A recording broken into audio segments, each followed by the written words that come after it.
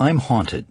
I'm haunted by the fear our children may lose their way in a world that values money for what it can buy, not for the good it can do.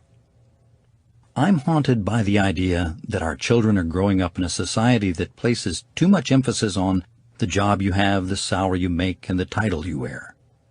An impatient world measured in days, not years, and populated by instant winners, lottery lovers, and a battery of million-dollar game shows. A time when investing has become a romantic notion of high-flying day traders and IPO millionaires. Or worse, has become synonymous with a crapshoot, plagued by corporate scandal, worthless stock options, and bankrupt pension funds. Most of all, I'm haunted that we're teaching a generation that riches come quickly or not at all. My preoccupation with this fear began after I had a conversation with my son John in the car. It started simply enough. He said he needed to talk to me. I met John's eyes in the rearview mirror, and he said, "Dad, I'm serious." So I turned off the radio and gave him my undivided attention. John stared out the window for a moment and seemed to grapple with the right way to express what was troubling him. If you're a parent, you know this brief pause before a big question. You experience a mix of curiosity and worry over what could be on your 12-year-old's mind.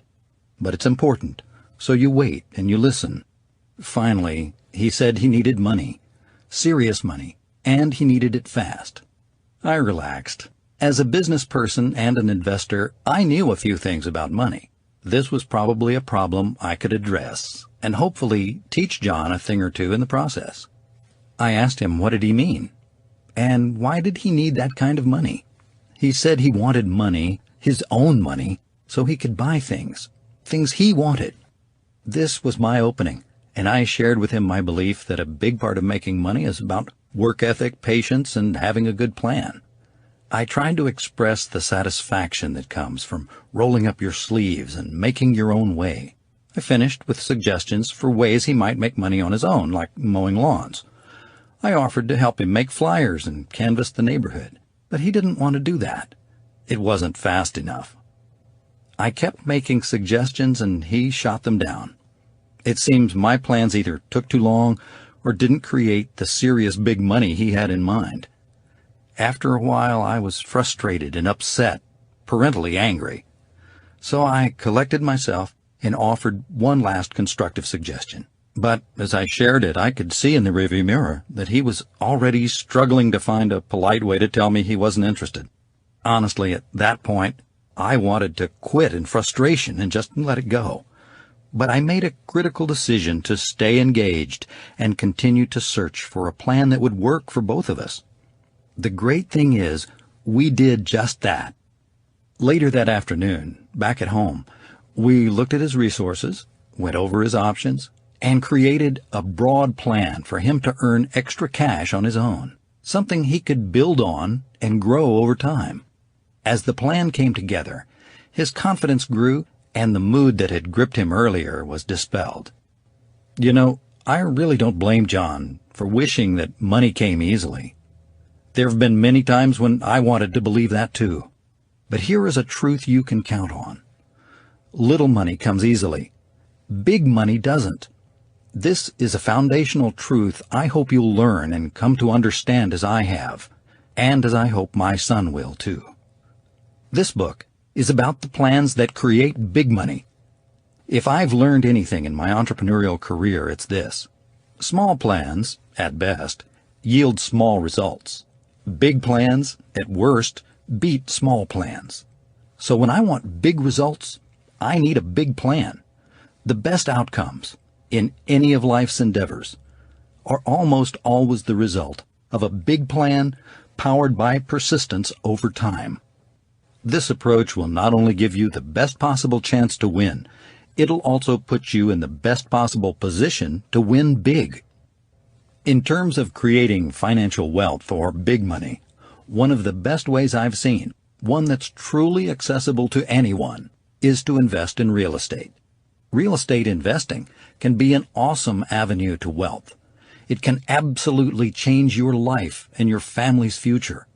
In fact, it can provide you with not only the minimums you need, but also the maximums you deserve.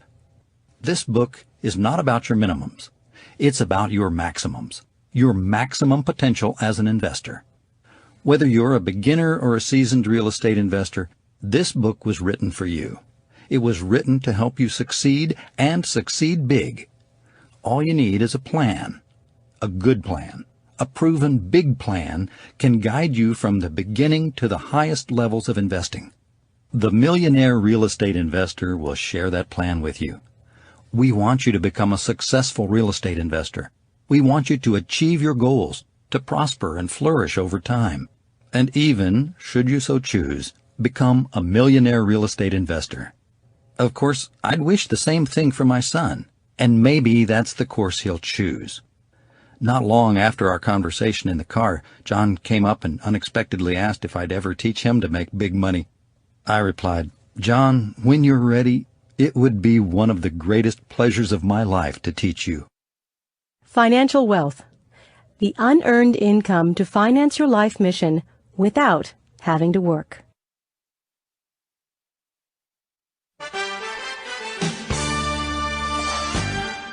Welcome to the Millionaire Real Estate Investor. This audiobook consists of 3 different parts. Throughout the book, you'll hear references to invaluable charts, graphs, or models that illustrate many of the concepts mentioned. You'll find these in easy, downloadable formats in the bonus CD included with this audiobook. Also included in the bonus CD, you can read the wonderfully inspiring stories of actual millionaire real estate investors who were interviewed for this book and achieved their millionaire dreams of success. This begins Part 1, Charting the Course. Now, are you ready? Are you ready to become a millionaire real estate investor? I am a lifelong teacher, and there's one thing I believe to be absolutely true. Real learning begins only when the student is open to the message. I've heard many people say, when the student's ready, the teacher will appear, as if this were some strange or mysterious coincidence. The truth is, a teacher is almost always there, and learning is simply a matter of the student being ready and willing to learn. For me, this holds true whether I'm teaching an entrepreneur how to create a business plan or showing my son how to make money. If they're not ready, they don't learn. Becoming a successful real estate investor is no exception. The journey begins when you're ready to take it.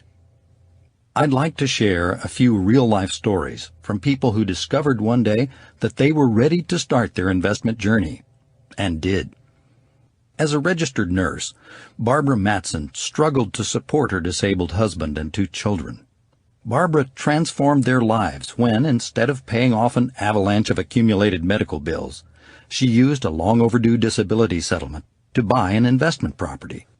In 5 years, she accumulated $9 million in real estate, and now she runs her own real estate company. Donna's King left her secretarial job of 16 years to pursue real estate investing and never looked back. She supported herself solely on rental income and now owns 27 company houses free and clear. Donna's was able to retire at an early age. Ken Jordan, a career biologist, left the security of his government job after buying his first multifamily investment property. He now works for himself, living off rental income and his property management company. As the mother of 3 children, Barbara Drake was determined to get a college education to set an example for her children. Not only did her first 2 investment properties pay for her degree, they put her children through school as well. Barbara quit her job to pursue real estate investing full-time. Now in her 60s, she owns 36 single-family homes and lives off the cash flow. When Wendy Patton bought her first investment property, she was living in a hotel, made $20,000 a year, and owed that much in student loans. Today, Wendy has bought and sold more than 600 houses. She lectures around the country and lives off her investment income. When Danny Williams accepted an early retirement package from Delta, he owned 11 rental properties and had 2 children in college.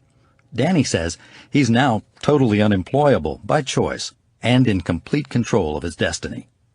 Jimmy and Linda McKissick struggled for years to turn a restaurant and nightclub into a sustainable business.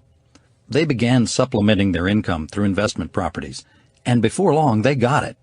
Within 5 years, they went from a handful of investment homes to 83 residential properties worth over $10 million. Carlos Herban and his wife emigrated to the United States from Argentina with $150 in their pockets. The couple and their sons now own several $1 million worth of real estate and run a property management company. For them, the American dream has become a reality. What did these investors have in common? On the surface, not much. They came from all over and began their investment journeys with vastly different resources. Some had stable jobs and equity in their homes. Others began with massive debt, no credit, and not much more than the change in their pockets. What they did share was a burning desire and a readiness to change their lives, to succeed on their own without a job or a boss, without a pension plan or a safety net, in the entrepreneurial world of real estate investing. Their drive and will to succeed were strong enough to lead them to do the right things day in and day out for months and years as their net worth steadily grew. None were instant millionaires, won the proverbial lottery, or tapped into some secret formula for overnight financial success. They were ready, and they were willing. They got a plan, and they implemented it with persistence and patience. The Millionaire Real Estate Investor is about building great financial wealth. And although there are ways to make money fast in real estate investing, this book is not about get-rich-quick schemes and techniques. Frankly, there are no express elevators to the top in financial wealth building, just a long flight of steps. But it's a worthy journey, and reaching the top takes both patience and perseverance. This book is about a tried-and-true financial wealth-building vehicle that rewards those who have patience and perseverance. That vehicle is real estate.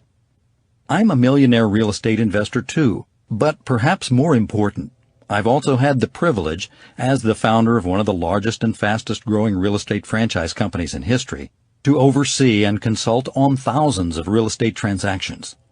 In my career, I've seen a lot of financial wealth built through real estate. I've also seen money lost. As an agent and broker, a business owner and investor, and an advisor and consultant, I've explored almost every angle of real estate. And I've been taking notes. In the end, though, this book isn't about me. And even though we interviewed over 100 of them, it's not about the other millionaire real estate investors you'll meet in these pages. The Millionaire Real Estate Investor is about you, your choices, and your possibilities. It's about the millionaire in you, the millionaire in you who dreams of fulfilling all the thoughts and visions in your head and heart. It's about the unrealized you, the you that wants to focus on how big your life can be and act accordingly. I believe the Millionaire Real Estate Investor is about the real you, not some idealized you, or some new person you need to become. It's about the actual, factual, bona fide you. The naked before the mirror, indisputable, unquestionable, honest to God, you know what I mean, authentic you. I firmly believe that the opportunity to build financial wealth, even big financial wealth, is open to you.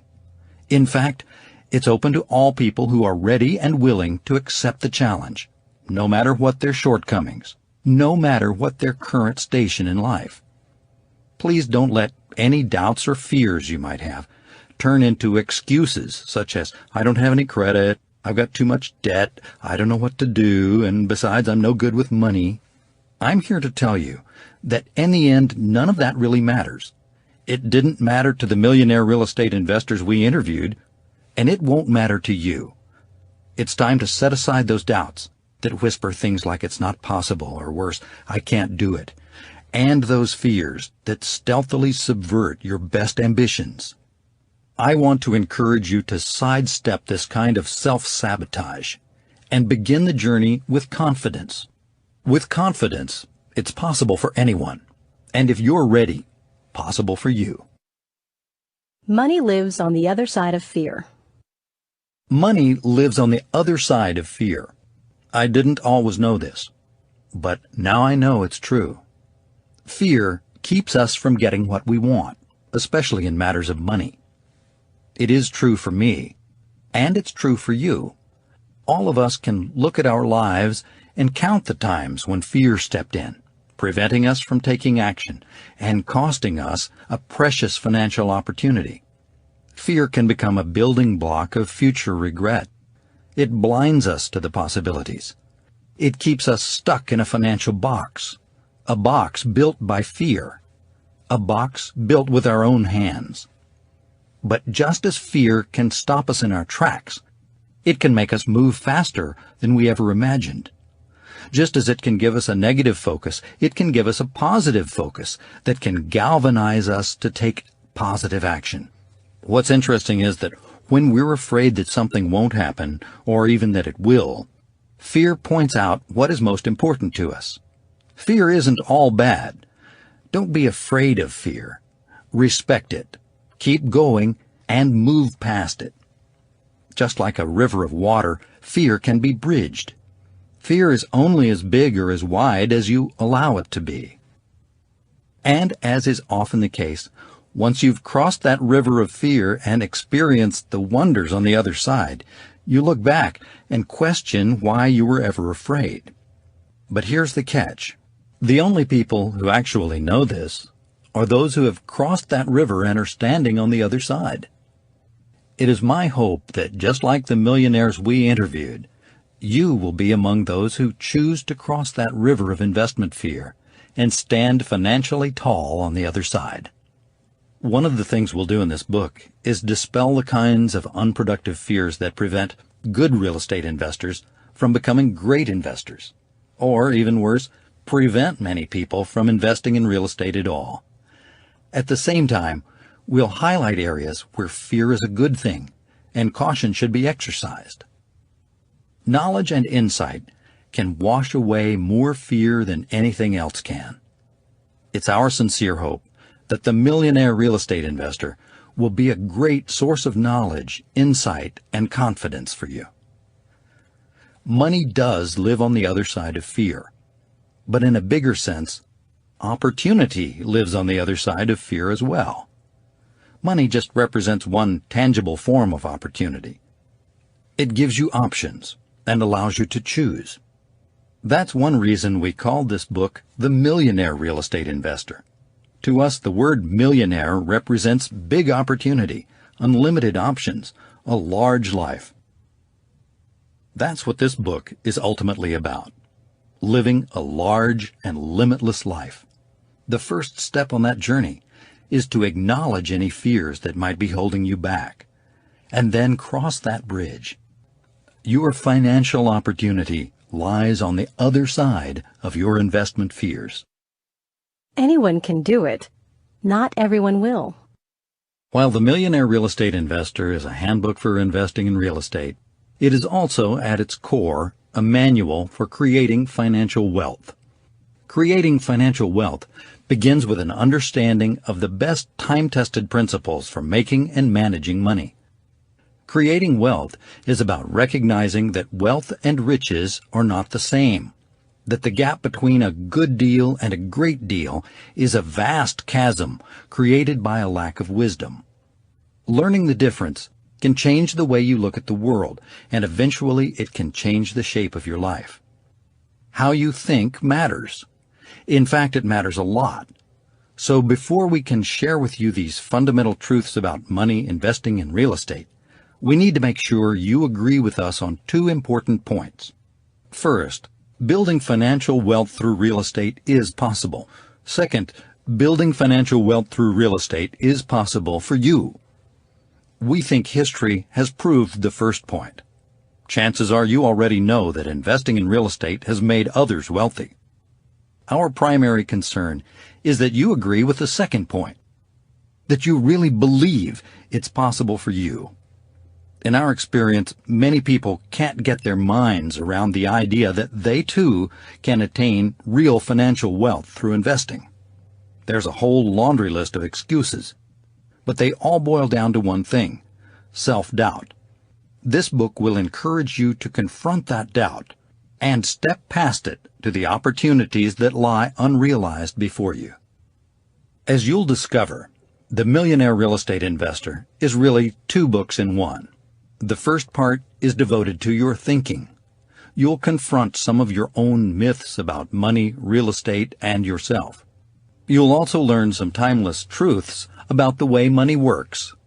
If you can learn to think like a millionaire, you'll have a much better chance to become one. The second part of the book is about taking action.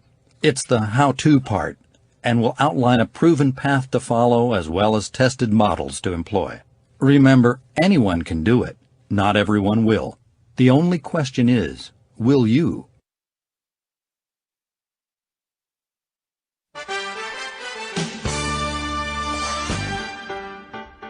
Champions take the luck out of the game.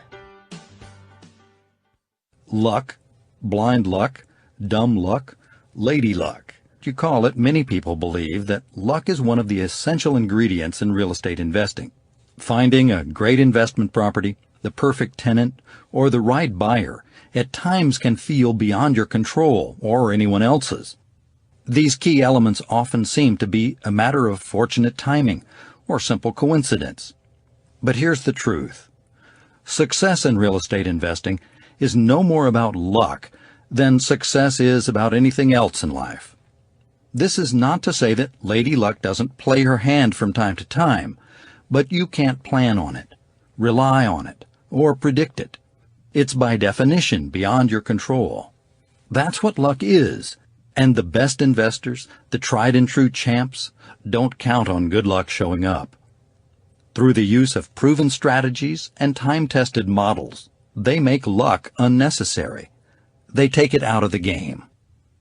One afternoon, over a game of Monopoly with my wife and son, I got the opportunity to illustrate to my son how champions use models to circumvent luck and maximize their likelihood of winning. "John, don't trade with your dad," my wife Mary said. "That's how he always wins." John hesitated. He wasn't sure of the right move, but in the end he made the trade and gave me the final piece of a key monopoly. He justified the move saying, "Well, it's all luck anyway." "Really?" I asked. "I don't think so."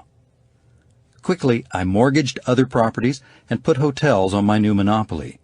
Within a handful of turns, John landed on one of my hotels and had the misfortune of going to jail, plus the double misfortune of rolling out only to land on my monopoly again. Just like that, he was knocked out of the game.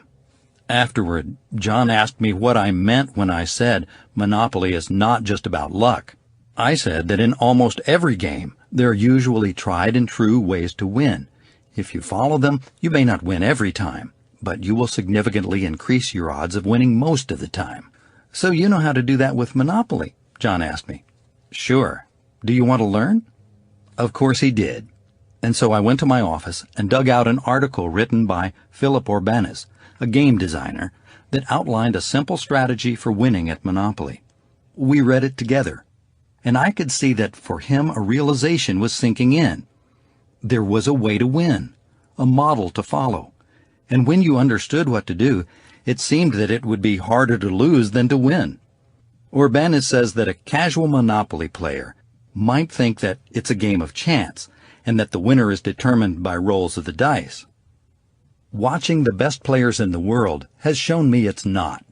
The winners are actually masters of strategy and negotiation. They know how to minimize the impact of bad luck and to put themselves in the way of an undue share of lucky breaks. John looked me in the eye and asked, "Dad, have you been letting me win?" "Sometimes," I said, "but I wanted you to have fun while you were learning how to play. If it makes you feel any better, I don't think you'll be needing any more help from me after this."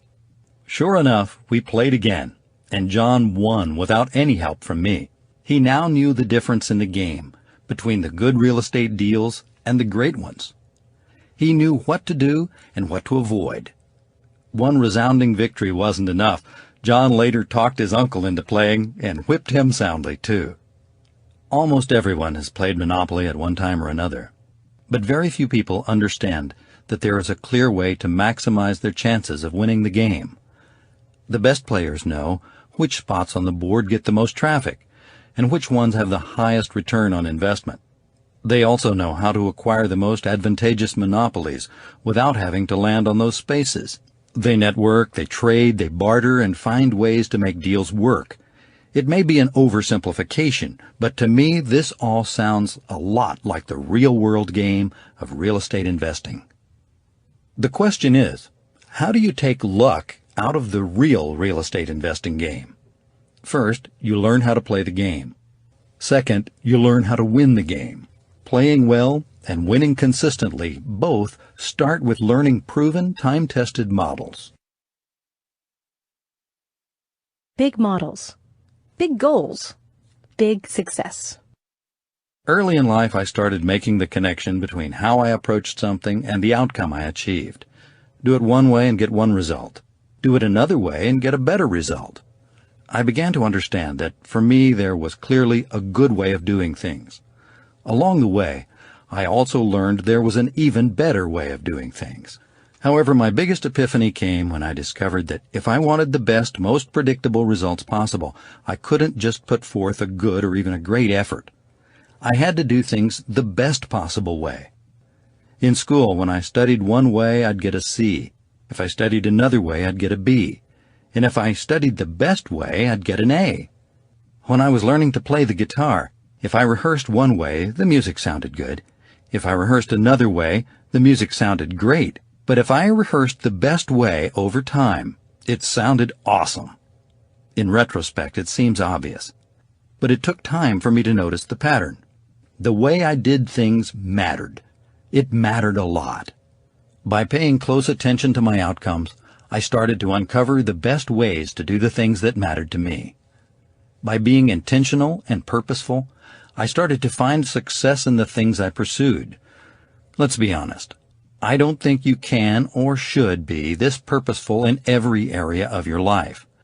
The danger in bringing that kind of intensity to every task is that you risk wasting lots of time and energy perfecting things that don't really matter. That's being a jack of all trades but a master of none, or what I sometimes refer to as misplaced focus. But when the outcome really does matter, this kind of careful approach makes all the difference. In my effort to achieve more and more success, I discovered that my own learning and experience weren't always enough. Naturally, I started looking elsewhere and turned to books, teachers, mentors, and even consultants for advice. That became my path, and they all seemed to point in one direction. You could learn from history. Books recounted success stories. Teachers alluded to research. Mentors taught from experience. And consultants often cited the specific best practices in an industry. I didn't have to start at the beginning and learn from my own mistakes. I could start where someone else had left off. I could give up my need to do in order to learn. In fact, in this way I could learn even faster. This was a breakthrough in my life, and quite truthfully, one of my biggest ahas ever. Some of the biggest successes I've had in business and investing are due to this simple concept. In fact, I like to say that some of my best thinking was done by other people. One book in particular, called Unlimited Power by Anthony Robbins, helped me both put a name to what I was looking for, modeling, and devise a process for finding those proven models. Simply put, if you look to the very best people in a field and study what they do, you often can repeat their success. The key is to learn how they achieved their goals, and then understand why they did it that way. When you grasp these two things, you can start where they left off. Thus, I became a collector of success stories and models, and over time I discovered that every success story worth exploring had three fundamental parts: what a person thought he or she could do, how that person did it, and what that person accomplished. That process, think, plan, produce, soon became the basis for my personal success formula. I call it big goals powered by big models lead to big success. Big goals, big models, big success.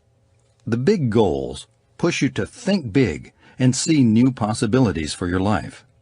Big models make those possibilities more probable by giving your actions the foundation of proven, time-tested methods. That's the formula for big success.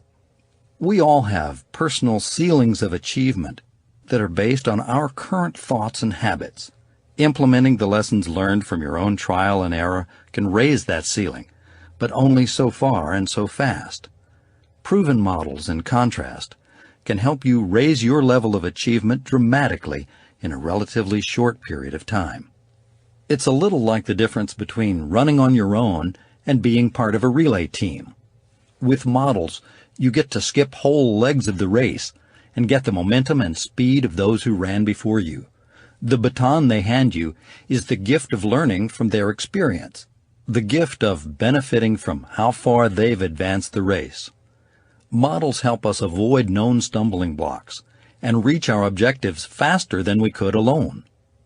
It's a huge leap of faith to assume that those starting at the bottom with only their own knowledge and experience will ever reach the place where a proven model begins. To move forward in life, everyone has to learn from mistakes. The only question is whose, yours, or those of the great achievers who lived before you. That's why when we set out to research the Millionaire Real Estate Investor, we went on a quest for the very best real estate investing models we could find, the ones used by the best players in the investment game. Through many months of intensive research, interviews, and mastermind group meetings, we did just that. The models we'll share with you represent the best practices of some of the most successful real estate investors today. In fact, all the real estate investors we interviewed to build the models presented in this book owned at least $1 million worth of real estate, not including their personal residences. And over 60% had achieved in excess of $1 million in equity in their investment portfolios. They averaged almost 50 rental units and over $100,000 in net annual cash flow from their investments. These were career investors who had purchased an average of 150 properties. A few even bought and sold over 1,500 properties in their investment careers. Our research was thorough, and the results were compelling. Successful investors clearly follow proven models, and those proven models for selecting, buying, and owning real estate can generate the kinds of remarkable results these investors have achieved. They are the models presented in these pages. Let's be very clear. A proven model is simply a method or system used to produce desirable, repeatable results. Although no model can guarantee success, a proven model built on the best practices of high achievers will, almost always, maximize your chances for big success over time. In other words, big models lead to big success. They also give you confidence in your actions and an understanding of whether you're doing the right things. Models aren't really new. They're everywhere. I follow them. You follow them. Everyone follows them. Most people just aren't aware of the specific repeatable processes they've developed, such as the best way to brush their teeth, balance a checkbook, even the best way to drive to work. You use these models to maximize the effectiveness and efficiency of your actions. This is how you get what you want more predictably, more of the time. Just as these models help take the stress out of your daily life, you can use models to reduce stress, improve efficiency, and maximize results in your investment life. The models featured in the Millionaire Real Estate Investor are the ones master real estate investors use to minimize risk and maximize profit when buying, holding, and selling properties. Their knowledge didn't come for free. They paid for it with their own time, effort, and money.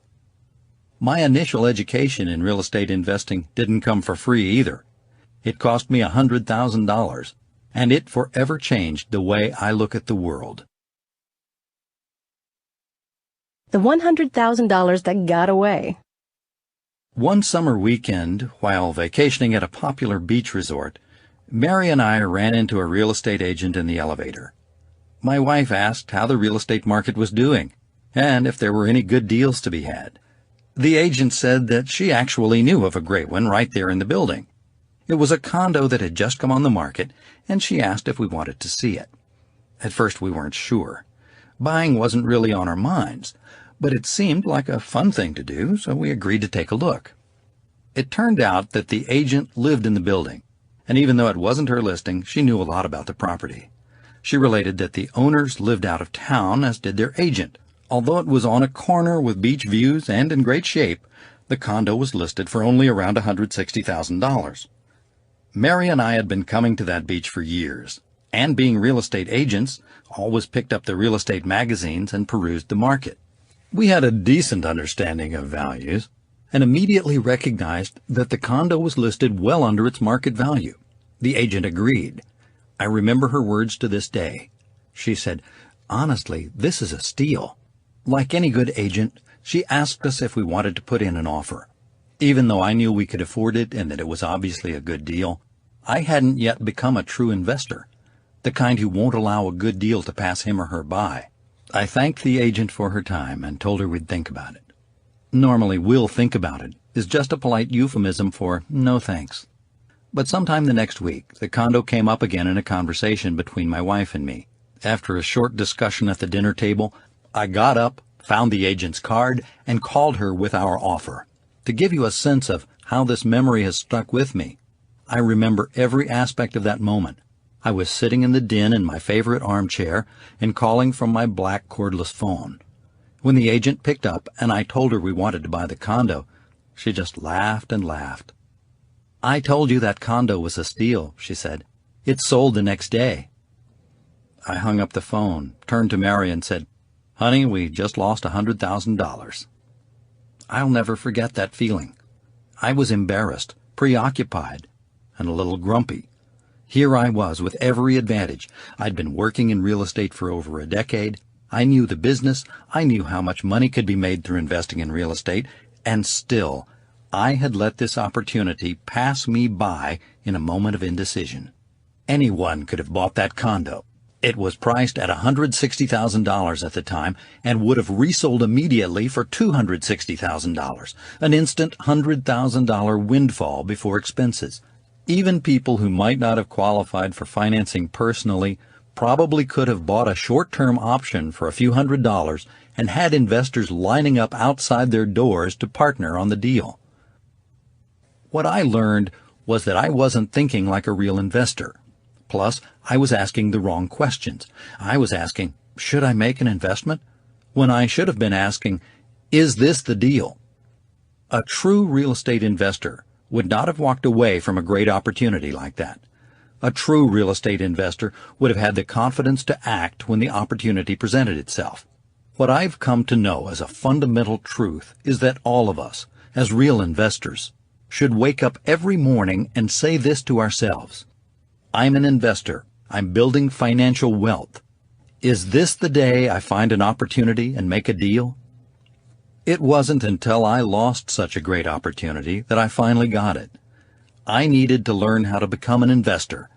That meant I would have to learn to think like an investor and then act like one. $100,000 lesson learned. I vowed never to make that mistake again. I knew I had to learn how to recognize an opportunity when I saw one and understand the appropriate action to take. I needed to know how to build financial wealth through smart investing.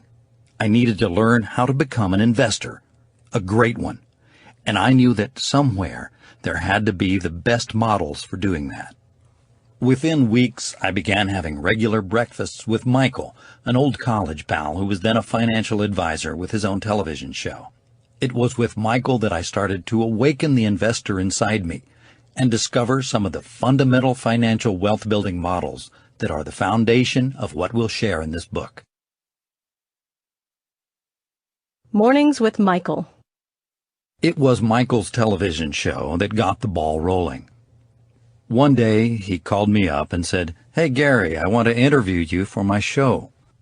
He wanted to talk about how I had made the leap from building a great small business to building a great big business. After the show, we met for breakfast and continued visiting. We had so much fun and learned so much talking about business that I suggested we do it on a regular basis. Before long, we were meeting every other Tuesday morning for breakfast. At the very first meeting, Michael quickly discovered that I was a business person, not an investor.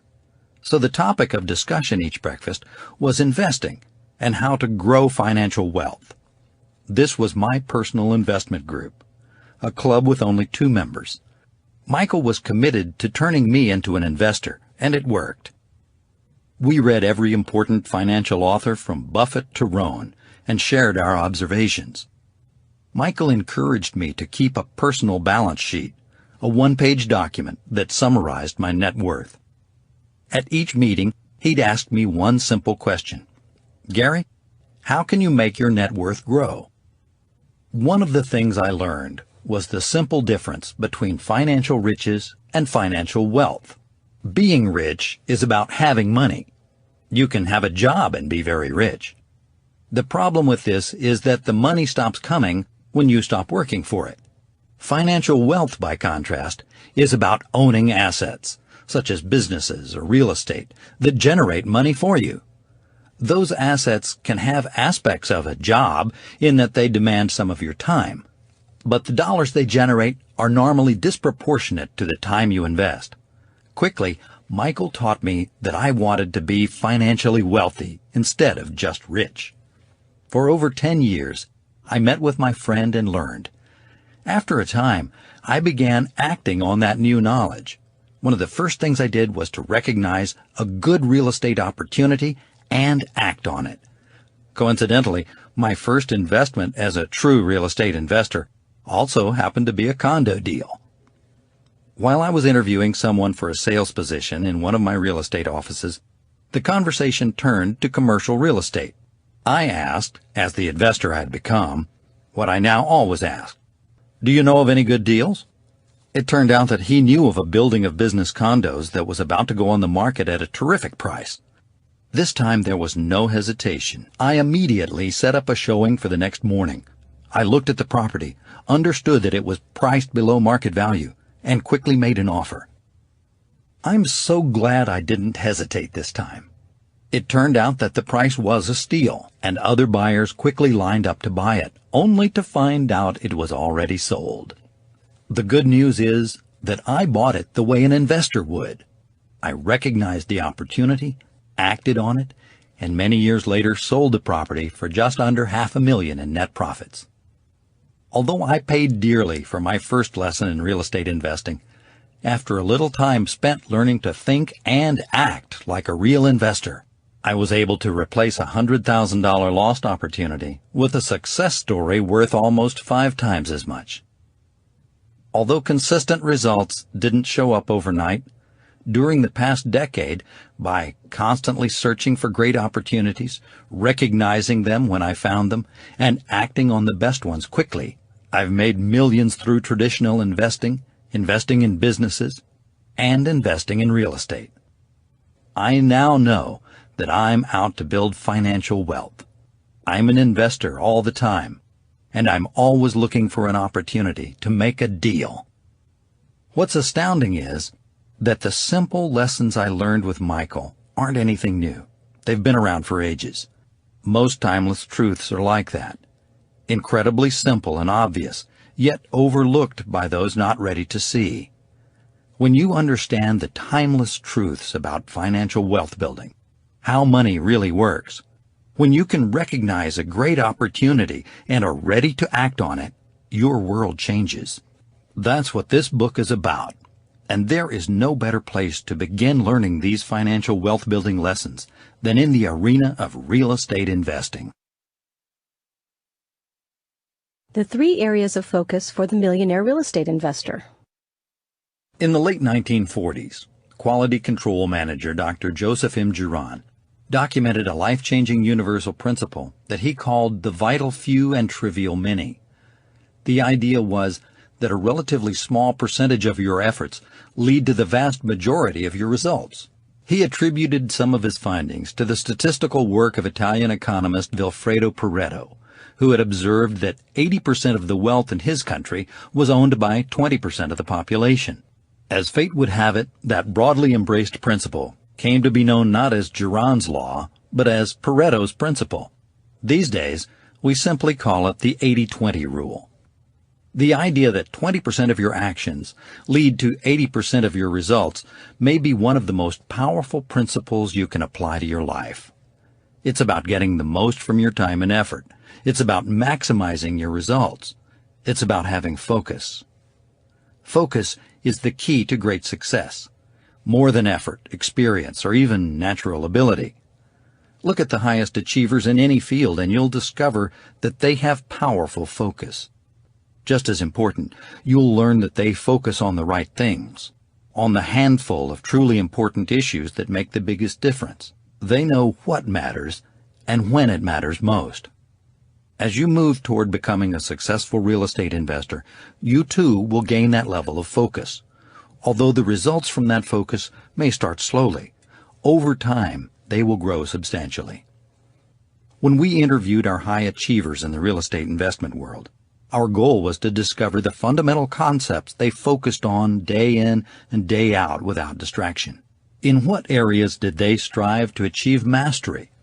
We discovered that these investors focus on three simple but incredibly dynamic forces at the heart of real estate investing. In fact, these three forces are at the core of all investing: criteria, terms, and network. We've come to refer to them simply as CTN. They are the dynamic trio of investing. Think of them as the three equal sides of a triangle. Criteria, or what you buy. The first side of the triangle is criteria. Criteria describe what you buy. They're the standards that define what kind of property you're looking for. Your criteria are the things you ultimately list on your All Properties Bulletin, or APB, when you're hunting for the next opportunity. Is the property a single family or a multifamily? What's the construction? Does it have the right features and amenities that make it attractive for resale or rental? Most important, where is it located? Your criteria are the aspects of the property that are immutable facts, the things that can't be negotiated away. They are a foundational piece of your investment strategy. In practice, criteria narrow an investor's choices to the properties that represent the greatest opportunity and the least risk. When the property you find matches your criteria, what you get in return is something with predictable value. Think of your criteria as an opportunity filter that keeps out the bad and lets in the good. And just as good criteria are the backbone of successful real estate investing, bad criteria, or no criteria at all, have been the downfall of many a would-be investor. In the Buy a Million section of this book, we'll discuss the specific criteria successful investors use to select their investment properties. Criteria are ultimately about identifying predictable value, and that is why they are the first area of focus for the millionaire real estate investor. Terms, or how you buy it. Terms are the second side of the triangle. If criteria define an opportunity, terms define how you turn it into a deal. Once a property meets your criteria, terms determine its value to you, both for now and for the future. Terms are the negotiable aspects of a purchase. They include everything from the offer price, down payment, and interest rate to conveyances, occupancy, and closing costs. Every investor told us that terms are where a great deal can be created from even the most modest criteria.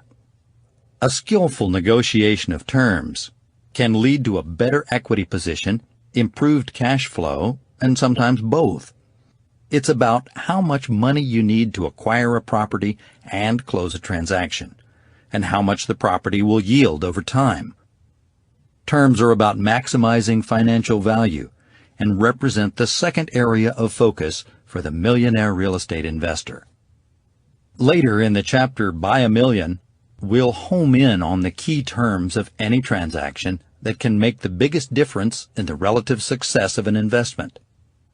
You don't have to be a gifted negotiator like Roger Dawson or Donald Trump to capitalize on terms. It's about understanding the financial fundamentals of a transaction, knowing which elements are flexible, and being systematic about getting all you can from every deal. It's also about knowing when to walk away. Remember, you make your money going in, not going out.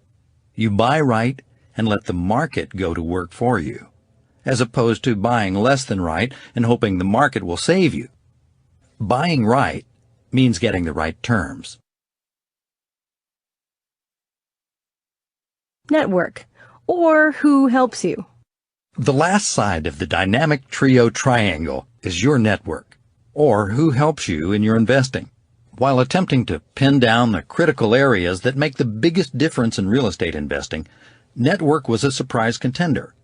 The idea of the individual entrepreneurial investor pounding the streets for deals is what comes to mind for most people.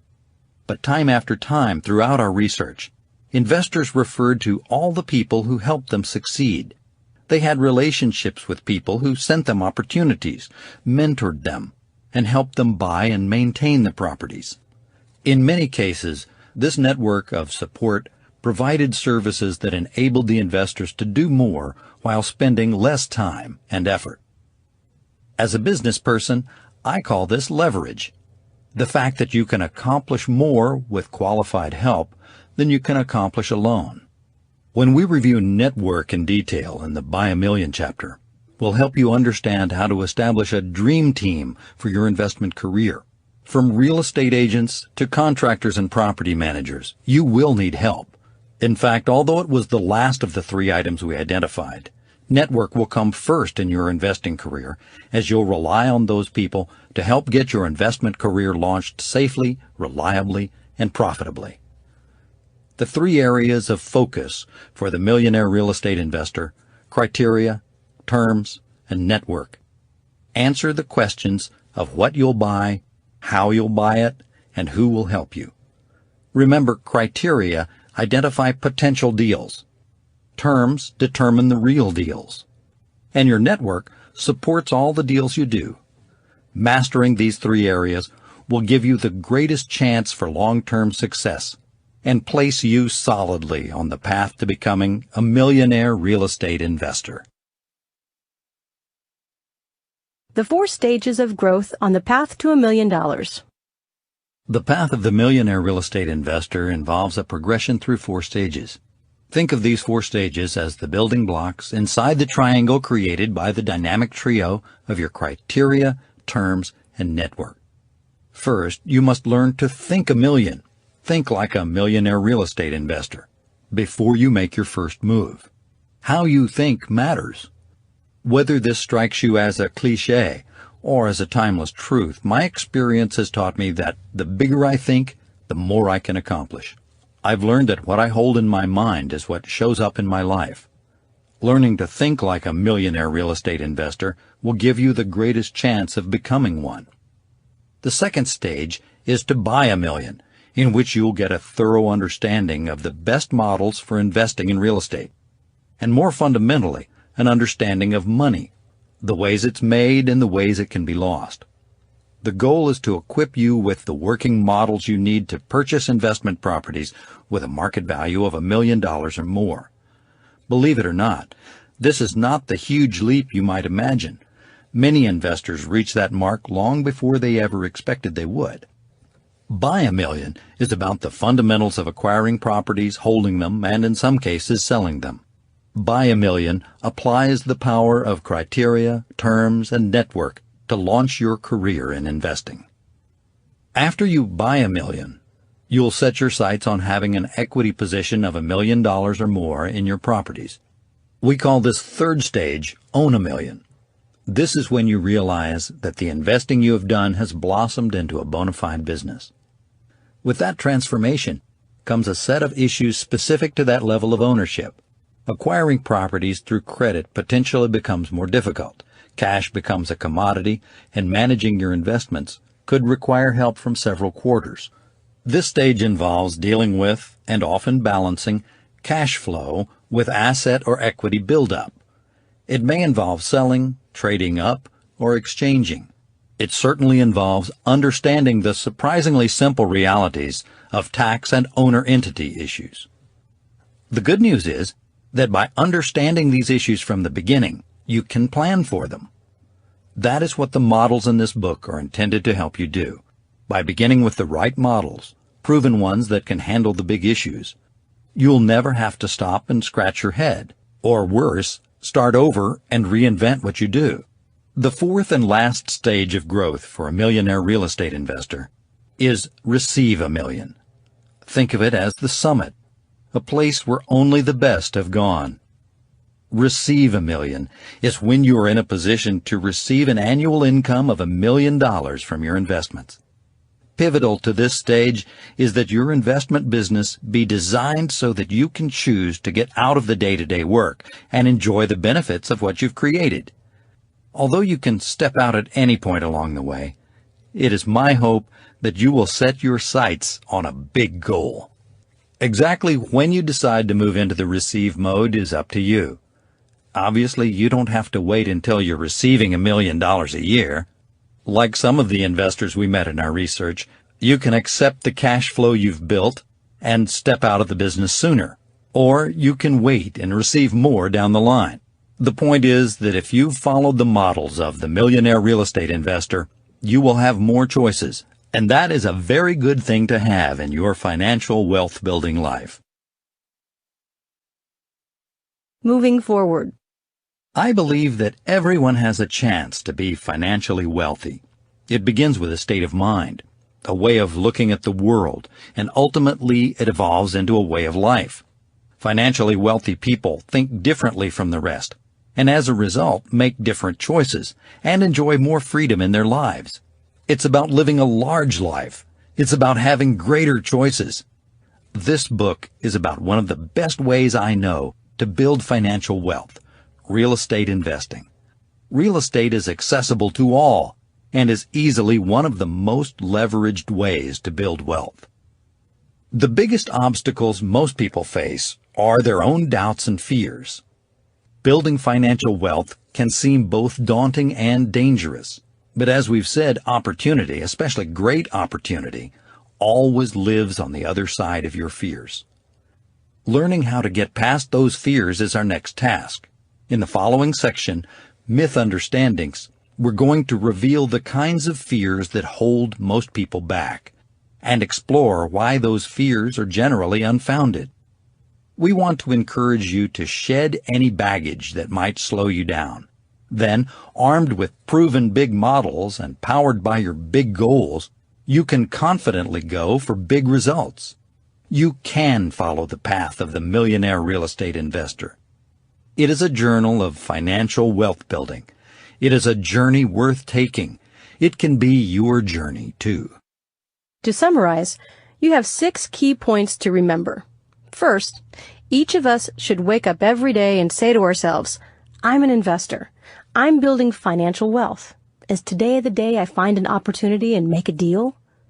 Second, a proven model is a process or method used to produce desirable, repeatable results. A proven model built on the best practices of high achievers will produce the most desirable and predictable results and maximize your chances for continued success over time.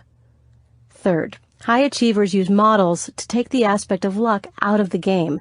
They implement big models to minimize risk and maximize profit when buying, holding, and selling real estate. Fourth, remember the dynamic trio of investing, the triangle that includes your criteria, terms, and network. Fifth, keep in mind your criteria identify potential deals, your terms determine the real deals, and your network supports all your deals. Last, there are 4 stages through which the Millionaire Real Estate Investor progresses. Think $1 million, buy $1 million, own $1 million, and receive $1 million, and are best pursued in that order.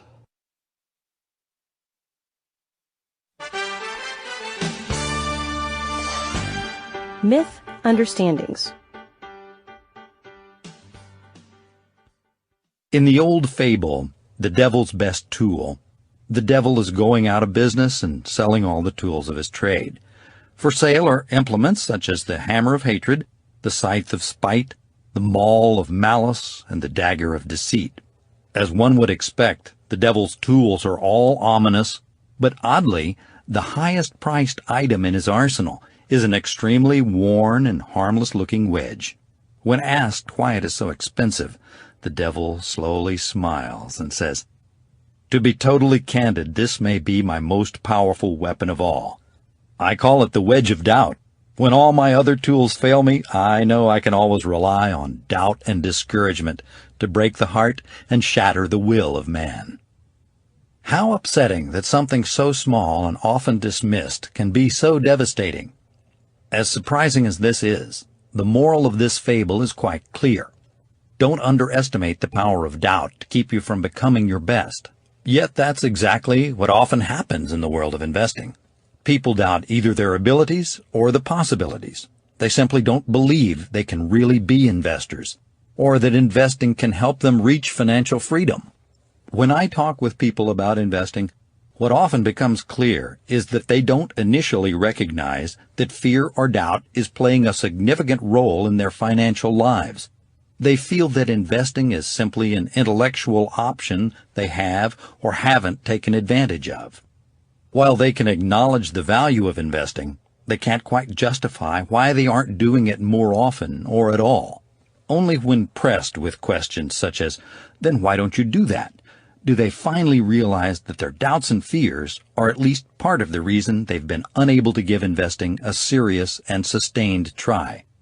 That's when they finally have the aha, that the opportunities of investing live on the other side of their fears and doubts, that the best financial rewards, more than likely, will be found outside their comfort zones. That's when they finally understand that fears and doubts undermine their confidence and their actions, and ultimately drive a powerful wedge between them and their dreams. 8 myth understandings between you and financial wealth. In the process of interviewing millionaire real estate investors for this book, a clear pattern emerged. Almost without fail at one time or another, these high-achieving investors had to confront a persistent fear or a nagging doubt about investing that later proved to be unfounded. In fact, we were able to identify 8 of those limiting beliefs that would-be investors commonly hold about becoming an investor, and about investing itself. While these doubts and fears are seldom addressed in other investment books and seminars, these millionaire real estate investors impressed on us how important it is to address these subtle yet powerful misgivings early in the game. Rest assured, they said, everyone who intends to become financially wealthy will deal with them sooner or later. It suddenly became obvious that these doubts don't go away on their own. Left unexamined or not dealt with, they can keep you from becoming a great investor. We came to understand that these are the myth understandings, part myth and part misunderstanding, that people have about investing. And after some consideration, 2 distinct categories of myth understandings emerged from the research. The first, your myth understandings about the way you look at yourself as an investor. The second, your myth understandings about the way you look at investing. What we learned was that people generally have 2 ways of looking at anything: the way they see themselves in the world, and the way they see the world and how it works. You might think it would be reversed, that your perceptions of how the world works would inform your sense of how successful you could be. But for some strange reason, it isn't. The image you have of yourself as an investor becomes the lens through which you see the world of investing. And that self-image will either guide or misguide you. Interestingly, any myths you have about yourself as an investor tend to magnify your misunderstandings about investing. That's why we call the myth understandings about the way you view yourself as an investor the Big 3. The Big 3 myth understandings about the way you look at yourself as an investor. Personal myth number 1. I don't need to be an investor. My job will take care of my financial wealth. Personal truth number 1. Yes, you do need to be an investor. Your job is not your financial wealth. It's almost epidemic how many people think they don't need to be an investor. Usually that happens because they believe, consciously or unconsciously, that the path to financial wealth is through one's job. If you're like me, and believe that financial wealth is about having enough unearned income to finance your life mission without the need to work, chances are your current job income and savings plan won't be nearly enough to build true financial wealth. It's highly unlikely that your job creates enough income for you to set aside a manageable percentage of it, and at an average rate of interest still achieve true financial wealth. Many years ago, this was a common and encouraged practice. that I call the myth of the modest saver. Thrifty individuals would stash small sums of money in coffee cans, under mattresses, and in personal savings accounts, believing they eventually would achieve financial freedom. In more modern times, this modest saver has evolved into the modest investor. This is the person who takes a small percentage of his or her annual income and invests it in his or her company pension plan, a 401k, or a mutual fund. In this time when many people don't save or invest at all, these modest savers and investors are actually ahead of the game, but their investments almost never amount to true financial wealth. All the modest saver of old and the modest investor of today actually build is a small financial nest egg to provide for their most basic needs. When most people stop to do the math, they're shocked at how little income their current investment plan will provide when they quit working. The truth is that only a tiny percentage of people, probably less than 1%, make enough income from their jobs to become financially wealthy. I'm talking about people such as highly paid athletes, actors, musicians, and executives. The extraordinary compensation these people receive is so large that they easily could live off a fraction of their income, invest the rest, and even with modest rates of return, achieve financial wealth. The operative word here is could. I'm continually amazed at how many of these high-income producers think they do not need to be investors. Here's the problem. They cling to a far-fetched assumption that their jobs will continue to provide these extraordinary streams of income. In fact, the more money people make, the more overconfident they tend to be about their financial future. Prosperity can provide a false sense of security. They may overspend and underinvest to the point that one day they wake up and realize they are on the downslope of their primary income earning years, and their lifestyle is about to come to an end.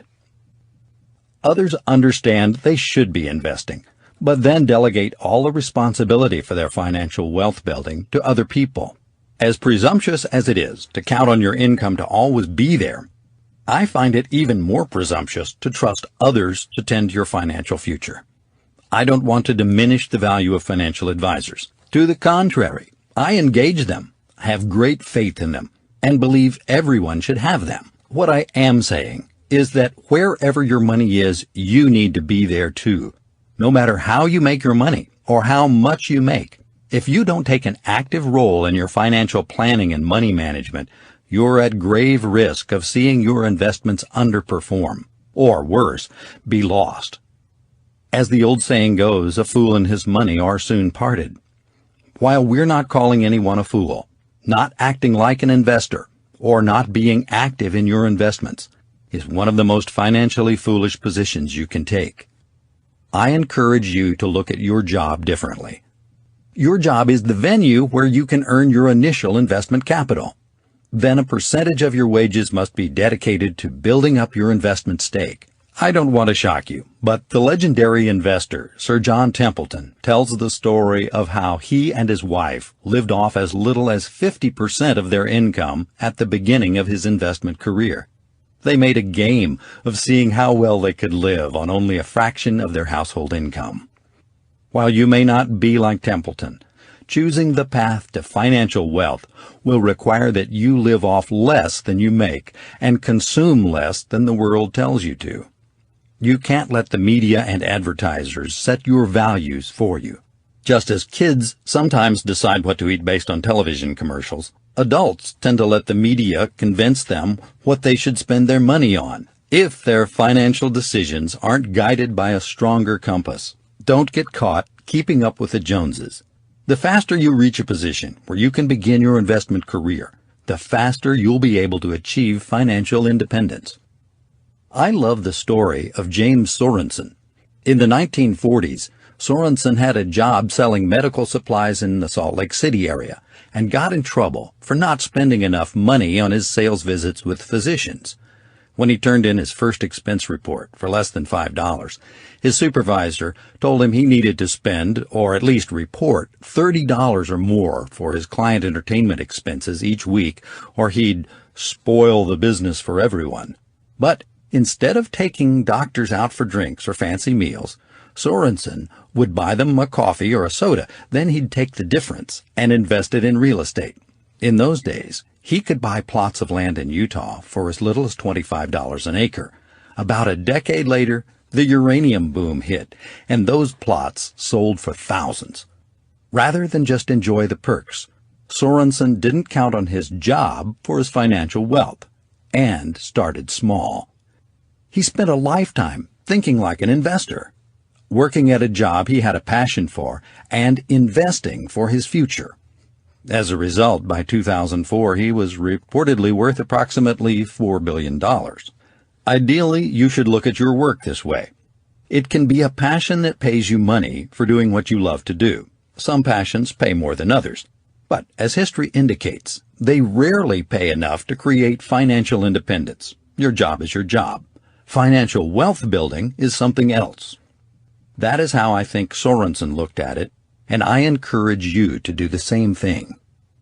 Most people think that earning money in a job and saving some of it, or sticking it in a company retirement plan, makes them investors. It doesn't. But they think it does, or think it is close enough that they don't need to be an investor.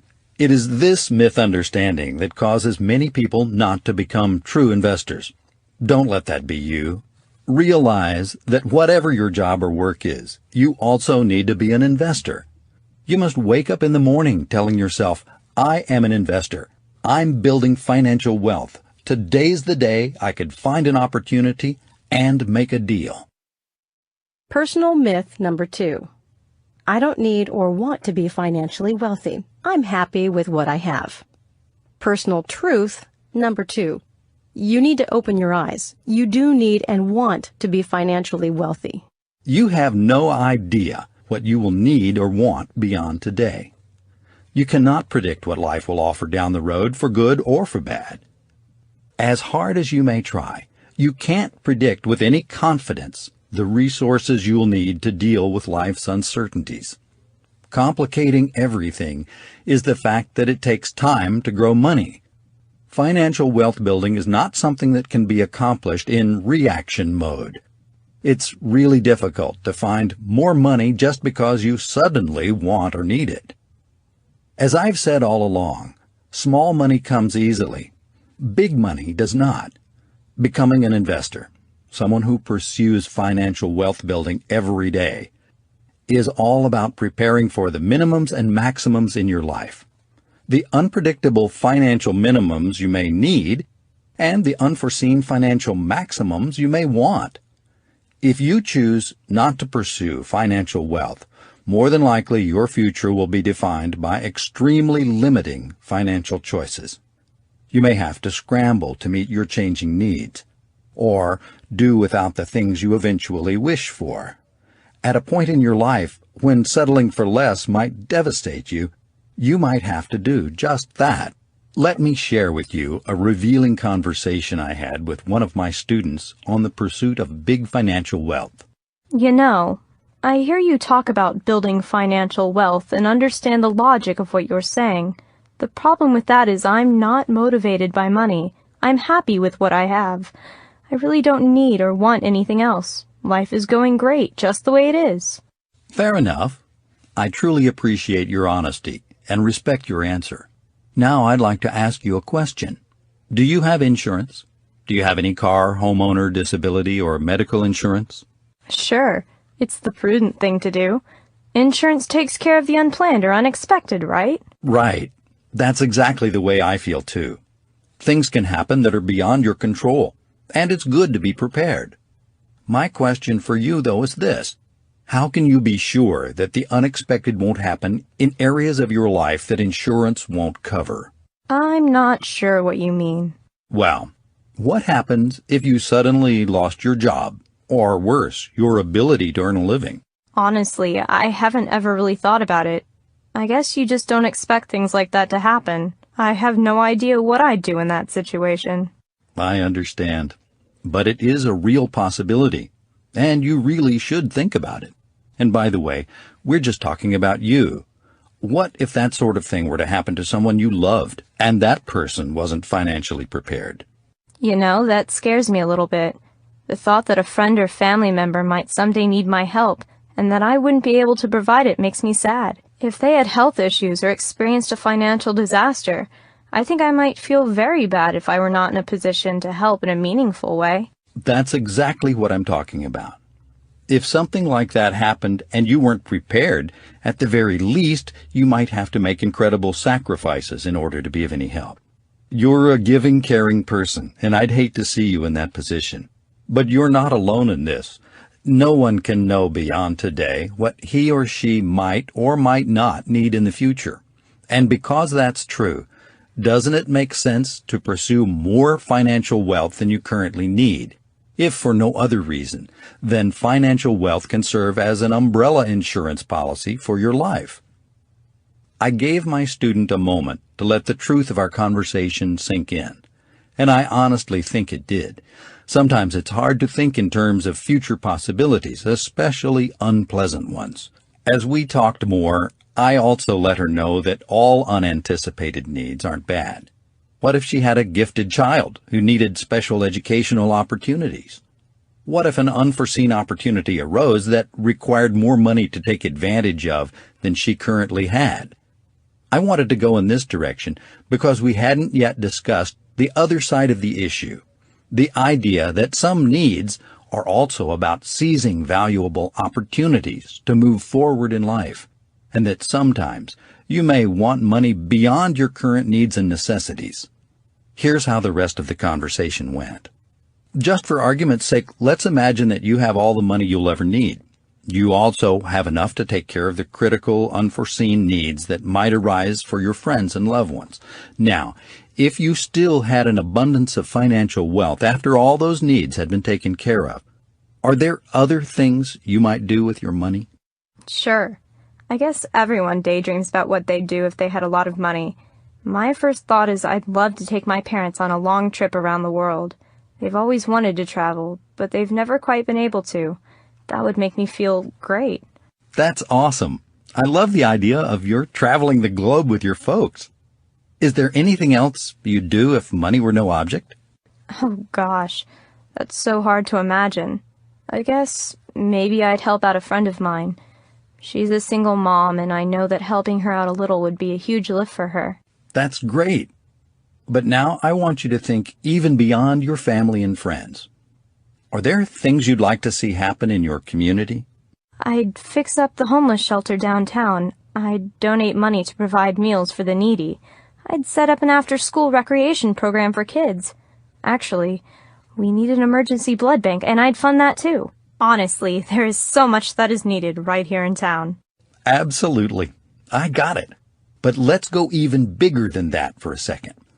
What if you had financial wealth such that even after you did all those things, your reach could extend even beyond this town?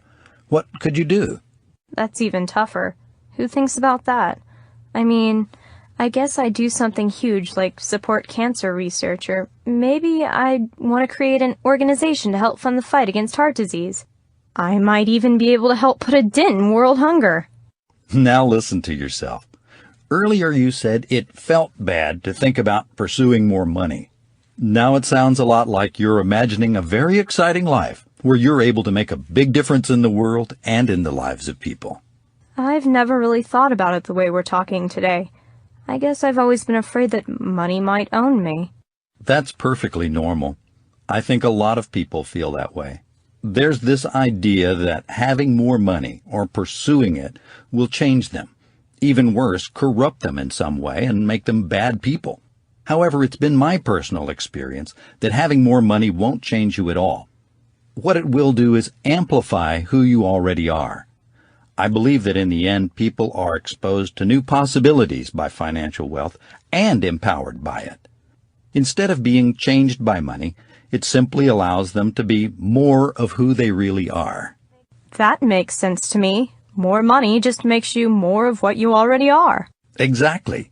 Your hypothetical responses just prove the point.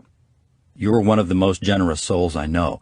Having more wealth would just amplify your generosity. So, tell me, how does this new view of your financial potential make you feel? Honestly, it makes me feel inspired. Inspired? Yes. Inspired. Inspired that my life could be so much bigger than I ever thought was possible. You know what? You're inspiring me too. See, this is the kind of thing that happens when you pursue maximums for your financial life instead of minimums. Suddenly, money can become good for the good it can do, and the more you have, the more good you can do. I appreciated the candidness of my student and her willingness to allow me to talk to her in this manner. What's fascinating is that she really did get it. She realized that there are two types of people in the world. First, there are those who, because they chose not to build financial wealth, have limited opportunities to care for themselves and their loved ones. Second, there are those who, because they chose to pursue financial wealth as an investor, have much larger opportunities to care not only for themselves and their loved ones, but also for so much more. It's the difference between a focus on the minimums life can require versus a focus on the maximums life can offer. It comes down to what kind of person you want to be and the life you want to lead. Later, as you might expect, she and I began to talk about how to make more money. This curiosity is the natural result of imagining how big your wants and needs might become. You progress from seeing that it might be possible to believing that it should be. And then you realize that you're now motivated to seek financial wealth to your highest potential. Most people are taught to live within their means, but I was taught differently and encourage you to think differently as well. Instead of forgetting your dreams and living within your means, try pursuing the means to live your dreams. Personal myth number 3. It doesn't matter if I want or need it. I just can't do it. Personal truth number 3. You can't predict what you can or can't do until you try. I really struggle with this way of thinking. I just don't understand why people seem to want to place judgment ahead of effort and unproven opinions before a willingness to try. There's no way for you or anyone else for that matter to know your true financial potential. And because your true financial potential is unknown, it makes no sense to place limits on it. I can't do it becomes another rationale for not trying, for not stretching, for not exploring your potential. Some people have told me they don't want to set themselves up for disappointment. The unfortunate irony is that the people who would rather not set themselves up for disappointment are the very ones destined for disappointment. The moment you buy into the idea that you can't achieve financial wealth, you put yourself in the path to complacency, compromise, and ultimately regret. Years ago, Monster.com, the online job search company, ran a provocative Super Bowl ad showing a series of children describing their financial dreams and aspirations. The award-winning commercial combined humor with poignancy to make a powerful point about settling for what you thought you could do, instead of pursuing what might be possible. The litany in the commercial went something like this. When I grow up, I want to file all day. When I grow up, I want to claw my way up to middle management. I want to be replaced on a whim. I want to be a yes man, a yes woman. Yes, sir. Coming, sir. Anything for a raise, sir. 3 or 4 other children continued this refrain until the commercial closed with a surprisingly touching question. What did you want to be? With that question, the contrast between the modest aspirations and resigned attitudes of the children in the commercial versus the shoot-for-the-stars hopes real children have went from humorous to sobering. That was when you realized you may have made more compromises along the way than you would have imagined. That somewhere along the journey of your life you stopped wondering what was possible and started thinking in terms of what was probable. In my experience, there are basically 2 ways people view their financial potential. There are those who think in terms of what's financially probable, and those who think in terms of what's financially possible. Probability thinkers base their view of their true financial selves on their history and current capabilities. They say to themselves, based on who I've been and who I am, this is probably what I can financially accomplish in the future. They use words such as realistic and likely when they discuss their financial potential. As a result, when they are presented with a new opportunity that doesn't fit their preconceived notions of their financial potential, they often conclude that they simply can't do it. For them, their financial future is determined, predictable, and ultimately static. Possibilities thinkers, in contrast, rarely utter the words, "I can't do it." They set aside any limiting notions they might have about their financial potential and base their view of their future financial selves on what they imagine themselves to be capable of accomplishing. And they use an altogether different vocabulary. Their potential is described in terms of what's conceivable, what's imaginable, what's possible. They say to themselves, "I have dreams for a reason, based on who I can become. This is what I can financially accomplish." They take into account that they might have to learn new things, acquire new skills, or change their habits to reach their full financial potential. For them, their financial future is flexible, active, and ultimately alive. A great example of this is Trammell Crow, who rose from humble beginnings to amass one of the largest real estate empires of all time. A child of the Depression, Crow and his 7 brothers and sisters grew up in a Dallas home with no bath or hot water. But Trammell didn't let his modest beginnings dictate the size of his future. In 1948, he went into real estate and saw a world of unlimited possibilities. He quickly realized that through loans and private investors, he could achieve his goals long before he could on his own. Crow's big idea was the commercial shopping mall. We take them for granted now. But in 1955, Crow's idea was revolutionary. By the 1960s, he was the leading developer of shopping malls in the United States. By the 1980s, he was the largest real estate developer and property manager in the country. Today, because he saw no limits to his potential, the Trammell Crow Company is one of the largest diversified commercial real estate services companies in the world. Many of the real estate investors we interviewed told similar stories about how, before becoming investors, they would have been voted least likely to become financially wealthy. A good example is Barbara Matson, who was mentioned briefly in the introduction. Barbara worked as a home health nurse, and her husband Tom was in construction. They were a typical family, living in a modest home with 2 cars and a pair of young daughters. Then, in 1997, Tom came home not feeling well. The next morning he couldn't move.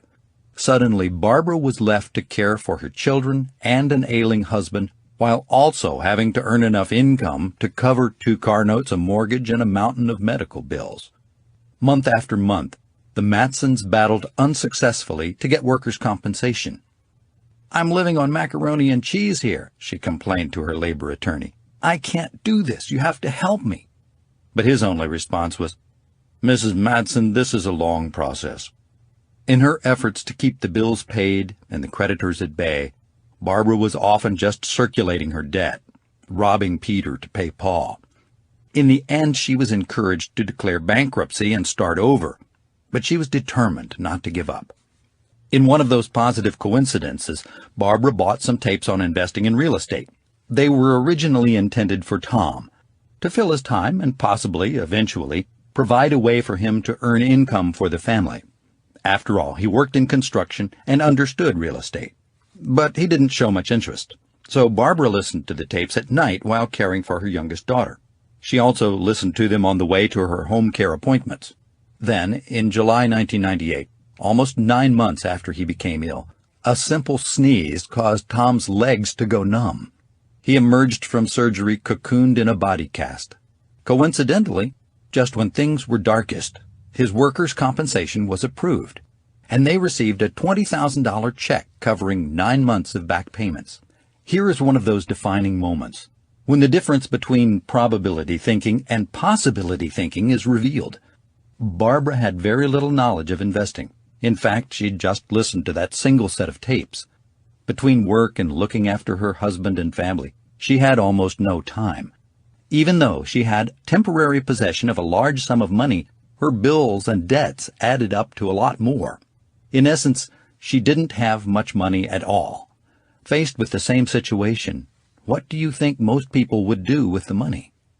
Would they pay off their bills and get their accounts back in order? Would they use the money to supplement their income and get some relief? Or would they do what Barbara did when, in an inspired moment of clarity, she invested the money in real estate? My philosophy was survival, Barbara said. If I could start buying real estate and build up enough to replace Tom's income, it wouldn't be so bad if he couldn't ever work again. Over the next 6 months, she started buying rental properties. Eventually, the rents began to add up, until finally she could see light at the end of the tunnel. Today, because she placed no artificial limits on her potential, Barbara owns a real estate company and over $9 million in real estate. Because Barbara could imagine better possibilities and a bigger life, she was able to have them. Be warned, once people step over into possibility thinking and believe that they can achieve financial wealth, they often see a whole new set of obstacles. They quickly become certain that they will need more knowledge than they currently have or could acquire easily. They think things like, "It's too late, I don't have enough time," "There's no way, I just don't have enough money to start investing," or "I would if I could, but I have no idea what to do, and besides, I'm no good with money." What these individuals don't realize is that most big things start small. They mistakenly believe that big success at anything requires big and mysterious things they don't have. For instance, special natural abilities versus a little of some acquired abilities. Lots of free time versus a little bit of well-spent time. Or massive amounts of money versus a little well-placed money. In the end, what you actually need to become a successful investor is a lot less than what you think you need. A careful balance needs to be struck between your ability, your time, and your money in order for you to begin your investment career. While many people mistakenly believe they need a lot of all three, they actually need a little of each three. The right abilities, well-spent time, and well-placed money. Beyond this, they can accelerate their growth as an investor by picking one area to increase. They can choose to focus on acquiring more ability through reading, seminars, or mentors, giving it more time by seeking opportunities or networking with other investors, or attracting more money, say from family members, friends, other investors, or lenders. Over time, each of those three areas can grow, and your power as an investor will increase. The hidden secret is that the three factors are multipliers of each other. If you double your time, even if your ability and money remain the same, you double your current investment potential. If you double your ability and your time, you quadruple your current investment potential. If you double each of the three, 2 times 2 times 2 equals 8, you increase your current investment potential 8-fold. The investment game is played by beginning with a little of each, then working to increase any one of the three. You can also check the available chart on the bonus CD that illustrates how this multiplier effect works when you increase your investing time, money, and ability, plus a chart to figure your current investment potential, or IP. Your self-assessment in these three areas often dictates your strategy. People who have the luxury of time but have limited financial resources can focus on amplifying their ability to achieve greater success. They also can earn sweat equity by doing much of the work other investors might contract out. In contrast, investors with more financial resources and less time can afford to employ experts and contractors to make up for their lack of time. Time and money are often strongly connected. Time can be used to earn money, and money can be spent to buy time. Similarly, ability can be acquired with time. Think books and seminars. Or ability can be bought with money. Think consultants. Understanding how ability, time, and money combine to produce investment results is an important step on the path to becoming a successful investor. The wonderful thing is this: any extra ability, time, and money you have in the beginning speeds up the process. When we interviewed best-selling author and millionaire real estate investor Robert Kiyosaki, he made an important observation. People will believe what they want to believe. They find excuses that prevent them from taking a look at what might work. And when they find a reason, they make that reason their reality. He was talking about the power of personal myths and the way they serve as barriers to achievement in our lives. The big three myth understandings are some of the most powerful limiting beliefs you can have. And we hope you're ready to step past them and discover your true financial possibilities. I'm hopeful that you now believe that your job is not your financial wealth, that you both need and want to pursue financial wealth, and that true financial wealth is possible for you, no matter where you are in life. If that is the case, and you have moved past these fundamental doubts and fears, you're ready to address the misunderstandings people commonly hold about investing. The 5 myth understandings about the way you look at investing. Where did you get your earliest thoughts about money and investing? More important, what beliefs do you currently hold, and are they accurate? I'm intrigued by these questions mainly because over the years, I've become convinced that most of the myths and misunderstandings about investing and financial wealth building come from people who've never invested successfully or built financial wealth. Isn't it interesting that so many of us accept and believe the words of others without first verifying that they've earned the right to teach us? In our research on these myths about investing, we went straight to the source. We talked to more than 100 millionaire investors about these very issues. What emerged were 5 common misunderstandings about investing that can cause people to get off track. While these myths certainly apply to investing in real estate, they also transcend it and apply to investing as a whole. They can seep into any discussion about investing. They often are used as justifications for failure, and they're widely repeated in the form of cautionary tales. Investing is complicated, hard to understand, risky, inaccessible, requires perfect timing. They circulate quietly, are taken on faith, and for the most part go unnoticed, which is why we call them the Phantom 5. Investing myth number 1. Investing is complicated. Investing truth number 1. Investing is only as complicated as you make it. Here's the truth. Investing is complicated. But to be fair, almost anything taken as a whole can appear more complicated than it really is. Take your car. You don't have to be a mechanic or an engineer to drive it, right? Of course not. All you have to know are the basic rules of the road and how to drive. Investing is no different. The trick is to step back and identify the aspects that matter most. Chris Hake, a millionaire real estate investor in Madison, Wisconsin, started out like most investors, with books, audio cassettes, and seminars. He freely admits that there was more knowledge available than he could digest at once. But instead of being overwhelmed, he found a way to deal with all the new information. I just treated it like a buffet line. You use what you can. The rest of it may not apply today. I think he's absolutely right. What I've come to understand about learning is that it's always progressive. It builds on itself, step by step. Fractions look like nonsense to a child who has not yet learned about them in school. That's why good teachers start by teaching the basics and then build on them over time. On a practical basis, what I know is that you never need to know everything in order to do something. You just need to know the right things to do at any given moment.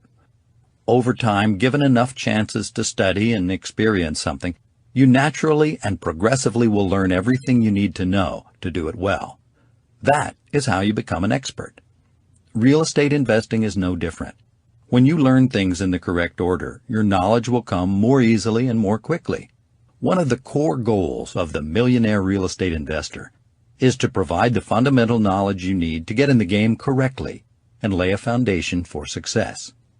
Like anything else in life, real estate investing is only as hard or as complicated as you make it. As Forrest Gump might say, Complicated is as complicated does. Great investing can be learned if you take it slowly.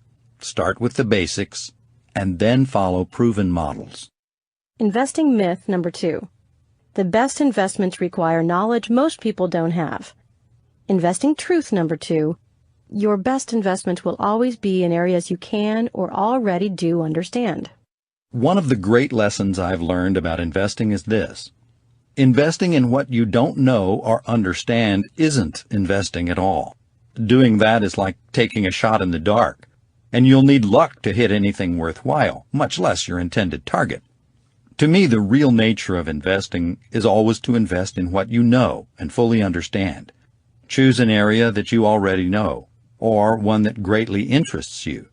Then commit yourself to becoming an expert over time. I love the story legendary investor Warren Buffett tells about the technology stock boom of the late 90s.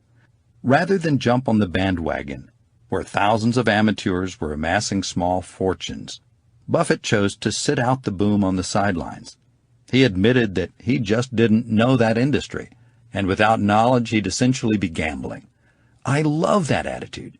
Here is an investor who absolutely, no matter what the apparent upside is, sticks to his criteria. Buffett is an amazing investor, and one reason for that is that he invests only in what he knows or can understand. I encourage you to do the same thing.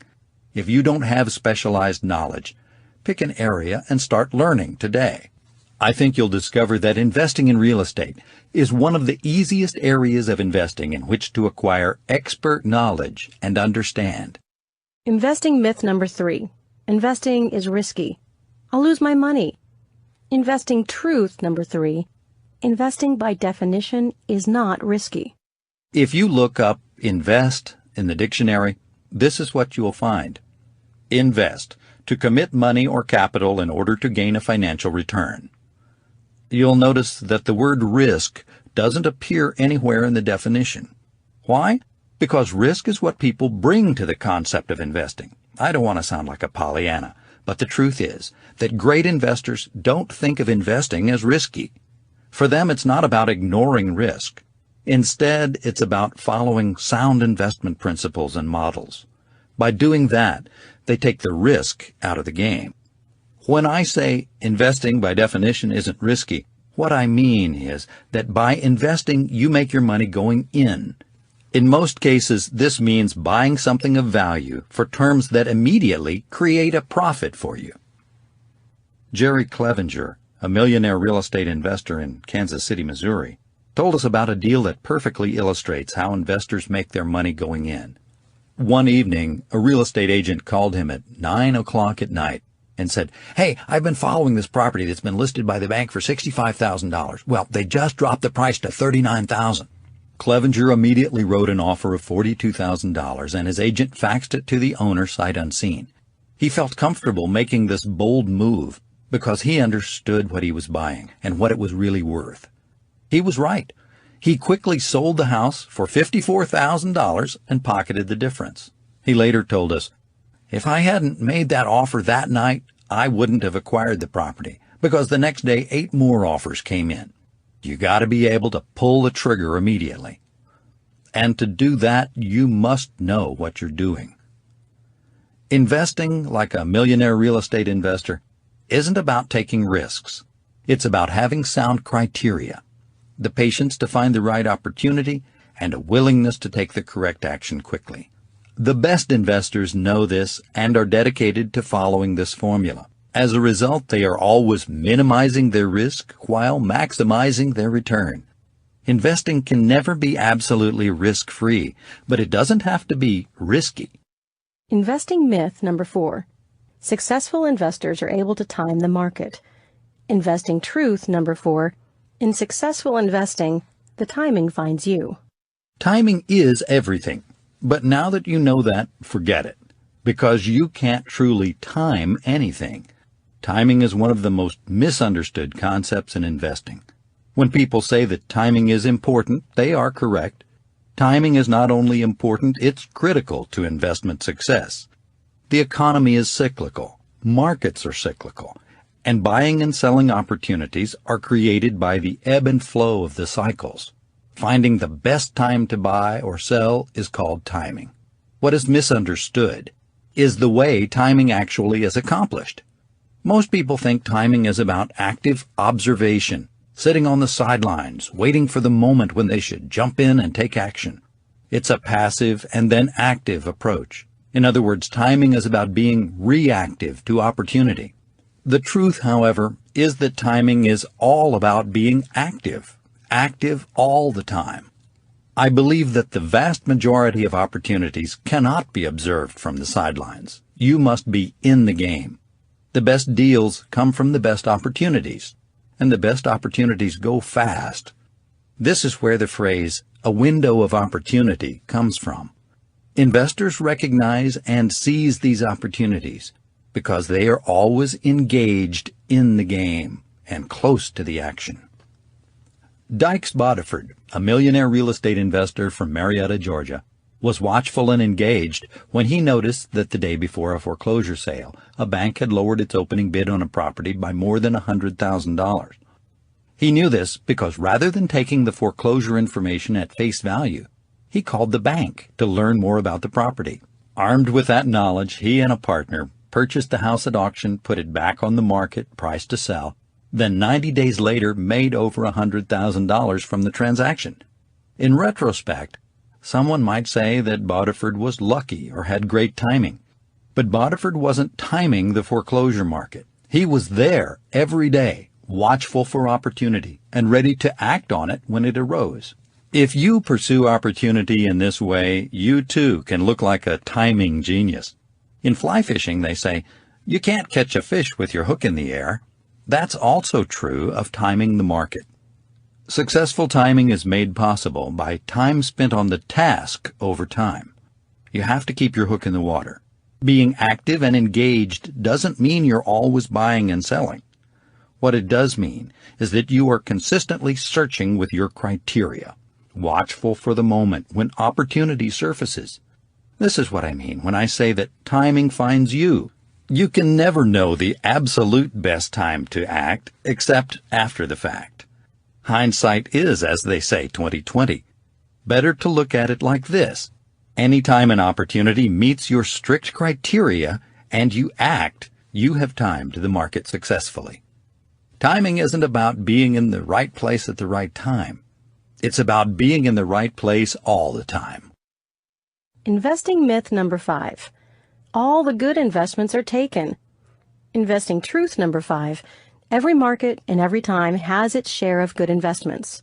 Rest assured, all the good investments will be taken. The only question is by whom? As simple as it sounds, the truth is that those who take them are those who best understand the conditions that create them. By the way, this is the other and more subtle side of the timing issue. While the previously discussed myth was about timing the market, this myth addresses your timing as an investor. A lot of people say to me, okay, now that I've decided to become an investor, where are all the deals? It seems like the few opportunities I've been able to find are already taken. I understand what they're saying. And there are really two issues at work here. First, the idea that there aren't many deals. Second, the idea that you're too late to get them. Here's what I know about market forces and how they create investment opportunities. There are two fundamental forces at work, economic ones and personal ones.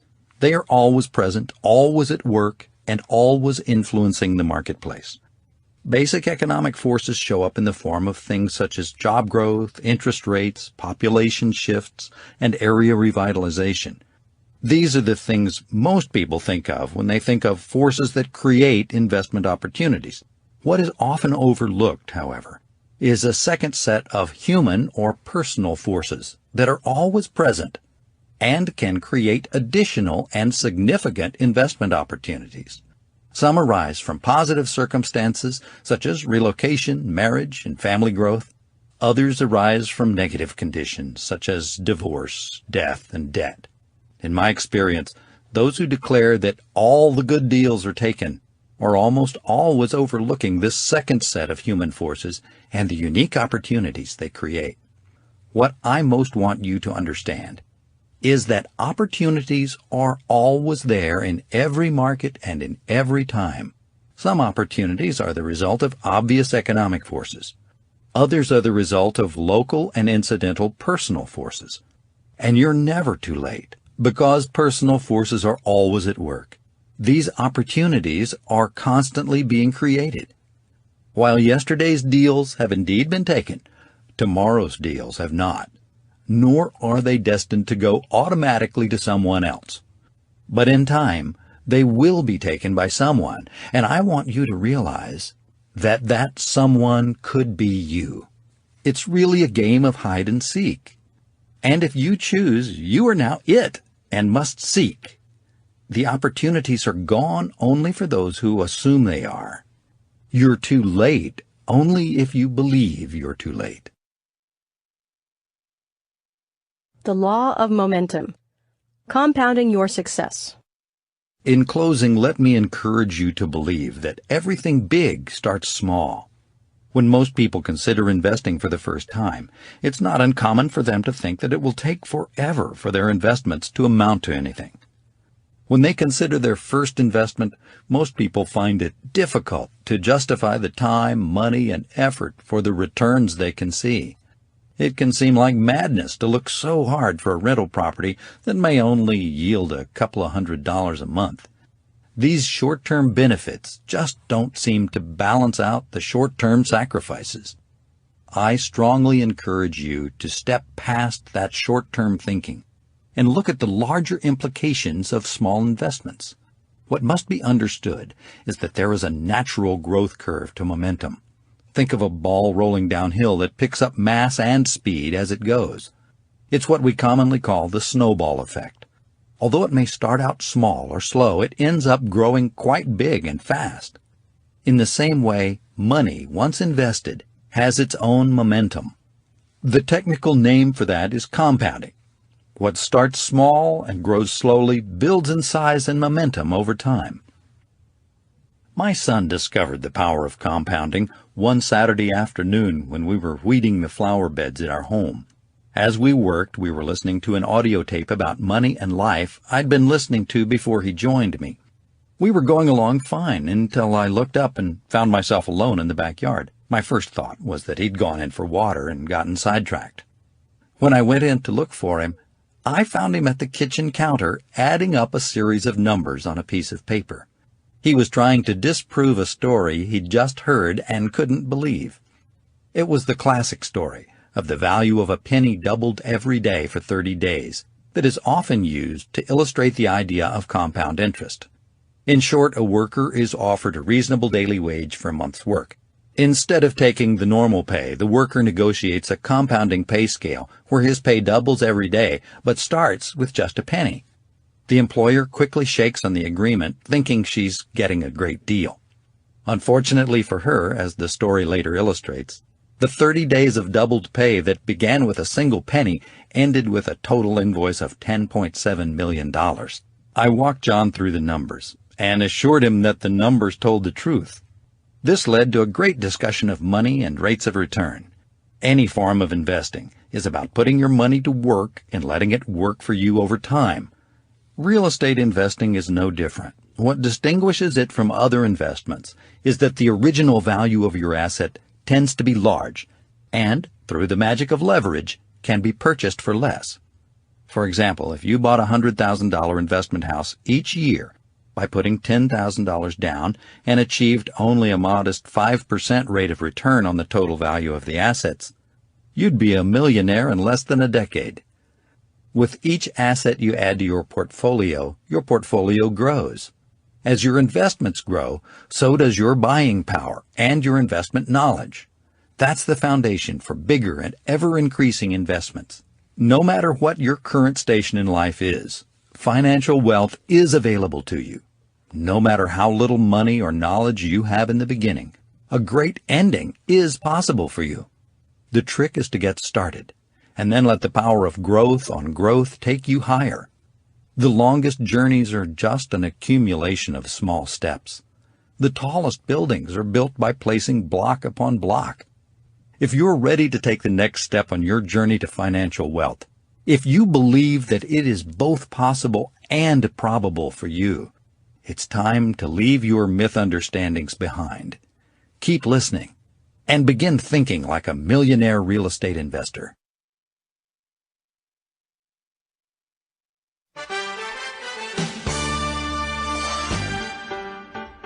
The Millionaire Real Estate Investor, Part 2.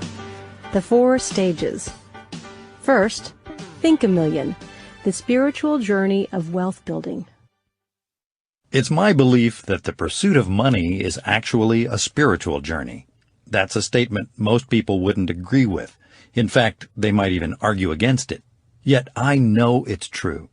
Would it surprise you to learn that the Bible has over 2,000 references to money, property, and wealth? That's more than twice the number of references to faith and prayer combined. In fact, money shows up as a prominent theme in every major religious text. No matter what your personal faith is, spirituality and money are always connected. It seems that God cares about how you think about money and wealth. And that makes perfect sense to me. Money, what you do to acquire it, how you hold on to it, and what you do with it, reflects your innermost values. What you may not realize is that every time you open your wallet, endorse a check, or sign a credit card receipt, you're making a statement about your spiritual values. In other words, money spent is a personal testament. The receipts are absolute proof of your priorities. Money, in and of itself, is neither good nor bad. It simply has the power to reflect and reveal. And whether money reveals you to be honest or dishonest, generous or greedy, it's you, not the money, who inherently own those values. I've come to think of money as being about having choices. Typically, the more money you have, the more positive choices you have. The two go hand in hand. The spiritual journey of financial wealth builders begins when they understand that their choices define their lives, that having more positive choices is a good thing, and that pursuing more positive choices is an enlightened path. The millionaire investors we interviewed understood this and had taken care to square their financial goals with their spiritual values. While most set out on the path to financial security and prosperity, they all came to understand that the way they earned their money mattered, and that mutually beneficial deals, a reputation for honesty and fair dealing, were essential to the fulfilling purpose of their financial goals. The further they progressed, the more generous they tended to be with their time, money, and financial wisdom. They talked about the satisfaction they received, not only from successful deals, but also from saving people from foreclosure, putting people in affordable homes, turning downtrodden properties, even whole neighborhoods, into places where anyone would want to live. They also related how the success of their personal investing had created income and opportunity for their colleagues and partners. To sum it up, they had no hang-ups about money or wealth. They were experiencing the power of money and realizing all the good it could do. Over the years, I too have come to understand that money is good for the good it can do. I encourage you to adopt that viewpoint as well, that money is good for the good it can do for you, and the good it can do for others. Financial wealth building is also about personal growth. Along the way, you'll discover that you have to acquire new skills and greater wisdom to keep moving forward. The simple truth is that if you don't grow personally with the growth of your fortunes, you're unlikely to enjoy them for long. In the end, you can achieve a financial place of security and abundance that I call true financial wealth. It's where you have accumulated assets that deliver the passive income necessary to achieve your personal mission in life without having to work. To put it another way, you have financial wealth when you're finally free to stop working for a living and start living for your work, your life's work. In the following pages, we take a deeper look at some of the ways millionaire real estate investors think about money, their motivation for seeking financial wealth, and their understanding of how it's attained. If you can tap into their mindset and grasp the fundamental principles of how to build, hold, and employ wealth, you'll have achieved the first major goal of this book: thinking like a millionaire real estate investor. The 7 ways millionaire real estate investors think. Thinking is thinking. It takes just as much time and energy to think small as it does to think big. The only difference lies in the results you get. Most people don't truly realize this, and as a result don't consciously choose the way they think. The Millionaire Mountain logo on the cover of this book is meant to symbolize the power of thinking big. It comes from a discussion of climbing Mount Everest I sometimes use to illustrate the path of high achievement, going after big, audacious goals. People who set out to test the slopes of Mount Everest don't do so on a whim. It's a big goal, and it requires big thinking. They study, plan, and think strategically. Months, even years of preparation are involved because there's a lot at stake. One major misstep can result in falling short of the summit or even in disaster. There's just as much at stake in your financial life, and becoming financially wealthy represents an Everest of sorts in the world of money. The journey is big and can be long, sometimes trying. Often it's extremely difficult, but it is always worthwhile, always.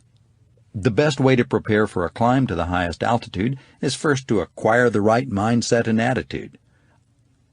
It's even been said that your attitude determines your altitude.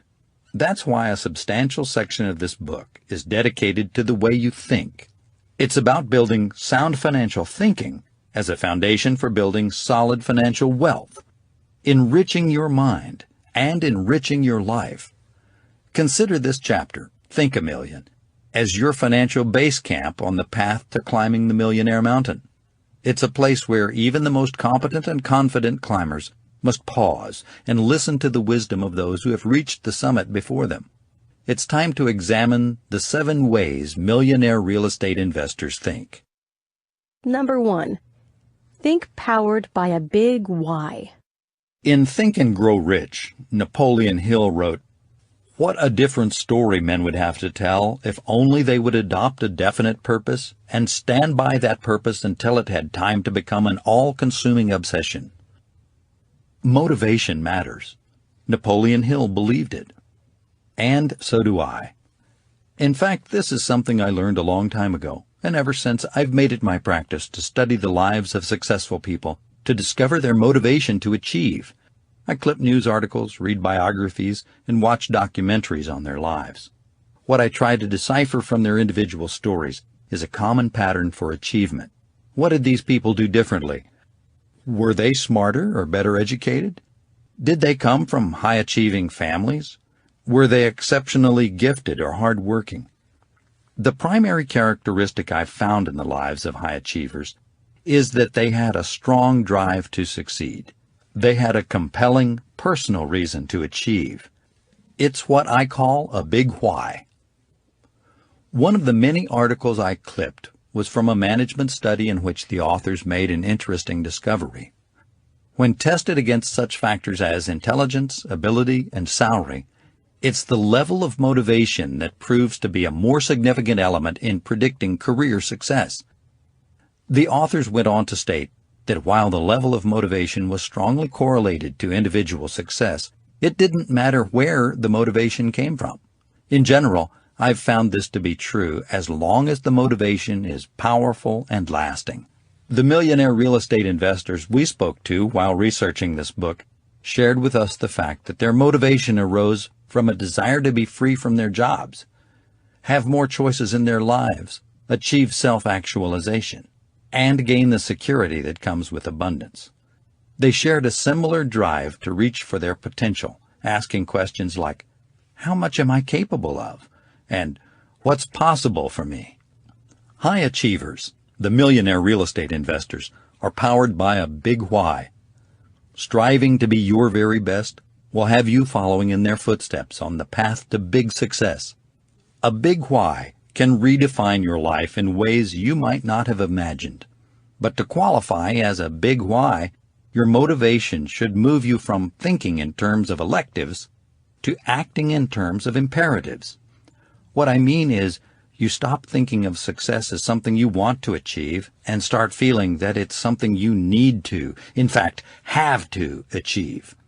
Life is very different when you move from want-tos to have-tos. And a truly significant big why causes you to make that transition. Are you plugged into your big why? Are you tapping into the energy it can bring to your life? Chances are you're listening to this book for a reason. You probably have a strong motivation for seeking financial wealth. I encourage you to take a moment to reflect on the things in your life that motivate you the most. Try to think beyond material goals. You may be working hard to pay off college loans or credit card debt, or maybe get a new family car. But as big as those things seem now, they are really short-term sources of motivation. Any benefits you receive from a focus on them today are unlikely to outlive your achieving them tomorrow. Maybe your greater motivation is financial freedom. Take a moment now and write down your thoughts. What are the big reasons that drive the choices you make? When you're finished, look for a natural hierarchy. Do some things motivate you more than others do? Is there a higher motivation beyond what you've written down?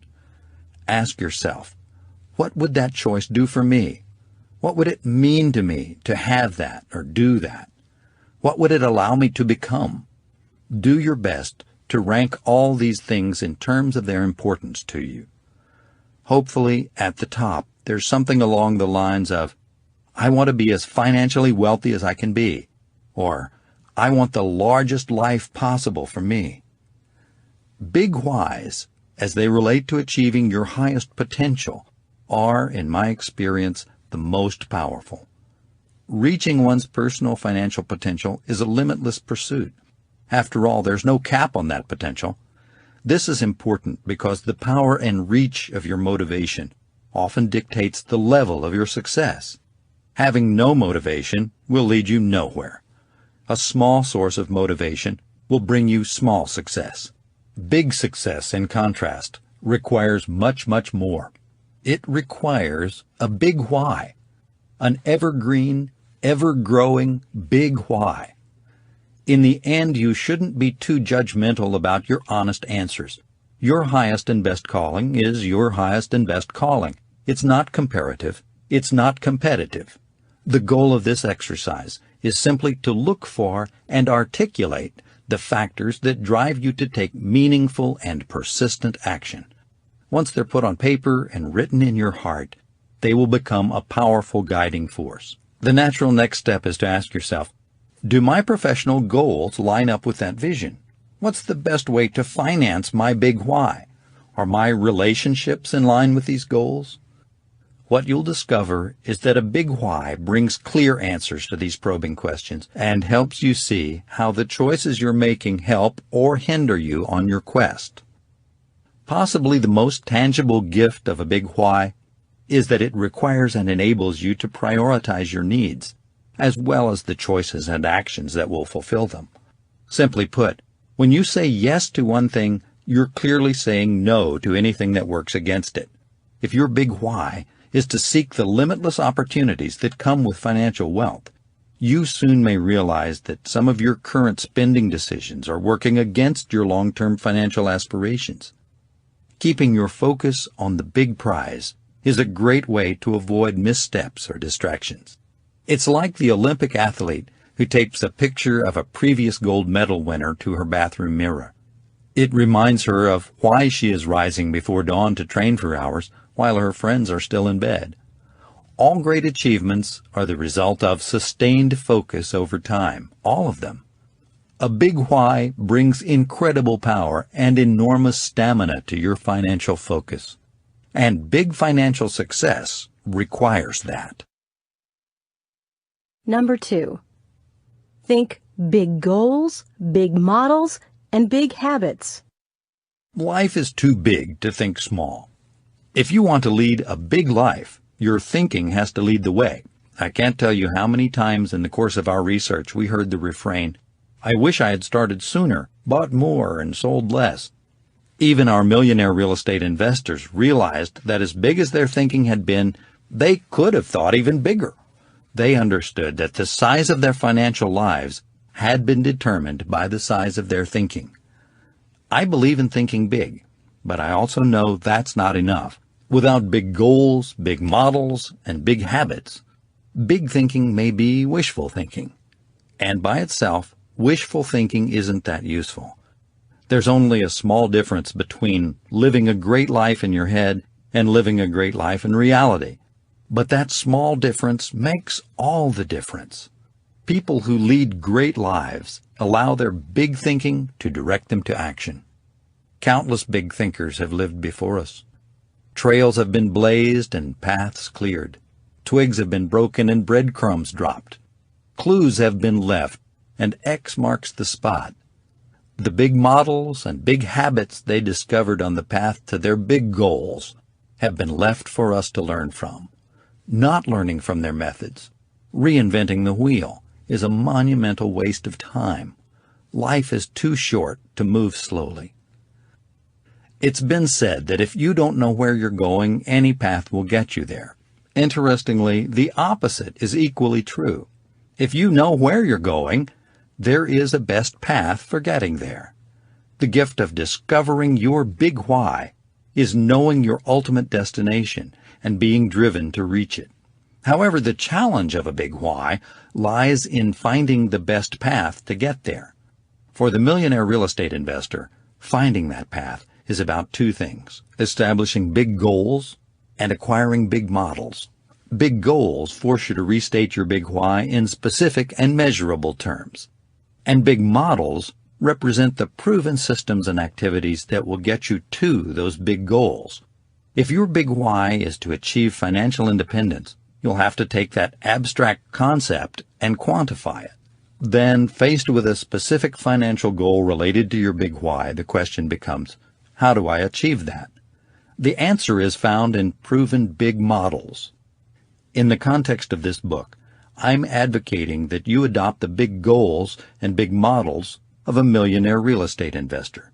There are some subtle but powerful lessons in Figure 18 on the bonus CD. If you follow the arrows that go through the different levels of achievement, it appears that various levels are just milestones on the way to models and habits of millionaires. Sadly, life doesn't work like that. The truth is that each level is more like a box created by thinking and habits that form an end rather than a means. And rather than being a stepping stone to the next level, the box you're in becomes a barrier to higher achievement. You will have hit a dead end before you realize it, and unwittingly so. That's the danger of limited thinking and the box your habits will create. Specifically, if you follow the models and actions that lead you to $5,000 in net worth, they are not likely to allow you to go beyond that goal to, say, $175,000. The things you would do to get to that higher level would be very different. By following the $5,000 model, you have created for yourself a low ceiling, or at least a box with a very tight lid. It's the difference between long-term and short-term thinking. While most people would say they want a great life, they rarely plan beyond the current year.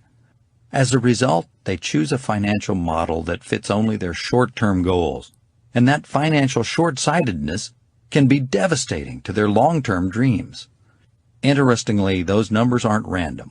The 2001 survey of consumer finances by the Federal Reserve documented that people who rent have a net worth of less than $5,000, while the typical homeowner has a net worth of a little less than $175,000.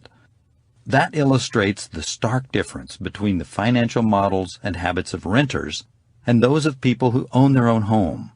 In contrast, following the truly big financial models that can take you to $1 million in net worth will pull you through the lower levels. It's the power of future pull. It's the power that comes from following big models and developing big habits to implement them. You're so focused on doing things in a manner that will get you to your big goal that you are pulled right past the smaller ones. This is the real magic of big goals and big models. When you follow the big models of millionaire real estate investors, you'll find your day-to-day activities begin to mirror those of high achievers. Over time, those big models will cease being guidelines you follow and become the habits that power you through your day. Habits, as we all know, are hard to break, and so it's truly wise to build the best habits from the beginning.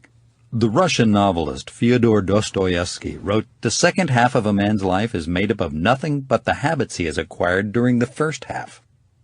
The models in this book are about acquiring big financial wealth-building habits for your life. There is no such thing as a neutral habit. Habits are either good or bad. They either lift you up or drag you down. In the financial world, the models you follow and the habits they form are either additive or subtractive. Good habits put money in your pocket. Bad ones take money out. But even good habits can be a handicap if they're small and box you into a certain level of accomplishment. Those who take the incremental approach and start with small habits will find that the real challenge lies not in adopting new goals and models, but rather in breaking their old habits and then forming bigger and better new ones. Think big goals and big models from the start. The big habits you'll have to create will serve you at every level of financial achievement along your journey. Not only will they guide you toward the most appropriate actions to achieve your goals, they tend to protect you from mistakes. Mistakes people with lesser goals, models, and habits make. Would you rather make a millionaire mistake or a rookie mistake? There's a big difference. And in real estate investing, a costly mistake in the beginning can knock you completely out of the game. Big goals, big models, and big habits do more than just direct you. They also protect you. In addition to guiding you to do the right things, they keep you from doing the wrong things. Millionaire real estate investors have big goals. They seek out big models to attain them, and over time they enjoy the gift of big habits to drive them toward their financial destiny. When all this is powered by a big why, there's little that can hold them back. Number 3. Think money matters. We all have a fundamental choice in our financial lives. You can choose the path of earned income or the path of unearned income. In other words, you can work for money or money can work for you. On one path, you get paid only for what you do. On the other, you get paid no matter what you do. One path is well worn. The other is largely undiscovered. Somehow the concept of building financial wealth, the path less traveled, has fallen through the cracks of our collective consciousness. As important as money is in our daily lives, and as powerful as the concept of financial wealth building is, most people have not taken their financial education seriously. Millionaire real estate investors, however, are different. For them, money matters. What is almost universally considered an elective is, for them, a prerequisite course for life. By choice, they're students of the financial wealth building game. At a certain point, these investors grasped that understanding money paid dividends in their lives, big dividends. As soon as they made that connection, the pursuit of the knowledge of money, its history, its rules, and its disciplines, became a primary focus for them. They sought mentors, read books, listened to tapes, and attended seminars. They set out to get a superb homeschool education in financial matters and received the equivalent of a master's degree in money. Wendy Patton, a millionaire real estate investor from Detroit, Michigan, got her start when her mom gave her a set of real estate investment tapes. Later, a $39 course on lease options formed the basis of the investment strategies she has successfully used for 15 years. Now she collects them. I bought every course I could find. I have at least $50,000 worth in my library. The goal of this book is to get you on the positive, life-changing path to passive income as quickly as possible. At the end of that path is a place called financial wealth. It's where you have enough money working for you that you no longer have to work for money. But that kind of passive income doesn't happen by accident. You first have to get educated, then make investing a priority in your life. That education begins with the money matrix. The money matrix. Most people are in the dark about money. They live from paycheck to paycheck in a twilight world with only the dim candle of conventional thinking to light the way. As a result, they have a kind of financial short-sightedness that prevents them from distinguishing between good and bad financial decisions. It's time to throw some light on the subject and illuminate the way wealthy people think about money. The most powerful model for understanding the use of money and the building of financial wealth is the money matrix. It tells the story of how the rich get richer and the poor get poorer. It helps people identify whether they are investors or consumers, and whether their money works for them or they work for money. Think of the money matrix as two pyramids whose bases are touching. Picture one pyramid pointing upward, the other pointing downward. It's helpful if you refer to the money matrix chart on the bonus CD. It's figure 20. The two pyramids reflect the contrasting financial priorities of investors and consumers. The essential difference between the two is the importance they place on the four roles of money. The first role is capital, the money invested in anything expected to grow in value. The second role is cash flow, money generated from those investments. The third role of money is cash, money held in reserve for security of future investments. The fourth and last role of money is consumption, the money spent on anything not expected to grow in value. Investors understand that your first financial priority has a cascading effect on your financial life. In other words, what you do with your money in the beginning will dictate what you're able to do in the end. It's about your financial priorities, what you actually do when you receive money. While investors see money as an opportunity to invest, consumers see money as primarily an opportunity to spend. As a result, while investors are generating money from their investments, consumers are, at best, saving money for security. Later, while investors are setting aside more money for future investments, consumers are trying to wring some return out of their modest savings. Finally, while investors are free to spend all that's left, consumers are struggling to invest the little that is left. When you invest in capital first, an amazing thing happens. Slowly but surely, your money starts to work for you. Amazingly, your money is now making you even more money. And each year, as you invest more of your income in capital, the cash flow it creates grows in significance. Suddenly, you'll find you're well along the financial wealth-building path of passive income. The game millionaire real estate investors play is to see how much unearned income they can generate from their investments. In the end, it all comes down to a person's ability to prioritize investing over spending, to value capital more than consumption. Many of the millionaire real estate investors we interviewed reported making some short-term sacrifices for long-term gains while they were building a foundation for financial wealth. Not only did they invest a relatively large percentage of their earned income, they also overcame the impulse to squander any extra income generated from their investments. Instead, they reinvested the lion's share of their cash flow in additional capital to accelerate the financial wealth-building process. And that was when their investing process took on a life of its own. It seemed that the more capital they owned, the more capital they could afford. Reinvesting your cash flow creates a financial wealth-building machine that feeds itself and has the potential to grow exponentially over time. Consumers, in contrast, have it all backward. Consumers live for shadow wealth. We call it shadow wealth because when you live a life of consumption, it can give the appearance of wealth without any of the substance. It's what the authors of The Millionaire Next Door referred to as big hat, no cattle.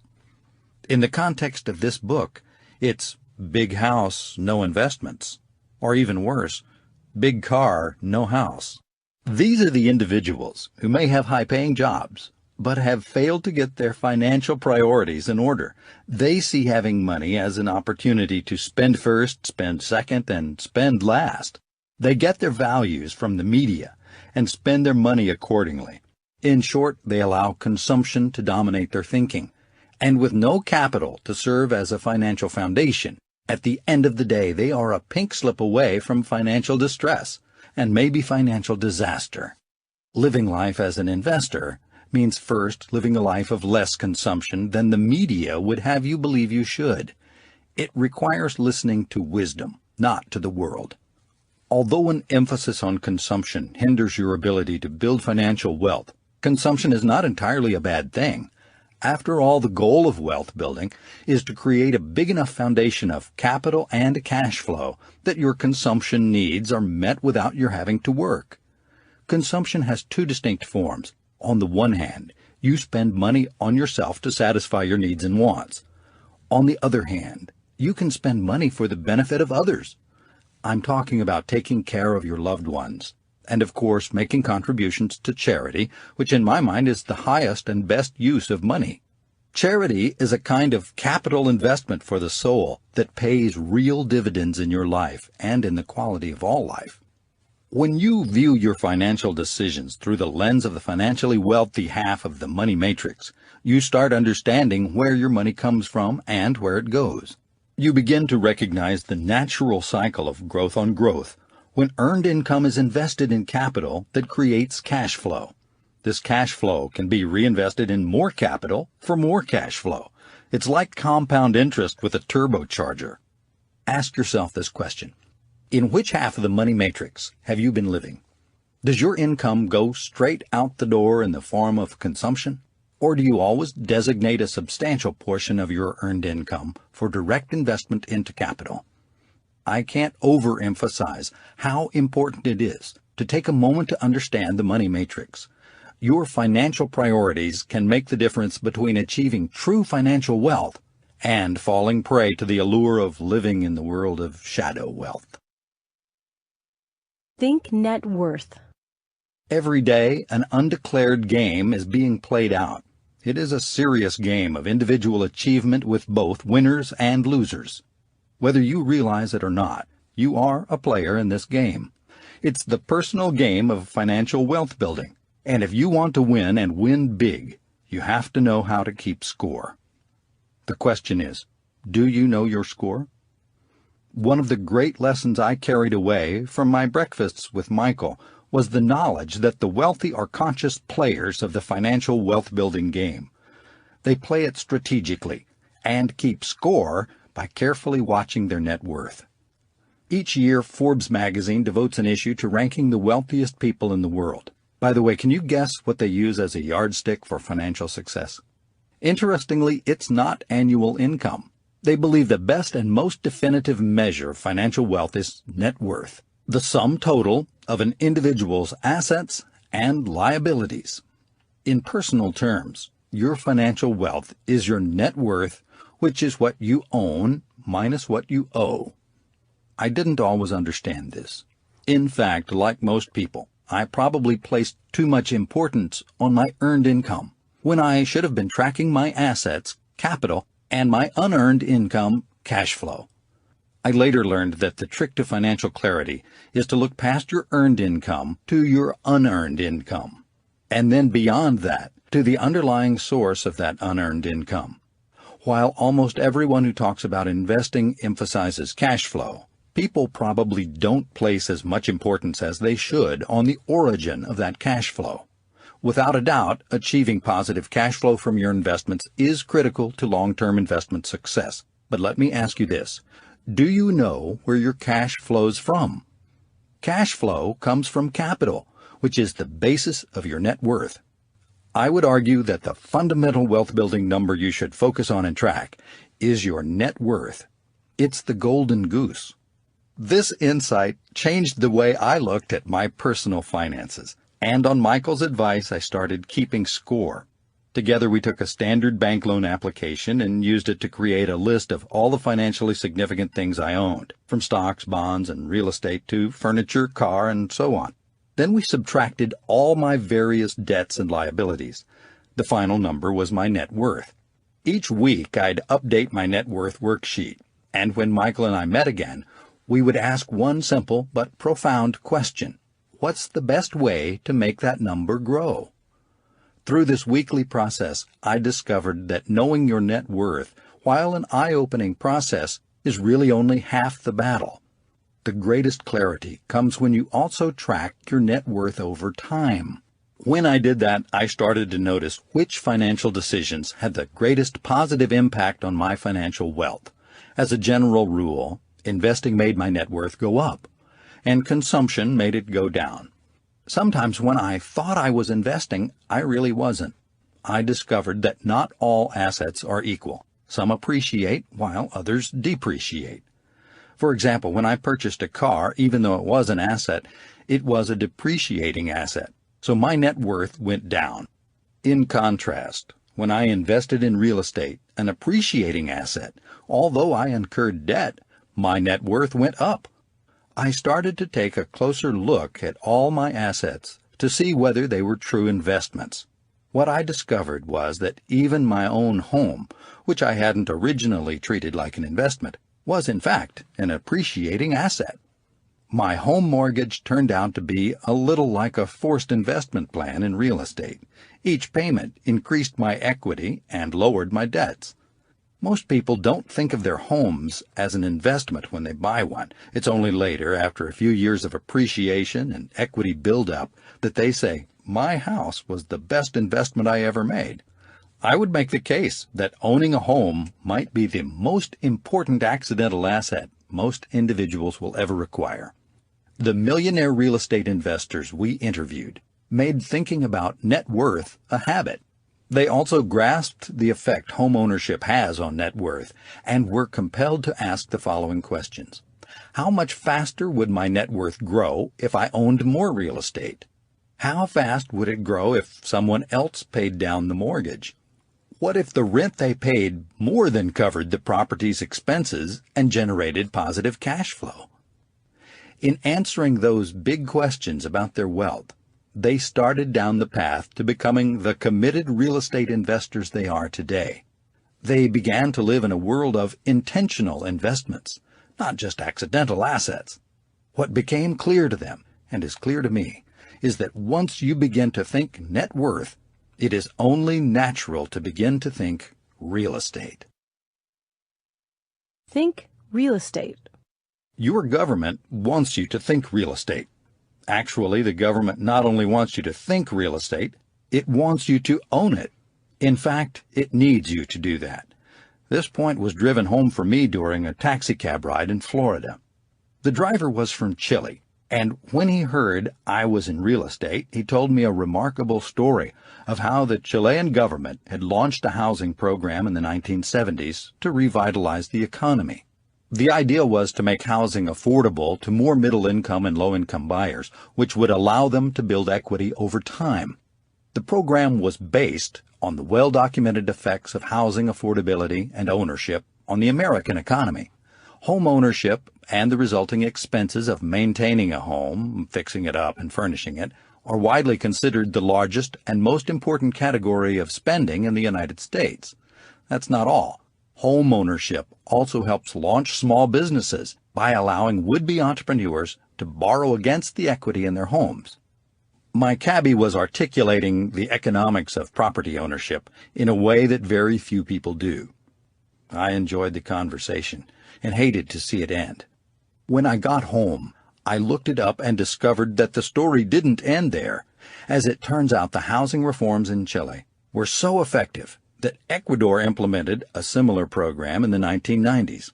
In a white paper on the subject, the economist Hernando de Soto observed that the critical difference between successful capitalist societies and those that are not is their ability to create wealth with private property, especially land and housing. It's a fact.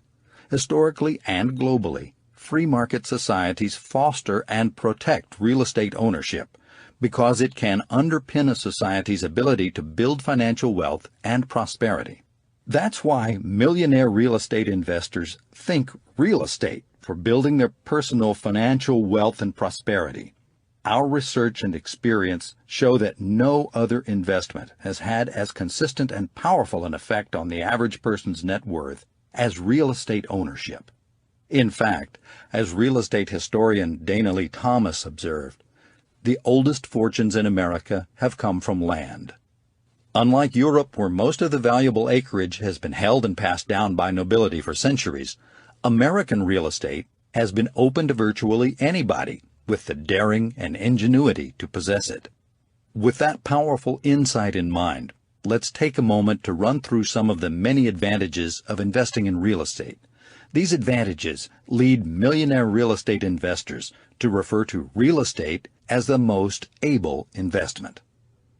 For starters, real estate is remarkably accessible to investors.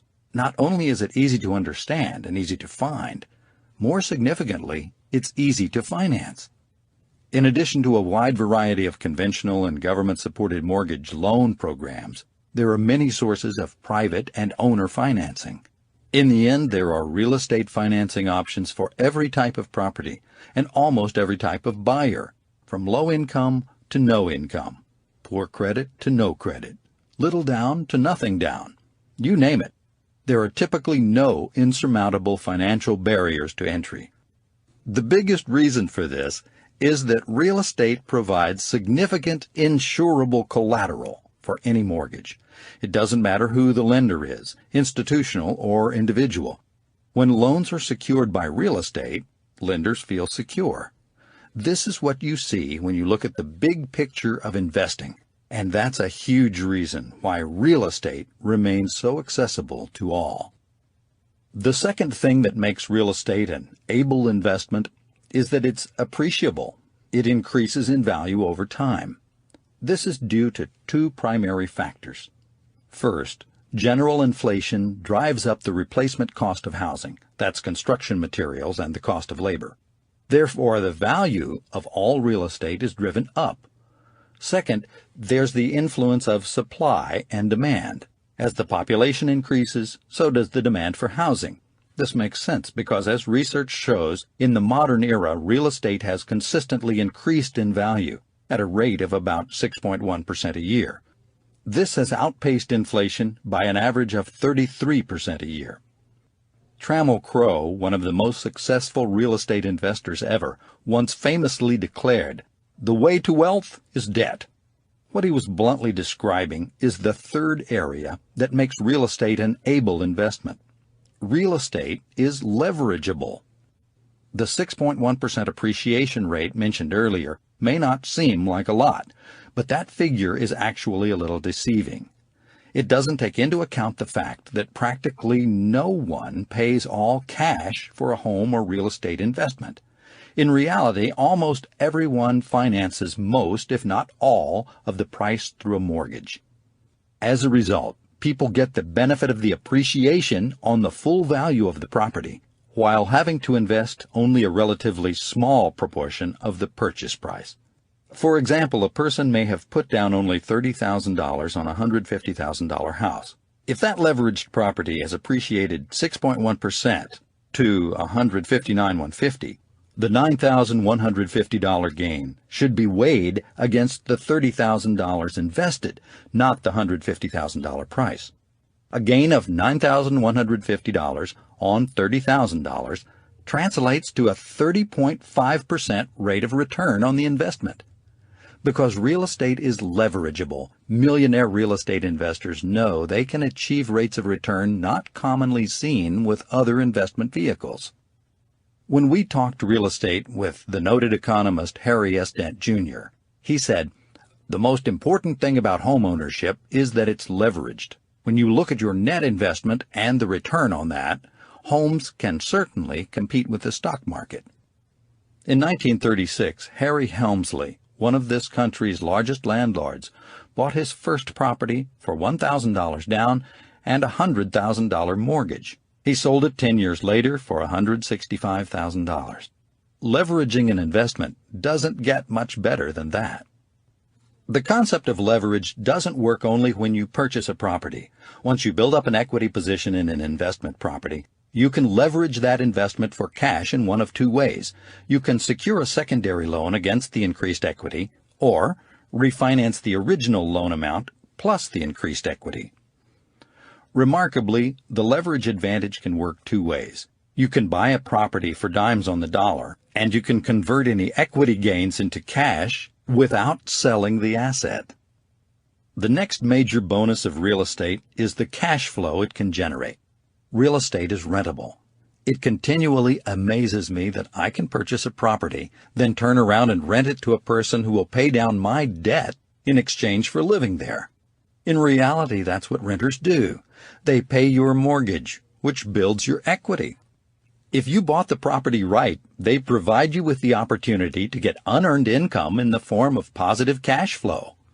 When you take a look at the total return from real estate investing, you have the opportunity for an investment triple play: appreciation, debt paydown, and positive cash flow. The last two come from your ability to rent the property. Interestingly, history has shown that despite local periods of fluctuation, over the long haul, rents have increased. According to the U.S. Department of Housing and Urban Development, rents have been appreciating over the past 30 years at an annual rate of 5.3%. Millionaire real estate investors understand all this and know that although rents tend to be cyclical, they rise over time. One of the unique and attractive advantages of real estate is it's improvable. Because real estate is a tangible asset, made of wood, brick, concrete, and glass, a millionaire real estate investor knows you can improve the value of any property with some tools and a little elbow grease. Whether the repairs are structural or cosmetic, whether you do it yourself or hire someone else, the principle is the same. It's called sweat equity. You can also increase the value of the property in a more subtle way by changing its zoning or use.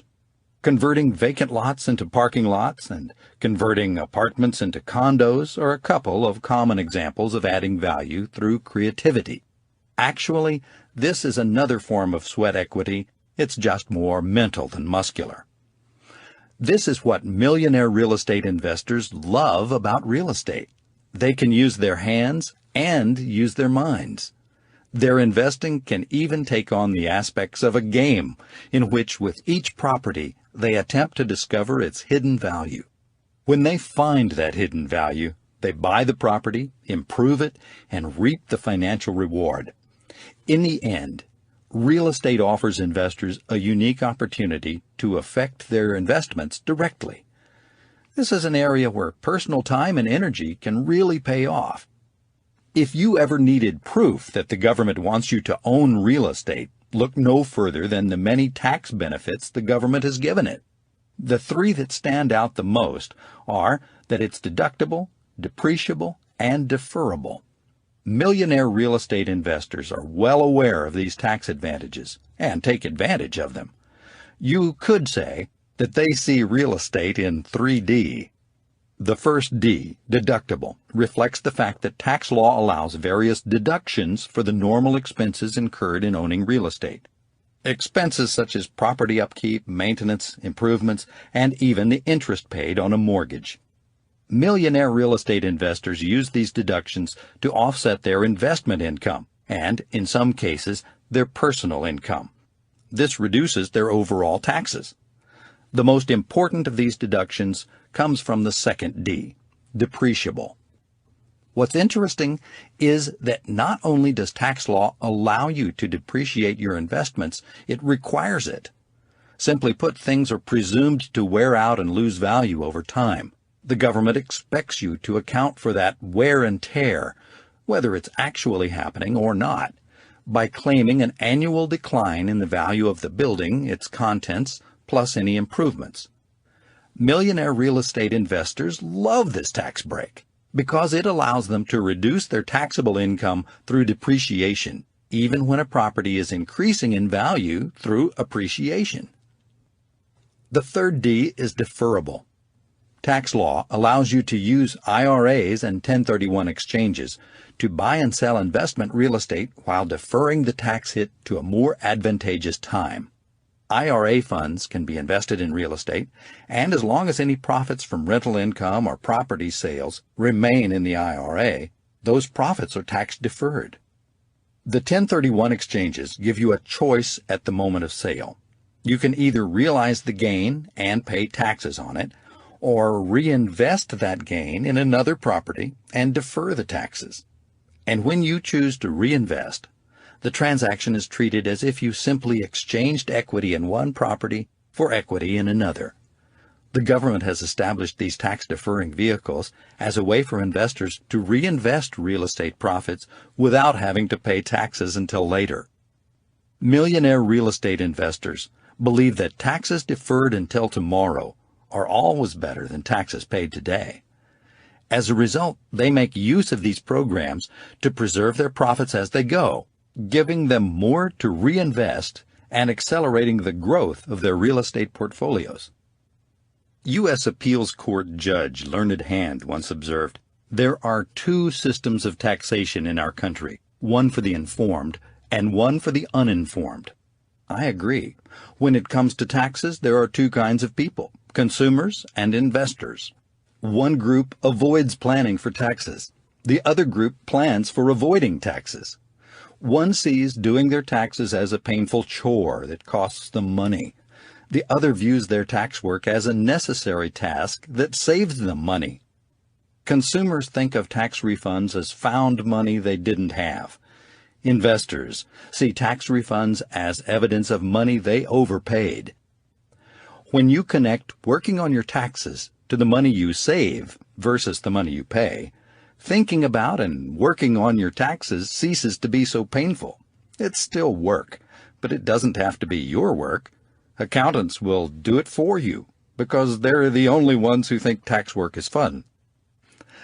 In the end, the 3 Ds, deductible, depreciable, and deferrable, are about reducing your taxable income.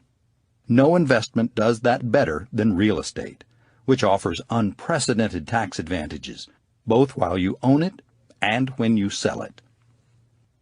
Millionaire real estate investors also count on the fact that real estate is quite stable. It's slow to rise and slow to fall. It doesn't surprise you. And better yet, it doesn't shock you. Nicholas Retsinas, director of Harvard University's Joint Center for Housing Studies, noted the following. From 1975 to 1998, only 14 of the country's largest metro areas experienced price declines of 5% or more over a 3-year period. Unless you overpaid walking in, and if you're prepared to live through the cycle, you're probably not going to lose money over the long haul. In other words, the real estate market is predictable for anyone who's paying attention. You can see it coming, and you can see it going. There have been only 2 times since 1900 when the stability of real estate was called into question: the Great Depression of the 1930s and the Tax Reform Act of 1986. Both were ultimately the result of extraordinary government policy and tinkering. Statistically, economists rate the volatility of an investment through a measure called the standard deviation. In this case, it's the percentage an investment's value will go up or down on average in a given year. From 1973 to 2003, the standard deviation for real estate was 4%. In other words, real estate values have fluctuated up or down by only about 4% each year. On a graph, real estate values look like gently rolling hills. In contrast, the stock market had a standard deviation of 16.8%, which looks more like a jagged electrocardiogram printout. The facts speak for themselves. Real estate is more stable. But let's be clear. This is not a discussion about rates of return. It's about day-to-day risk. Figure 31 on the bonus CD illustrates the differences in various investment portfolio mixes and drives this point home. You can see that when real estate is included in the mix, the standard deviation, the volatility and the risk, is minimized. This happens because of the remarkable stability of real estate prices. While this doesn't mean you should avoid other investments, it does mean you should include real estate in your investment portfolio. And that's exactly what millionaire real estate investors do. The last thing that makes real estate an able investment is that it is livable.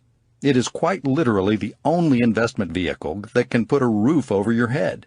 This point is included not for the sake of cuteness, but to make a point that many millionaire real estate investors made to us. The home you live in can also be an investment the second you start thinking of it as one. The trick is to start seeing your home for everything it can be. It's more than just shelter.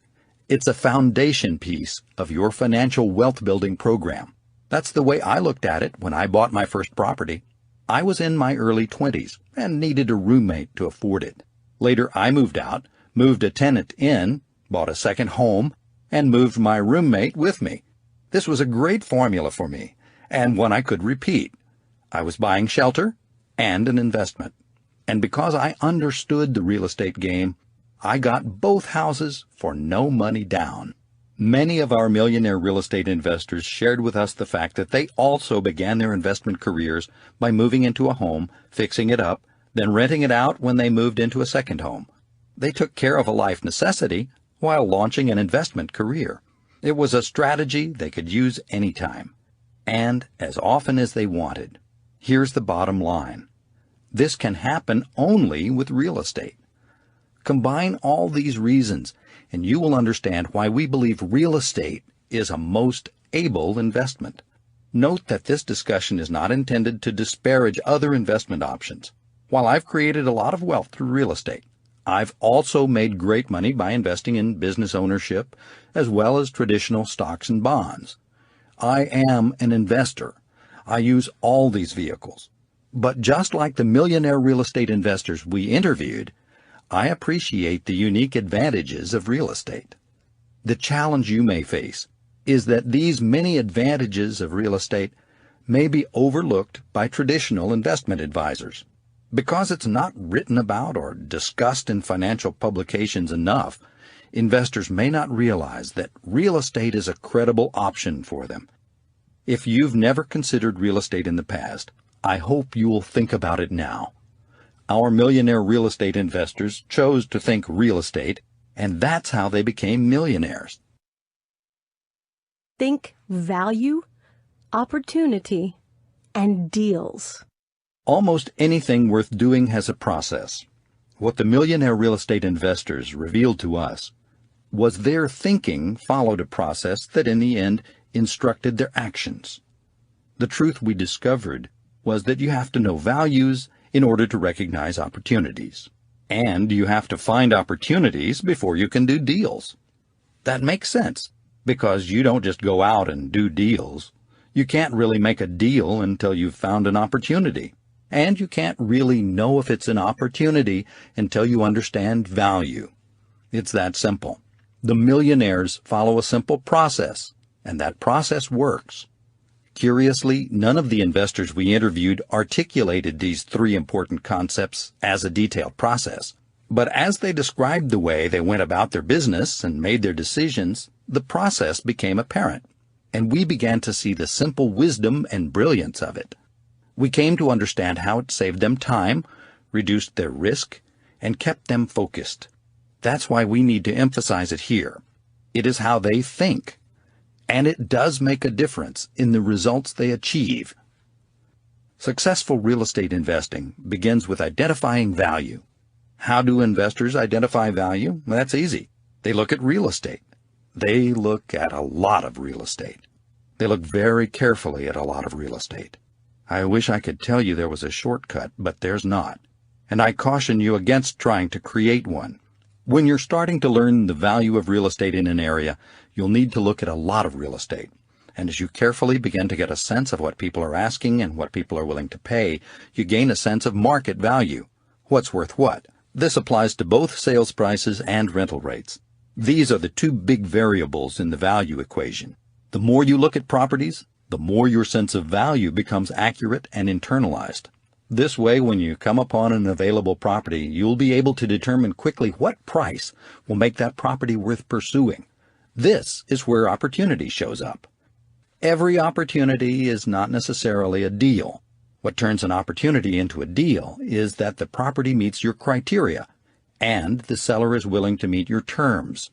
Millionaire real estate investor Dykes Bodiford put it very well when he said, "Deals aren't found. Opportunities are found. Deals are made." In the Buy a Million section of this book, we'll walk you through all the aspects of criteria and terms. But understand this. It is your growing awareness of values in the marketplace, the clarity of your criteria, and the ability to obtain favorable terms that make this process so powerful. The underlying key to your thinking is that you know there is a process that works.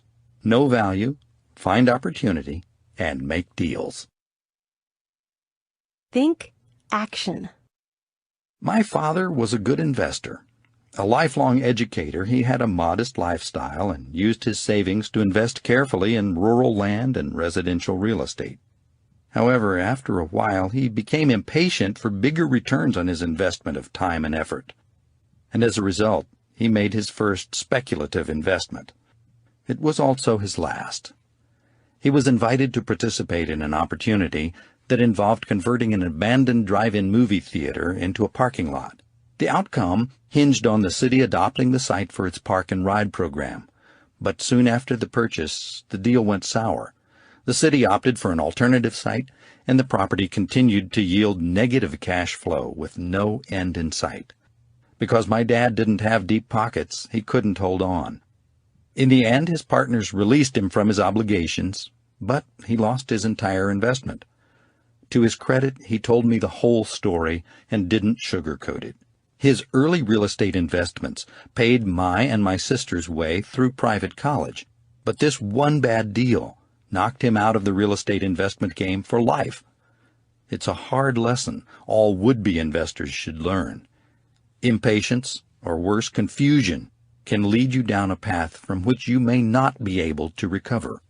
When it comes to making money, I think most people don't realize they are too impatient and confused. What they're confused about is what it really means to be an investor. As a result, they may never take action. Or if they do, they take the kind of confused action that can lead to financial disaster. Millionaire real estate investors are not confused. They understand that investing requires action. More important, they also understand that successful investing requires the right action. That's what we mean when we say that millionaire real estate investors think action. In the course of our research, we talked to hundreds of would-be investors. Some were moving toward their goals, others were still learning the game. It became clear that those who had become the most successful had, at some point, made a crucial decision. They decided to take action. They said to themselves, I know enough to know I'm heading in the right direction. I need to get started and then keep learning as I go. These investors understood that investing in real estate is, without a doubt, a game of acquired knowledge, and more important, a game of knowledge acquired over time. They also knew that no reading list and no seminar schedule could equip them for the task. Some things are learned or refined through doing. If you take a step back and look at this from a distance, you'll see that there are 4 basic ways people approach investing. Most are observers. Some are speculators. Others are collectors. And a few are investors. Observers love the idea of investing, but out of fear, buy nothing. Speculators love the action, and in their impatience may buy anything. Collectors love ownership, and for self-gratification, buy something. Investors love opportunity, and in their wisdom, buy the right thing. Observers can have all the mental qualities of a great investor, but without action, they end up witnessing success instead of experiencing it. They are the bystanders on the sidewalk, the spectators in the stands, and the backseat drivers. I've known some incredibly knowledgeable observers. Having read dozens of books on investing and having attended numerous seminars, they get investing. But what they don't get is that all the time, money, and energy they've invested in their learning will never earn them a financial return if they don't make investments. For some reason, they haven't found the motivation to go out, take action, and become an investor. This is the way it seems to go with observers. Because they study it all the time, they think they're investing, but they're not. Speculators aren't afraid to take action. In fact, they love action to a fault. These are the high rollers, thrill seekers, lottery lovers, and the gamblers. They confuse risk-taking with investing, and their risk tolerance may border on risk numbness as they pursue their dream of a big, fast payday. The trouble is that speculation is, by definition, a matter of taking above-average risk in the hope of achieving above-average returns. It's buying something on the basis of its potential selling price rather than its actual value. Look it up. Speculators bet on the come. A classic example of speculators in action was the 1636 Amsterdam tulip bulb craze. To make a long story short, imported tulip bulbs at that time were the exclusive province of Holland's wealthiest collectors. Sometime around 1635, speculators got involved and started buying the bulbs not for their gardens but for resale. That small amount of pressure on a market already short on supply soon forced legitimate tulip bulb vendors to bid against one another and drive up prices. Before long, a public market was created, and prices of different bulb varieties were tracked publicly in taverns and meeting places.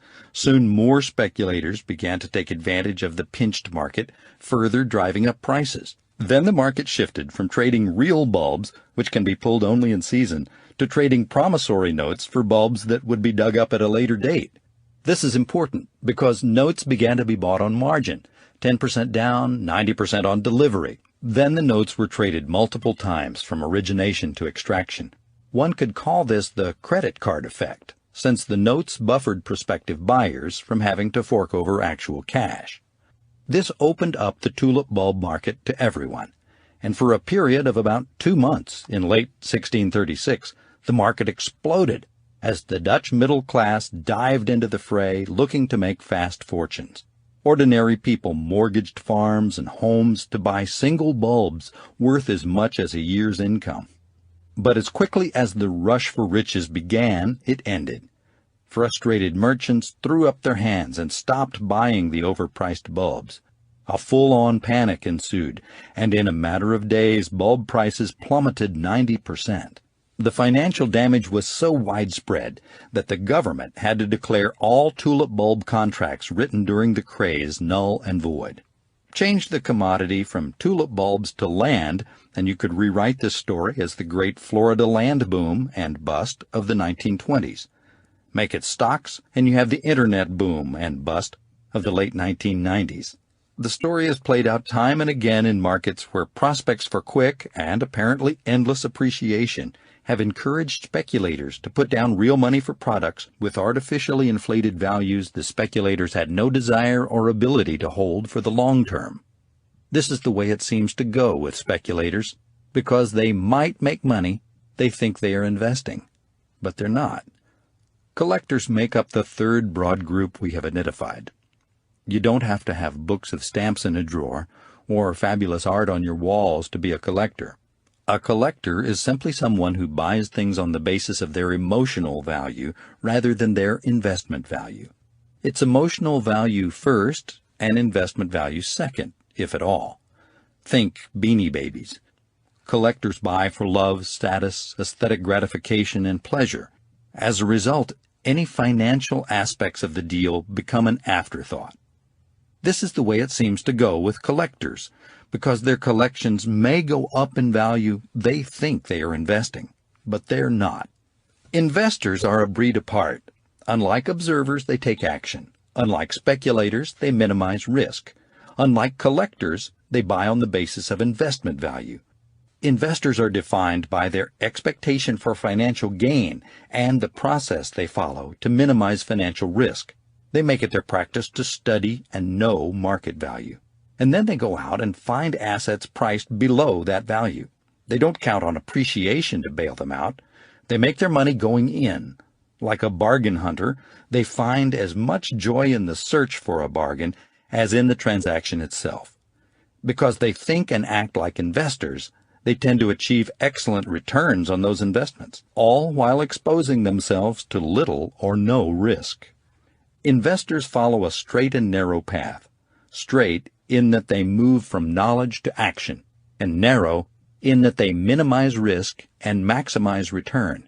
It's a way of thinking and a way of acting. This is the true north of the financial wealth builder, the investor. With a certain amount of wealth, your options also increase. One sees this with successful investors. They may move a little to the left or right of the narrow investment path, but they've earned that right. They can afford to do a little speculating to seek a greater return, or a little collecting to store some wealth. But they never stray too far, and never confuse speculating or collecting with investing. When Warren Buffett, having made his fortune, bought a corporate jet, he didn't try to hide the truth. He appropriately named it the indefensible. He could afford it. He bought it. But he couldn't justify it as an investment. May we all have the clarity of Warren Buffett. While I believe that everyone has the potential to become an investor, the truth is that not everyone will. In my experience, you can walk up to anyone and ask, "Would you like to be wealthy?" And I'm certain his or her answer will be yes. However, most people won't achieve it for the simple reason they are wishful instead of willful in their thinking. The difference makes all the difference. While the wishful enjoy the idea of big financial success, the willful enjoy the actions that lead to real financial success. Some people have a great life just in their heads, and some people just have a great life. It all comes down to how you think, and whether your thinking naturally leads you to take action. It's thinking for the sake of doing instead of just thinking for thinking's sake. Millionaire real estate investors are not the kind to get lost on the sidelines. They watch the game unfold, and as soon as they feel they understand what's going on, they dive in and play. They think action. They take action.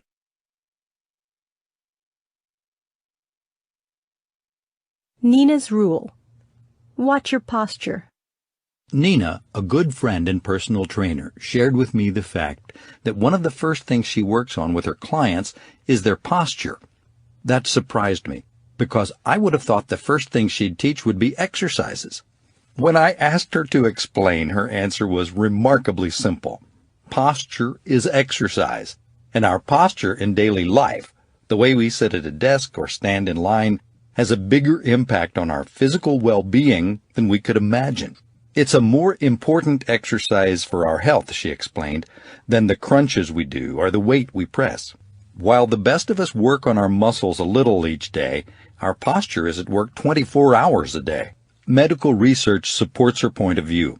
Posture has a measurable and profound impact on a person's health. The challenge is that posture is unconscious. It's a habit. Unless you're thinking about it actively, you aren't usually aware whether you've got your shoulders square and your back straight. If you just sat up in your chair after hearing that last line, welcome to the club. So Nina's first job is to ask her clients to start paying more attention to their posture. In doing so, they build stronger, healthier bodies.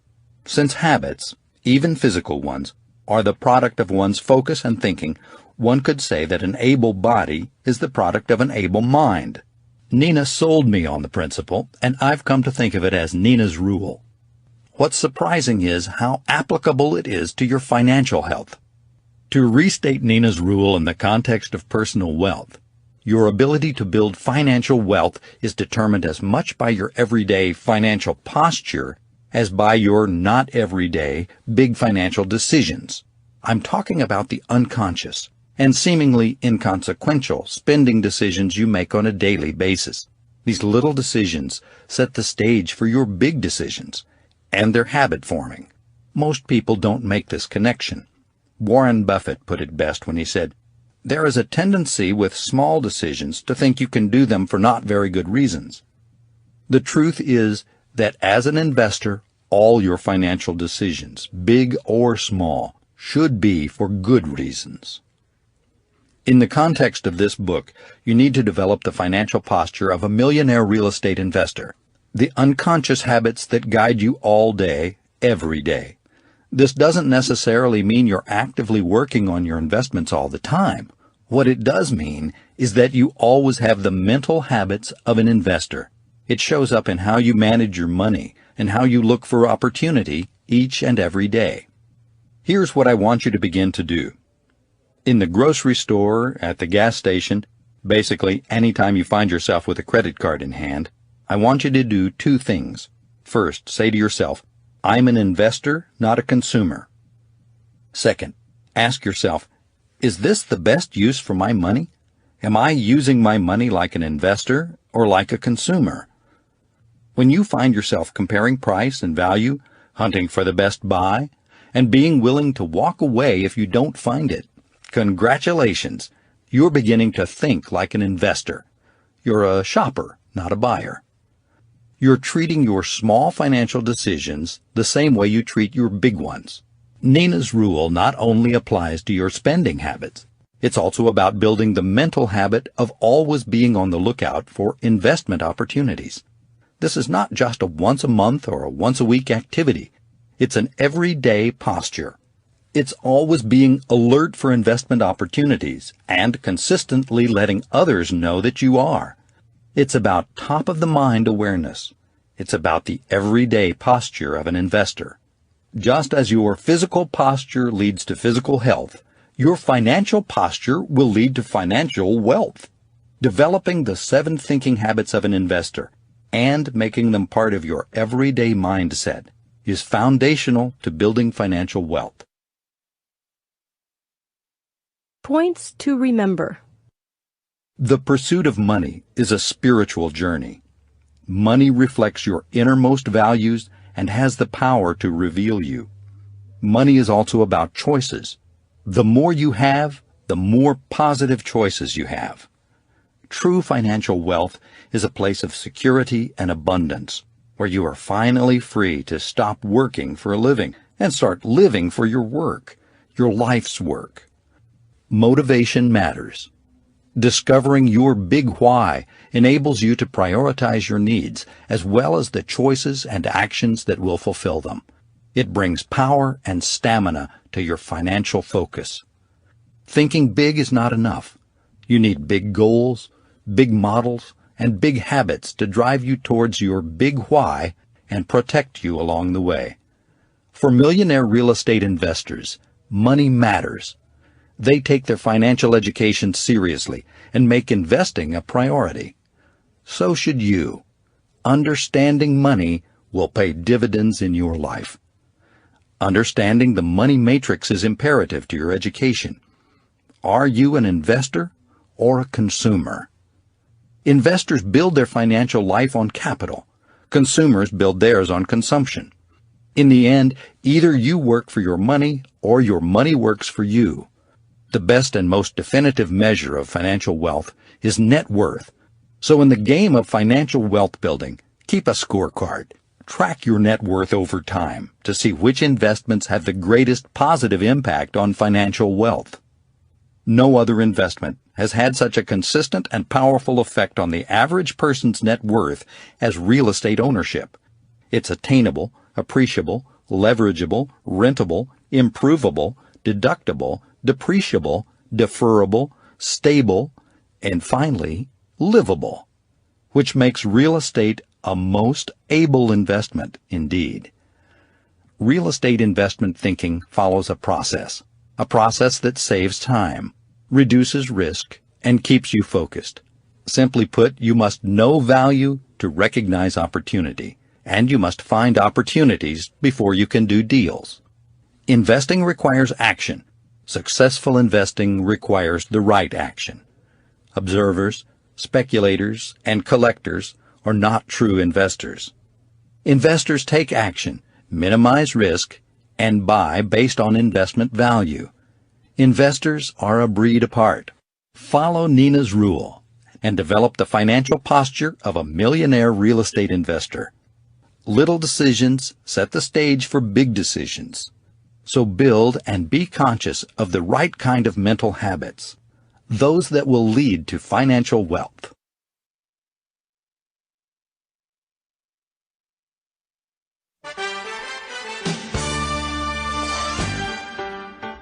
Stage 2. Buy a million. America's first millionaire. It's a little-known fact that America's first millionaire was a real estate investor. A German immigrant and the son of a butcher, he was named John Jacob Astor. In the early 1800s, Astor got rich trading in furs, tea, silk, and fine china, but that was not where his real fortune was made.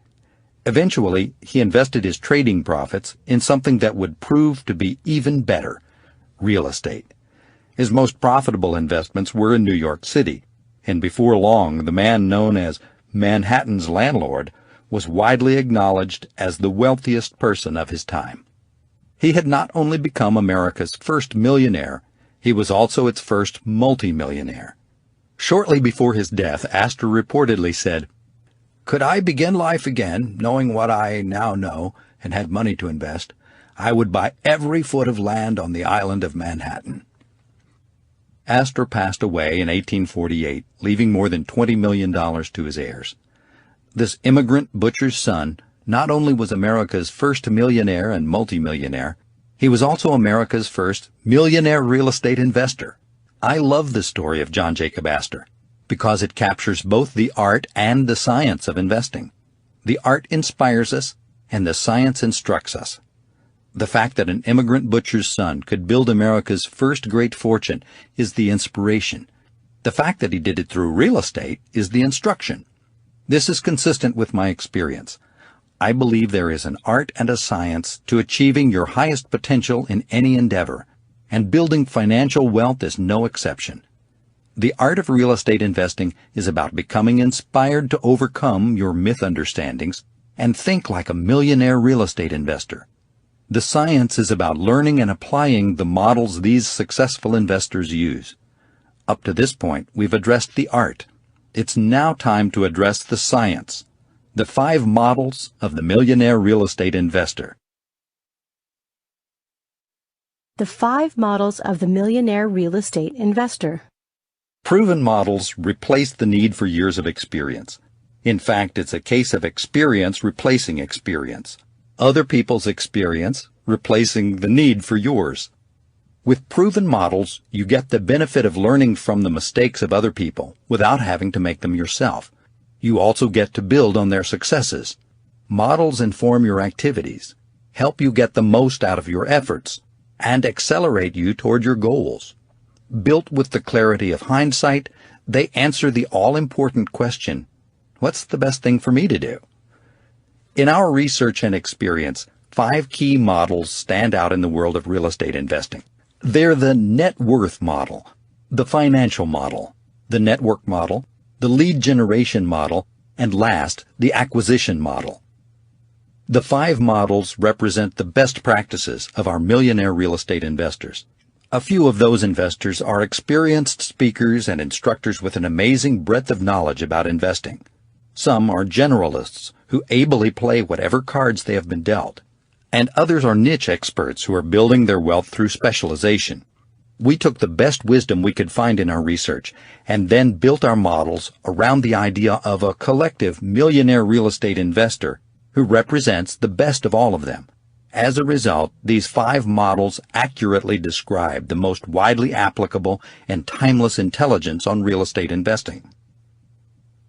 When we set out in search of these models, we were working from the idea that 2 heads are better than 1. By interviewing over 100 millionaire real estate investors, we amplified that simple truth many times over.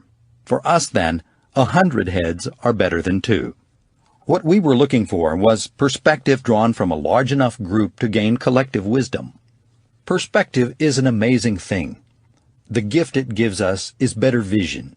The ability to see things as they are and as they are relative to everything else. Perspective gives you the full picture and clarity for your actions. It's our hope that the 5 models of the millionaire real estate investor will give you the best possible perspective and clarity to apply to your wealth-building career. As we go through the 5 models and their key areas, you'll find it extremely helpful to review the models, flowcharts, and sample worksheets provided in Part 2 on the bonus CD. The net worth model of the millionaire real estate investor. Your journey to becoming a millionaire real estate investor begins with your understanding of net worth and ends with your having a lot. Net worth is your worth in financial terms. Practically speaking, it's what you own minus what you owe, your assets minus your liabilities. The net worth model of the millionaire real estate investor is a proven plan of action for dramatically increasing your net worth over time. It's a simple 3-step process. First, learn the path of money. Second, manage a personal budget. Third, track personal net worth. For millionaire real estate investors, these steps are sacred. Their knowledge of the path of money continually reminds them that they must always make appropriate choices to maximize their returns. With this end in mind, they purposefully budget their money to maximize the amount they have to invest. Finally, after they've invested their money, they consistently measure and review the results they are getting to maximize their net worth. My aunt and uncle were the perfect examples of how anyone can follow the net worth model to financial freedom. Clem and Woody understood that their financial wealth probably wouldn't come from the modest income they earned from their barber shop in Galena Park, Texas. They worked hard doing what they loved, but they knew early on they'd need income from additional sources to fulfill their financial goals. It was very clear to them that they would have to invest and let their money go to work for them. So they started budgeting aggressively, setting aside every dollar they could for investing. I grew up around Clem and Woody, and they cut the hair of everyone in my family each month. Even as a young child, I was aware of the purposeful frugality, and that memory has stayed with me. Thanks to years of thrifty living, planned savings, and careful investing, they were ready when an investor group from Austin, Texas, came to town to invite investors to buy land at the intersection of two major highways. The research showed that this was a terrific opportunity, really a no-brainer. My aunt and uncle didn't hesitate. They had the money, understood the opportunity, liked the terms, and invested in the deal. All their hard work and prudence soon paid off. A few short years later, they were the richest people in my family. They had become millionaires, and because they kept investing, they went on to become multimillionaires. Path your money. My aunt and uncle realized that money has a path. Do you? Millionaires do. That's why they're millionaires.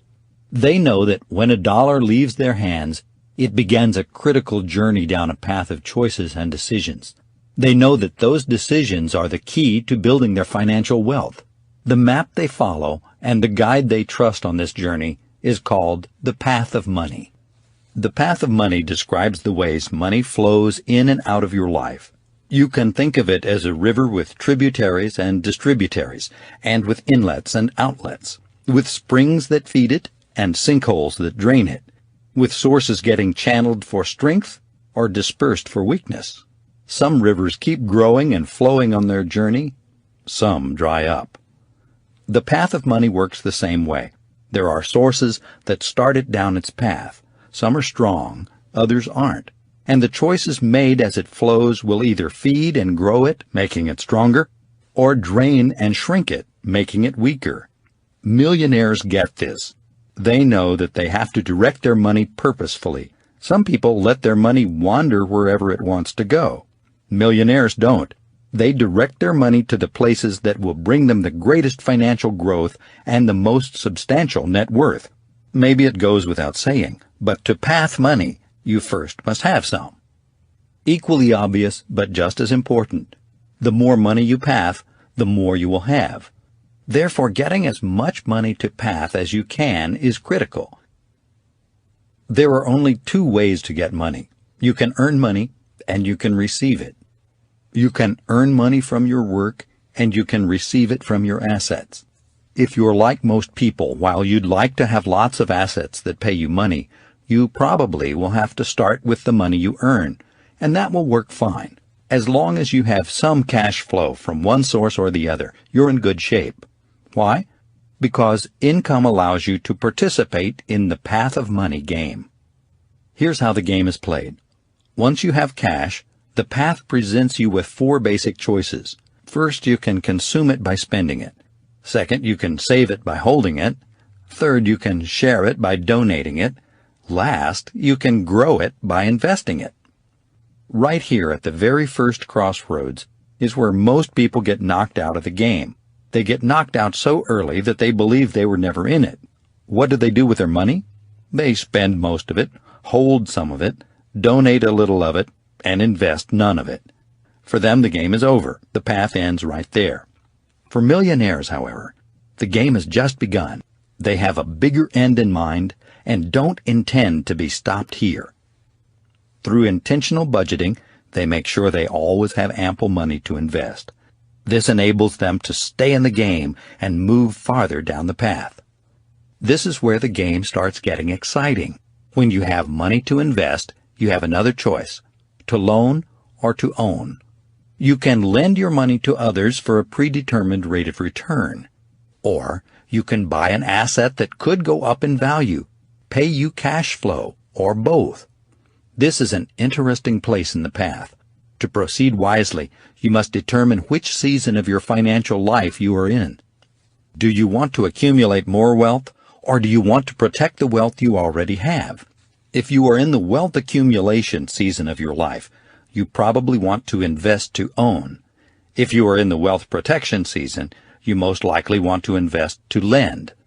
With each of these choices, there are two basic positions. You can lend or own passively, or you can lend or own actively. It's a critical set of decisions that can keep your money safe or make it soar. Millionaires know that passive lending is mainly a money preservation strategy. The rates of return they can get from passive lending are comparatively low. Why? Because they're usually guaranteed, and most of the borrowers will turn around and relend the money. When factored for inflation, passive lending usually does not lead to a significant increase in net worth. Millionaires know that active lending, in which they lend their money directly to businesses or individuals, can bring them higher rates of return than passive lending can. However, it'll require them to be able to lend significant amounts of capital, and that they typically will not get the benefit of appreciation. Institutions and mature individual investors are usually best suited to take this path. Asset ownership is on the other side of the path, and this is where big wealth is built. Millionaires know this and placed most of their investment dollars here, buying and owning assets that can appreciate and give them cash flow. But when it comes to ownership, they know that the passive options, things like stocks for businesses and real estate investment trusts for real estate, usually don't build great wealth without insider positioning or great wealth having been invested.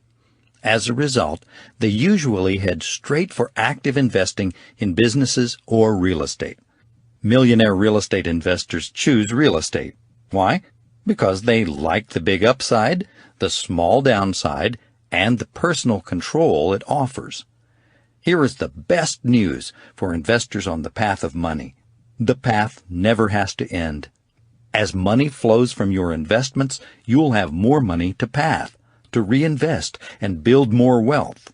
Millionaires know that at this point, the path of money can become a most rewarding, endless loop. If you want to become a millionaire real estate investor, learn the path of money game and play it. Budget your expenses. Once you learn the path of money, get on it and stay on it. For most people, this is easier said than done, because they have an undisciplined approach to spending. They usually have more month left at the end of their money. This is a problem. People can't progress along the path if they spend all their income. To achieve your financial goals, you have to have some money left over at the end of every month. There has to be something left over to invest. And the best way to assure this is to budget for it. We can thank the late 19th century economist Thorstein Veblen for coining the phrase conspicuous consumption. His study, The Theory of the Leisure Class, profiled a generation of newly rich Americans who abandoned the modesty of their Puritan forebearers in favor of an ostentatious display of wealth. Veblen described a kind of consumption snowball effect that ensues when individuals base their self-esteem on the possession of material goods. He said, "As fast as a person makes new acquisitions and becomes accustomed to the new standard of wealth, the new standard ceases to afford appreciably greater satisfaction than the earlier standard did." In other words, new stuff quickly becomes old stuff, creating the need for more new stuff. It's the 19th century version of keeping up with the Joneses. They were trapped in the financially self-destructive cycle where the spending never ends, but the joy of it does. Not a whole lot has changed. We still live in a consuming society, unrestrained and unbudgeted. Unlike the days of Veblen, we don't even need to have cash to spend it. Credit comes easy. As a result, people are willing to mortgage their financial future for the trappings of the rich today. To put this in perspective, a 2003 report by the Federal Reserve Board showed that while the median household income was just over $43,000, those households carried almost $18,700 in consumer debt. That's high-interest, unsecured debt equaling 43% of their annual income. That means even if they set aside 10% of their annual income to pay off that debt, it could take more than 7 years to do so. It's a disturbing trend that appears to be getting worse. Instead of investing to finance their future, more and more people are spending on credit to finance their lifestyle. The hard truth is this: if you have to finance your lifestyle, you can't afford it. Millionaire real estate investors understand the temptation to live for today. But because they follow the net worth model, they successfully and consistently keep their focus on their financial future. Through budgeting and thrift, they manage to live a comfortable lifestyle while investing a sizable percentage of their disposable income. After all, a little less of today could mean a whole lot more of tomorrow. Personal budgeting works. I do it. The millionaire real estate investors we interviewed do it. And you must do it too. It's the only way wealth building gets launched and maintained. Your ability to budget successfully is directly related to your ability to differentiate between discretionary spending and required spending. It's the priceless ability to distinguish between wants and needs. They are not the same. Investors can separate the two. There is no confusion. Their required spending reflects their actual needs. Consumers don't have this financial clarity. Their required spending reflects both their wants and their needs. The net result is that investors have money to invest and consumers don't. This would be a great time to look up the charts, graphs, and models relating to this subject in Part 2 of the bonus CD. You will find they really help you visualize the concepts we're about to cover. Consumers look at their monthly expenses and immediately come to the conclusion that they can't afford to invest. After all, by the time they've paid for their necessities, there doesn't seem to be anything left over for investing. Consumers often complain that they never have enough income to cover their needs when it's their spending, not their income, that's the problem. In our experience, the number one barrier to investing in real estate is a perceived lack of investment capital rather than a real one. Investors, by contrast, see it as it really is. They take an honest look at their expenses and separate the discretionary from the required. Investors know that their daily, weekly, and monthly spending decisions can add up to a lot, and they're willing to make small sacrifices today in exchange for big rewards down the road. In the end, investors see investment spending as required spending. That's why they always have money to invest. Investors want to invest, and they take every opportunity to set aside the money to do so. This is where the phrase, "pay yourself first," comes from. They take investing so seriously that they start setting aside investment funds the moment money comes into their possession. Millionaire real estate investors take this concept a step further. They pay themselves first, second, and last. They set aside money to invest before taxes, after taxes, and after all spending. Just like the legendary investor Sir John Templeton, who, when he was young, lived off just 50% of his income so that he could invest the rest, millionaires play a game to see how much money they can save for investing. They do it everywhere they can. Sacrifice can be fun when you connect it to a reward. Make no mistake about it. Just as there are big differences between a consumer and an investor, there are big differences between an investor and a millionaire investor. One of the biggest differences is the amount of money a person continually sets aside for investing. Millionaires believe in the net worth model and budget to find more money to invest. A lot more. Here's a simple and effective way to keep a personal budget and start behaving like a millionaire real estate investor. Using the sample personal budget form we've provided on the bonus CD, Figure 42 for downloading, start with your monthly income. Ideally, you're getting both earned income from your work and unearned income from your investments. We separate the two because your goal will be to increase your monthly unearned income over time. Total the two and you have your gross monthly income. Next, decide how much you will tithe to your charities or church, how much you'll save for security and reserves, how much you'll invest for the future, and last, what you'll hold back for taxes. What's left is your net spendable income. The idea is to pay yourself first by taking care of your big goals up front. Therefore, charity, security, and investing always come first. Taxes, of course, always come first because it's the law. Now it's time to figure out where your net spendable income goes each month, your expenses. Sort through your monthly bills. Now, tally how much you spend on big expenses, like housing and food, each month. Once you get a grasp of your current expenses, it will take very little time to update this form as your income and expenses change. This is where your goals meet your resolve, where you must hold yourself accountable to live within your prescribed means. In the expenses section of the personal budget worksheet, you'll notice that it's broken into 3 areas: current, required, and discretionary.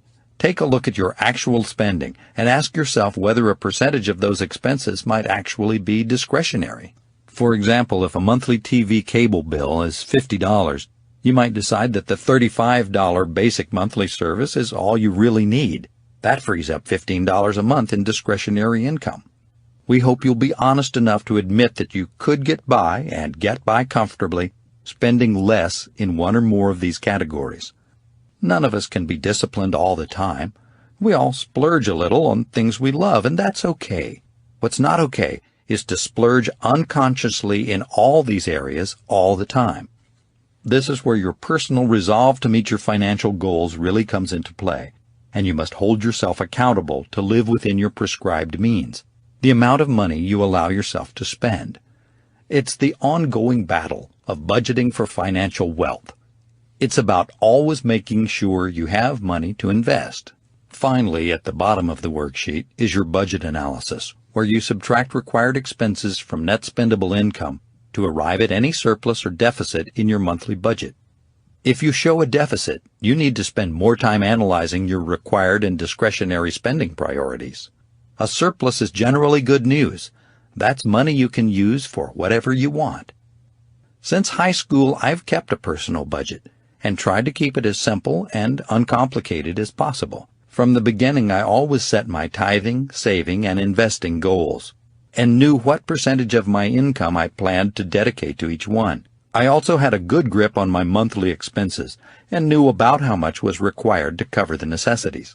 When Mary and I got married, that knowledge allowed me to take our paychecks and efficiently divide them among 3 bank accounts. One was my investing, saving, and tithing account. That's where a predetermined amount was deposited whenever we were paid. Then I would transfer to my regular checking account enough to cover our required expenses. Everything that was left over, our surplus, went into Mary's bank account to handle the unplanned expenses, and also for our fun, disposable income. But a funny thing started happening.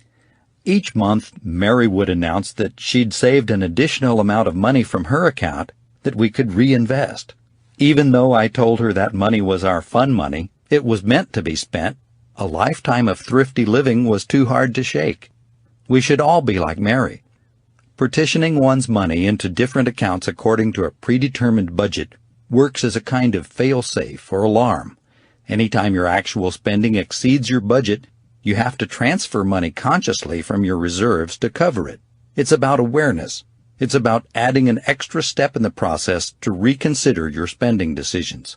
When you have to think about it, you may think better about it. The good news is that once you have a handle on this process, you don't have to think so much about your daily spending, unless you find you're running a deficit in one of your accounts. All the money that ends up in your surplus account is by definition discretionary. That money is for fun. Although many of our millionaire real estate investors probably would say investing that money is fun, ultimately the choice is yours. Track your worth. The final step in the net worth model of the millionaire real estate investor is to keep a personal balance sheet, a worksheet for tracking your net worth. The personal balance sheet is probably the greatest gift Michael gave me in our financial wealth building breakfasts. He taught me to focus on my net worth and track it over time. Michael pointed out that businesses have 3 essential financial documents that are absent in most homes: 1, a general ledger to record the details of business expenses. 2, an income statement of profit and loss, or P&L statement, for tracking income and expenses. 3, a balance sheet for a snapshot of the net worth of the business at a given time. Michael didn't advocate keeping a general ledger for my household expenses. The general ledger is where a business records all its expenses in detail. For individuals, a general ledger would involve the tedious tracking of all monthly receipts. The 2 documents Michael did advocate were the P&L and the balance sheet.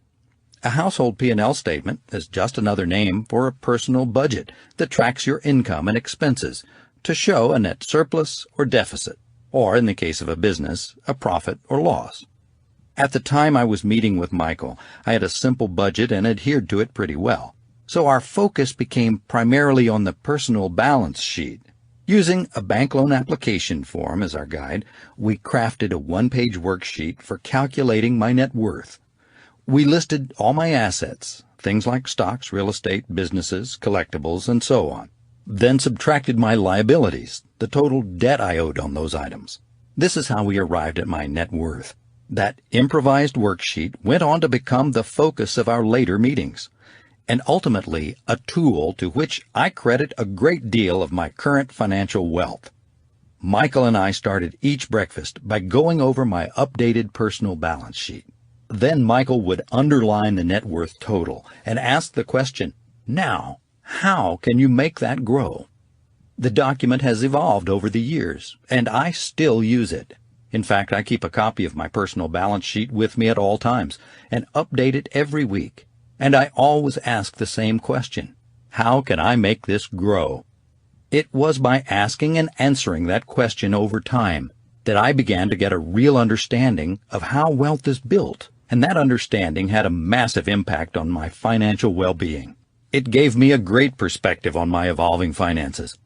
Over the years, I always knew exactly how far I'd progressed toward my financial wealth goals. I would look back at my records and calculate my year-over-year progress. And by updating the balance sheet regularly, I would track year-to-date progress.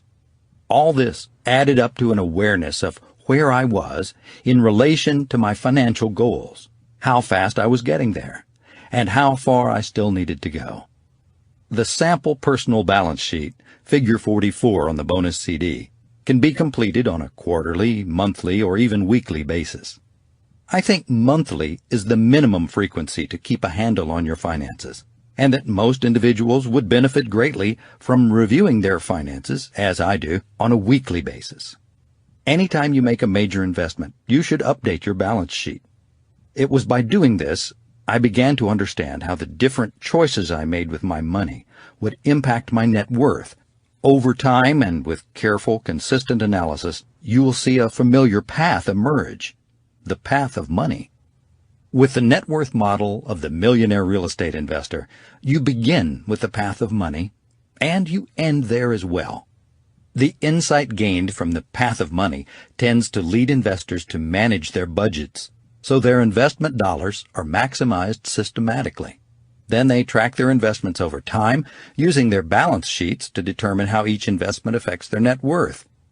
Finally, through their review and analysis of the budget sheet and investment performance, their personal path of money evolves and becomes clearer and clearer.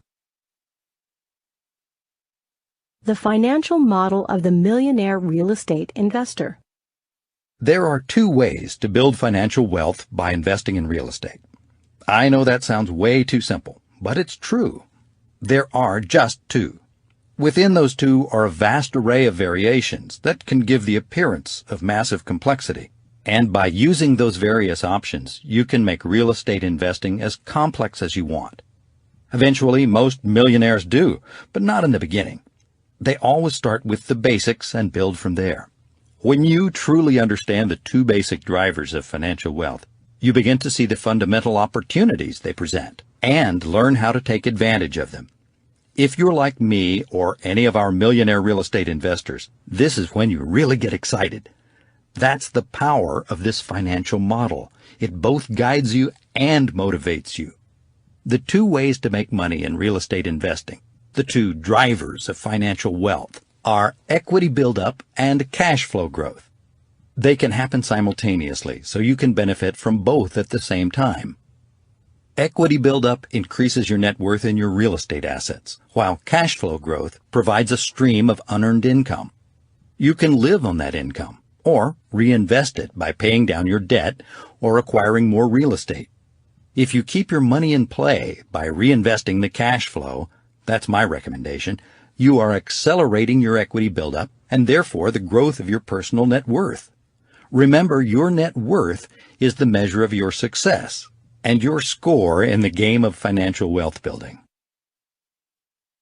Equity buildup. When you look at equity buildup closely, you'll discover that it comes from two factors: price appreciation and debt paydown. If you buy it right, which we'll clarify later on, your real estate investment will begin with a margin of equity right away. This means that your initial down payment, your investment, plus the mortgage loan or debt you incur when added together, will still be less than the price you could sell the property for, its market value. That difference is your equity in the property. Over time, as you rent the property, the two natural forces of price appreciation and debt paydown work together to increase your equity. Obviously, if the market value increases, your equity in the property goes up.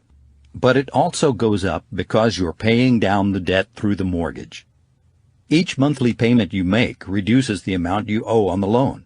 So as the mortgage debt decreases over the term of the loan, 30 years, 15 years, and so on, your equity increases consistently. Let's take a real-life look at this process.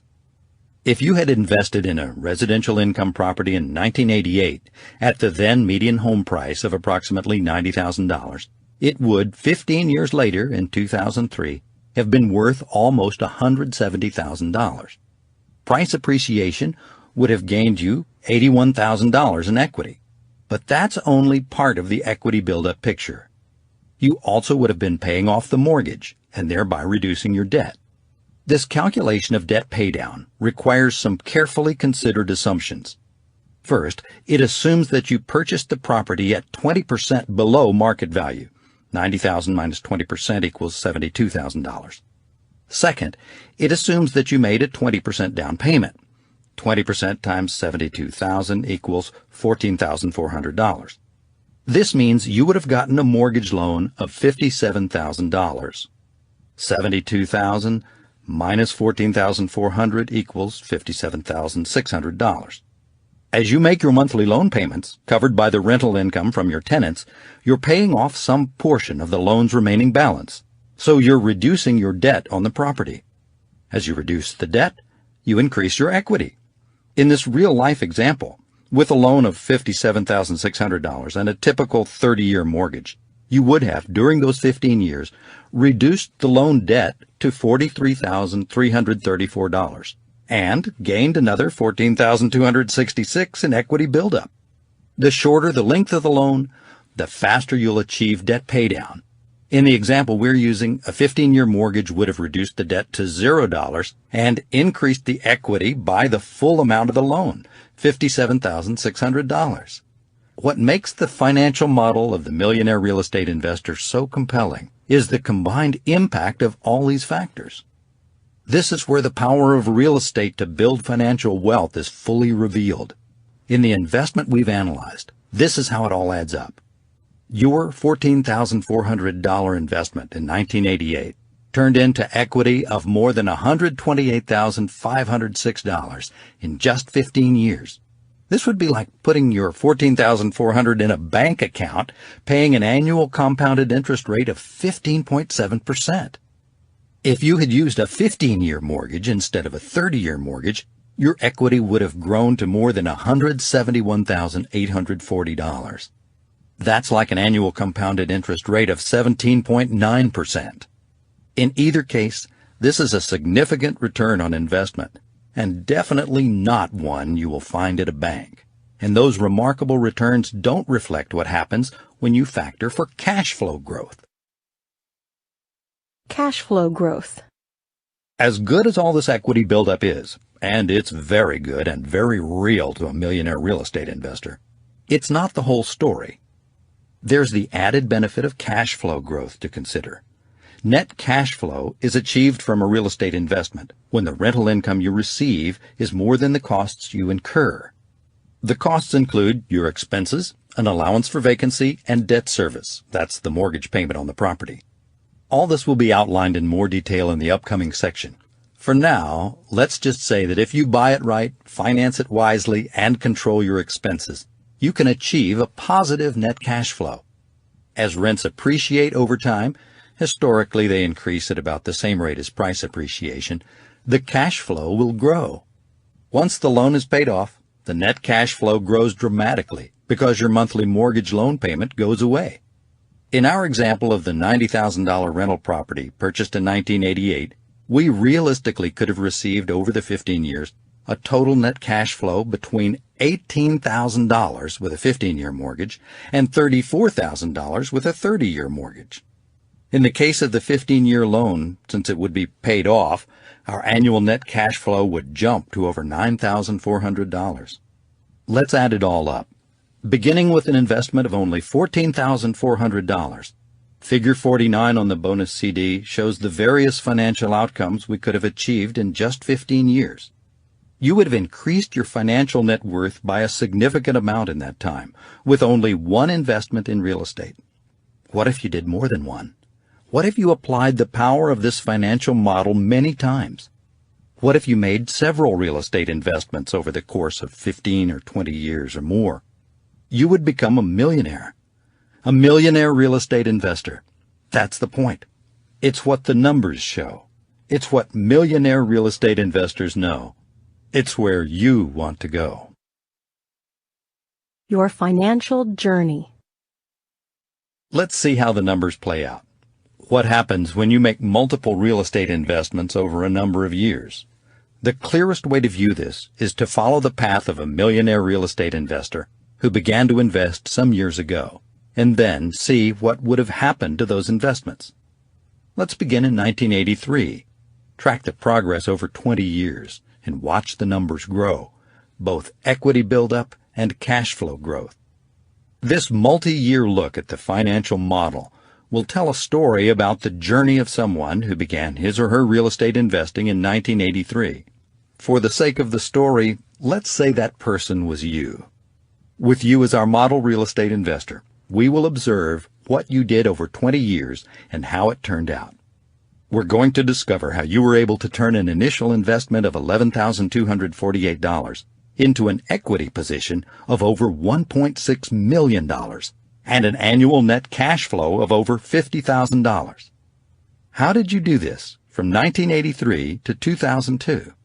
It's an intriguing and revealing story, a realistic and exciting journey of financial wealth building. It is the story of becoming a millionaire real estate investor. It all began when you followed the wise advice of your mentor to buy it right. With that advice as your guide, each of the 15 investments you made during those 20 years was in the middle of the market, at about the median home price, purchased at 20% below market value. Your first investment back in 1983 was at the U.S. median home price of $70,300. You paid $56,240 for the property, invested 20% or $11,248 as the down payment. You financed the remaining $44,992 with a 30-year mortgage loan. That became your fundamental formula. Median price, 20% discount, 20% down, and a 30-year loan. You stayed true to that proven formula for the next 20 years. You believed if real estate prices and rents appreciated at an average of about 5% a year over that time, and if you used the best available financing, historically the average interest rate of about 7.4%, then held your expenses to about 40% of your rents, your equity would build, and so would your net cash flow. In fact, you predicted that your very first investment property would, after 20 years, have a market value of over $180,000. And your equity in the property would be more than $160,000. And you were right. That is, in fact, what happened. But for you, that was only the beginning. Your mentor told you about the compounding power of making several real estate investments over time. He said it would multiply both your net worth and your passive income exponentially. So you continued to invest in real estate carefully but consistently. Being realistic and needing time to accumulate some savings, you made your second investment 2 years later in 1985. The median price had risen to $75,500. Using your formula of a 20% discount and 20% down, you acquired the property with a down payment of $12,080 and financed $48,320 with another 30-year loan. You continued implementing your real estate investment strategy by patiently saving some of your earned income, then systematically searching for the next opportunity. You made it your goal to invest in another residential income property every 2 years, buying your third property in 1987, your fourth in 89, your fifth in 91. In just 10 years, you owned 5 properties. You had invested $67,960 of your savings in 5 houses, now worth over $537,000. And your equity had built up to over $280,000. Your annual net cash flow already exceeded $6,800. More than half of what you invested in your first house. You knew you could apply that cash flow toward your next acquisition. In fact, since you had accumulated over $33,297 in net cash flow over the first 10 years, you could now, if you chose, make all your future annual purchases from that accumulated cash flow. That accumulated money, when added to your ongoing annual cash flow, would more than cover all your future down payments. Now your story really begins to get exciting. With your strong equity position and increasing annual cash flow, you began in 1993 to acquire an investment property each year for the next 10 years. Therefore, by the end of 2002, your 20th full year as a real estate investor, you owned 15 residential income properties. They have a combined market value of over $2.5 million, and you have equity buildup of over $1.6 million. You have become a millionaire real estate investor with just 15 buy-it-right acquisitions in only 20 years.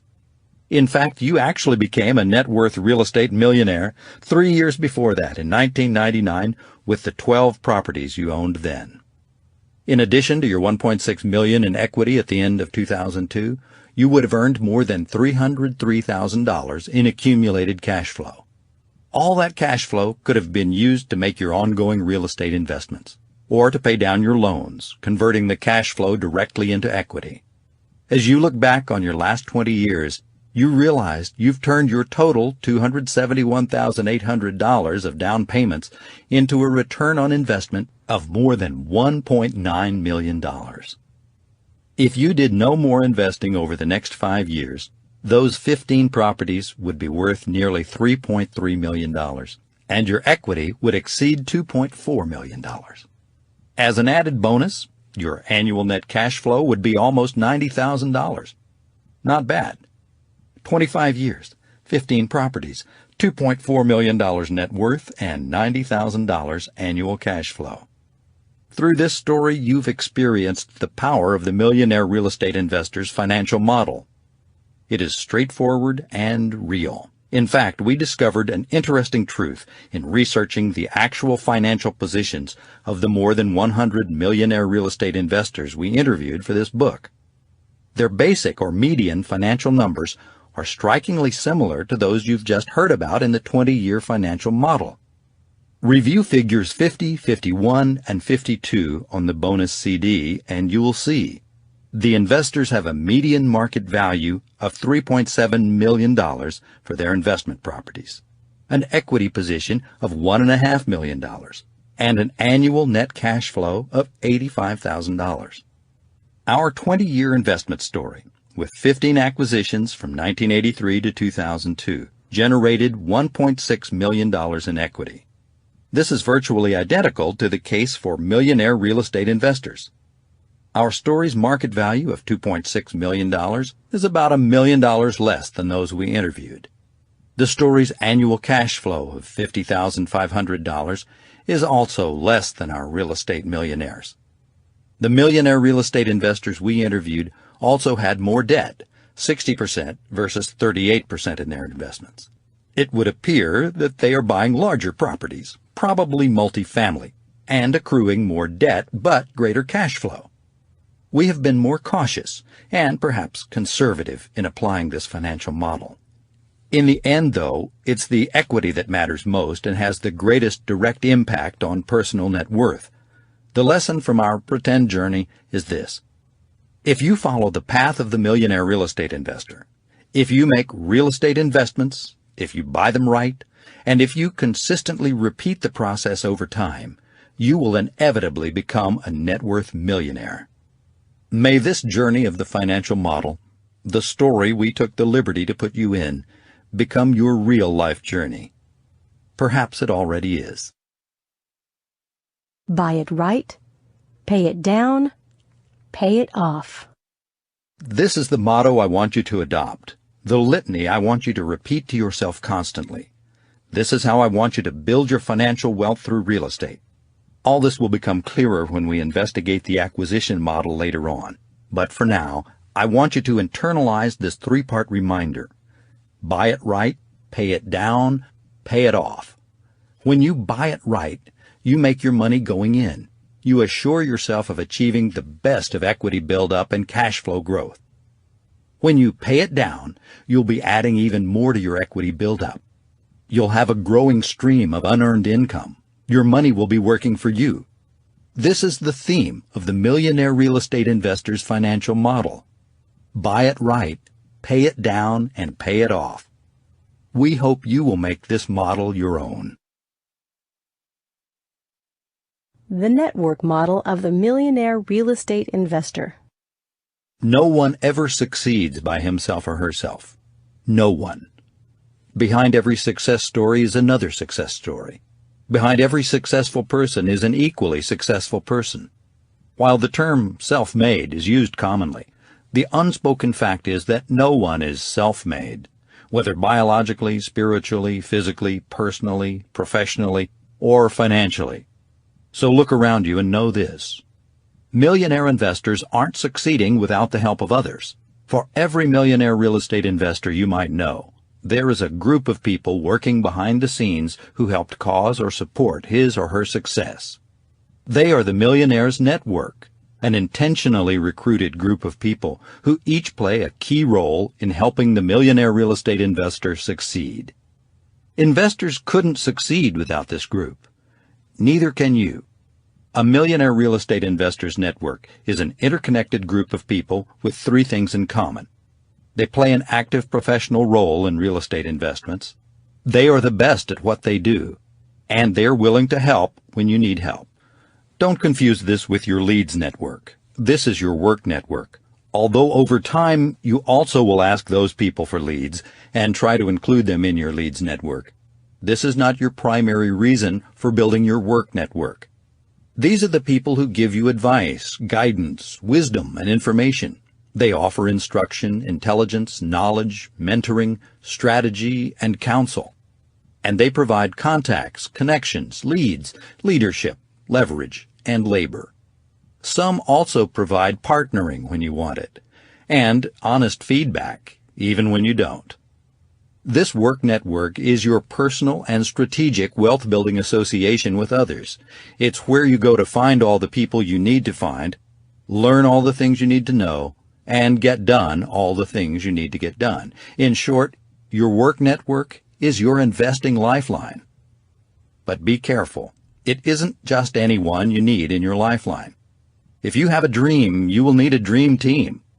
If you have a big dream, you will need a big dream team. If you have a big and powerful dream to achieve financial wealth through real estate investing, you will need a big and powerful dream team to achieve it. You need people, the right people, to help you get what you want. If you want to become a millionaire real estate investor, you must bring together a powerful group of people. A dream team who can all play the right roles at the right times so you can achieve your financial dreams. You need your own millionaire real estate investing work network. The members of your work network will help you from the beginning to end with your transactions. They will inform and advise you about what to do and what not to do. They will provide the best work at the best price in the best time. They will be there when you really need them and no later. If you don't have a work network, you'll be working alone. And if you ever need someone, you'll have to take whomever you can get at the moment.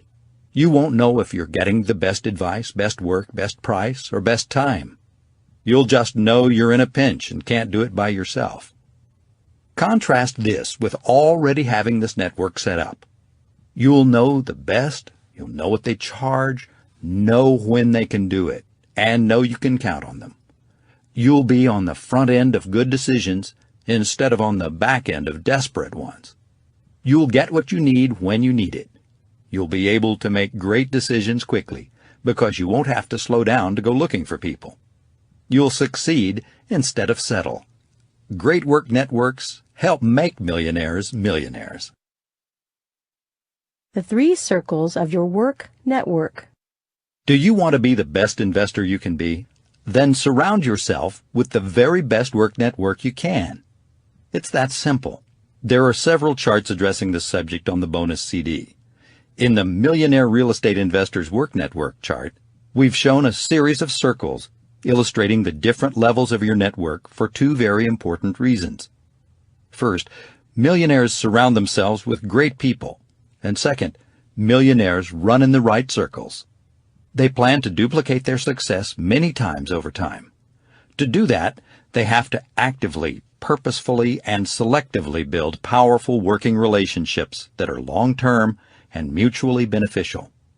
They are creating a circle of influence with themselves at the center. Millionaires don't just seek influential people, they become influential. There's a scientific reason why this works. When you're creating your own circles of influence, you're actually pulling people toward you and your goals. You're creating a true force of nature. It's called a centripetal force. The word centripetal is from Latin for center-seeking and refers to any force that directs objects toward the center of a circle. In their world, millionaire real estate investors are such a force. They intentionally attract the right people into their circles of influence and pull them in close around them. They are a center of influence. With this in mind, we want you to do 2 things. Visualize yourself surrounded by great people and start running in the right circles to attract and keep them. When you're clear about what you want your financial life to look like, you'll be clear about whom you'll need to surround yourself with and what you'll need to do to attract those people. We want you to be intentional in your work relationships and never settle. The right people in the 3 circles of your investment life will provide you with important benefits. The first is leadership and advocacy. The second, advice and management. The third, work and results. The model for building a work network is quite simple, but the positive impact on your financial success is quite profound. The lines that separate the circles in the work network chart shown on the bonus CD are not hard lines, but logical ones based on the roles people will play in your real estate investing. As a result, you will have 3 distinct groups in your work network: your inner circle, your support circle, and your service circle. Your inner circle. Leadership and advocacy. Your inner circle is composed of the key people who absolutely and truly care about your financial success. No ifs, ands, or buts about it. They are committed to you. These are the people closest to you, the select group you trust the most. All of them should have more investment knowledge, experience, and success than you have, and be willing to mentor and guide you. Think of them as your informal board of directors for wealth building and real estate investment decisions, your own personal millionaire masterminds. What separates the members of your inner circle from everyone else is not what they do for you professionally, but what they do for you personally. If you don't know what to do, they'll tell you or find someone who can. If you need help, they'll provide it or connect you with someone who will. If you need a partner, they'll become one or find one. This willingness to go out of their way to provide you with leadership and advocacy pulls them close to you, into your inner circle. While they also might be in your support or service circle because of their professions, it's their active role in your personal investing success that makes them special. For example, they may be contractors, property managers, or real estate agents, but now, for you, they're that and more. They are your mentors, consultants, and partners, and you will touch them at least once a month. Your support circle. Advice and management. Your support circle is composed of the key fiduciary people in your real estate investment life. As fiduciaries, they're always looking out for your best interest. They are the professionals you rely on to advise you on both the details of specific transactions and the people you will need to complete them. If need be, they will even contract and manage some of those relationships for you. They are the real estate agents, lenders, accountants, and others who are brought in on every opportunity in an important way, and they are key to almost every transaction in some way. These are your transaction advisors and managers, your transactioneers. Think of your support circle as investment company executives who are not on the payroll. They have the ability to manage any of the transaction pieces for you, and if need be, can manage all of them. For example, your contractor may refer a landscaper to you or hire one for you. Your real estate agent may connect you with a property manager or provide one as a service. It is the businesses they are in that will determine their primary role in the transaction. Your support circle forms the foundation of the professional team you rely on, and you touch these people on every transaction. Your service circle. Work and results. Your service circle is composed of specialized independent contractors and freelancers. These service providers will perform specific functions for a particular property or transaction. They are the inspectors, electricians, painters, and others you may need, depending on the situation. But their scope is limited. What they touch in a transaction usually is confined to what they specifically do, or the special service they provide. You will personally direct them in the work they do, or your support team will manage them. In the end, the details of the transaction will dictate which service professionals you will need. These are the foot soldiers on the front line of your wealth building, and you cannot succeed without them. They are the skilled professionals who physically touch the transaction and investment. Remember, what they do, how well they do it, how fast they do it, and what they charge for doing it can make or break any deal. Your service circle provides the specific work you need for any particular situation, and you will touch these people whenever their services are required. Working your work network. One of the biggest challenges for most investors is knowing when to ask for help. Most wait until they actually need it, and as a result, end up taking the help that they can get instead of the help they need. This is what separates millionaires from everyone else. Millionaires don't wait. In fact, they understand this issue so well that they make getting into relationships with the right people before they need them their number one priority. Working with this network is the easy part. Finding the right people and building it are not so easy. It's not that it's actually hard. It's that it will take time. If you intend to be very successful, only very successful individuals will qualify to be in your work network. That's why it takes time. You'll have to turn over a lot of stones to find your network treasures.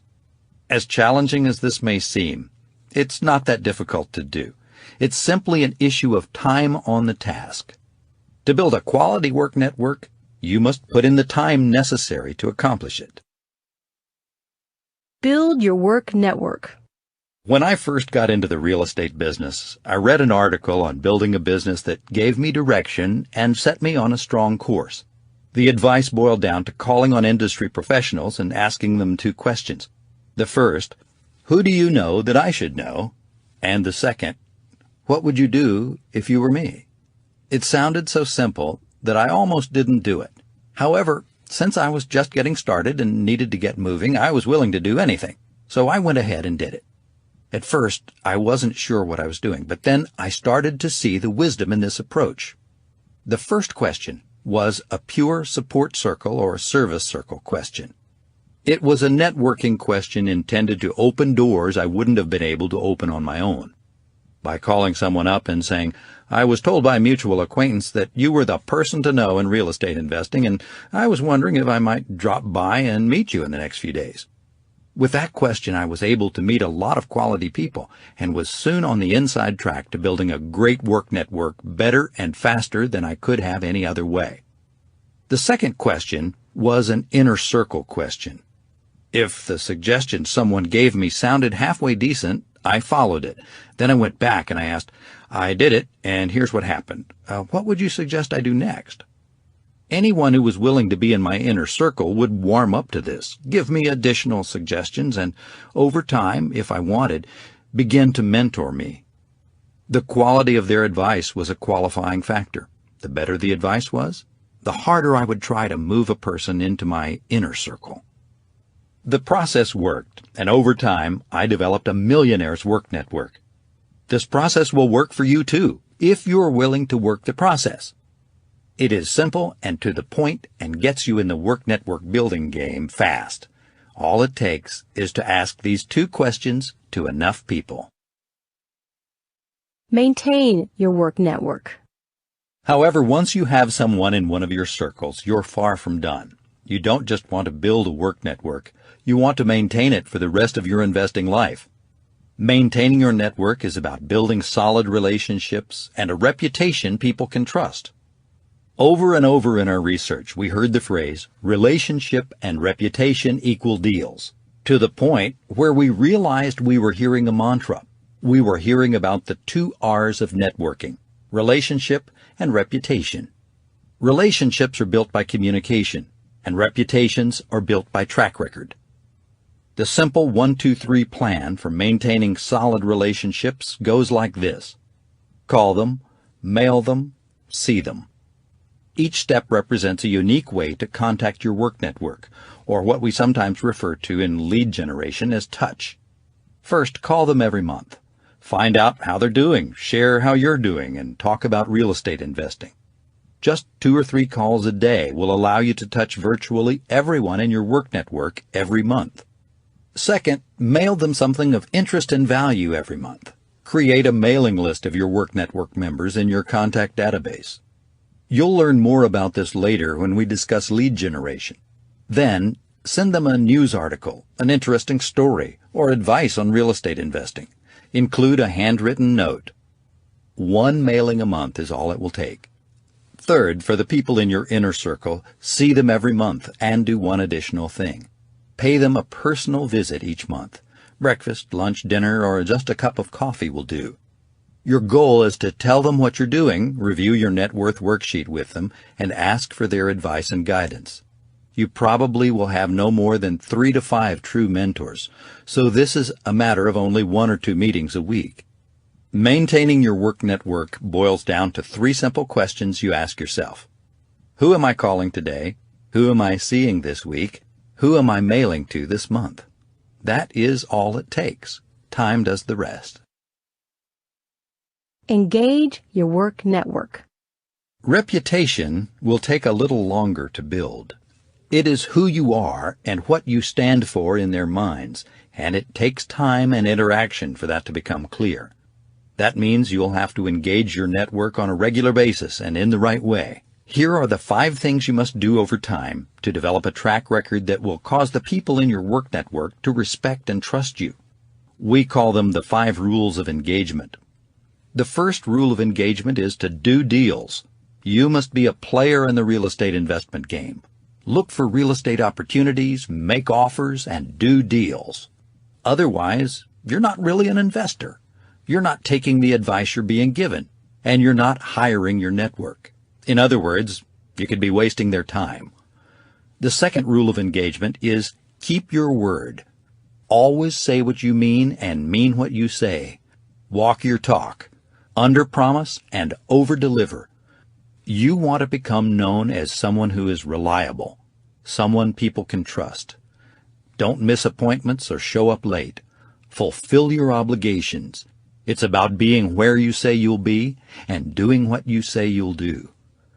The third rule of engagement is not to talk bad about anyone. This is about keeping your negative thoughts about others to yourself.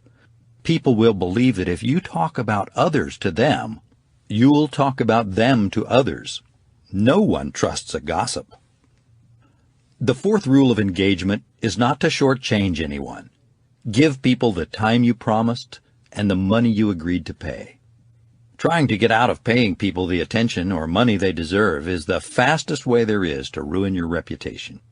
The fifth rule of engagement is to refer business to your work network. Go out of your way to get others to use your work network. The quickest way to show you trust and care about people is to recommend them to others. When you refer members of your network to others, you're building their businesses and sending them a powerful message. You will engage the different circles of your network at different times. Your inner circle, your mentors, consultants, and partners, accounts for your most valued working relationships. You'll see these people every month, whether you have ongoing work or not. These are the individuals who help set your vision, your goals, and your strategies for achieving them. Those in your support circle are called into action with almost every transaction. These professionals will provide invaluable service and advice in the course of working out a deal. Your service circle is engaged on an as-needed basis. Every transaction will be different and will dictate the qualified specialists you'll need. Working with these individuals will solidify your reputation and over time deepen these relationships. To achieve your personal financial dreams, you'll need to surround yourself with mentors, support advisors, and service providers who match your financial dreams. The lead generation model of the Millionaire Real Estate Investor. Probably the most common question on the tip of every new investor's tongue is, now that I'm ready to invest, how do I find great investment properties? The lead generation model of the Millionaire Real Estate Investor answers that question. Without leads, prospective properties that look like great opportunities, your investment plan can't be accomplished. To be successful, you need leads, lots of them. In fact, the more the better. With more leads, you get more opportunities, and with more opportunities, you get to pick the very best among them. This is what millionaires do. They get the most leads, and as a result, get the best properties. You could say it's quantity of opportunities first, and quality of picks second. This is why millionaires take lead generation seriously and take it big. They know that finding great investment properties is a numbers game, and that the quality is in the quantity. Finding investment properties isn't easy, but it isn't complicated either. It's about knowing what you're looking for and looking for it. Often investors aren't clear enough about what they want to find and so aren't sure how to find it. Or worse, this lack of clarity leads them to find the wrong property and mistake it for the right one. This is where the lead generation model of the Millionaire Real Estate Investor comes in. It bridges the gap between your investment goals and the investment properties that will help you achieve them. It not only will inform your property search, but also power it. A lot of people confuse doing the wrong thing with bad luck. The lead generation model shows you how to prospect and market for investments leads, and is one of the main ways you can take luck out of the investment game. The 4 key areas of your lead generation model. The Millionaire Real Estate Investor's lead generation model is built around 4 core questions. Number 1, what am I looking for? Number 2, who can help me find it? 3, how will I find the property or people connected to it? And the 4th, which properties are the real opportunities? When you can answer these 4 questions and take action, you're well on the way to doing deals. Again, if you'll refer to the bonus CD mentioned before, you'll find charts and graphs that visually convey these. Question number 1. What am I looking for?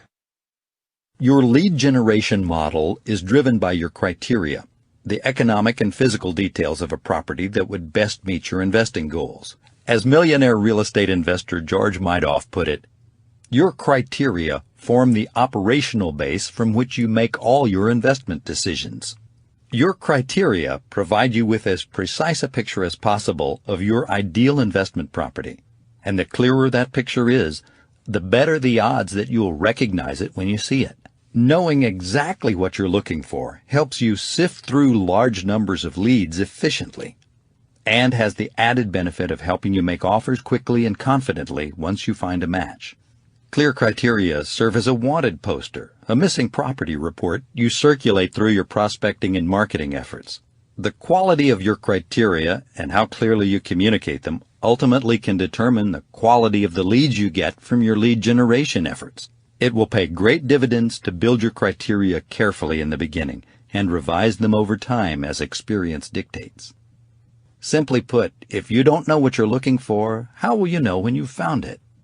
Maybe even more important, how will someone help you find it? It's easy to say you're looking for undervalued properties that will appreciate and cash flow. But what does that really mean? It's the difference between saying you're looking for an investment property and saying that you're looking for a well-kept 3-bedroom, 2-bath, single-story brick house with a 2-car garage that was built in the last 10 years and that can be bought below market value. If you're going to invest in real estate, you need to be clear about what you want to invest in. That's your criteria. Having no criteria leads you anywhere and everywhere, but in the end leaves you nowhere. Having criteria leads you where you want to go. Having specific criteria allows you to narrow your search and develop expertise about the kinds of property you want to invest in. Millionaire real estate investors have clearly defined criteria. In fact, they have 2 sets of criteria: what they will consider and what they will buy. The first is somewhat general. The second is very specific. The great thing about your criteria for what you'll consider is that you can use them to narrow your search in 2 different ways. You can put them at the front end of your lead generation, thereby receiving fewer but better leads, or put them at the back end and thereby receive more leads but of lesser quality. Either way will work, so experiment to see which works best for you. In the first instance, your what you'll consider criteria serve as your filter on the front end. In the second, those criteria serve as your filter on the back end. Here is where your criteria for what you'll buy kick in.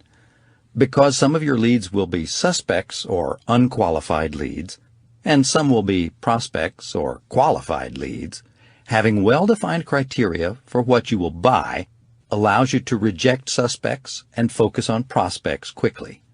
You will learn that working with suspects instead of prospects costs time and money and for the most part is not very productive. So your lead generation, in the end, must include a qualification and elimination process. And that's what your what you'll buy criteria will do for you. It filters and eliminates the suspects and identifies and qualifies the prospects.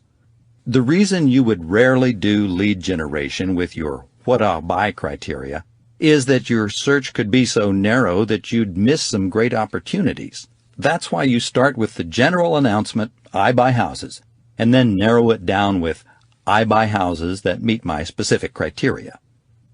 This sorting process is one of the best ways to develop expertise in the kinds of properties you've targeted. Every property you see, every suspect you eliminate, every prospect you investigate, and every deal you ultimately make increases your knowledge and refines your criteria. You might even say, the deal is in the details. There are 7 major categories you must make decisions about to define your investment property criteria. They are location, type, economic, condition, construction, features, and amenities.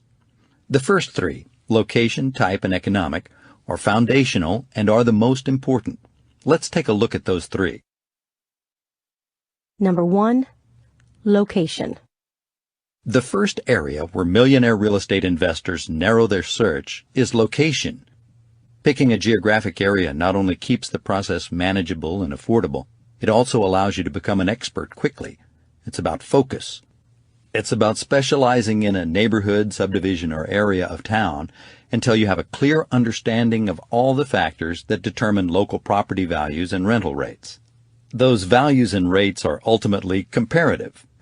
If an area consists primarily of single-family brick homes with 3 bedrooms and 2 baths, it's important to know if a house with 2 bedrooms and 1 bath with siding tends to sell or rent for less.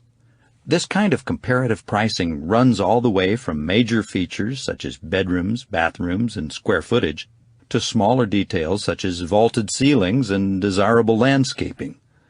Picking an area helps you master this information more quickly so that you can make informed decisions about the properties you find there. The physical location may be one of the most important factors in the value of a home. To put it plainly, the average home in a great neighborhood almost always commands a higher price than does an identical home in a less desirable area. Location, location, location is the oldest cliche in the real estate book, but it remains valid. Don't ever forget it or get tired of saying it, because location is the one thing about any property that is impossible to duplicate. Location is what gives each piece of real estate its true uniqueness. For the Millionaire Real Estate Investor, finding a great location is a process of zeroing in. Obviously, you need to start with a great country that allows for and supports property ownership. From there, you take a great city that isn't completely overbuilt and has growing economic prospects. Then start looking for real estate. You're looking for desirable and emerging neighborhoods or communities. Historically, these tend to be the areas close to work, retail, and recreational centers that either have established reputations for great quality of life and great schools, or are emerging. Transitional neighborhoods on the rise can be ideal for investors. It can be very hard to find opportunities in established neighborhoods because everyone wants to live there, and so prices tend to get pushed up. But in transitional neighborhoods, homes are often overlooked and undervalued.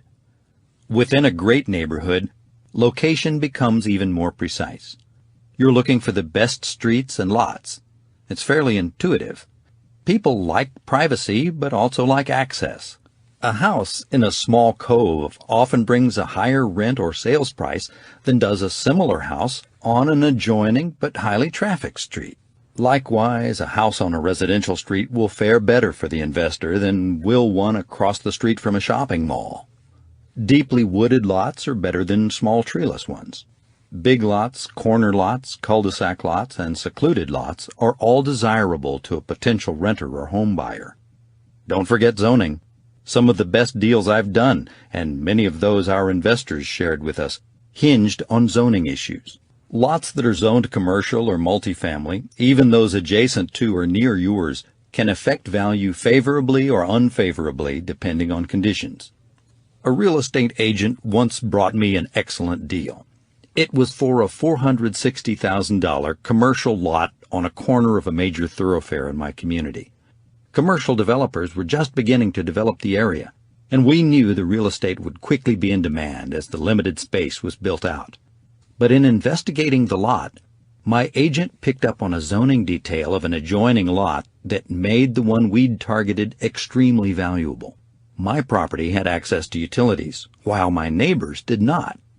The current owner had more real estate than he could afford to hold, and to keep the rest, he needed to sell this property quickly. We bought it and began negotiating with the owner of the adjoining lot to trade access to my utilities for some of his land.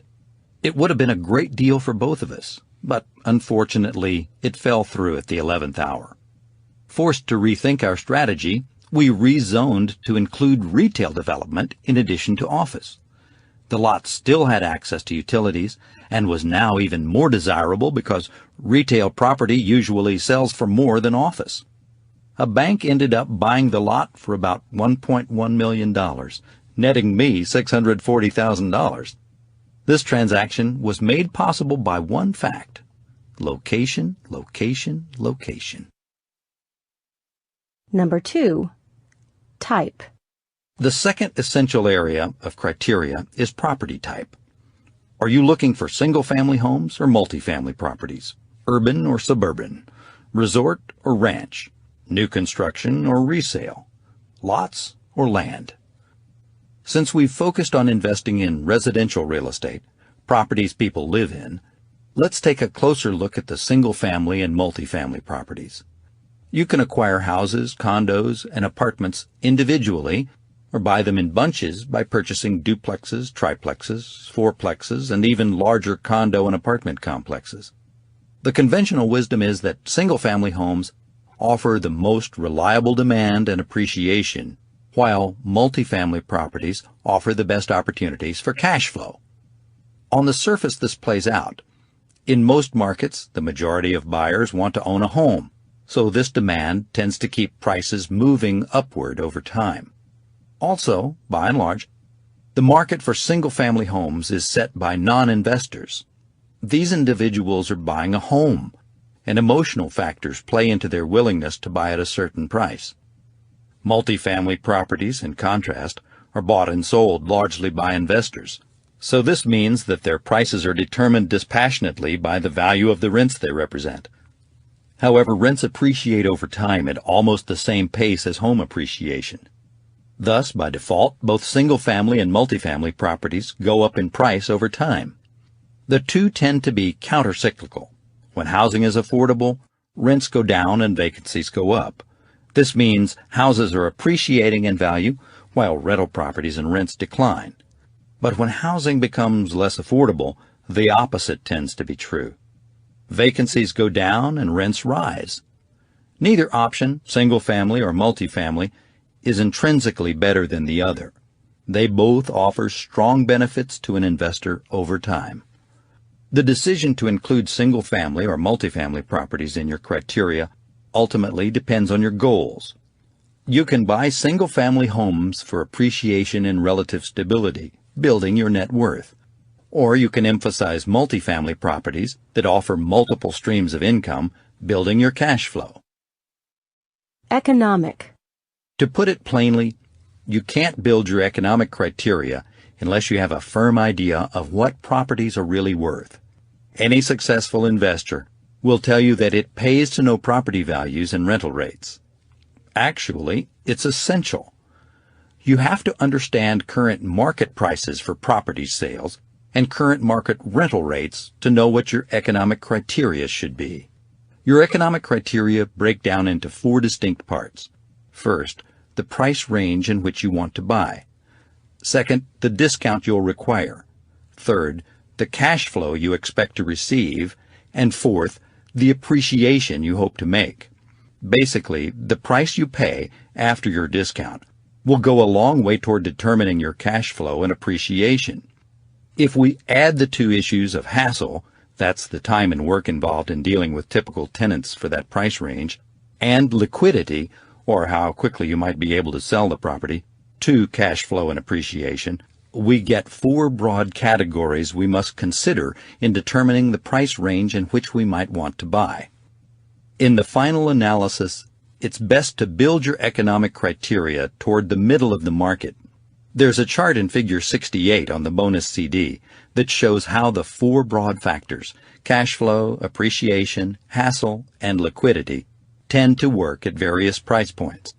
Our research shows that the best combination of these 4 factors, the sweet spot, if you will, lies on the low end of the middle of any market. That's where the great deals are found and made. Cash flow can be best at the low end of the market, but these properties can represent the most work for investors, don't tend to appreciate as well, and aren't as liquid. High-end properties tend to appreciate well, but their cash flow is usually the worst. It takes longer to sell them, and so their liquidity factor is low. And because of the expectations of typical high-end renters and buyers, they can represent a hassle for the investor. Especially in the beginning, we'd advise taking the solid cash flow, strong appreciation, and low hassle offered by mid-market properties. It's about identifying these bread-and-butter properties in your chosen location. In general, it's best to be where the largest market is, and generally speaking, the majority of renters and buyers will be in the averaged price properties. In this market segment, larger numbers of renters and buyers can increase demand and drive appreciation. You're playing the averages to have the greatest odds for success. With your location and property type in hand, spend some time getting to know property values and rental rates.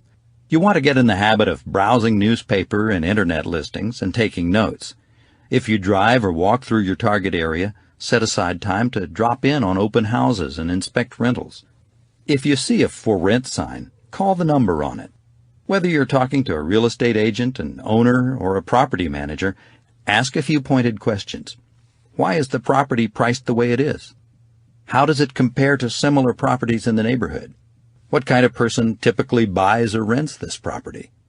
The more you research, inspect, and ask questions about the properties in your target area, the better your understanding of value will be, and the easier it will be to formulate your economic criteria. For millionaire real estate investors, this criteria building process begins with determining their foundational criteria of location, type, and economic. And it doesn't end there. Let's turn our attention to the millionaire real estate investor's criteria. A copy of the worksheet can be found on the bonus CD. This worksheet is designed to walk you through the thought process of building your criteria from beginning to end. By checking the categories and filling in the blanks in the 7 principal areas, you should get a tight bullet point description of your ideal real estate investment opportunity. Location is the first principal area in determining your criteria. There are subcategories under location that are meant to be reminders to investigate all the particulars of your prospective location. For example, are there favorable rental laws there? Does the neighborhood have a great school that will attract families year after year? What's the crime rate? Do work, retail, and recreational centers nearby make the property more marketable? Only by bearing in mind these many factors can you make an informed decision about location. And in the process of considering them, you'll also develop a great sense of who your eventual renter or buyer might be. Remember that real estate is always, ultimately, a game of local comparative values. So the location you choose and the selections you make will affect the number of opportunities available to you and their relative value as investments. The second area of your criteria concerns the type of property. Do you want to invest in urban or rural properties? New construction or resale properties? These are broad classifications that can dictate the overall nature of the property. This is also where you decide whether your properties will be single-family or multifamily or even vacant lots. Your economic criteria are next. The first and most obvious subcategory here is price range. You'll need to evaluate your buying power and pick a price point you can afford. Moreover, you'll need to be financially positioned to act quickly when properties become available. So you'll want to stay within your current cash and financing means. When you buy a property, you have 2 choices to make regarding the price. You can buy at market price and expect the price to rise, or buy at a discount and have the option of later selling at current market prices or higher. Millionaires look for properties they believe will appreciate at above average rates and then buy them at a discount. The discount is important because it represents built-in profit and equity. It's how you make your money going in. Successful investors label this their margin of safety and consider any investment without it to be speculative. Experienced investors assign a value to the work of acquiring an investment property, either as a percentage or as a dollar value. For example, they may not acquire a property if they can't reasonably expect 20 to 30% or $20,000 to $30,000 for higher price points of built-in profit by buying it at a discount. Others set the bar higher or lower depending on their personal financial goals. How much cash flow you seek works the same way. How much monthly cash flow do you need to achieve from a property to make it worth your while? For some, a single dollar is enough because they don't currently need the income or are focused on appreciation. Others won't accept less than $200 or more each month per rental unit. In the end, how much discount or cash flow you expect to achieve will be a factor in what you've experienced up to that point. Millionaire real estate investor Carlos Rivero discovered a formula for maximizing his rents by making his properties available to government rental assistance programs. Having found a way to achieve $500 a month in positive cash flow, and having duplicated that success, he won't settle for anything less. The condition of the property is the 4th principal area of your criteria. Answers to the following questions can have a significant impact on your profit or loss. For example, how much cash will you need to make any repairs? Or how long will it take to put the property in rentable or sellable condition? And for big projects, how much risk is involved? Ideally, you want to find a discounted property that needs no repair, but that is quite rare. Generally, discounts come from fixing other people's problems. The seller doesn't have the cash, the time, or the inclination to handle the repairs and then put the property up for sale at a higher asking price. That's where the investor comes in. While we'll discuss this in detail later on in the section on the acquisition model, a general rule is that the more repairs a property requires, the greater the discount is. Major cosmetic repairs, such as updating kitchens, bathrooms, and appliances, can net investors big returns if they're willing to tackle them. Structural repairs, such as fixing a bad foundation, bring the biggest discounts, but also entail risk. When you start moving or adding walls, there are often unpleasant discoveries, like finding dated or dangerous wiring, or collateral damage, say broken pipes, that will cost you time and profits. We recommend that beginning investors start with properties that will require only minor repairs, unless they have significant construction experience. As part of their research for this book, I encouraged the rest of our writing team to buy, improve, and sell an investment house using the Millionaire models and worksheets. Through the seller disclosure and on-site inspections, Dave, Jay, and our researcher Heather learned that the property had a bad foundation and needed major cosmetic repairs. Everything went by the numbers, and their cost estimates were within 2% of the actual expenses, except for one big problem. During the foundation repairs, the main sewer line was broken about 20 feet under the slab. That amounted to a repair bill of over $10,000 as workers had to hammer through the slab to repair the line. That surprise expense added more than a month to their holding costs and cut their profits substantially. But, and this is very important, because they were able to purchase the property at a deep discount by strictly following the models, they still earned a profit from their investment. Bob Guest, a local millionaire real estate investor who advised them on the property, remarked that they had the good fortune of having their education paid for by the property. He was absolutely right.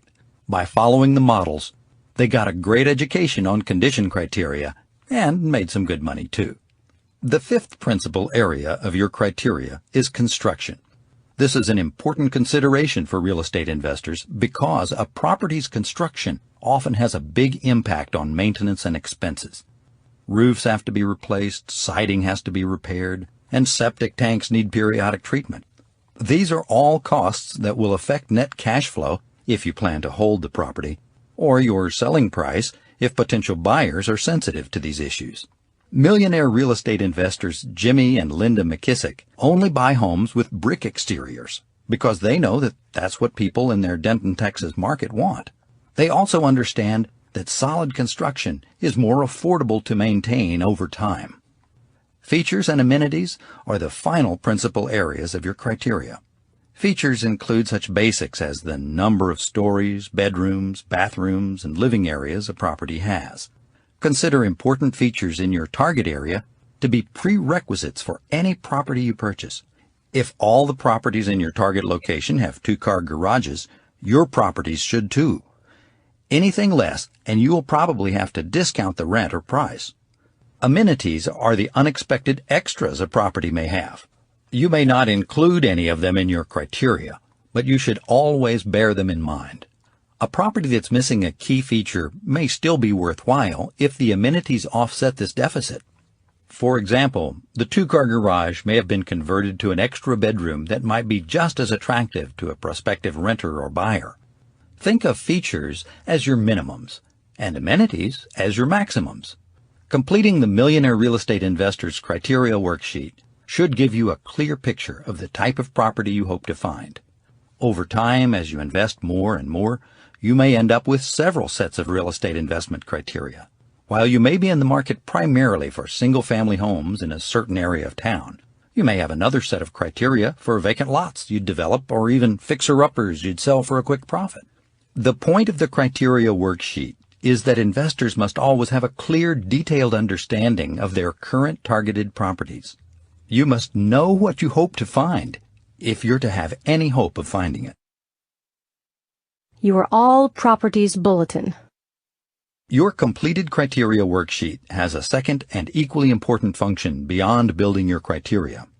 Once completed, the form provides a template for your All Properties Bulletin, or APB. Your APB is a script. It's the basic description of the real estate investment for which you'll be prospecting and marketing or lead generation. For example, if you pulled out only the categories you completed, your APB might go something like this. I need your help. I'm looking for 2-bedroom, 2-bathroom duplexes, priced between $125,000 and $150,000. Ideally, I'd like them to be close to downtown off Opportunity Square or on the main bus line in Overlook Hills. I don't mind some cosmetic repairs, but nothing serious. I prefer brick construction if possible, and it would be great if there were a privacy fence. Please let me know if you see any properties that meet that description. If you're communicating this to an investment partner, scout, or real estate agent, you might consider including your discount and cash flow criteria, because that person, most likely, will be qualified to estimate those details when looking for opportunities to tell you about. Criteria are unique to each investor and each market.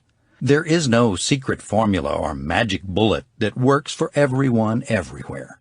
Real estate investing is a limited supply game within any price range, because there are only so many undervalued properties in any market at any given time. The competition can be fierce. Supply and demand always dictate price and value. And when too many investors seek the same kinds of properties in a market, it can be very difficult to find opportunities that are not already spoken for. As a result, we've observed that millionaire real estate investors tend to specialize in a niche, a narrowly defined set of criteria that they can learn well and identify fast. They niche to get rich. They master a set of specific criteria and work them relentlessly. That's why there are investors who specialize in single-family, multifamily, land, new homes, rehabs, foreclosures, REOs, and many, many more. By the way, REOs are those foreclosures reclaimed by the bank and named for their row on the bank's P&L statement as real estate owned.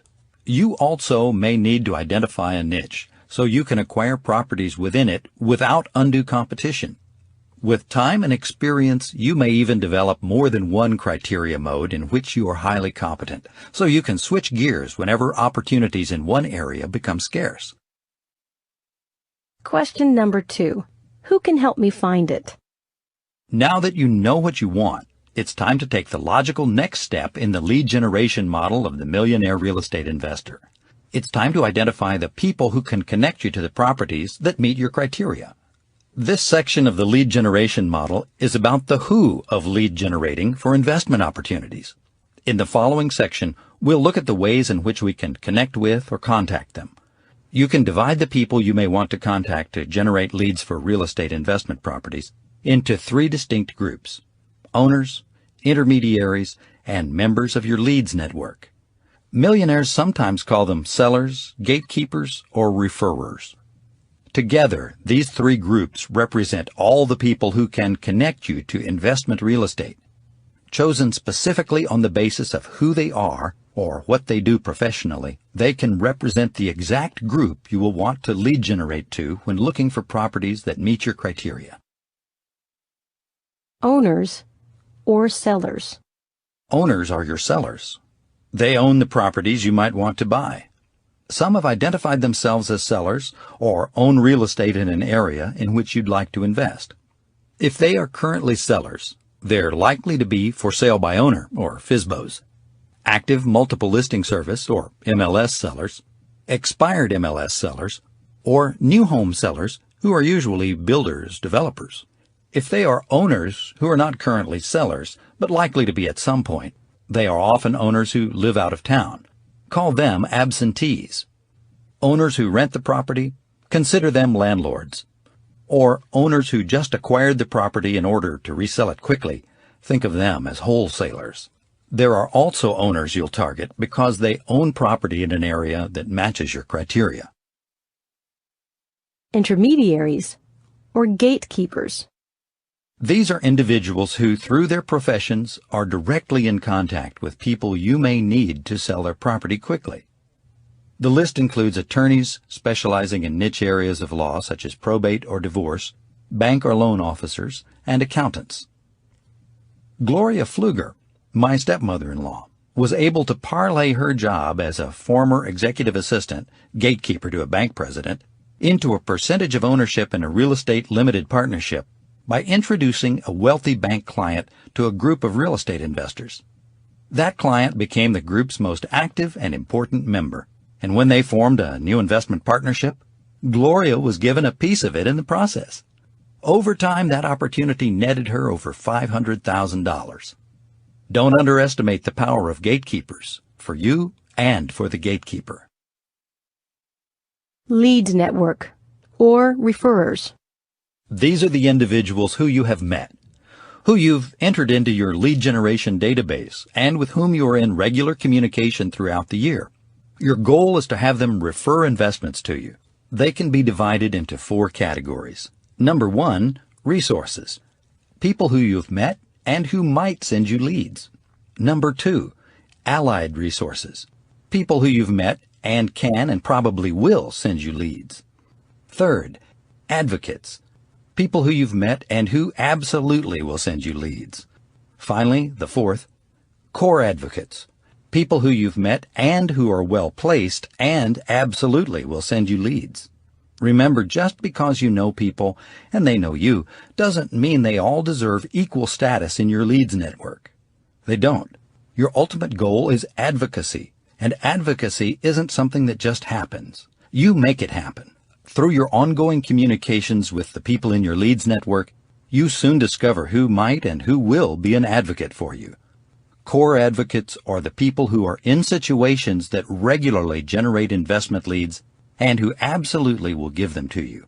In the real estate investment world, the people in your leads network often are called scouts, or in some cases bird dogs, because they are good at tracking down opportunities.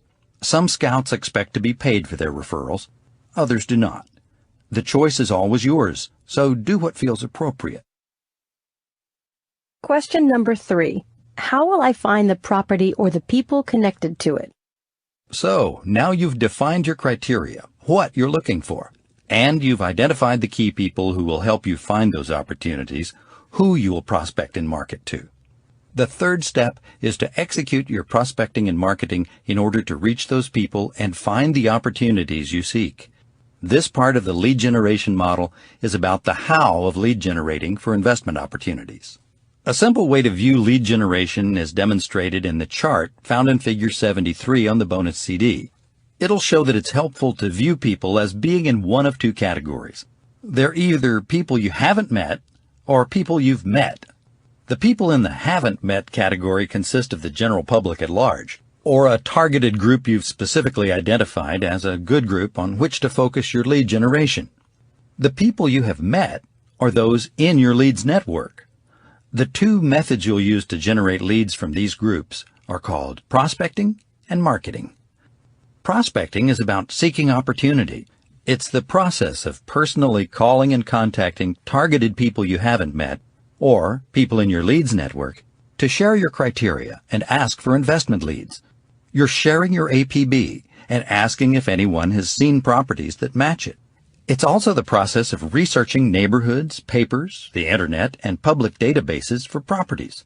But whether you're calling people, meeting them face-to-face, or researching alone, the challenge is that prospecting is always limited by the hours you can give it. This is why millionaires utilize marketing in their lead generation. Marketing is the opposite of prospecting. Instead of seeking opportunities, marketing is about attracting them. This is the process of putting up signs and billboards, mailing newsletters and postcards, and advertising in papers and periodicals. With marketing, you don't have to be present or even awake for lead generating to be working for you. It's truly a leveraged activity. It's important to remember that 2 fundamental forces, economic and personal, are constantly at work creating great real estate investment opportunities. Economic forces tend to affect the market as a whole. These forces include factors such as changing interest rates, job growth, or recession, overbuilding or undersupply, and area revitalization. Personal forces are very specific to the owner and the property the owner represents. Personal forces, both positive and negative, include relocations, marriage or divorce, bankruptcy or good fortune, and even death or family growth. Millionaire real estate investors never focus on only one, but instead lead generate for both properties that meet their criteria and sellers who are motivated to sell. Here's how this plays out with your prospecting and marketing. With prospecting, you tend to be referred to or find properties that match your criteria. The next step is to locate the seller and see if he or she is motivated to sell at your terms. Marketing tends to work in the opposite direction. It tends to attract motivated sellers. The next necessary step for the investor is to inspect the seller's property to see if it matches his or her criteria. It may sound oversimplified, but you'll generally be prospecting for properties and marketing for motivated sellers. While the prospecting and marketing options we use to illustrate this step of the model may appear overwhelming, the truth is that our list is far from comprehensive. Millionaire investors are an unusually creative group of people and constantly innovate and improve on their lead generation methods. But none of the investors we interviewed felt obliged to attempt them all. Instead, most stuck to 3 or 4 methods that they discovered worked best for them. The point is to pick a couple of methods and see if they work for you. The key is to get started. Over time and with experience, you'll get a good sense of what works best for you and in your market. When we surveyed our millionaire real estate investors, we asked for the top ways they found real estate opportunities. The results are as follows. Networking, 32%. Real estate agents or MLS, 28%. Driving or walking, 10%. Newspapers and ads, 9%. Foreclosure listings, 7%. For sale by owners, 4%. Internet or database research, 3%. Target marketing, 2%. And other, 5%. Clearly, these successful investors relied on their leads networks to send them opportunities. They built their leads networks purposefully and prospected and marketed to them relentlessly. You'll notice that we chose to break out real estate agents, even though they are actually the #1 category of one of the groups of people you'll be networking with. They simply constituted too large a subset of this category to remain anonymous.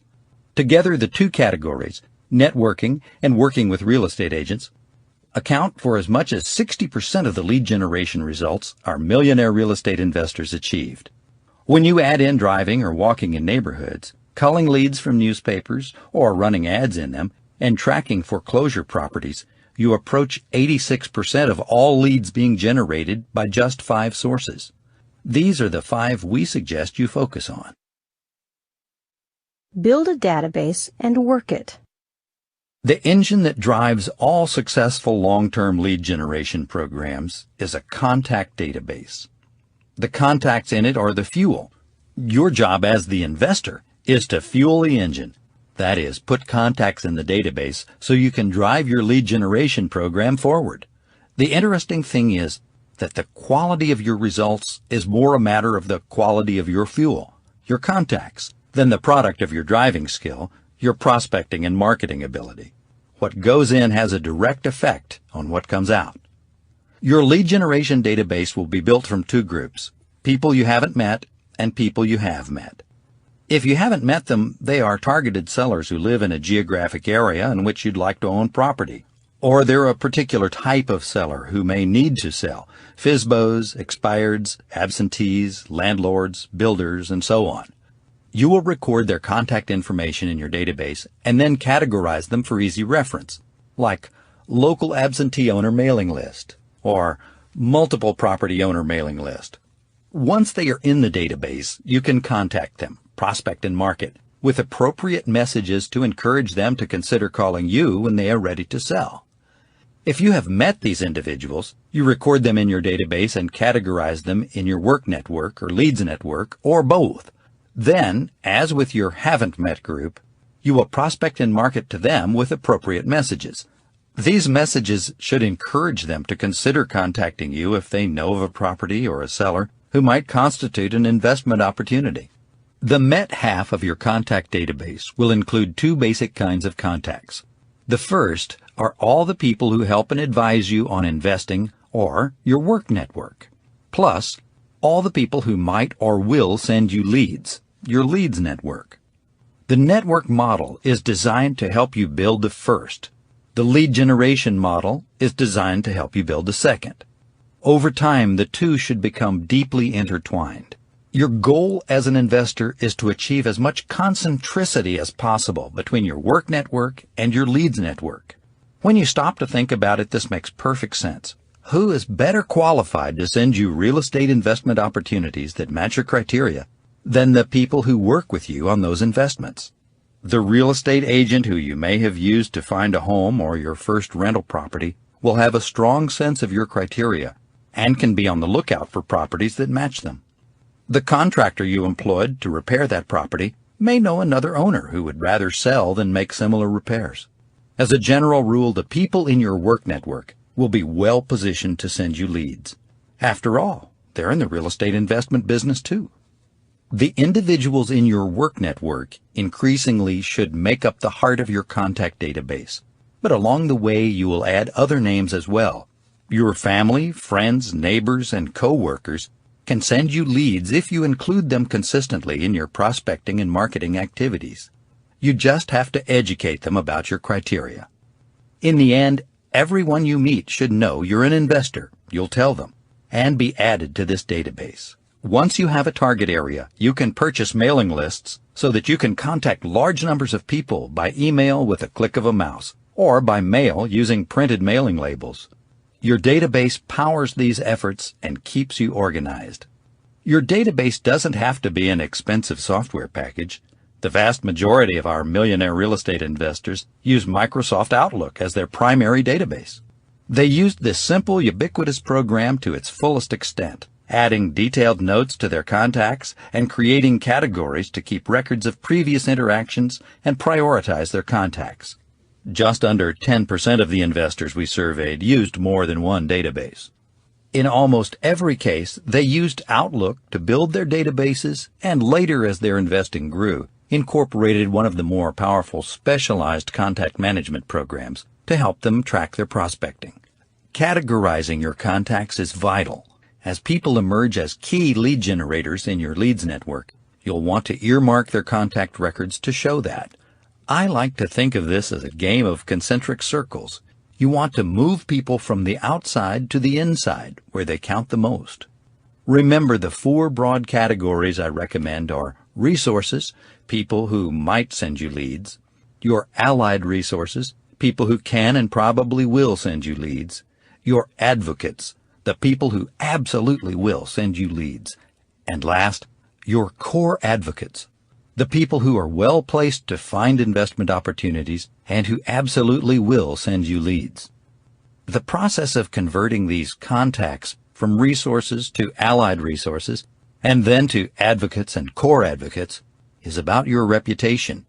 That's the simplest way to put it, because you touch them regularly and systematically, either by meeting face-to-face, by telephone, or by email and mail, and are always reminding them that you're an investor. They think of you when they come across real estate investment opportunities. You're building a reputation as an investor, and because you consistently share your criteria, they know what kind of properties you're looking for. You'll also be building your reputation by the way you respond to their referrals. You want to be known as an investor who respects the referrer by being decisive and prepared, and who, when appropriate, rewards the referrer. When someone sends you a lead that matches your criteria, show your gratitude. This can be as simple as a handwritten note, or a small gift, or as substantive as a finder's fee or a piece of the action. Always remember that these individuals are moving you along the path to financial wealth, and you should not look a gift horse in the mouth. Be grateful and express that gratitude in no uncertain terms. You also have to be decisive and prepared. When you're handed an opportunity that matches your criteria, you need to be mentally and financially prepared to leap into action. There is no better way to discourage referrers than to sit on or squander the leads they give you. Build a reputation as an investor who rewards leads and is great to work with. Prospect for properties. In the beginning, your lead generation program will be mainly prospecting driven. Later, it will be marketing enhanced. In terms of learning the game and perfecting your criteria, nothing replaces calling and meeting people, looking at properties, and doing the required research. Prospecting is a vital element in the learning curve of a millionaire real estate investor. Don't skip it. There are 3 basic ways to prospect for real estate opportunities: telephone, face-to-face, and research. The first 2 involve your database. The last involves your eyes. A great place to start is the telephone. Flip through the contacts in your database and pick a certain number of people to contact each week. Then set aside some time and start dialing. With your All Properties Bulletin, your APB at hand, introduce yourself as an investor and share your criteria. It's a simple 7-step process that begins with an introduction and ends with a thank you. It's a simple scripted conversation. A sample script is available on the bonus CD. That's designed to build your reputation as an investor, deliver your criteria to your leads network, and generate leads. This conversation won't vary a lot even when you're meeting people face to face. For example, if you're walking in a neighborhood and spot someone working in the yard, you might introduce yourself as an investor interested in buying a property in that area. Then ask if that person knows anyone who might be planning to sell his or her home in the future. You might leave people like that with your I Buy Real Estate business card, or jot down their contact information so that you can follow up with a note or a phone call. Speaking of business cards, you should always carry one for your investment business. It's a wonderful way to build credibility and break the ice with people you encounter. This is a numbers game, and the majority of these conversations will not amount to much. But each time you personally engage someone and share your goals, you're making contact and planting a seed for potential real estate opportunity leads in the future. Time makes this pay off. You never know who your core advocates will be until they announce themselves. And this usually happens over time, not immediately. The individual you meet outside his or her home may be an attorney who serves as a trustee for bank foreclosures. That person may be a courthouse clerk with access to valuable information. Or that person may be an investor like you who would love to find a way to marry strengths and work together someday. You never know, so never stop. One unbelievable opportunity I missed happened right next door to me. Years ago, right after we were married, our next-door neighbor's house was sold for tax liens on the courthouse steps. The buyer got it for a song and later resold it for a huge profit. My neighbor never told me about his troubles, because even though he knew I was in real estate, he didn't know I was an investor. The lesson? Tell everyone you know or meet, because a tremendous opportunity could be right under your nose. The final method of prospecting is research, in which you search information sources for investment opportunities. This can include the local newspaper's real estate listings, internet sites, and the public property records at the local courthouse. With the help of a real estate agent, you can probably search your local MLS online. It should have a complete and detailed inventory of properties on the market.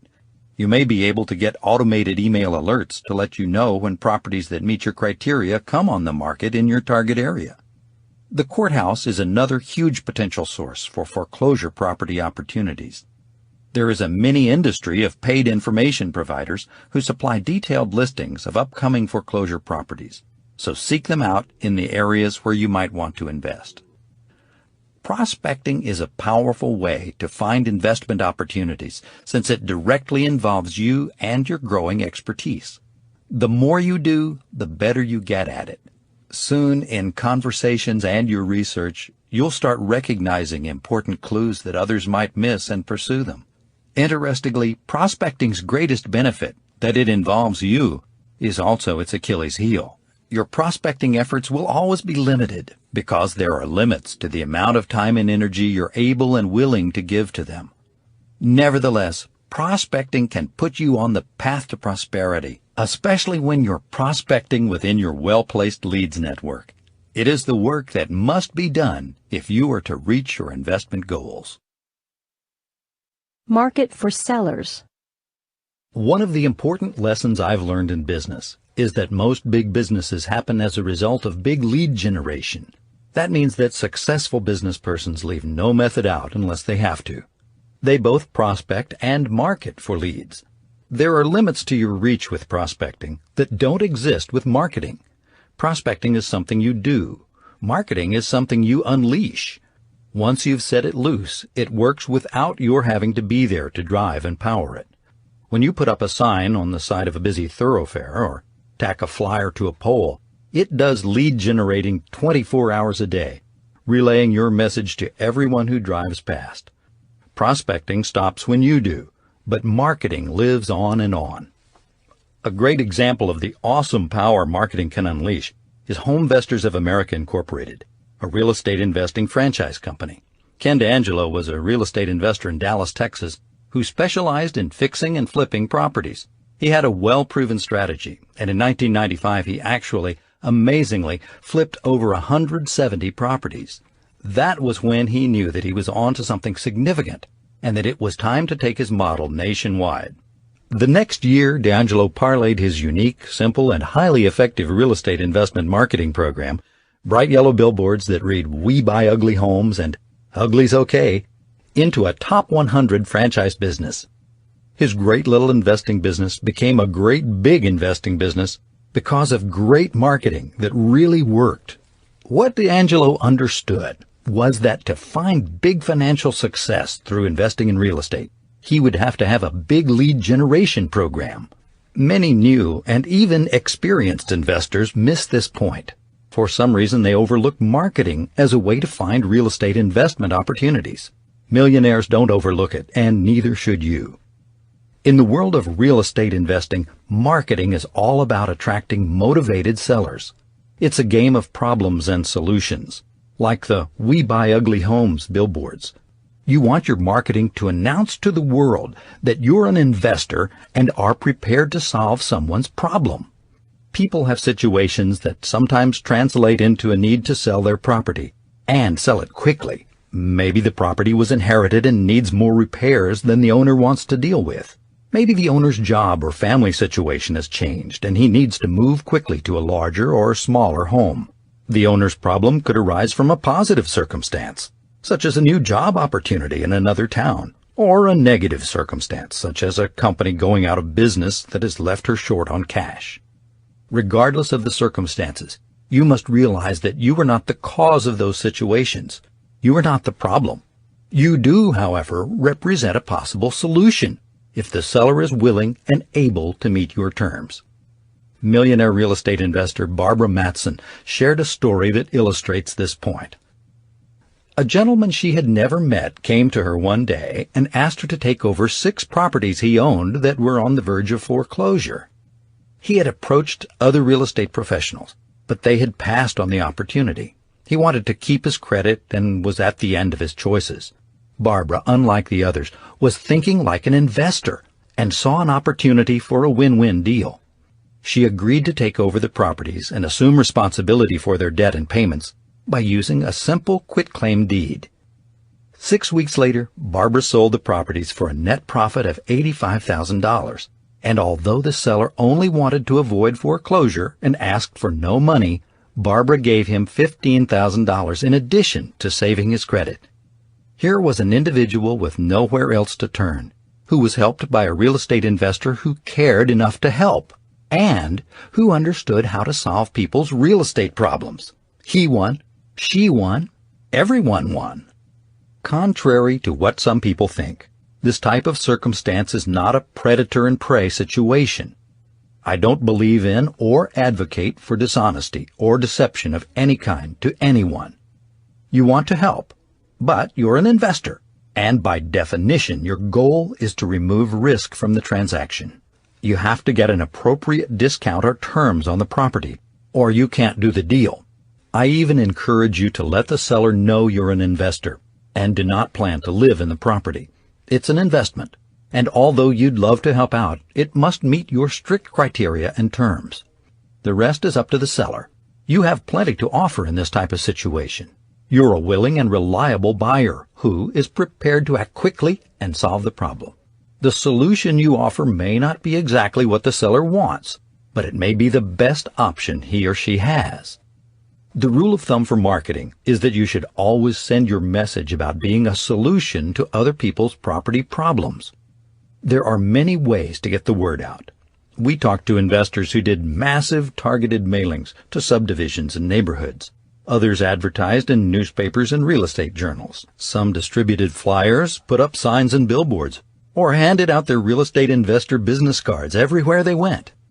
A few obtained courthouse or publicly available lists of out-of-town property owners, local landlords, and even, in one case, minority owners in companies that held real estate. However, no matter which approach was used, These groups were all sent carefully tailored messages designed to announce a solution to their potential problems and attract motivated sellers. For example, out-of-town homeowners were sent messages that highlighted the problems of managing a property long distance, such as screening renters, managing maintenance contractors, and dealing with routine upkeep. All those things can present challenges to out-of-town owners. If your marketing represents you as someone who can solve this problem, maybe 2 or 3 out of every 100 people you mail to will inquire about your terms. That's when the opportunity to make a deal shows up. Remember to keep the message straightforward and simple. You buy properties, pay cash, and can close quickly. These are the 3 things someone with a property problem hopes to find. A quick cash solution to his or her troubles. By the way, when investors advertise that they pay cash, they aren't talking about a suitcase of money. They mean that they have set up lines of credit and quick private financing so that in a matter of days or even hours, they can have a cashier's check ready for closing. That's what they mean when they say they will pay cash for properties. It's about how quickly you can supply good as cash funds to pay for a property. Question number 4. Which properties are the real opportunities? Your lead generation activities are working, and you have investment opportunity leads. Now what? The number one cause of disillusionment and lost momentum is chasing too many leads that look like opportunities but aren't. Although there is no foolproof way to avoid wasting some time with these suspects, there is a way to avoid wasting a lot of time. It's called qualifying your leads. All this means is that you always must ask a few qualifying questions of the seller or the referrer to make sure the property falls within your criteria for what you're willing to consider. In other words, they qualify as prospects. The way to convert suspects to prospects is to write down the broad criteria that are most important to you and then make sure the property meets them.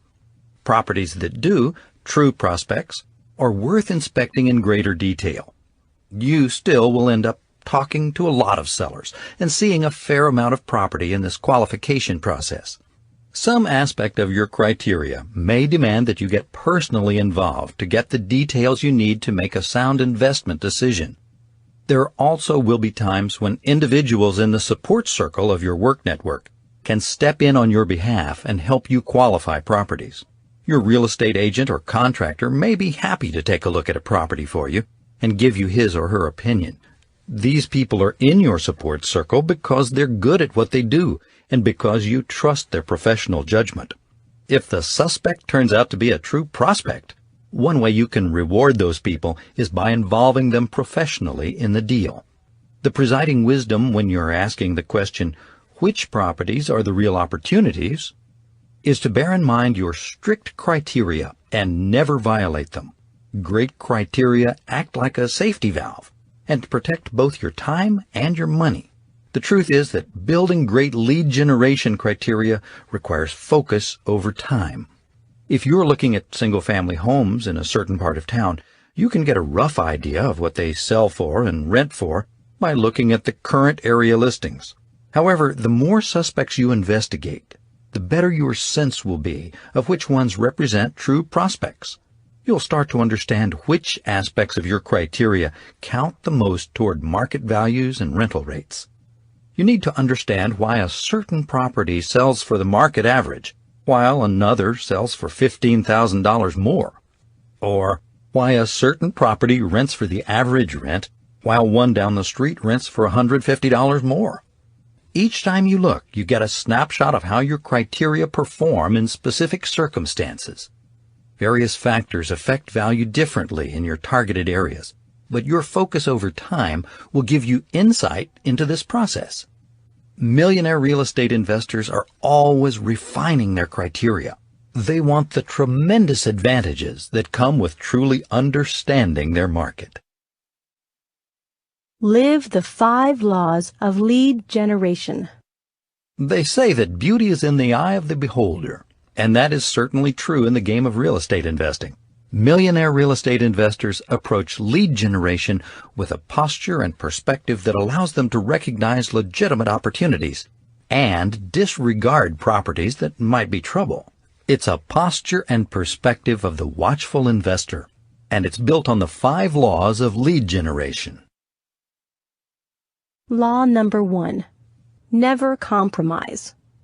You're only looking for properties that meet your criteria and motivated sellers who will meet your terms. This law is about standards and the patience and persistence it takes to fulfill them. Finding real estate investment opportunities that meet the tough, unyielding standards of a successful investor takes time, patience, and persistence, especially in the beginning. It can take weeks, months, or even longer to find a deal that is right for you. After looking at property after property, many new investors start compromising their criteria or their terms. For an investor, the answer to the question, "Is this a great deal?" is black and white, a yes or no answer. It is a great deal or it is not. For investors, there is no might be. That is the exclusive territory of speculators. Properties either meet your strict criteria or they do not. Sellers are either motivated to accept your strict terms or they are not. The strong desire to do a deal, to get in the game, can lead to trouble. Never compromise. Law number 2. Be a shopper, not a buyer. It's better to miss a good one than buy a bad one. Investors live for the hunt, the thrill of the chase. They are as attached to the process of searching for investment opportunities as they are to the act of buying them. They are shoppers, not buyers. In our interviews with millionaire real estate investors, the way they talked about their investments made this very clear. They were as proud of the effort they made in finding a deal and making it happen as they were of the profit they made. These investors understand that being a shopper instead of a buyer yields 2 significant advantages. First, they get to enjoy the part of investing they do the most, the ongoing quest for great opportunities. Investing is cyclic. There are times of plenty and times of scarcity, but because they are shoppers, abundance never leads to recklessness, and scarcity never leads to impatience. That leads to the second great advantage of this posture. It protects them. These investors never feel the urge to compromise their standards. They treat every potential deal with a healthy dose of skepticism. They see properties first as suspects, and only after a thorough examination will they consider them prospects. It's the qualification process. The property must meet their criteria, and the seller must meet their terms. Nothing else will do. They believe it's as great a day when they say no as when they say yes. While a buyer never leaves the store empty-handed, a shopper will do so happily. Shoppers understand that it is far better to lose a good one than buy a bad one. Most people think buying is investing, but they're wrong. Buying doesn't make you an investor any more than buying groceries makes you a chef. Making decisions on the basis of sound investment criteria and terms makes you an investor. Buying isn't the decisive factor. It's just the result of a decision. If you're looking at property, talking to sellers, and saying no, you're investing. Great investors celebrate the decision-making process first and the outcome second. They know that their success is based not on doing deals, but rather on doing great deals. They love to shop and decide, not look and buy. In the end, the great deals go to the great decision makers. They go to the shoppers. Law number 3. Timing matters. Be the first or last person to make an offer. An essential component of finding a seller who will meet your terms is timing. If at all possible, you want to try to represent the seller's first or last chance to sell. You're looking for the advantage of an uncompetitive environment. When other investors are vying for the same property, the very nature of competitive offers can make it difficult to achieve your terms. The lead generation programs of many millionaire real estate investors are designed to put them in the best possible position to be a seller's first chance to sell. They market and prospect for sellers who do not yet know they are sellers. They are competition averse and love to ask the question, "Have you ever considered selling that property?" They also have a hair trigger when it comes to properties that meet their criteria.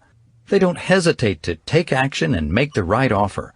While time will tell if the seller will accept their terms, they would rather have the offer fall through than risk competitive offers that almost certainly will drive up the price. There is no risk in this decisive action. The property meets their criteria, and they only make offers that meet their terms. The very nature of real estate offers is that what the investors are buying is an option to buy the property. If during the property inspection the realities of the property no longer meet their expectations, they can walk away. If you've participated in an auction, you've seen how the law of being last plays out. Serious investors rarely bid before the auctioneer counts down with going once, going twice. They understand that most of their competition has been weeded out, and if their price terms can still be met, they make their offer. Also, they rarely stay in the bidding process for long. Great investors pick their moments, and when they can, they choose to be first or last. Law number 4. It's a numbers game. The quality is in the quantity. Great lead generation in any business is about overkill over time. The more properties you look at and the more sellers you interview, the greater the odds are that you'll find something great. Millionaire real estate investors understand this, and they cast a wide net for opportunity. The quality is in the quantity. We surveyed our investors to get a sense of the number of opportunities they investigated to find and make a deal. Statistically, it broke down like this. For every 30 properties they found that met their basic criteria and were suspects, the ones worth investigating, about 10 were prospects, ones that warranted serious investigation. Of those 10, only about 3 were worth making an offer on. And because their terms were as strict as their criteria, only one of those offers turned into a done deal. Call it the 30 to 10 to 3 to 1 lead generation ratio for experienced investors. Beginning investors probably will have to look at 3 to 5 times as many properties, say 90 to 150, to find legitimate prospects. Why so many? Millionaire investor George Madoff says that it's about developing the knowledge you need to make good decisions. Your criteria are developed and refined through the process of looking at properties, lots of them, that meet your basic standards. Over time, your sense of what constitutes a great opportunity becomes more precise, and the numbers start to turn in your favor. With clear criteria, your marketing and prospecting will yield increasingly qualified leads. Whatever your personal lead generation ratio is, one thing is certain. Lead generation for real estate investments is a numbers game. If you cast a wide net, your chances of netting a winner will improve. Law number 5. Be organized and systematic. Protect your time and your money. The final law of lead generation is about treating it like a business. It's about protecting your time and money by being systematic and organized. When you're looking at real estate investment opportunities or prospecting for them, what's at risk is your time. Considering all the things you could do instead, your time is a precious commodity. Moreover, when you're marketing for opportunities, something even more tangible is at risk. The money you spend on promotions and advertising, that's precious too. The key difference between the top performers and the rest lies in their approaches to lead generation.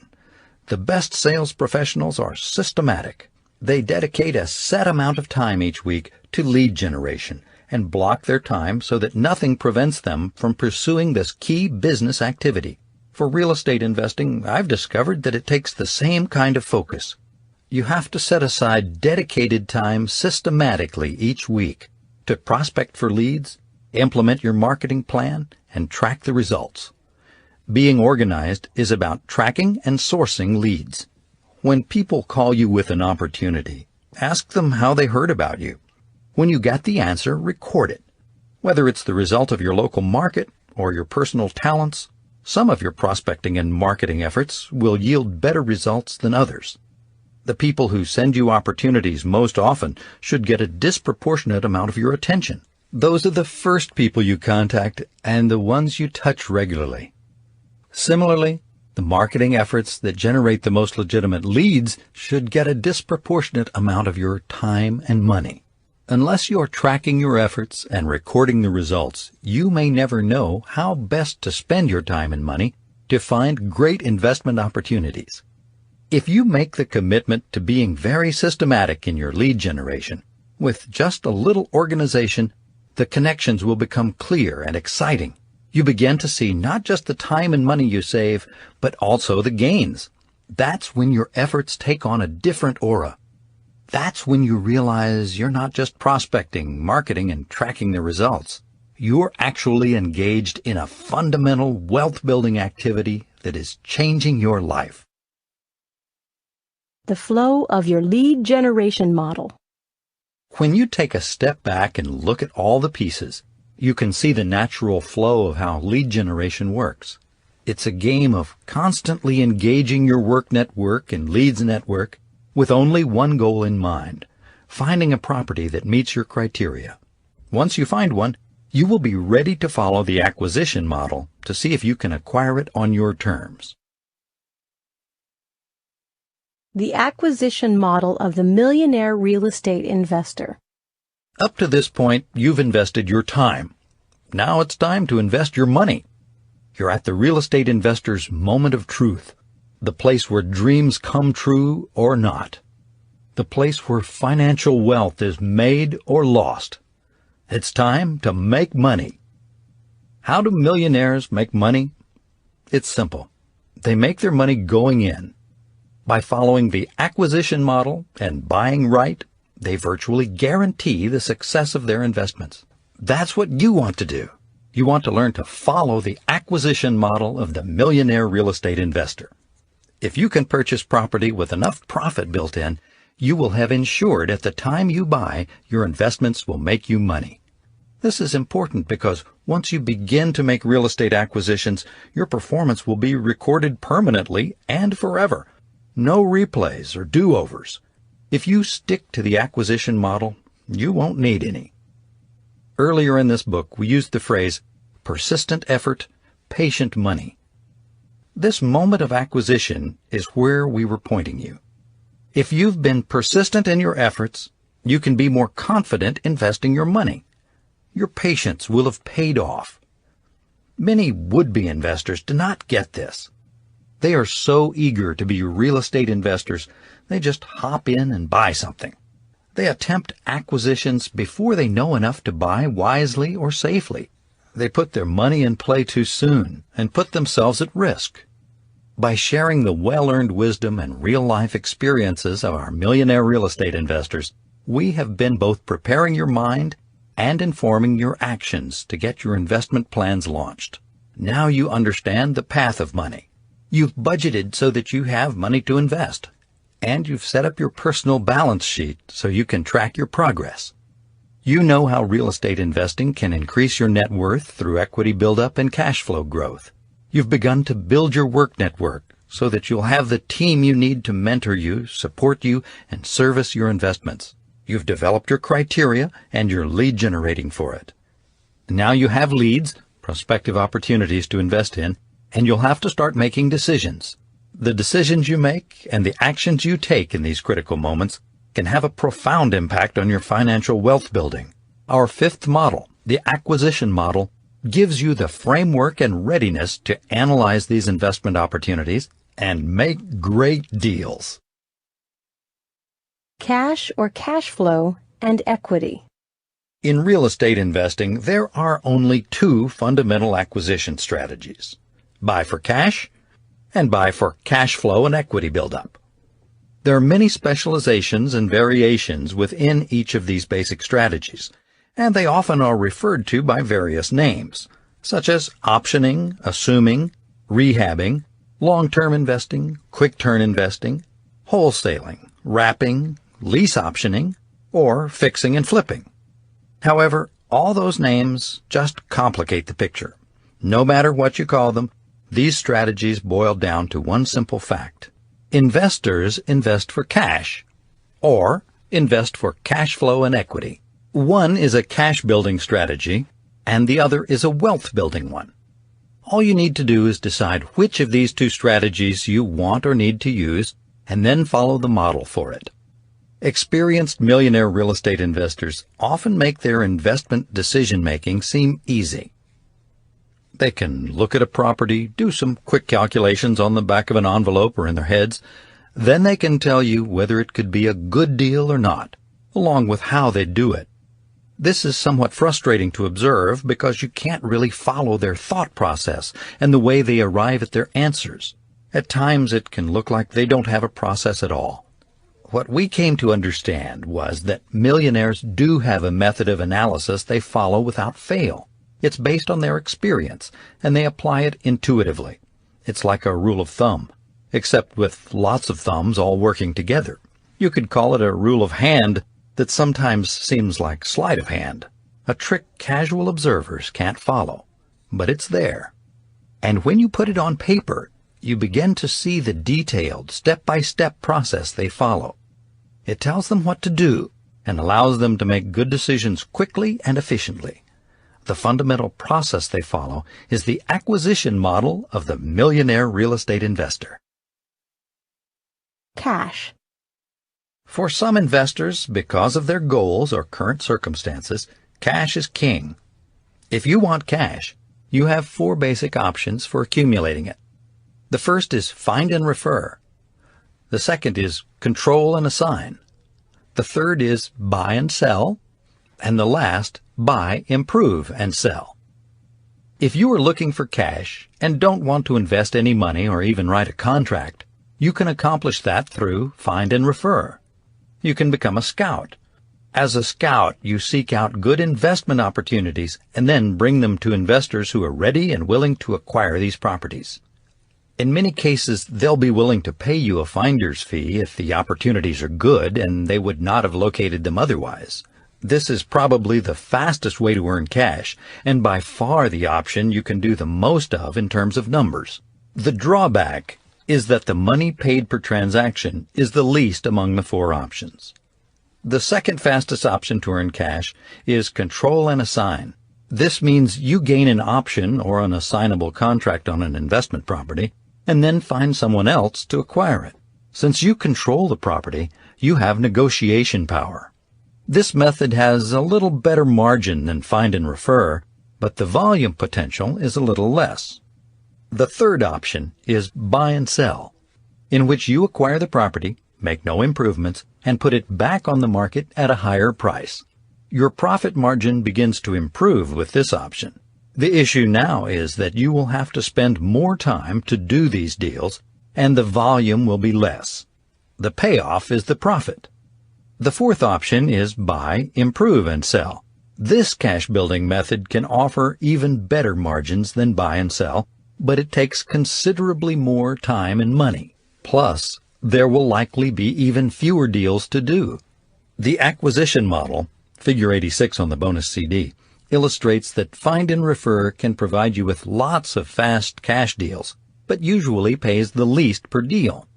On the other hand, buy, improve, and sell can pay the most per deal, but usually requires considerably more of your investment money to do. There are rare cases where control and assign can pay off big, but those deals are extremely hard to find. The truth is that you always should be on the lookout for opportunities.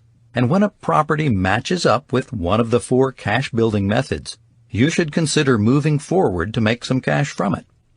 The primary purpose of the 4 cash-building strategies is to generate immediate cash, income which can be used as earned income or put back into play along the path of money.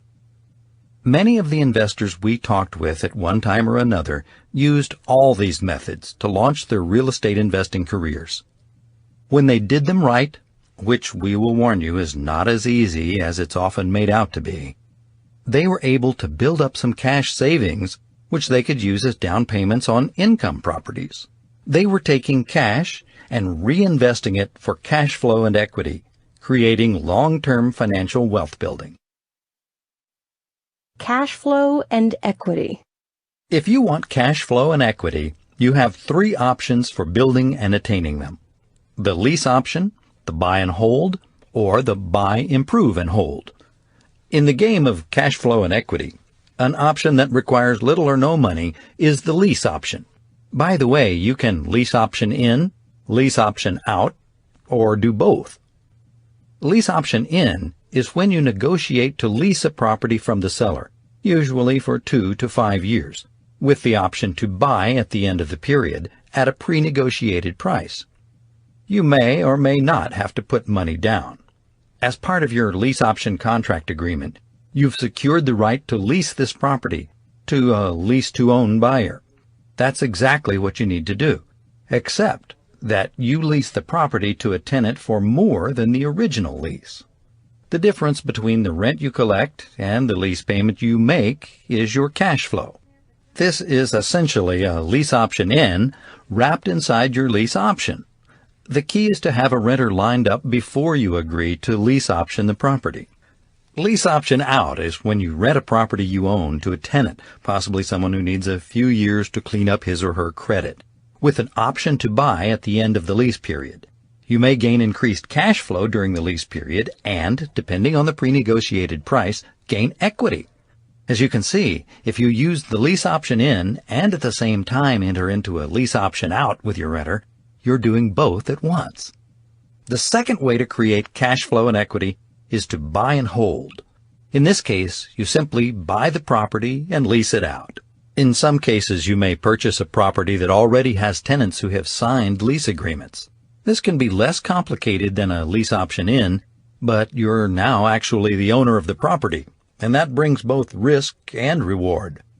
Also, you no longer are bound to a predetermined sales price and may choose to sell the property at any time or hold it for cash flow and equity buildup as long as you like. The last and possibly best way to build cash flow and equity is to buy, improve, and hold. This looks just like the buy and hold choice, but because improvements must or can be made, there is an opportunity for an additional upside in terms of higher rents and better equity buildup. Some improvements will be physical, in the sense that you repair the property or add features or amenities. You can also improve it through zoning or use. For instance, converting residential zoning to commercial or apartments to condos. Because some of your physical improvements may be classified as capital improvements by the IRS, they may effectively reduce the taxes you pay on the cash flow you earn from the property. In the end, the three cash flow and equity building strategies all work to generate unearned income and increase net worth. Many of the millionaire investors we talked with were very clear about a few things regarding cash flow, and equity buildup. They were very clear that the opportunity in real estate to generate cash is great, but it's also a job. The moment you stop buying and selling, your income goes away. They also believed that building equity and generating cash flow were the ways to create wealth. They also were very clear that each strategy has a formula that cannot be violated. They knew that the dollars are in the details, and the profits are in the pennies. They understood that if they didn't manage the process tightly, the big money might escape them. They were right on all counts. When you take a step back and look at all the ways you can earn cash or build cash flow and equity, the two fundamental ways that stand out above all the others are the buy and sell and the buy and hold options, especially when they include improvements. They are foundational strategies that, once learned, open the doors to understanding all the other strategies. Let's take a closer look at each one. Terms for buy and sell. In the buy and sell strategy, you are looking for one thing: cash. The goal is to ensure a net profit payoff within weeks, or at most months, by buying a property and then turning around and selling it. Although this method usually has the biggest payoffs, it comes with one big challenge. You must know your numbers, lots of them. And if you're going to use the buy, improve, and sell, there are even more numbers you need to know and understand. Your numbers have to be accurate going in. You're making a series of predictions, all of which have to turn out pretty much as forecast for the deal to be a success. You better be right, or you better have built in a serious margin for error. A terms worksheet for the buy and sell can be found on the bonus CD, and will allow you to do this in as systematic a way as possible. It is your checklist for making a good investment. Each transaction is unique, and you will have to deal with its quirks on a very short-term basis. With buy and sell, you need the ability to assess the situation as it unfolds and respond quickly to the contingencies. On the worksheet, you'll notice there are many acronyms with buy and sell: ARV, FARV, COP, COR, CC, and COS. Each one represents a number you will need to estimate with great accuracy, and they all will factor into your actual purchase offer. These are the details that, when done right, yield the dollars you're after. There's also a primary purchase terms section that shows what you will offer for the property and what investment you will make. Then there are 4 sub-worksheets that constitute the operating terms section. Each sub-worksheet is used to determine a key number that will be carried up to the purchase terms and used to determine what will have to happen for this to be a buy-it-right deal. There are 2 very important safety margins or factors that must be determined as you use the buy and sell investment strategy. First, think quick sale. Consider the experiences of Rick Villani, founder of Austin-based Home Fixers, a national contracting company for the real estate investment industry. In any given market, Home Fixers consults with dozens of investors each month and sees firsthand the painful experience of investors who overestimate the selling price. Rick said that overestimating the market and asking too high a sales price can add weeks, even months, to your selling time. The price a property might sell for versus the price it will quickly sell for can be the difference in controlling your carrying costs, and most importantly, making an accurate initial calculation about expected profits. The expected profits establish the initial offer price on the house. So, when forecasting your selling price, don't just consider the after repair value, or the ARV. Consider also the fast after repair value, or FARV. Rick's formula for FARV is 2 weeks. What will the house sell for within the first 2 weeks on the market? The difference between ARV, what the house might sell for, and the FARV, or what the house will sell for within the first 2 weeks on the market, is the fast sell factor. The second safety factor is called your discount profit margin, and is the actual margin from which you will make your profit on the investment. This number is critical because it also has to give you breathing room, your margin for error, in case something unforeseen happens. This could include hidden repairs, unexpected bad weather, contractor delays, and any number of examples of Murphy's Law. What can go wrong will go wrong. Those with the most experience in this method of real estate investing feel that the discount or profit margin needs to be as high as 30% of your property price. As the price of the property increases, they believe this margin usually becomes a flat dollar amount, such as $30,000 or $40,000, since the 30% figure may not hold up for properties costing in excess of $150,000.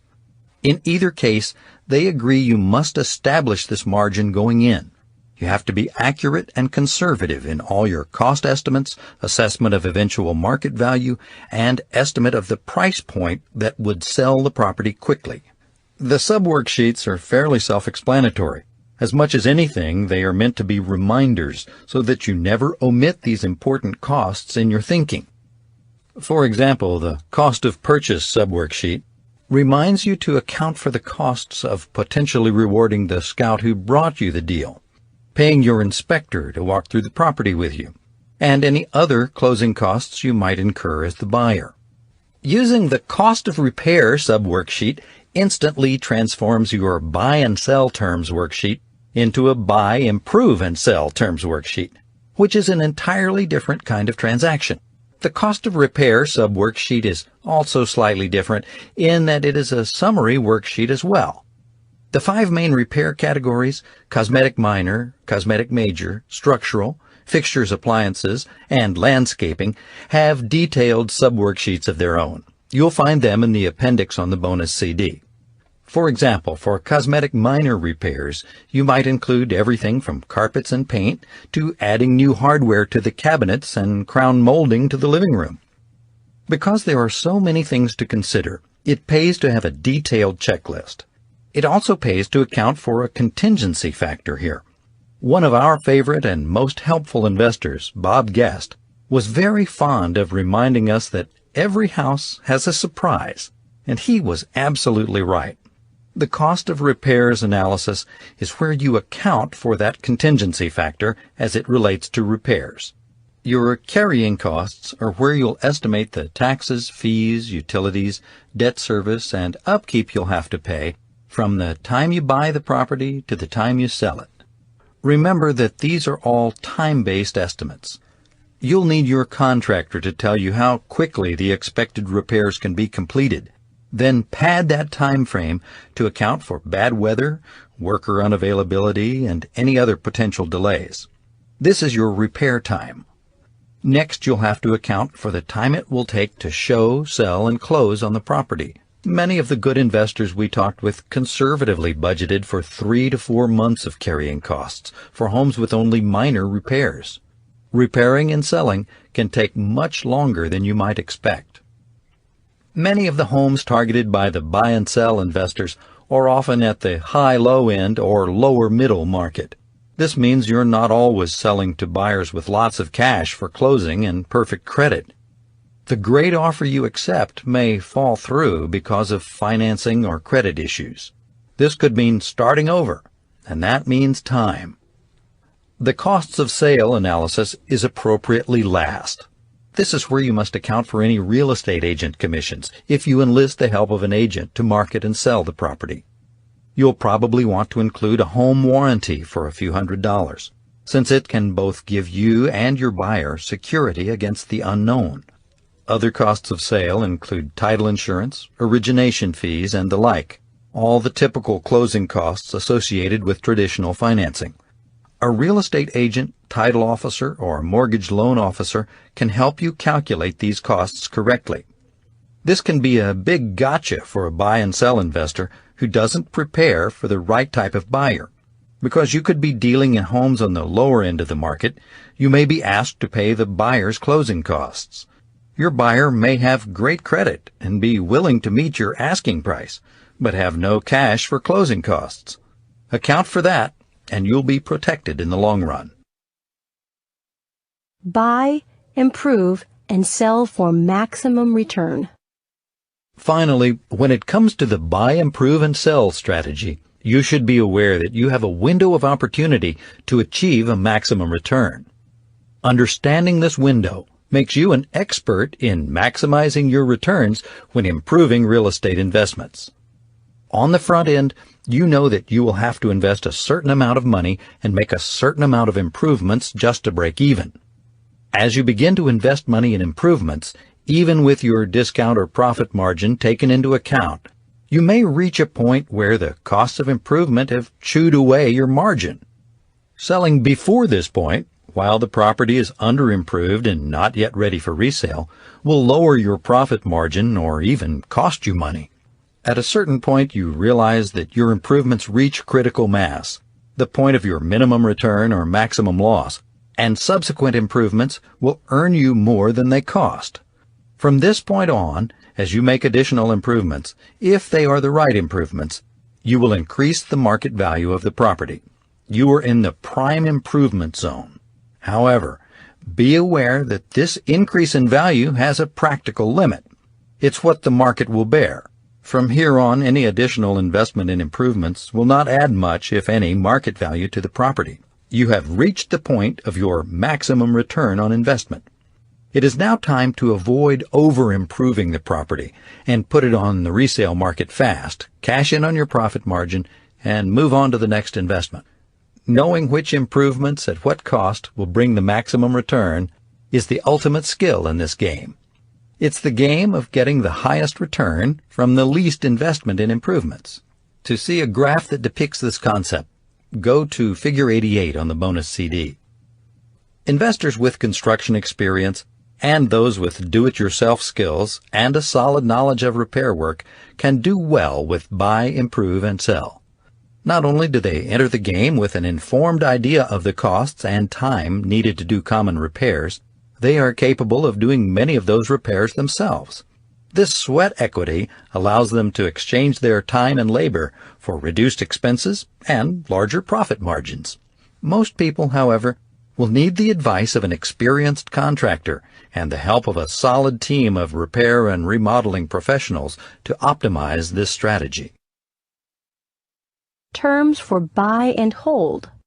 We are now ready to consider the true financial wealth-building strategic option of the real estate investor. Buy and hold. This is the long-term strategy that can bring you maximum equity and personal net worth. Ultimately, it's the strategy you will want to use and master. Buy and hold epitomizes what we learned in the financial model about the power of real estate investments to create equity buildup and cash flow growth. A buy and hold chart, Figure 89 on the bonus CD, highlights the primary financial considerations to bear in mind for your long-term acquisition strategy. You're buying properties for appreciation, cash flow, or preferably both. You can give primary emphasis to appreciation or cash flow, or both. What you want to avoid is any investment that falls into low or no cash flow and low or no appreciation.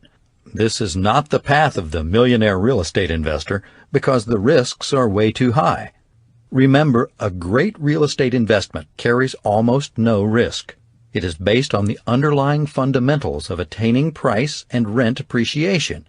Buy it right going in, and those fundamentals will work relentlessly in your favor. Buy and hold is just as much a numbers game as buy and sell is, but you're letting the results happen over a longer, more predictable period of time. Doing it right at the beginning, making your money going in, is just as critical here. There's a process to follow to help make this happen using a pre-investment checklist. We call it the Buy and Hold Term Worksheet. You can refer to Figure 90 on the bonus CD. Just as with the Buy and Sell Term Worksheet, there is a Purchase Terms section and an Operating Terms section. The 4 subsections of the operating terms guide you in estimating and calculating the numbers that will be placed in the Purchase Terms section. This will determine what you can offer for the property and what you will accept. Once again, these terms are financial, and you must become a master of the financial terms that make a real estate investment work. For openers, you must have an accurate figure for the current market value of the property, plus some well-supported evidence that home price appreciation will continue for that price range in that area. Next, you must establish your discount or profit margin up front. This is your basic foundation for buy it right. The margin we recommend is at least 20%, more if you can get it. Just as with the buy and sell strategy, for investments over $150,000, you'll want to pick a dollar amount. $20,000 to $25,000 is the typical range, since this percentage will be hard to attain in middle and high-end properties.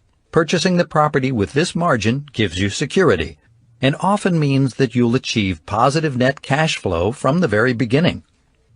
The vast majority of millionaire real estate investors believe that having positive cash flow is critical. Some are willing to do without discounts or even deal with short-term negative cash flow if they can get solid appreciation. It happens all the time, but requires a lot of knowledge and skill to successfully pull off. However, in the overwhelming majority of cases, millionaire investors go for both, and we recommend that you do the same thing. The second big decision of your purchase term is the down payment.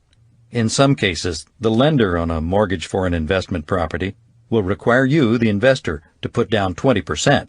They want to be sure that you have your money as well as theirs at risk. Because you won't be living in the property, they want extra assurance that you are equally committed to the investment.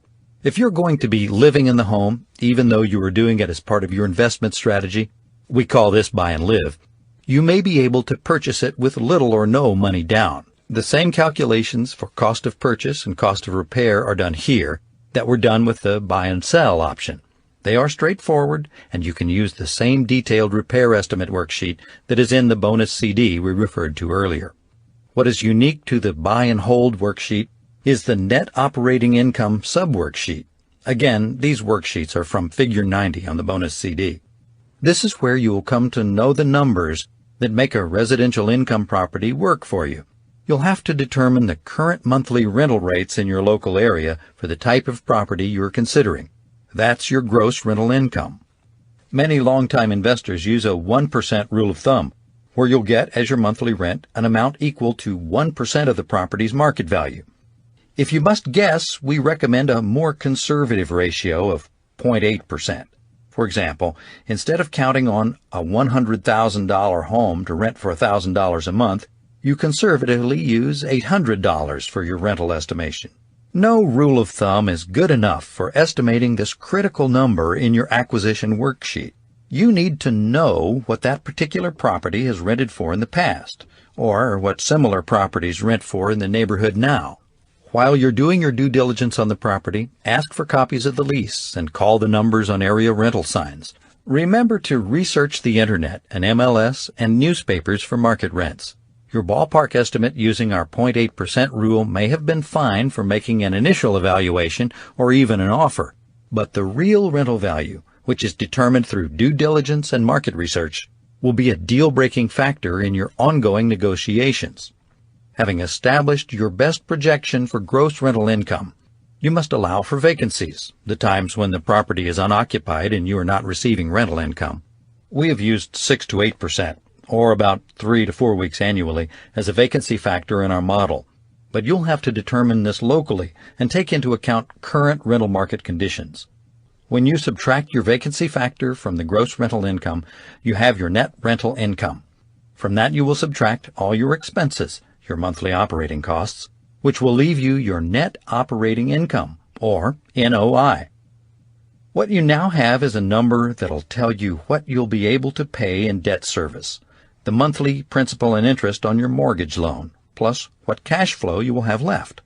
This is a critical point in the buy and hold acquisition model.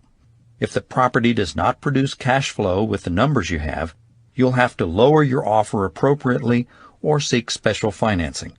The right terms, the interest rate and length of payback on your loan, can often make a significant difference. The investors we talked to were extremely creative in their financing solutions. They understood how to take advantage of variable rate and adjustable rate conventional mortgages to get immediate cash flow on the deal. Often they sought seller financing, which allowed them to set terms that were unique to each deal. All these strategies may require trade-offs, so be aware of this at all times. Shortcuts that get you cash flow often take away from your equity buildup. As a simple way to illustrate this, we created a chart to illustrate the dramatic difference in equity buildup using a 15-year conventional loan versus a 30-year loan, as shown on Figure 91 in the bonus CD. In general, shorter terms on your mortgage loans will lead to higher monthly loan payments that have a direct negative impact on your cash flow, but a major positive impact on your equity buildup. After 16 years, the 15-year loan is completely paid off, which means you'll experience a big jump in cash flow. In contrast, at year 16, the 30-year loan still has 75% of the principal debt remaining. Millionaire real estate investor Ron Garber adopted a strategy of acquiring a single property and then aggressively paying down the principal by using any income he and his wife had. Together, they acquired foreclosure properties in California and effectively turned 30-year mortgages into 12 and 24-month mortgages. Admittedly, the first few houses were the most difficult and required the strictest personal budgeting, but they stuck to the strategy because they, quote, couldn't stand having debt. They wanted their assets free and clear. Only when they had paid off one property fully would they acquire another and then apply the cash flow from all the paid-off properties to the new one. Each property that was paid off accelerated the process, and in a matter of years, the Garbers assembled an impressive portfolio of investment properties that generated big cash flow with almost no financial liabilities. While these debt-averse investors represent an extreme version of equity buildup, their aggressive strategy made them millionaire real estate investors and gave them financial freedom. As we discussed in the section on the financial model, if you don't need the cash flow today, why not reinvest it for tomorrow? Reinvestment can put you on the fast track to financial freedom. With your net operating income, your principal and interest sub-worksheets completed, you're now able to plug in the final pieces of your purchase terms at the top. This is where you're considering 4 things at once: the best purchase price, what kind of loan to use, how the seller might provide additional help with the financing, and fourth, whether you want to do this deal.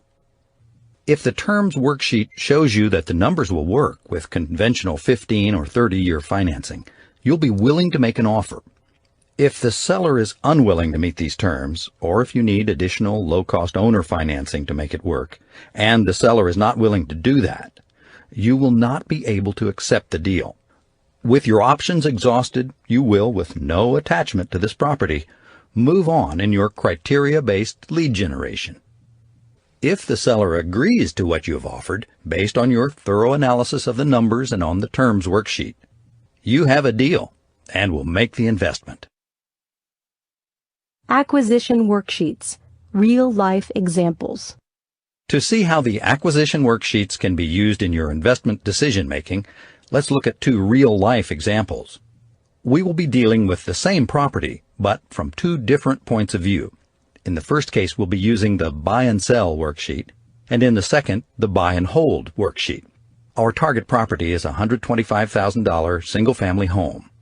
Whether we use buy and sell or buy and hold, this example will involve costs of purchase and costs of repairs. In case 1, the buy and sell analysis, we'll be focusing on our fast after-repair value, the carrying costs, and the costs of sale. In case 2, the buy and hold analysis, we'll be focusing on our net operating income and our principal and income, the debt service. In both cases, we'll be looking for and factoring in a discount or profit margin of 30% for the buy and sell and 20% for the buy and hold. Finally, we're going to assume we have about $28,000 to put toward either investment. The buy and sell worksheet in action. First, let's look at this property using the buy and sell terms worksheet found on the bonus CD as figure 92. The purchase terms are described at the top of the worksheet, with sub-worksheets below to get the primary numbers. We've estimated the market value of the property to be $125,000. The cost of purchase, expenses incurred at closing, excluding the sales price, is $925, which includes the inspector's fee and the closing costs. The cost of repair sub-worksheet details the work you will need to have done for the house to sell for the maximum return on your investment. The house's interior needs new paint, new carpeting throughout, and a good cleaning, about $3,200. The roof needs to be repaired, which you managed to do for about $1,800. The kitchen is also a mess, so you install new composite countertops for $300, repaint the cabinets, and update the pulls and hinges. To top it off, you install a new oven and dishwasher for $700. The yard needs work, so you hire a local lawn company to mow and edge, trim the trees out front, and plant some perennials in the front beds for $200. So far, the repairs will cost you $6,450, but to be safe, you add 10%, $645, as a contingency factor. The total cost of repairs is $7,095. In the carrying costs sub-worksheet, we're allowing for 3 months' worth of these expenses. You have estimated that all the repair work can be done in a month, and that it will take a month to sell, plus another month to close. Therefore, you are allowing for 3 months of taxes at $250 per month, or $750, include the $350 cost of your insurance policy, and 3 months of utilities at $100 a month for a total of $300. Since you have $28,000 to invest, you will need to borrow $30,000. Your private lending source is going to charge you 1% a month interest, which will be $900 for the 3 months. The total carrying costs will be $2,420. You can see that any additional carrying time will cost $800 a month, so getting it sold quickly is important. Finally, you'll look at the cost of sale subworksheet to be certain you have planned for these expenses. You allow $6,750 for a 6% agent commission on the planned $112,500 sale price, as well as $485 for a home warranty. Figure about 1%, $1,125, for title insurance and related fees, plus an allowance for buyer closing costs of $2,000. While you may be able to close the sale without incurring all these expenses, you need to allow for them. If it costs less to repair, carry, or sell the property, you make more. As you look closely at the buy and sell terms worksheet, you see that you'll be able to offer $58,000 for the property. If the seller accepts this, you have a deal. If not, you'll have to move on. There is little wiggle room in your calculations. While you have allowed for some contingencies, this is the only price at which you can be confident of getting the proper return on investment. You are putting in almost $28,000 of your own money, plus the liability of an additional $30,000 loan, to achieve a net profit of $33,750. If anything goes wrong and any of your costs go up, that profit margin can be reduced quickly. Since you are a disciplined real estate investor who knows your numbers, the purchase price will be $57,950, or it won't be a deal. The buy and hold worksheet in action. Let's look at the same $125,000 property using the buy and hold terms worksheet, which is figure 93 on the bonus CD. As with the buy and sell case, the purchase terms are described at the top of the worksheet, with sub-worksheets below to get the primary numbers. Since you're following the Millionaire Real Estate Investor's guidance, you'll need to get a 20% discount of $25,000 on the property, and so we'll offer to buy it for $100,000. You have $28,000 to invest, so you'll be able to put 20% down, or $20,000, and finance 80%, or $80,000. As in the buy and sell model, your cost of purchase is $925, and your cost of repair is $7,095. Since you will be holding the property and renting it, you will not be dealing with either closing costs for resale or carrying costs for the holding period. You will have ongoing carrying costs, but they will be paid from the rental income. The NOI, net operating income, subworksheet, is the place where your analysis of the investment must be sharp. A quick glance reveals that the 3 biggest expenses are property taxes, insurance, and vacancy. The first is impossible to avoid or control. Tax rates vary greatly from municipality to municipality. Ask your local tax assessor's office or your real estate agent for the local taxation rates. Insurance also fluctuates greatly depending on the type and location of a property. When you call to get quotes, remember to indicate that the property will be an investment property, since that will affect the rates. These costs should be factored into the rent you charge. Vacancy is something you can manage by making both the property and the rent attractive to renters. We'll discuss this along with maximizing your rents in the next chapter, Own a Million. For now, you need to realize that these 3 expenses can cost as much as 40% of your gross rental income. You need to be aware of them and manage what you can control to maximize your NOI. Your NOI is really what dictates the kind of financing you can afford to select. In our example, the 30-year mortgage loan is the only one that actually will generate cash flow. Even then, this sample property will net the investor only $7.79 a month, or less than $100 a year. These numbers are sobering indeed, and they illustrate how difficult it can be to find the kinds of great deals that generate cash flow of $200, $300, or even $500 a month. Rent, as we'll explain in Own a Million, is your most powerful lever in this equation. If you rented this property for just 0.02% of the market price more, the frequently talked about but not easily achieved 1% rule, you'd net $242.79 a month and $2,913.52 a year the very first year. We have looked at this real estate investment using each of the 2 terms worksheets with real numbers. If you want to buy, improve, and sell, you can pay about $58,000.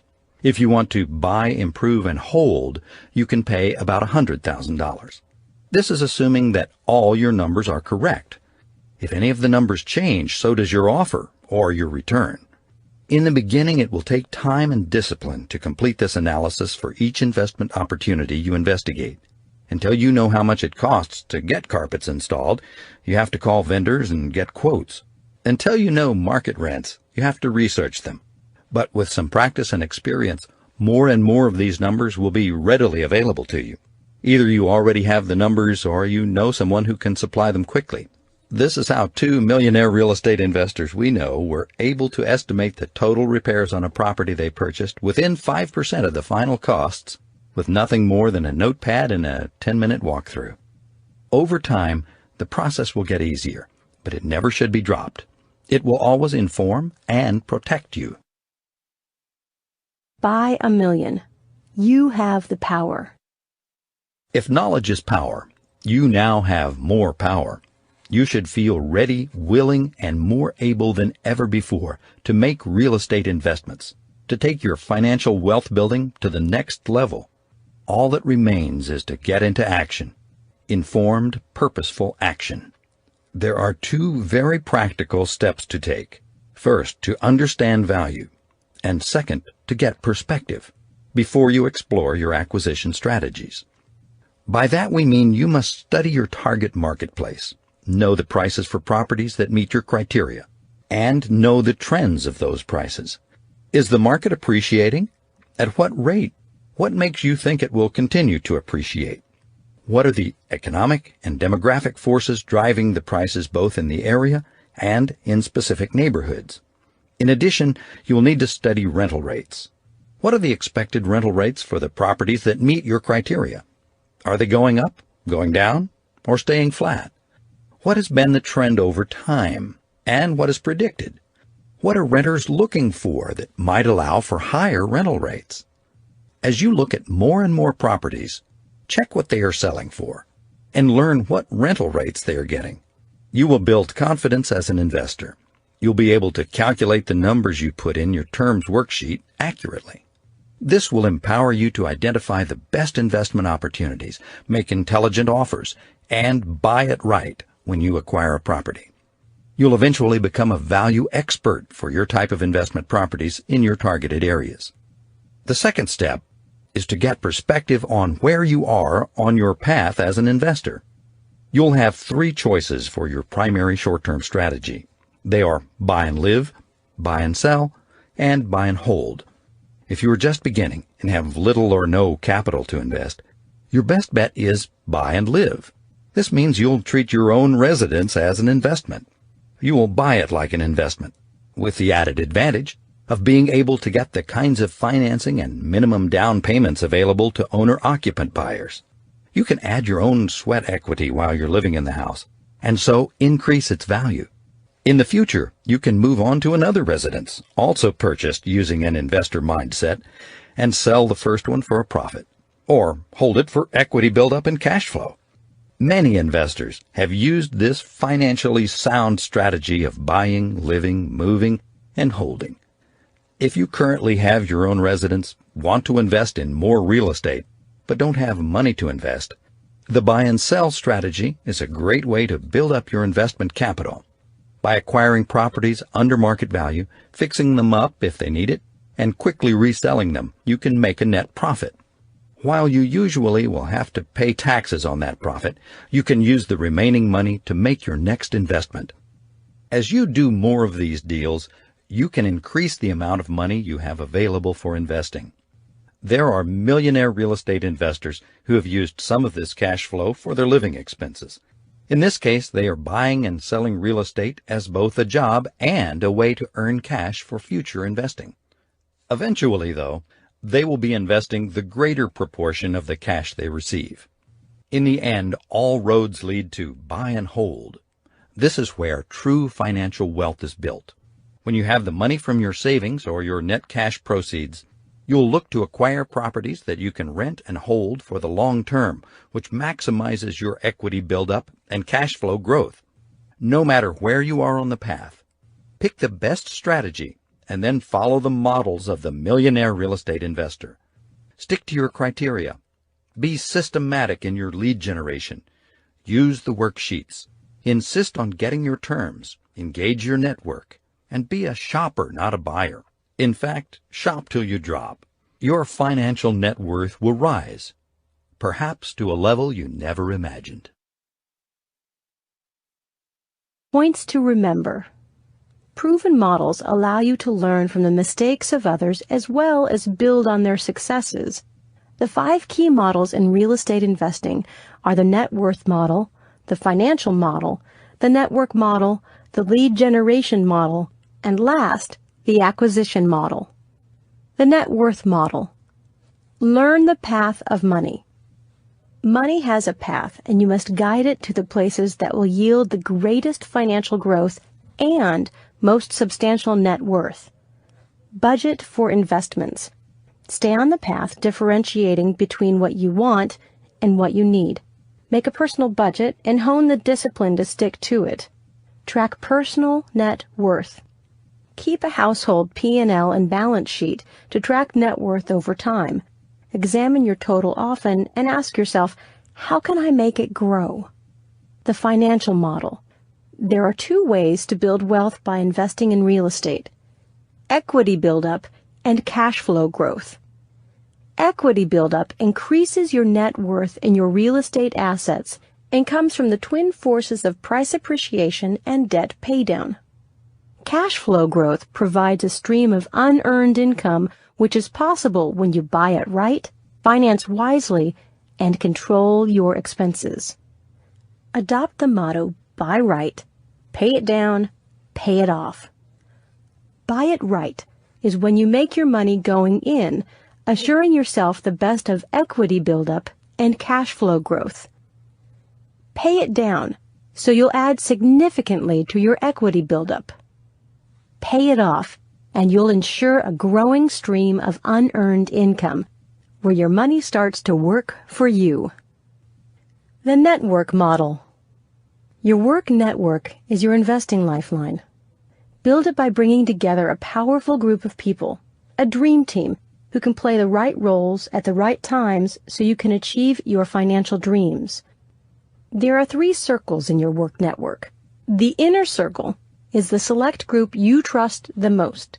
They are your mentors, consultants, partners, your informal board of directors.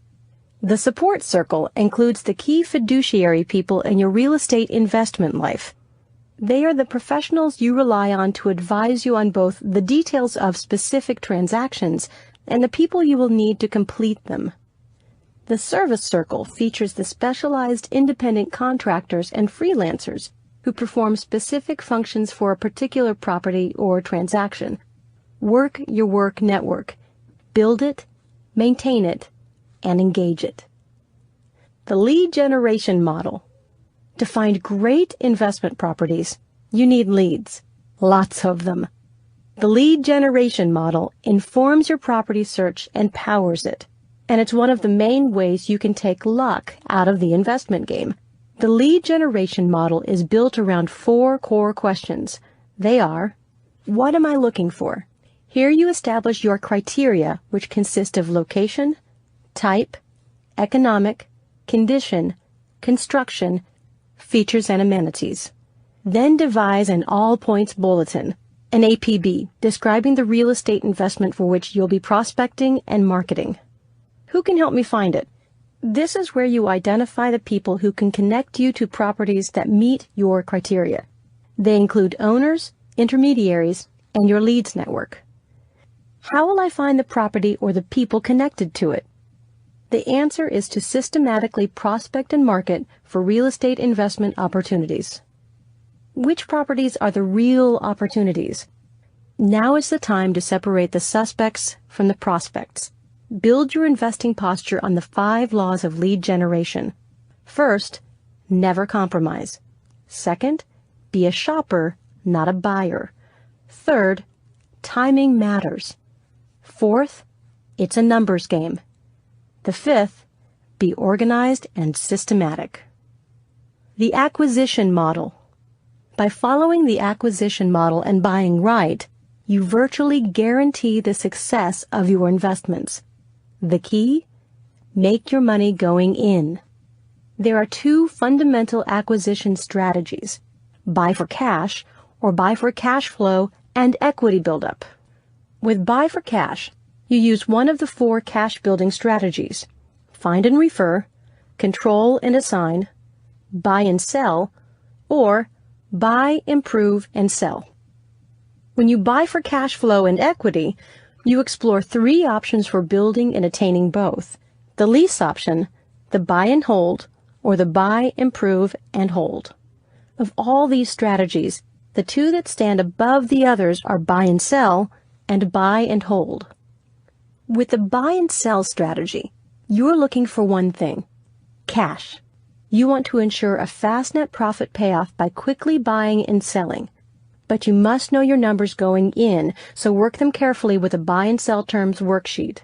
With a buy and hold strategy, you employ the true financial wealth building option, a long-term strategy employing the twin forces of equity buildup and cash flow growth.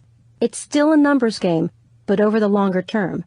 So vigilantly employ the buy and hold term worksheet as your guide.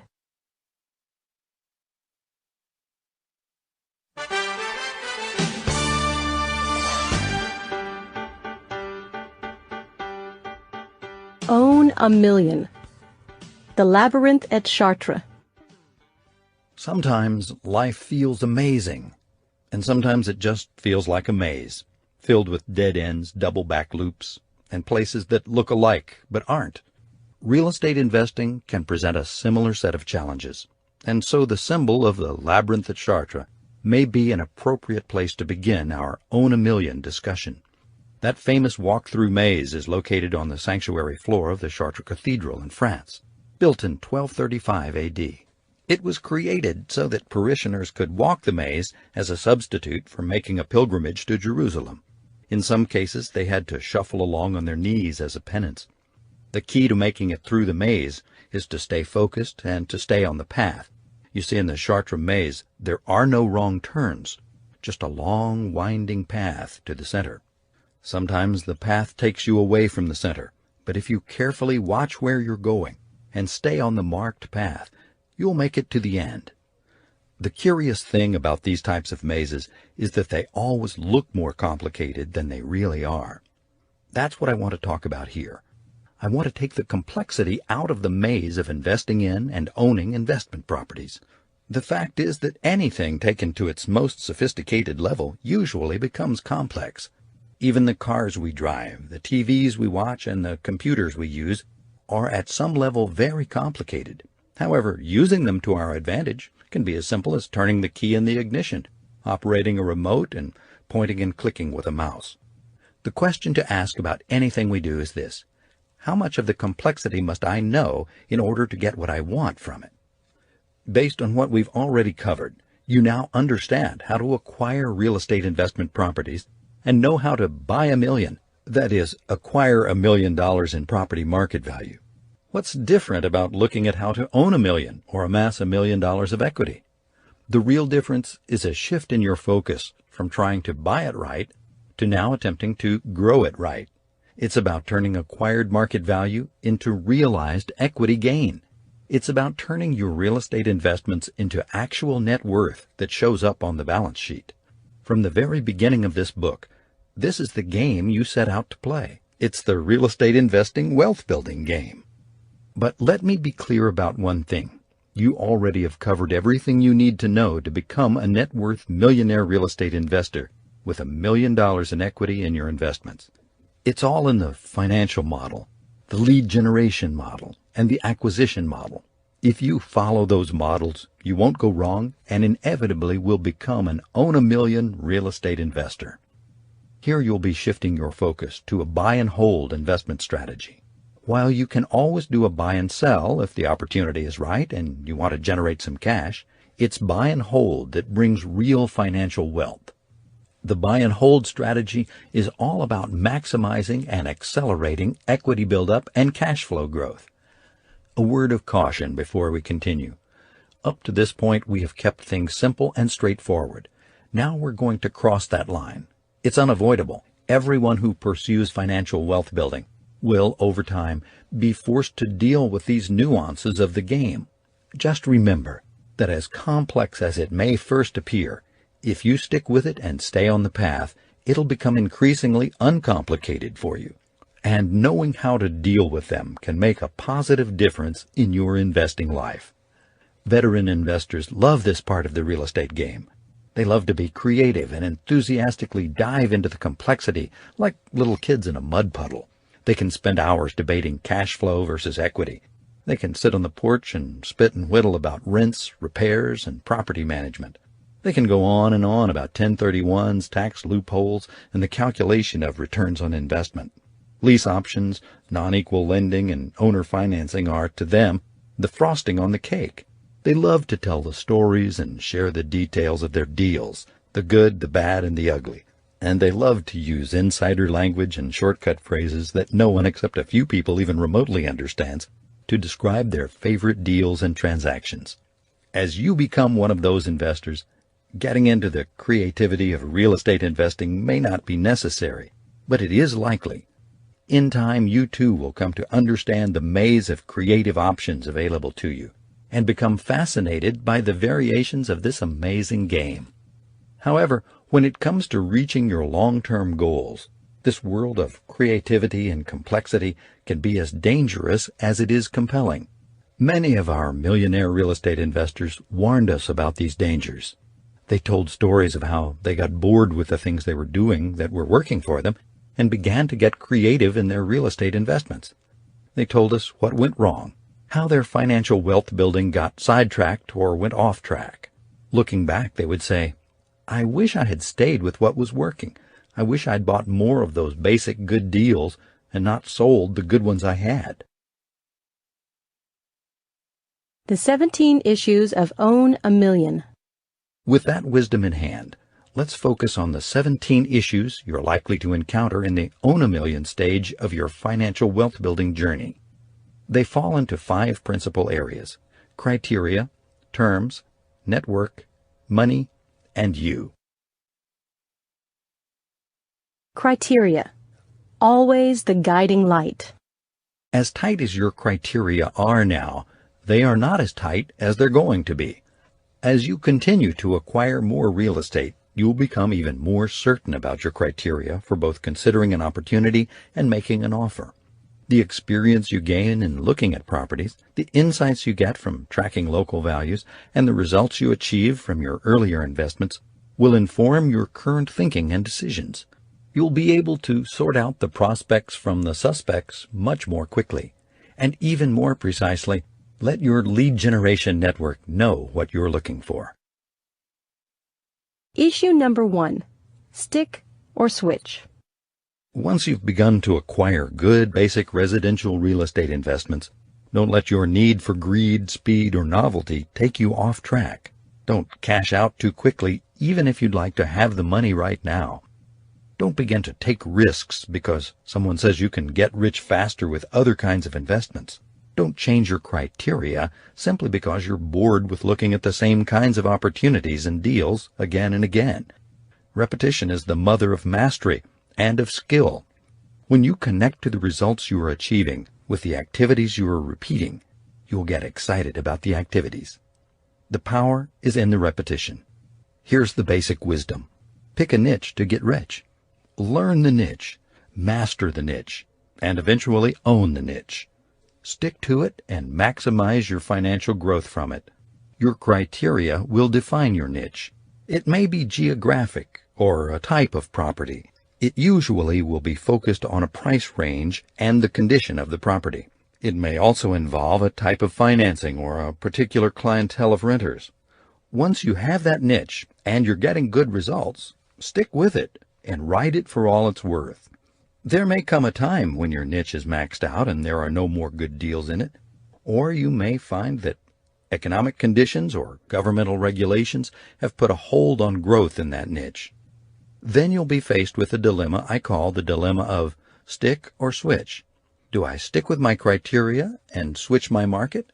Or do I stick with my market and switch my criteria? Think about this carefully. Don't do it as a knee-jerk reflex. Be sure the switch is necessary, and think about what you would prefer to master, a new market or a new set of criteria. In either case, you'll need to put in the time and do the work to master your new niche. Our millionaires told us that when they changed strategies, they did it carefully and purposefully. They took enough time to gain confidence in the new niche before ramping up their acquisitions. In a sense, they kept a beginner's mind, willing to learn before taking action. For them, the phrase persistent effort and patient money is a lifelong working principle. Issue number 2. Become an expert. How does an investor become an expert in his or her niche? Once you've picked a specific geographic area, a type of property, and a set of economic standards, you focus on the details and issues of that real estate investment profile.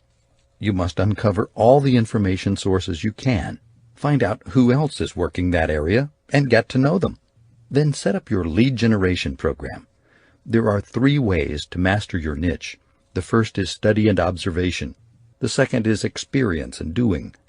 And the third is asking and listening. Study and observation. You already know that you must be able to determine market values and rental values accurately. In your target area, you'll track these 2 factors continuously and be able to apply them to any particular property. But you'll also want to follow the local trends that affect those values. You'll keep track of business growth, new construction, zoning changes, and highway construction, plus recreational development and any other factors that might indicate increased population, employment, and housing demand. Millionaire real estate investors are students and observers.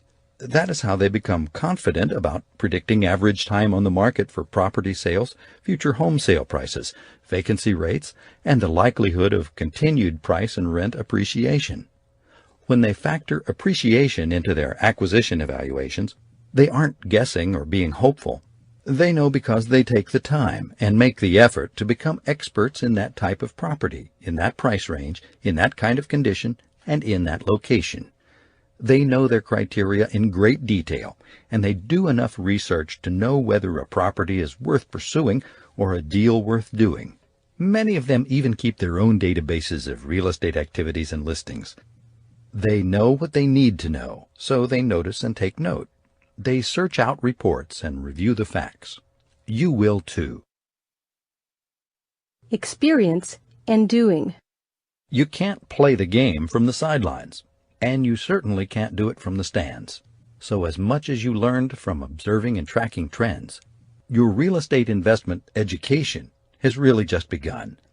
To be a true expert, you have to get in the game, mix it up, get dirty, take your lumps, and learn from your miscues. Millionaire real estate investors know what they know because they know how it works in the real world, the multivariable, interactive world of action and reaction, cause and effect. In the end, real wisdom comes from taking action and learning from what happens. I've come to see learning as having 4 stages: understanding, knowledge, wisdom, and power. Understanding means you are aware of something. You get it mentally. Knowledge means you have studied it and see how you could do it. Wisdom means you have experienced it and know how it works. Power means it has become a part of you and you do it habitually. You are now unconsciously competent. There is no difference between you and what you know. It's reflexive. You act on it virtually without thinking about it. You make it look simple. The true masters of anything are like this. Their knowledge and wisdom are deep. However, this level of learning has a price. It comes from doing. While the masters remain students of the game, they are first and foremost players of the game. That is the place I want to point you toward, becoming a master of the real estate investment game. Be willing to get in the arena and learn by doing. Mistakes are okay. In fact, they're great teachers. Don't fear them. Embrace them. Do this not because mistakes are your goal, but because they are inevitable in achieving any goal. Take action and learn to enjoy the challenges and lessons of the game. Asking and listening. It's not just the formal or institutional sources of information that matter. It's the locals at the cafe and the retirees shooting the breeze on the porch. There's a wealth of useful local information that comes from the spittin' and whittlin' and the neighborhood gossip. Don't overlook it, underestimate it, or prejudge it. You want access to that kind of unpublished insider information. It can give you an advantage in finding hidden opportunities, avoiding unknown dangers, and negotiating from strength. What these people know can make you wealthy. Locals know who may need to sell and why, for reasons like death, divorce, lost jobs, family changes, and so on. They know the history of a property and its neighborhood, any fires, floods, repairs, crime, and such. They may know people who would like to rent the property, help you maintain it, and even keep an eye on it for you. Remember that all real estate is local. It's tied to the community and what's happening in the community. The principles for real estate investing may be universal, but the conditions are always local. You must know your niche intellectually, experientially, and socially. Your knowledge, your experience, and your relationships are what can make you a financially wealthy expert. Issue number 3. Think in units. There is one trend that is so pervasive among our millionaire real estate investors that it seems to be a truth. We've come to call it the think in units truth.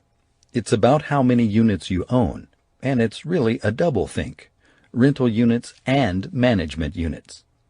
To understand this truth graphically, refer to Figure 97 on the bonus CD.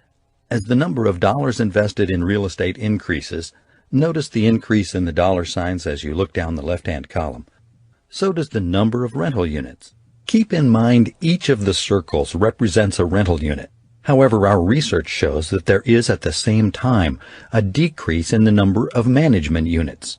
Those are represented by the shaded rectangles. In other words, as you invest in more and more real estate, you begin to think in units, the number of management units that contain your rental units.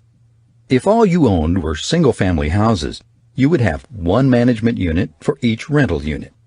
But when you acquire a duplex, you now have 2 rental units in one management unit.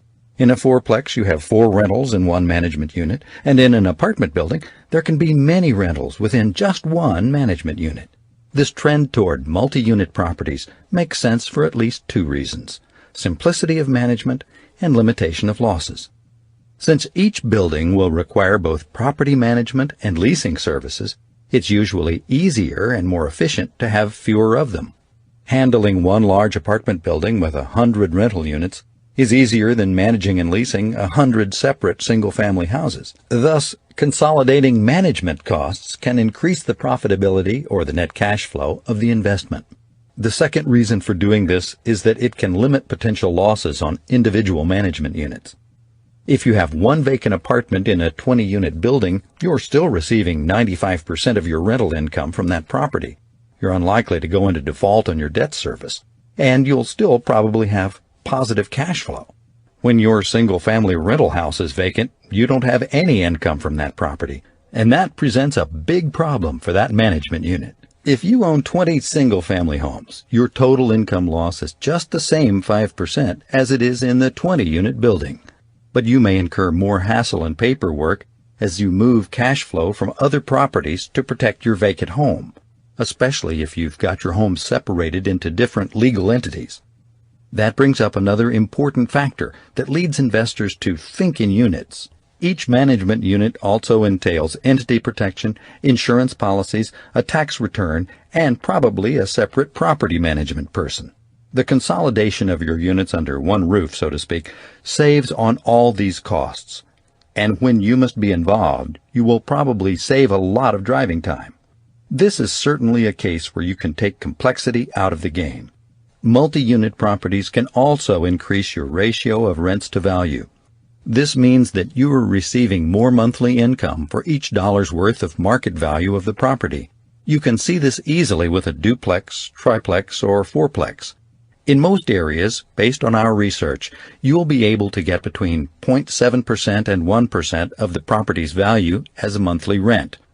In our acquisition model, we recommended using 0.8%. As you'll recall, this means that if the property has a market value of $100,000, you can expect to rent it for $800 per month. Typically, you will find that rental income from a duplex is greater. It won't be double, but it is usually 25 to 50% more.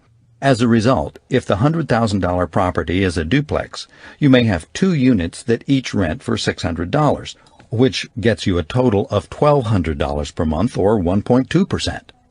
The downside of large multifamily buildings is that they may not get the same level of appreciation in value that is possible for single-family properties.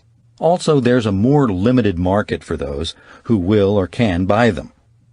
If you sell, it will be to other investors, and they'll base their offers strictly on your cash flow numbers. No emotional buyers here.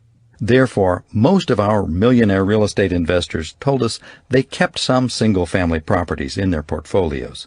They liked the flexibility, the ability to sell or refinance 1 or 2 for immediate cash, plus the increased appreciation if there was ongoing buyer demand in the market. Terms.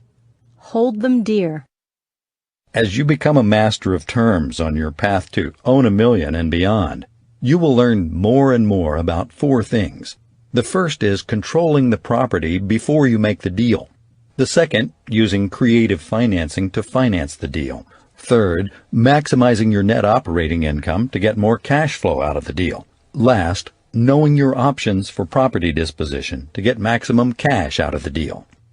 Controlling the deal, getting in for less, generating greater cash flow, and maximizing cash you get when you sell will become your so-called terms of endearment. Remember, while your criteria drive your lead generation and help you identify an investment opportunity, it is the terms that make a deal worth doing. Your long-term success as a real estate investor will come down to your ability to master and get the right terms, so always hold them dear. If you look at Figure 98 on the bonus CD, you will see there are really 3 kinds of terms. One is acquisition, the second is operating, and the third is disposition. Each of them can affect the overall financial performance of your investments. Making the terms work for your money is how you get your money to work for you. I recommend that you master the Buy and Hold Terms worksheet. Each area of the worksheet represents a place where you can improve the way your money works for you. If you use it as a guide, you'll learn to control it, buy it right, operate it right, and when it's time, sell it right. Buying, operating, and selling is a dynamic process. What you do at one point in the process will affect many other parts of your investment picture. Successful investors understand the way all the parts affect each other and the results that are achieved.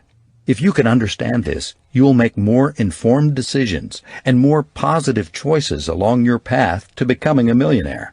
The first step in getting clarity is to have a standard model to use for comparison. Then as you make changes from that standard model, you can see what the impact is on your cash flow, your return on investment, and see how great that impact is. Let's now look at how terms can affect your cash flow and ROI by isolating the variables. If you check out Figure 99 on the bonus CD, you will see what our standard model looks like. It reflects a $100,000 current market value, 20% discounted purchase price, 20% down payment, and 5% annual appreciation in market value, plus a 5% annual appreciation in rents, initial monthly rents at 0.8% of market value, expenses and vacancy at 40% of rental income, as well as a 30-year loan at 7.43%.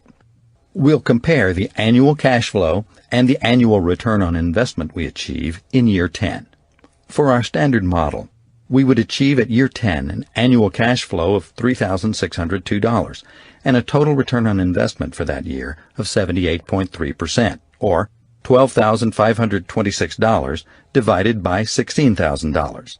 This return on investment, or ROI, is a total of annual appreciation plus annual principal paydown plus annual net cash flow divided by the initial down payment. This is not the only way to calculate return, as we will discuss later, but it provides a standard for comparison. What we see from the standard model chart is that if we don't buy with a discount, both our cash flow and our return will go down. Lower market value appreciation doesn't really affect cash flow, but seriously reduces ROI by 29%. Higher market value appreciation doesn't change the projected cash flow, but increases ROI by 41.4%. Lower rent appreciation reduces cash flow and ROI. Higher rent appreciation is very positive for anticipated cash flow and also increases ROI. Holding expenses to 30% causes a dramatic increase in cash flow, $1,490 over the standard model. Getting rents up from 0.8% to 1% of property value increases cash flow by a whopping $2,234 annually. Doing this also increases ROI. Finally, a 0.5% increase or decrease in loan interest rates doesn't seriously affect either cash flow or ROI. Even a full 1% reduction in the interest rate increases ROI only by 5%. Nowhere near as dramatic an impact as having higher market appreciation or getting a higher rental rate. As you acquire and operate your income properties, you now know where to focus your efforts to improve your terms, depending on whether your current goals concern maximizing the cash flow from your properties or the ROI of your investments. Let these numbers direct your focus. If you want increased cash flow, do three things. First, get higher rents for a 62% increase over the standard model. Second, reduce expenses for a 41% increase over the standard model. Last, invest in areas where rents are appreciating to get a 37% increase over the standard model. If your goal is to maximize ROI, do the following three things. Number one, invest in areas where values are appreciating for a 53% increase over the standard model. Number two, get higher rents for an 18% increase over the standard model. Number three, reduce expenses for a 12% increase over the standard model. Investing in areas with strong rent or value appreciation is really about criteria.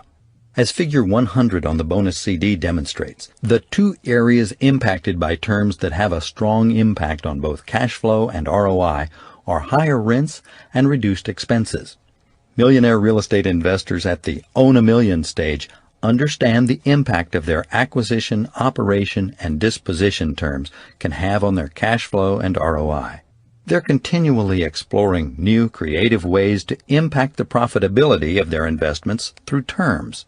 So let's explore in detail the four principal ways millionaire investors do this.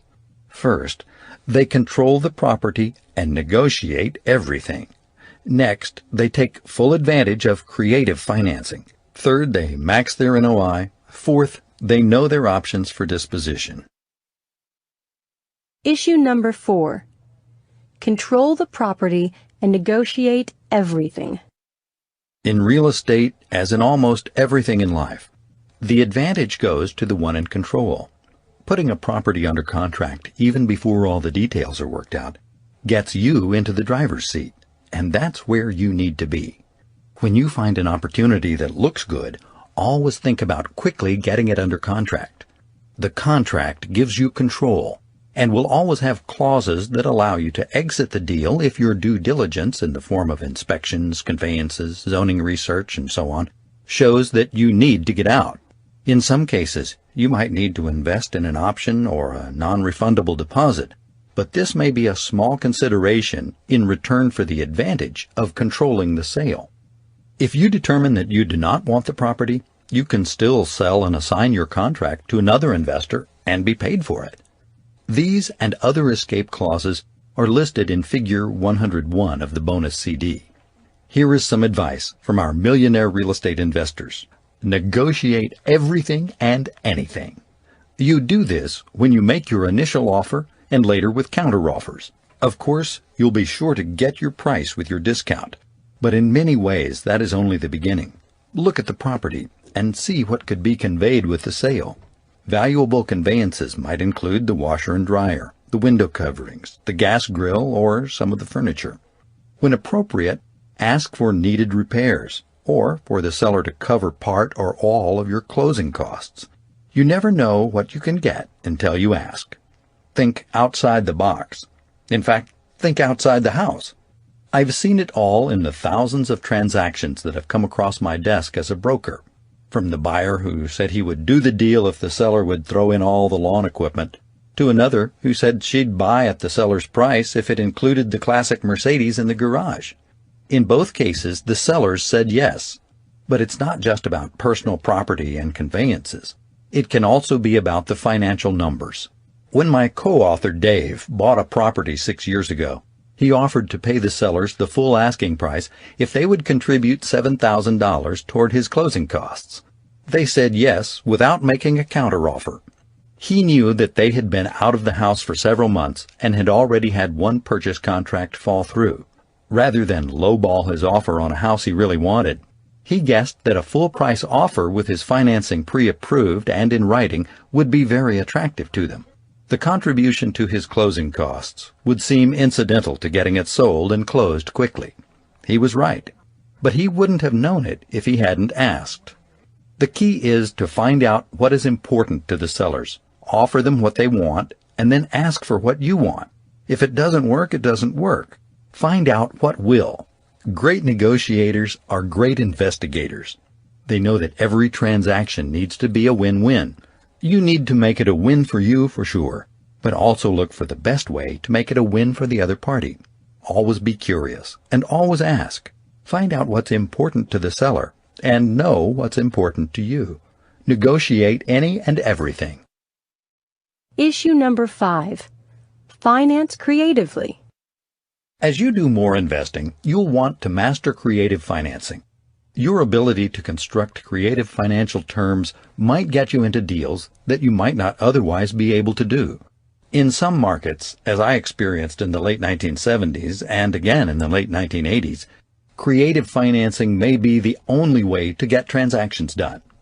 There comes a time when conventional and institutional financing can be overly expensive or not available. This situation may be caused by general economic conditions or your personal financial position. Once you have a number of properties, institutional lenders may place limits on what they will lend you as an investor. You may have to wait until you have the equity in or positive cash flow from your properties that they require in order to lend you more. Finally, sometimes sellers have specific situations that may require or allow creative financing. This presents a unique opportunity to construct a creative transaction that meets the seller's goals and still works for you. Creative financing is the way around these binds. It can also help you get into properties with less of your own money used as a down payment and lower your monthly debt service. This means you'll want to master a number of creative financing concepts like owner financing, where the seller carries the mortgage for you, or assumptions, where you take the responsibility for the seller's mortgage when this is allowed by the seller's mortgage lender. Another concept is called a wrap, where the owner offers you a new loan while keeping and paying down their original loan. The new loan wraps the original. Then there are lease options, leasing the property from the seller until you have the equity or cash to buy it, or private seconds, where you obtain a second loan to cover your down payment on a primary mortgage loan. One more creative financing option is a syndication, where you involve other investors and partners in your acquisitions. Millionaire investors use all the tools in their toolbox to get the deal done. The chart displayed in Figure 103 on the bonus CD illustrates how the numbers might work in a scenario where the investor attempts to take ownership of a $100,000 property through creative financing. You'll note the conventional financing positioned in column 1 is included as a point of reference for these creative variations. In all 4 of the ownership scenarios shown in columns 1 through 4, it's important you understand that a private second loan can come also from the seller. Just know that secondary liens in general carry less favorable terms for the buyer. That's because it's about collateral. First liens are generally secured against the property, and they are first in line if the deal goes sour and the property must be liquidated to pay back the loan. Secondary lenders account for this in the terms they offer. Also, any of these scenarios can be syndicated if you are unable or unwilling to provide cash or collateral to make these deals happen. In each case, you would negotiate the deal and bring in other partners and investors. Your ability to borrow the money will go through 3 stages: credit, equity, and cash flow. At first, lenders will look to your creditworthiness as reflected in your credit score. This means having little or no credit card debt, paying your bills on time, and having a history of paying back loans in a timely, responsible way will contribute to a strong credit rating. It also matters that you have some savings available for down payments. Although you may be able to purchase your own residence with little or no money down, when it comes to conventional financing for buy and hold investment real estate, you'll usually need to put your own money into it. The lenders will expect it, and it gives you instant equity. At some point, you will need credibility as well as a credit rating. The lender will need to see that you have made wise investments. The first measure of this will be your equity position in the properties you own. Sometimes you can access this money by getting a home equity loan and using it to make your down payment. In fact, you may become your own lender of choice. The interest rate is right, the approvals are easy, and you have all the control. Beyond self-financing, many of our millionaire real estate investors took advantage of private lending or established a line of credit, using the equity in one or more of their investment properties as collateral. In any case, if you have reached a lender's limit on borrowing, that lender will consider you for more only if you have a very strong, provable equity position in your current holdings. Finally, particularly for larger multifamily acquisitions, the amount of the loan will be based strictly on the cash flow of the property. An institutional lender will require a detailed analysis based on recent and verifiable financial reports of the rental income, expenses, vacancies, and net cash flow of the property. Those lenders are looking to minimize their risks, so they'll be very cautious when considering a large loan on an income property. Your track record and reputation will be as important as the specific numbers on the building. At this stage of your investing, you are likely to be the major factor in people's willingness to lend you money. Your credibility is always with you and can be one of your most valuable assets. Issue number 6. Maximize your NOI. The third area of terms you will need to master is maximizing your net operating income, or NOI. This is the ability to run your real estate investments at a profit.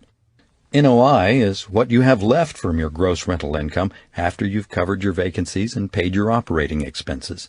This is detailed in the Buy and Hold Terms worksheet we've already reviewed in Figure 93 on the bonus CD. Actually, from an operating point of view, there are only rental income and expenses. Vacancies simply reduce your rental income. So there are 3 things you can do to maximize your net operating income. You can increase gross rental income, control expenses, and minimize your vacancies. Let's take them in that order. Increase gross rental income. Millionaire real estate investors achieve higher rents than others. Most of the millionaires in our research group followed the 1% rule of thumb for rents, getting 1% of the property's market value as the monthly rent. For example, a $100,000 house would rent for $1,000 per month. When we looked at rents and values in a large number of markets, that rule of thumb seemed too optimistic, particularly for single-family homes. We determined that 0.8% for single-family properties was probably more realistic, and that's what we used for the examples in the Buy a Million section of the book. But that rule of thumb didn't hold up. Our millionaire investors consistently achieved higher than average rents. How did they do that? As a group, they do 5 specific things to maximize rents. First, they used rent escalators in their contracts so that the rent would increase year by year without question, negotiation, or notice. It would happen automatically, and the renters would know that they had pre-agreed to it, so it didn't feel arbitrary.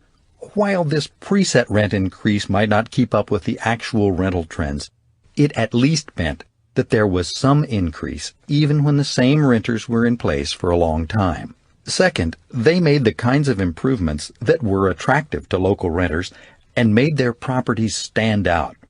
What they discovered was that, within reason, people will pay more if they believe they are getting more.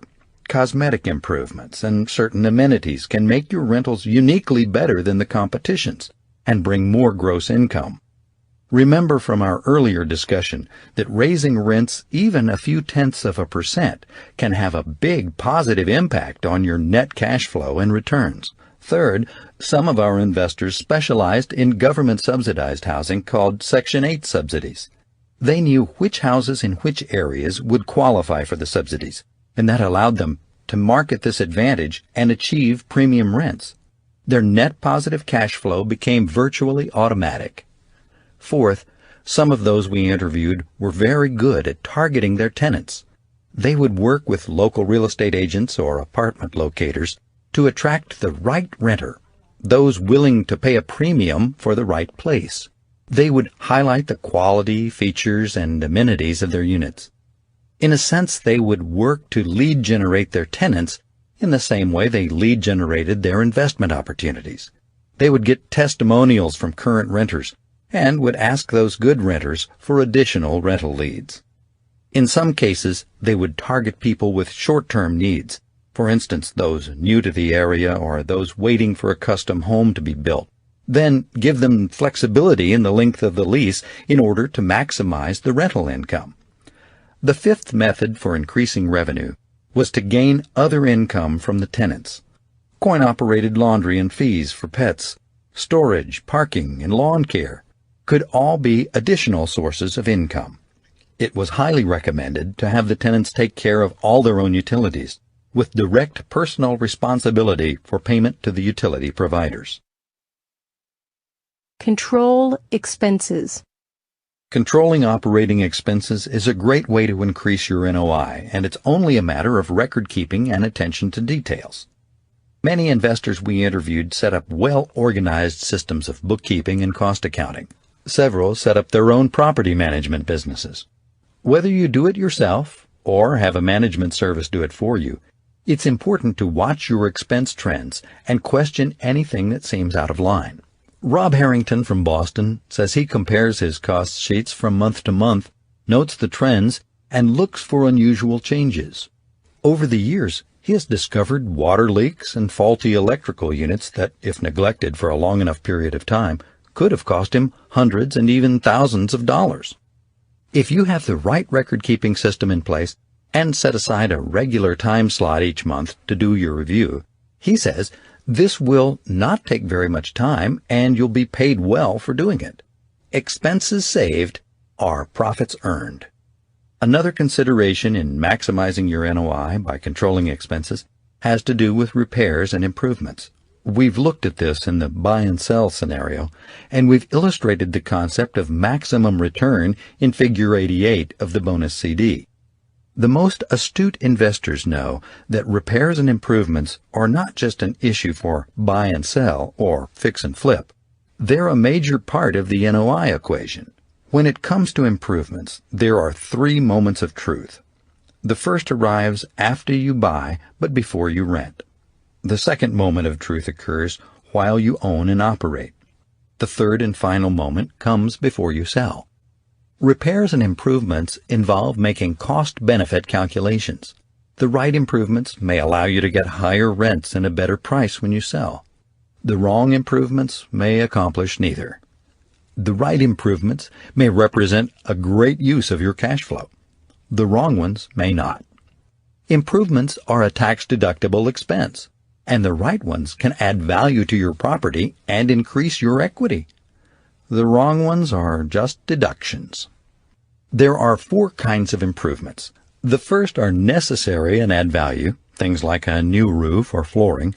The second are unnecessary but add value. Landscaping and cosmetic enhancements are examples of this type of improvement.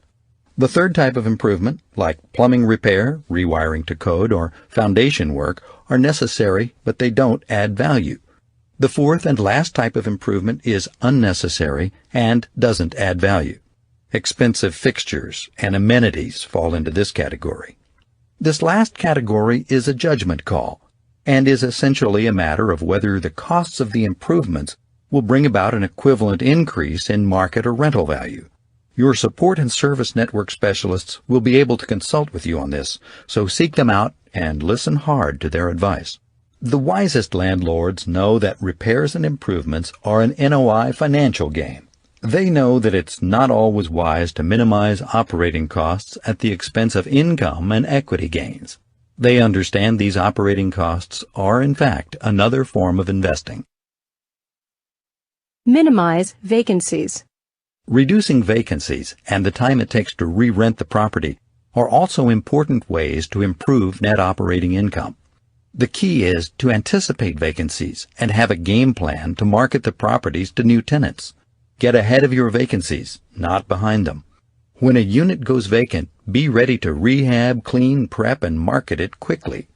Keep in mind, the more units you own, the more cost-effective it becomes to have staff or service providers perform this service for you. While it may seem obvious that keeping your tenants for a long time reduces vacancies and is a good thing, Rob Harrington says that many landlords are so eager to raise rents that they may alienate good tenants. He makes a good point that it may take a very long time, even at a higher rent, to make up for the lost income from a vacancy. Issue number 7. Know your options for property disposition. Selling a property right is just as important as buying it right, and this goes beyond getting the highest price. Beyond staging the home for sale and marketing for buyers, what do millionaire real estate investors do that maximizes their returns from selling? The first thing they do is determine why they are selling. If it's to get immediate cash, then they are like any motivated seller. What they now get to decide is which property to sell and why.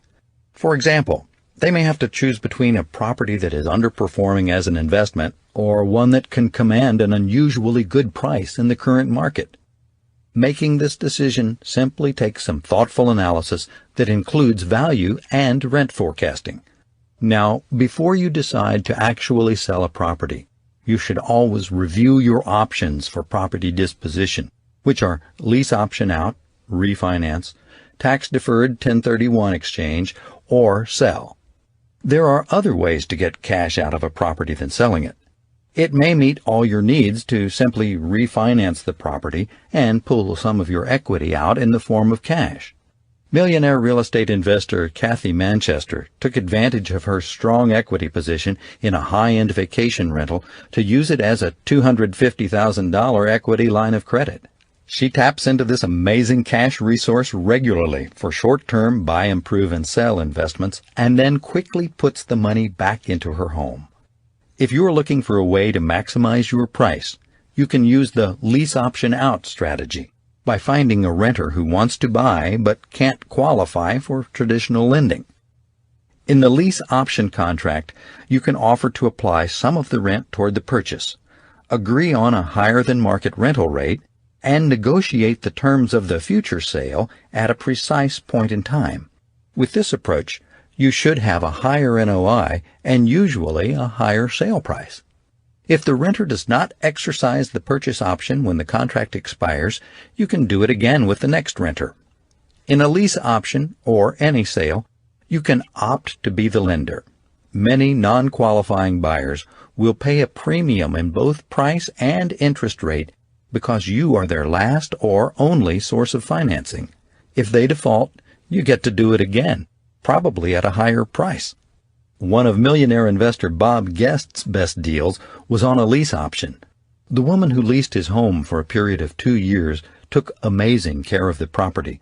She landscaped, painted, and improved. As with many lease option tenants, she considered herself the owner of the property, even though she had not exercised her option. At the end of the contract, she decided not to purchase, and control of the property reverted to Bob. In the end, he had 2 years of strong cash flow from a great tenant and a more valuable property that had been cared for lovingly. Your next option would be the tax-deferred 1031 exchange, where you sell one property and buy another without incurring capital gains taxes. The fundamental requirement from the IRS is that you reinvest all your profits into the next property or properties within a specific timeline. We'll talk later in the money section about the opportunities to do tax-deferred 1031 exchanges. Lastly, there is always the option of just selling the property. Millionaire investors consider this their last option, since they are always seeking to minimize taxes paid on the net proceeds of a sale. They know that the other options present better ways of preserving their capital, and, when necessary, providing them cash. Network. Together, everyone achieves more. In all businesses, teamwork is one of the fundamental operating principles. For us, it's not just a feel-good, warm, fuzzy concept. It's about synergy and achieving the best results. That happens only when everyone is pulling for one another and, whenever possible, pulling together toward a common goal. Anything worth doing is more likely to succeed at the highest level when we synergize with others. This fact was made real for us by our millionaire real estate investors. They not only pointed out how others had helped them get started, but told us how important it was all along the way to have a group of trusted partners, mentors, supporters, and providers. I made this point earlier when I talked about your work network and lead generation network. What I want to say here is that your networks must grow as your investments and financial wealth grow. In fact, there will be a direct correlation between the two, as your network will reflect your net worth. There are 4 things you should do in your network as you grow your financial wealth. Number 1, make associating with talent your number 1 priority. Number 2, top grade for ever-increasing leverage. Number 3, always work from written proposals and contracts. Number 4, protect your reputation and operate with confidence. Issue number 8. Make associating with talent your number 1 priority. Your success will be determined in large part by those around you. As a result, you must proactively surround yourself with highly talented people. You are the social engineer of your own people matrix, the architect of your personal mastermind. Whether you are contracting for labor or employing it, talent is always the key. What is talent? Talent is the intelligence, behavior, motivation, attitude, abilities, and experience of a person that makes that person uniquely suited to do what he or she is doing. That person is a natural fit for the task or venture. Talent isn't a measure of someone's worth. It's not a generalized label for a person. It's always related to the role a person will be playing. Talent is role and task specific. You want to find talented people who do what they do well and love doing it. More than that, you want talent that is fiduciary, not just functionary. This means that the people you choose go beyond doing the job they were hired or assigned to do. They look out for your interest and protect it. There's a terrific comparison of functionary and fiduciary traits in Figure 109 on the bonus CD. For instance, I had an insurance agent who was doing an underwriting inspection of an investment that I was in the process of buying, and his company was going to insure for me. He called me back to tell me he had completed his report and gotten the approval for my insurance. Then he told me he was aware that his company had dealt with a number of foundation issues in that neighborhood recently, and that I might want to have it checked out. I did, and while there wasn't a problem with my property, I valued the extra effort of my fiduciary insurance agent in warning me about this. Always work with fiduciary talent. They will make a significant difference in your investment success over time. Getting the right people in your work network doesn't happen by accident. It's a matter of intention and process. Finding talent and establishing a relationship with talent must be purposeful, so you must have a process. A simple process I recommend involves 3 steps: behavior, references, and track record. Determine people's natural behavior by asking behavior-based questions. Actually, if I'm hiring someone, I always use a behavioral assessment. The DISC test, for example, is a proven low-cost assessment that is widely available on the Internet. It can be taken online with a report sent to you. An assessment will help you understand what people are good at and how they tend to act. Are they aggressive or not? Do they work well with people? Are they systematic in their approach? Do they follow rules and procedures? The key is to know what you're looking for and then decide if they measure up. You can sharpen your observational skills when you know what you're looking for. I recently needed some handyman work done on a property, since I was in a hurry and my repairman was tied up. I called a guy who had a small handyman for hire ad in our neighborhood paper. I could tell after 5 sentences that he was not the man for the job. He had all the verbal energy and emotional expressiveness of a telemarketer. He was selling me from the get-go. I know that good detail workers on physical projects don't behave that way. I wanted a handyman, a craftsman, not a salesman pretending to be a craftsman.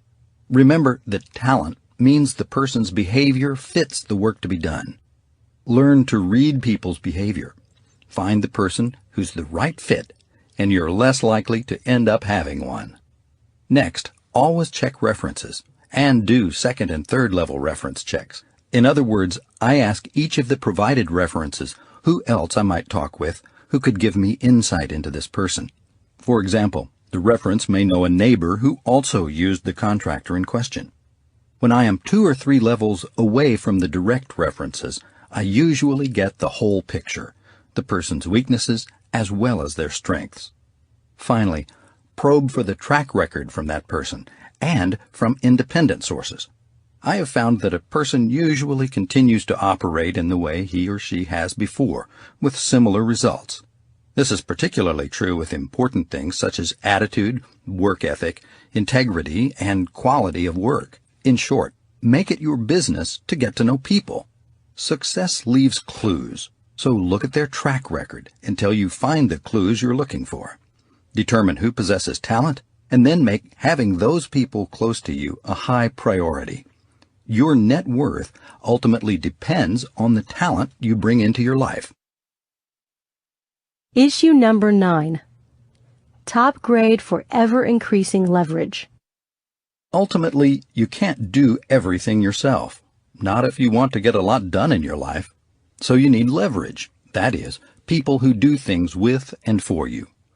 Every business owner knows this, and all the investors we interviewed told us this.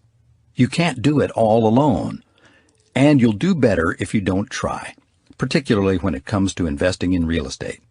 Get leverage.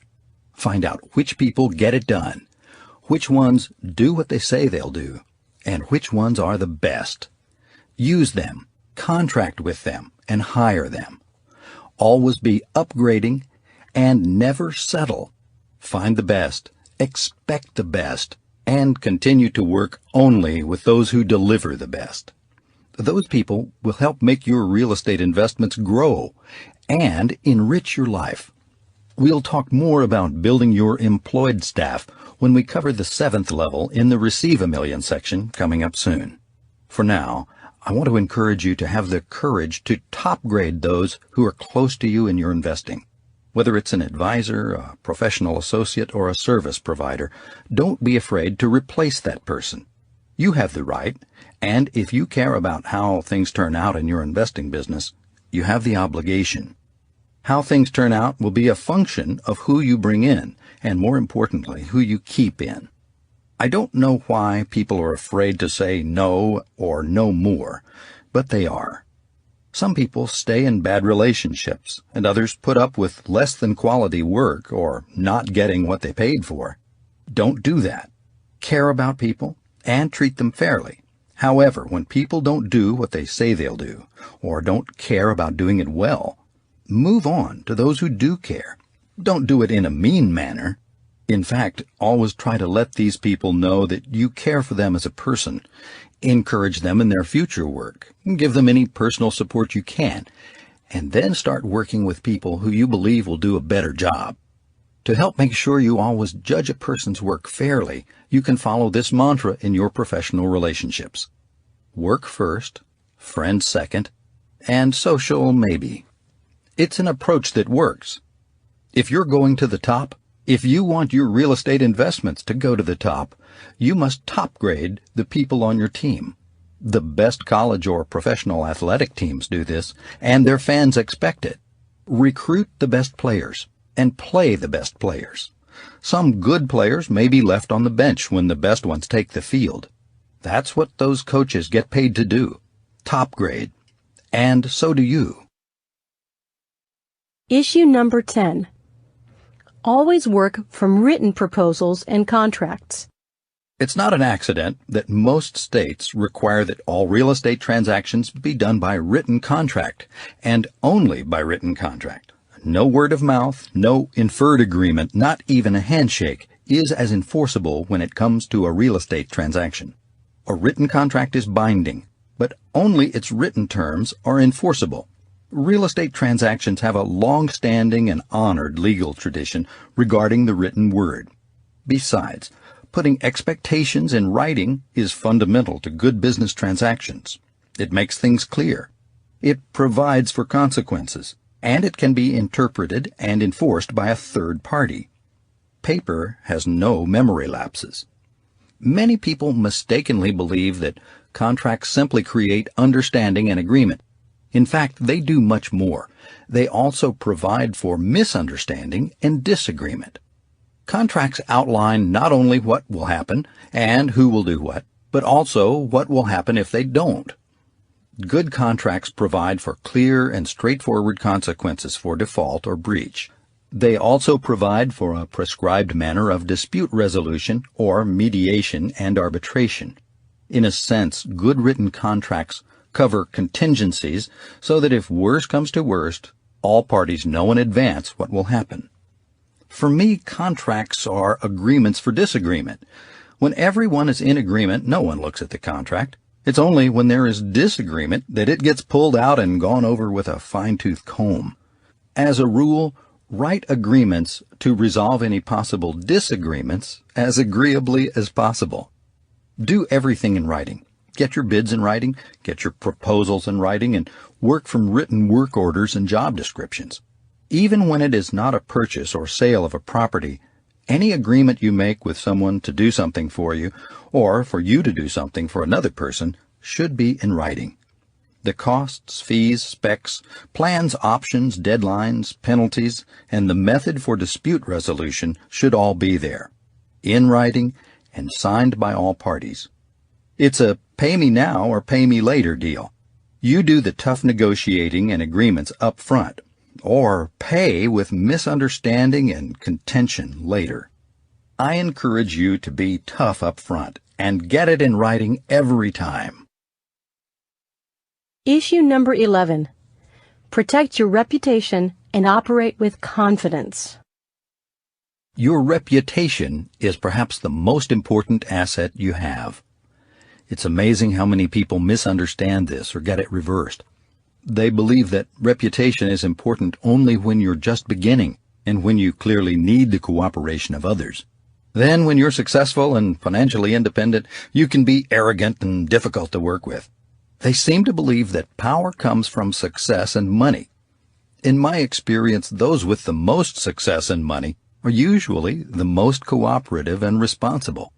Of course, there are always exceptions. There are a few successful investors who are egocentric and difficult to work with. Perhaps they have created an erroneous stereotype for the financially wealthy. Your reputation for honesty, responsibility, and cooperation is foundational for your success. Since this reputation was earned over time, it is unlikely that it will change suddenly. The habits you built and demonstrated along the way will be sustained for the long haul. Begin with the end in mind. Treat your reputation as the precious asset it is. Develop it wisely. Protect it fiercely. Follow the 5 rules of engagement we talked about earlier. Do deals. Keep your word. Don't talk bad about anyone. Don't shortchange anyone. And refer business to your work network. And become a person others want to be around, to support, and to cooperate with. That reputation will bring you many opportunities and cost you none. Beyond that, your reputation may reduce the problems you have to deal with. First, people will be there for you when you need them. They will help you find solutions. Second, a good reputation may prevent problems from arising. I experienced this once with dramatic results. A problem had arisen as the result of a transaction. The buyer involved in the deal called me. He said that he had been so upset with what had happened in his real estate purchase that he planned to sue me. When he talked with several attorneys about it, each one told him that I always did the right thing. Turns out these attorneys were all in my network and knew me very well. As a result, the buyer decided to call me rather than sue me. We resolved the problem, and he was very pleased with the way it was handled. When it was all over, what stuck for me was that other people's opinions of me, my reputation, had prevented a lawsuit against me. The same can happen for you. In your role as an investor, your reputation will come from the way you make offers and do deals. Always do this with respect for the other person and an understanding of his or her needs. One of the most important is honest and straightforward communication. Since your acquisitions will have to meet both your criteria and your terms, you'll usually be making below-market offers and negotiating for everything you can. It will be important for the seller not to take any of this personally or have the sense that you're trying to steal the property. Let the seller know, and be sure your real estate agent lets them know, that you're trying to help them get their property sold. You are an investor, and you can buy the property only if it is a good investment. If the numbers don't work for the seller, well, that's okay. You're only looking to do win-win deals. It has to work for the seller and for you as an investor. You're looking for deals, not steals. You want to be the one who helps the seller solve his or her need to be out from under the property. The only way you can do this as an investor is to have the numbers work. You must get the right terms. You need to operate with confidence, knowing that you are providing solutions to other people's problems while staying true to your path as a real estate investor. When it works for both sides, it's a true win-win. When it doesn't, it's a move on, move on. And that's okay too. Money. Give it a work ethic. Own a Million is about building equity. Along with equity comes the opportunity for the cash flow it can generate. If we have stayed true to our criteria and met our terms, our real estate investments should be achieving equity buildup and cash flow growth. But are they? That's the question you will be asking continually. Those are the numbers you will be tracking consistently. In the end, investing is a numbers game, a financial numbers game. You must hold your money accountable. You must count it and see if it's working for you. Is it, in fact, and by the numbers, building your net worth and your financial wealth? Issue number 12. Hold your money accountable to work for you. Throughout your investing career, you want to be sure that your money is healthy or wealthy. I call this the wise money rule. For me to be financially wealthy, my money must at least be healthy. After many years of business and investment experience, I've come to understand that there are 4 conditions of money: dead, safe, healthy, and wealthy. I began to understand this in my breakfasts with Michael. Whenever I would show him the money I had in the bank, he would tell me that it was just dead money, that I couldn't become financially independent with dead money. He taught me that my money needed to be alive and working for me. How much additional money it was returning to me each year was crucial. It was my return on investment, my ROI. That was something I needed to measure and hold my invested money accountable for. Over the years, as I've become more financially educated, I came to define those 4 money conditions in the following way. First, dead money earns interest below the inflation rate. Second, safe money earns interest at or just above the inflation rate. Next, healthy money earns interest that is well above the rate of inflation. Fourth and last, wealthy money earns interest that is above that for healthy money. To put this in more specific financial terms, in today's economic market, dead money would be earning 4% or less. Safe money would be earning from 5 to 8%. Healthy money would be earning from 9 to 12%. Finally, wealthy money would be earning above 12%. Money earns wages just as people do, and for money to become wealthy, it must be paid high wages. The interest or return your money earns can tell you what it's getting paid as it works for you. Your money is gainfully employed or it isn't. If it isn't, it's unemployed or dead. If it's gainfully employed, it's now a matter of how much it's being paid for its work. From the beginning of your financial wealth-building career, you want your money to be earning high wages, healthy, or, better yet, wealthy. Some people don't understand interest rates or returns on investment. They know that higher is better, but they may not see how much better. There's an easy way to understand this. Let's assume that you invested $100 every month for 30 years. For simplicity's sake, let's say you put it in an interest-bearing account and kept it there along with any interest you earned. The chart in Figure 112 shows what your total compounded value would be over those 30 years at various rates of interest. What a difference a few percentage points can make over time. At $100 a month for 30 years, we've invested $36,000 of our earned income. At the dead money rate of 4%, we've turned it into $69,636, which probably represents no gain against inflation. At the safe money rate of 8%, we've turned it into $150,030, and it feels a little better. With a healthy money rate of 12% earnings, we've grown our $36,000 into nearly $353,000, almost 10 times what we put in. Our money has been getting paid good wages. But look what happens when our money earns wealthy wages. At 16%, it grows to over $887,000. And at 20%, it goes through the roof to over $2 million. Wealthy money, for sure. Keep track of what is happening with your money. Know what condition it's in and how well it's being paid. You need to keep track of your ROI for each property and for your entire portfolio. You will see what annual return you are receiving on your ROI, the money you have invested, and you'll track the annual return you are receiving on your equity. I call the second number your ROE. You want to know both your ROI and your ROE. The difference is that ROI shows what you are earning annually on the money you initially invested, while ROE shows what you are earning annually on all the equity you have. In essence, your equity is your capital. You could take it out and invest it somewhere else through an equity loan or by refinancing the property.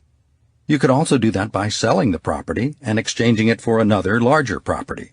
We'll talk more about that in a while. For now, be clear about equity. It's your money, it's your capital, and you want to know how hard it's working for you. Let's put some real-life real estate numbers to this idea of tracking ROI and ROE. We begin with our earlier example of investing in a single-family property that was worth $70,300 in 1983. Remember, we acquired this property with a 20% discount and a 20% down payment of $11,248. In this example, we assumed a 5% annual appreciation in both market value and rent. Let's look first at our investment performance using a 30-year loan at 7.43%. It would be helpful for you to refer to Figure 113 on the bonus CD while we cover this area. As we noted before, after 15 years, our $11,248 investment is worth $112,453, the accumulated equity. We've been achieving this equity buildup from the property's appreciation. Now it has a market value of $146,302 and debt paydown amounting to $11,143. In addition, we're achieving an annual positive cash flow. To determine our ROI during the 15th year, we add up the annual appreciation plus the annual principal paid plus the annual cash flow, which gives us a total annual return of $12,420. To calculate the ROI, we divide that total by the initial investment of $11,248 and get 110.4%. This means that during the 15th year of our investment, we received an annual return of over 110% on our money. You can see in the chart that our annual ROI has grown from 37.7% in the first year to over 110% in the 15th year. You can see that in 5 more years, the annual ROI will increase to 152%. This is just part of the picture. It isn't the whole story about how hard your money is working for you. We know your initial investment is working very hard and getting paid very well. And we know that comes from the leverage power of real estate investing. In just this one property, you've gained a very strong equity position. As you can see from figure 113, at the end of the 15th year, your accumulated equity stands at $112,453. That's your money too.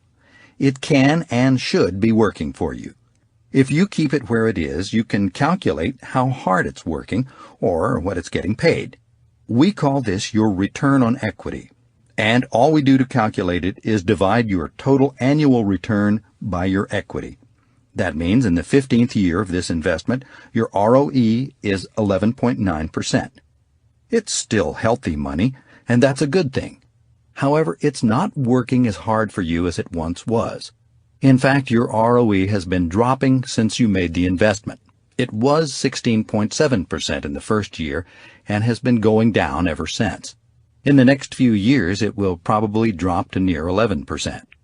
What is happening, of course, is that as you increase your equity position in the investment, your rate of return on that equity decreases even though you continue to get appreciation, debt paydown, and cash flow.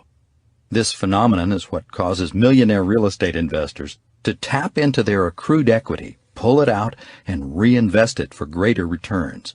They want their money, both earned and unearned, to work as hard as possible and get paid as much as it can. That's why they continue to leverage that equity back into additional real estate investments, always buying it right with clear criteria and favorable terms. Our survey of our millionaires showed that they had a 40% equity position in their holdings. Most admitted they could have used cash flow to pay down more debt and increased their equity more rapidly over time, but they chose to keep building their financial wealth by putting that money back to work at a higher wage. You may be wise to do the same thing.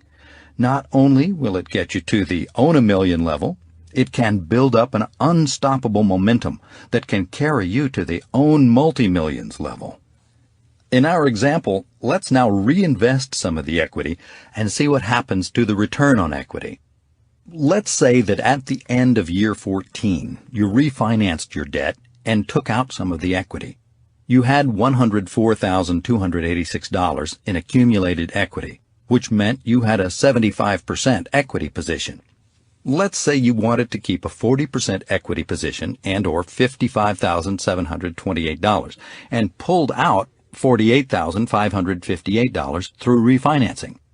You now owe $83,592. When we again calculate your return on equity for the 15th year, we'll use $55,728 as the denominator.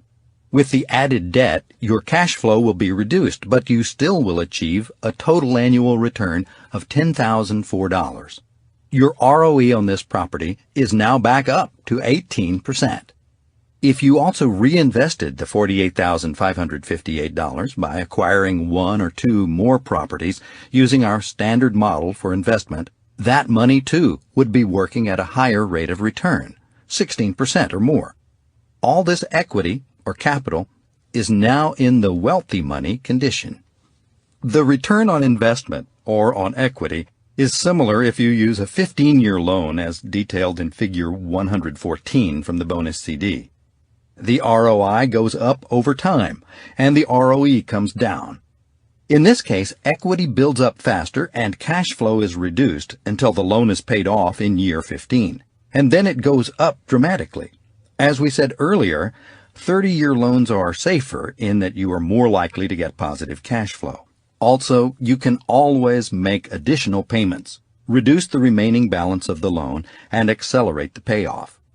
15-year loans act more like a forced savings program. You have to make the payments and therefore build equity more quickly. We observed that once they had a solid financial foundation or a good equity position, Most of our millionaire real estate investors tended to favor shorter-term loans. However, they continued to refinance, take out the equity, and add more income properties to their investment portfolios. Issue number 13. Minimize your tax exposure. In addition to making your money accountable by tracking your ROI and ROE, you want to minimize your tax exposure. This is a fundamental operating principle for all millionaire investors. They understand that taxes are an obligation, but not a mandate. The government wants you to pay what you owe, but gives you many ways not to pay, at least not right away. It's really saying, we will charge you less if you do these things.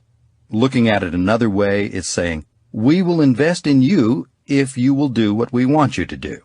The government wants you to invest in real estate, hold those investments, or move into bigger ones. In a sense, the government is your co-investor. You are wise to take advantage of what it wants you to do, particularly since that is very advantageous to you as a real estate investor. The first thing you want to do is keep a detailed and comprehensive accounting of all your expenses, including the costs you incur in lead generation and property evaluation. Almost everything you do during your acquisitions, things like inspections, finder's fees, real estate commissions, and so on, represents costs you can use to offset your rental income. Most of those costs can be recaptured even years after they were incurred, at the time when you have begun to achieve positive cash flow. You certainly need to keep track of all your operating expenses while you own the properties.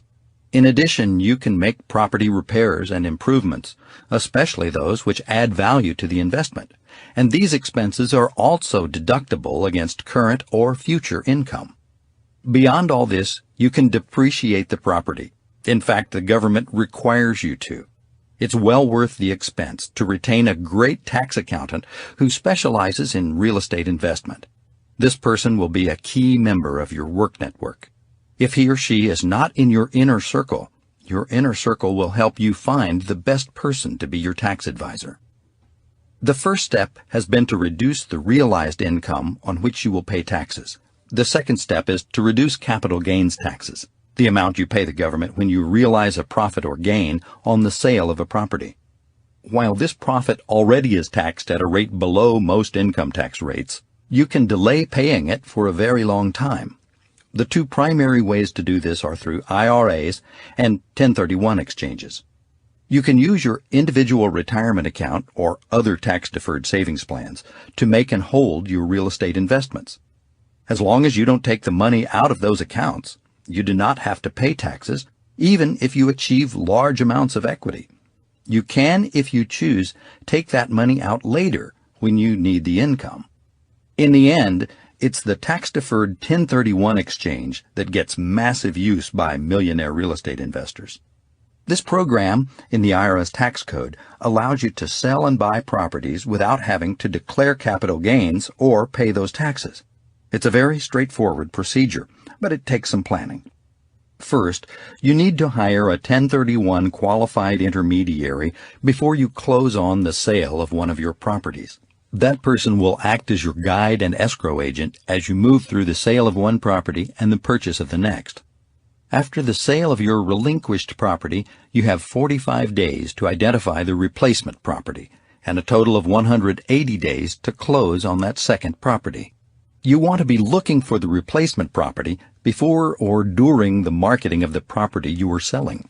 If you find a good opportunity, you can enter into a contract with a right to assign clause if your first property does not sell, or with a 1031 clause in the purchase agreement if it does. Many people have the mistaken notion that you are exchanging your property with someone else. You take theirs and they take yours. In some cases, that can be done, but it is neither the purpose nor the requirement of a 1031 exchange. A 1031 exchange is designed for you to exchange or sell one property in your portfolio and replace it with another one that you wish to buy. It allows you to keep purchasing larger, more expensive properties without having to pay capital gains taxes on the ones you sell. This is a wonderful way to keep your money working for you. You, your primary asset. Don't underestimate what's possible, and don't underestimate yourself. Invest in yourself. Stay plugged in. Seek out role models and mentors. Invest in your personal development and education. Learn everything you can as soon as you can, and never stop learning. Never stop asking questions. Stay into curiosity and out of the need to know it all now. Remember that you are your most important asset. That's not a selfish point of view. Shakespeare was referring to this when he said, "To thine own self be true." The degree to which you develop yourself and achieve your financial wealth-building goals will be the degree to which you can leave a legacy. In the end, others will benefit from what you do for yourself. Issue number 14. Protect your time. Arguably, the most valuable asset anyone has is his or her time, so it pays to value it, protect it, and invest it wisely. In the game of real estate investing at the Own a Million level, this becomes vital. From start to finish, the best use of your time will always be in generating leads, looking at real estate, and in doing deals. At the Own a Million stage, you will have 2 new issues you would be wise to include on your short list. First, you'll want to watch your finances with an eye toward maximizing your returns, which was described in the money section. Second, you'll be holding others accountable to keep your time free. Your growing portfolio of rental properties will need someone's attention.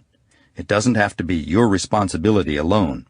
Things break, toilets and furnaces cease to function on Fridays as often as they do on Mondays. Properties have to be shown. Tenants sometimes need to be reminded to pay the rent. These problems and situations are the stuff from the war stories experienced investors tell, the stories that frighten many new investors away. What our investors made all too clear was that while owning real estate investment properties does make you a landlord, it doesn't mean you have to do the work of one. So don't act like one, hire one. I'm talking about property managers, and there are increasingly more options for investors, large and small, to contract with property management firms for single-family residential, multifamily, and commercial rentals. You simply account for it in your expenses. A typical fee is 10% of the gross rents. Then make sure the properties you acquire have enough gross rent to handle this cost and still generate positive cash flow. If your portfolio is large enough to support this, you may be able to let the economies of scale work in your favor by hiring a full-time property manager as an employee to manage all your properties. This is another area where investors have been quite creative. To protect their time, they not only budget for property management independent contractors or employees, but also cut deals with responsible tenants. In return for free or reduced rents, these model tenants often will manage small multifamily properties on the owner's behalf. Many single-family investors sidestep the issue through home warranties and lease agreements. For example, they purchase a warranty for their property that covers common repairs with a $50 deductible. Then they write into the lease that all repairs are the tenant's responsibility, along with the deductible. This can be marketed as a win for both the owner and the occupant. That's because the renter can call for any repairs at any time for a small out-of-pocket cost, while the owner doesn't have to book repairs around the tenant's schedule.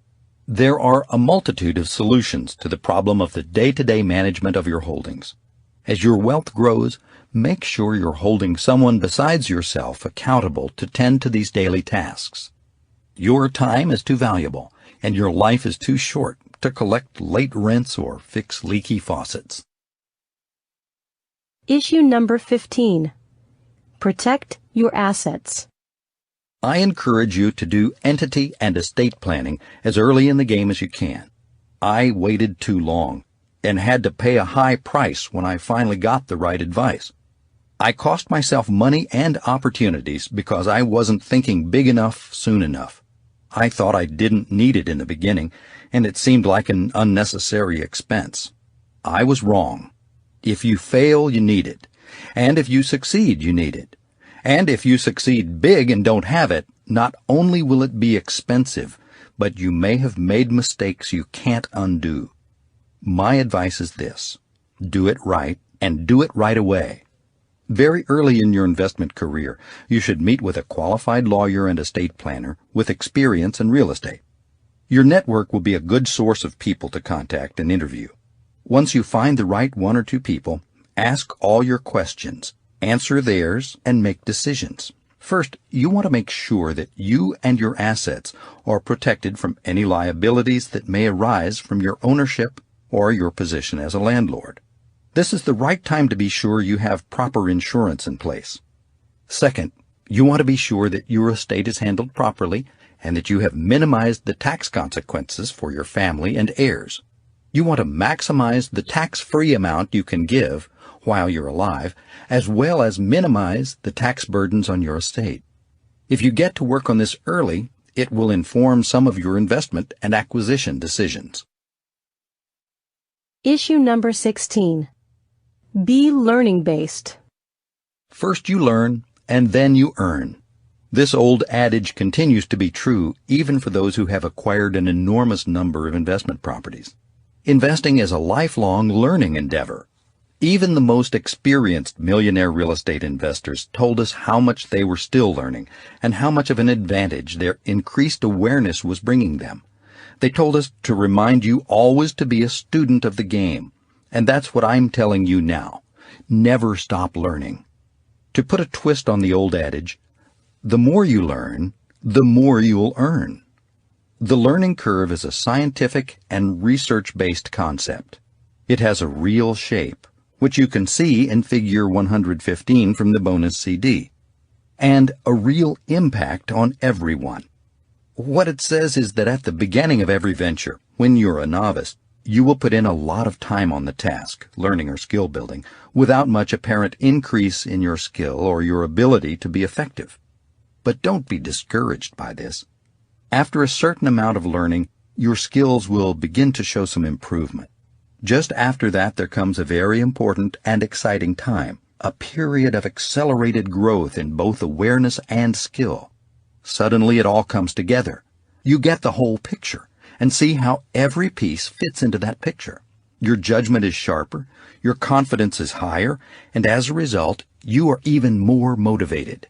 You are now in the game. The key to getting good at real estate investing is to stay with it long enough to reach this accelerated zone of skill attainment. Many people quit too early, sometimes just before entering the zone. Others never put in the time it takes to get there. They remain novices and therefore make novice mistakes throughout their investment career. At the top end of the learning curve is the place where the experts dwell. Those uniquely motivated people who enjoy mastering the game. Even at their level of expertise, they continue to learn and fine-tune their knowledge and ability. However, as the curve shows, they do not gain a massive increase in ability for the time they put in. But for them, that little difference makes all the difference. And 1% improvement in an area can translate to big, meaningful returns. They are at the top of their game, and while it isn't always a competitive game they play, no one plays it better. There is an important reason why I have introduced this concept at this point in our discussion. I want you to understand that learning is the game we play when it comes to investing and financial wealth building. Knowledge is power, particularly in financial matters, and it is worth taking the time and having the patience to reach the zone of skill attainment in any area you want to master. There is a second point I want you to appreciate. Every time you undertake a new area of knowledge, you again will go back to the beginning of the learning curve. You will in that area be a novice. This is the real problem with changing your real estate investment strategy again and again. You will move backward before you can move forward confidently. There will be some carryover from your general learning about real estate, but if you move your investment strategy from residential single-family houses to mini warehouses, from urban to ex-urban properties, or from existing rental units to raw land, you will have to start over and learn both the basics and the nuances of a new area of real estate. Become the master of one approach, not the jack of all approaches, or even many. Once you pick your primary investment strategy, learn it and begin to employ it. Don't switch out of boredom or for the promise of some magical, no one's ever thought of this, get-rich-quick scheme. Follow a proven path, use the fundamental models, and learn the ropes for yourself. Let any aggressiveness or sense of urgency drive you first to learn and then stay tenaciously focused on working your chosen strategy. Master your niche before you ever consider a switch. Issue number 17. Be accountable. Few people understand the concept or power of accountability. Most confuse it with discipline, evaluation, and criticism. The truth is that accountability is a very powerful and personally enabling process. The greatest successes and the highest achievements almost always are due to accountability. For me, big success comes 10% from having a goal, one specific and written, 10% from having an action plan that is predetermined with strategies and activities, and 80% from having accountability. As important as goals and plans are, accountability is even more important. Accountability means having someone else with whom you review what you have done, evaluate the results you have gotten, and commit to the next things you're going to do. This process must involve another person, a mentor, a coach, a consultant, or a peer partner. You can be more or less disciplined by yourself, but you cannot hold yourself accountable over the long haul. There must be another person. That's what makes it work and makes it powerful. Almost every great athlete or artistic performer has a coach. Many have more than one. Tiger Woods is reported to have had 5 at one time. Who holds you accountable is important. Those people should know you and what you are trying to accomplish, and you must trust and respect them. But they do not need to be better than you at what you are doing. Their role is to keep you on track, to make sure that you are doing what you set out to do and are looking at the results you are getting. Always remember that feedback is the breakfast of champions. Accountability is about getting feedback and using it to inform and motivate our future actions. It's about not letting ourselves get too far off track or out of balance. Find the best accountability partner you can and allow your accountability process to work for you. Once you experience the life-altering power of accountability, you will never stop using it.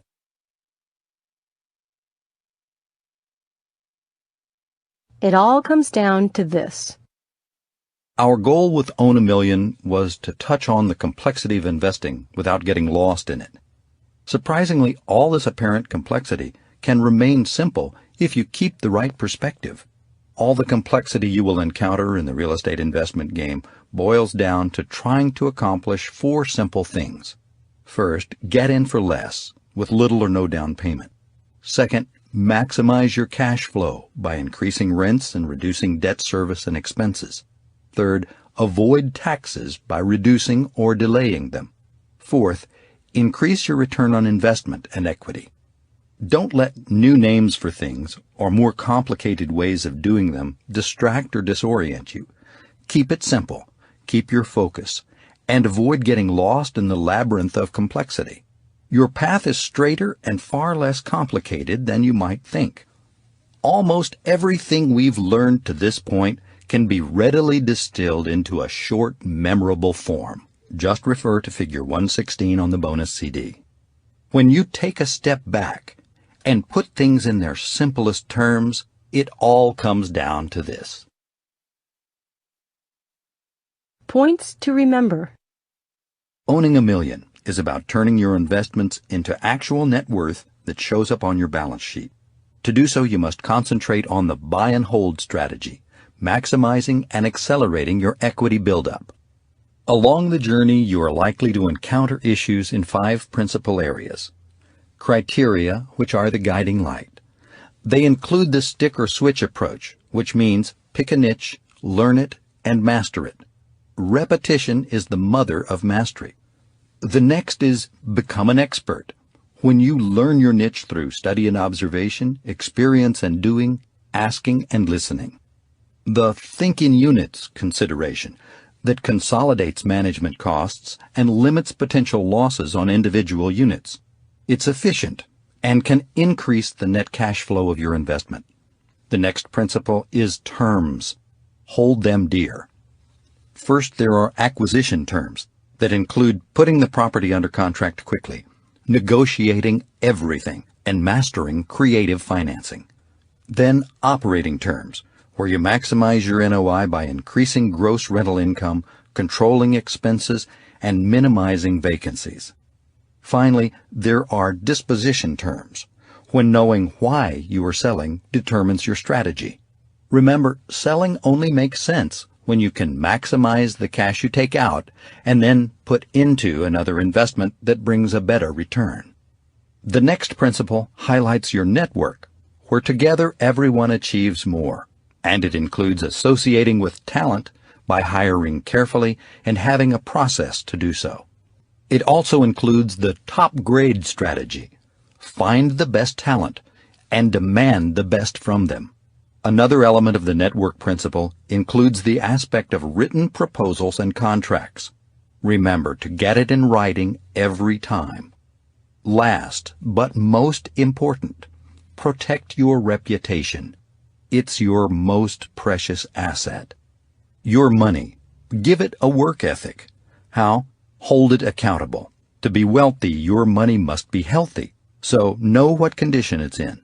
Dead, safe, healthy, or wealthy, and how well it's being paid. Next, minimize your tax exposure. Reduce realized income on which you pay taxes, and reduce capital gains taxes through IRAs or 1031s. The final principle is you, your primary asset. Here, you protect your time by hiring others, like property managers, to tend to daily tasks. You protect your assets by prioritizing entity and estate planning. You become learning-based. Knowledge is power, so you strive to be at the top end of the learning curve. Finally, you're accountable by getting feedback and using it to inform and motivate your future actions.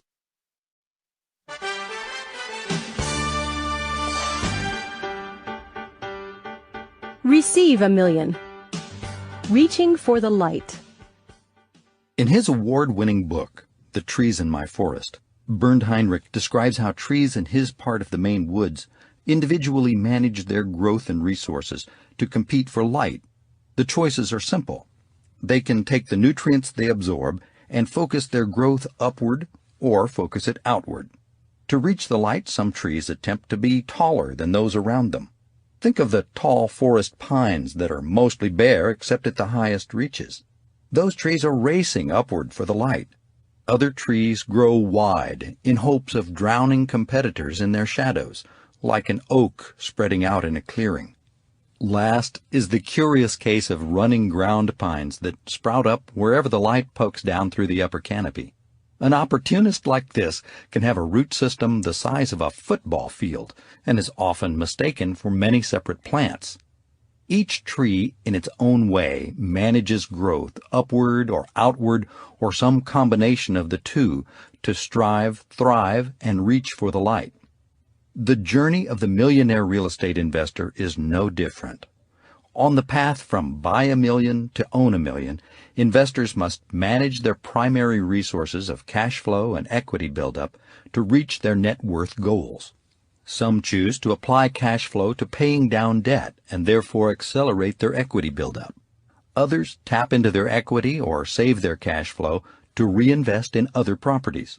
A few take the cash flow as it comes, leave their equity where it is, and let time do its thing. None is right or wrong. These are different paths to the same goal of increased net worth. Now it's time to turn our focus from net worth growth to annual unearned income growth.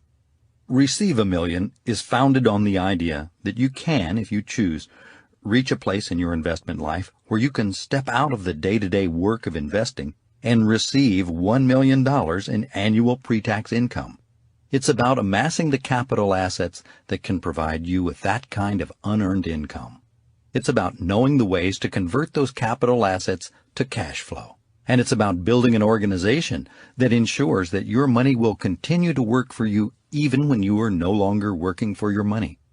That's one of the big questions we want you to be able to answer. The ultimate destination we want you to strive for.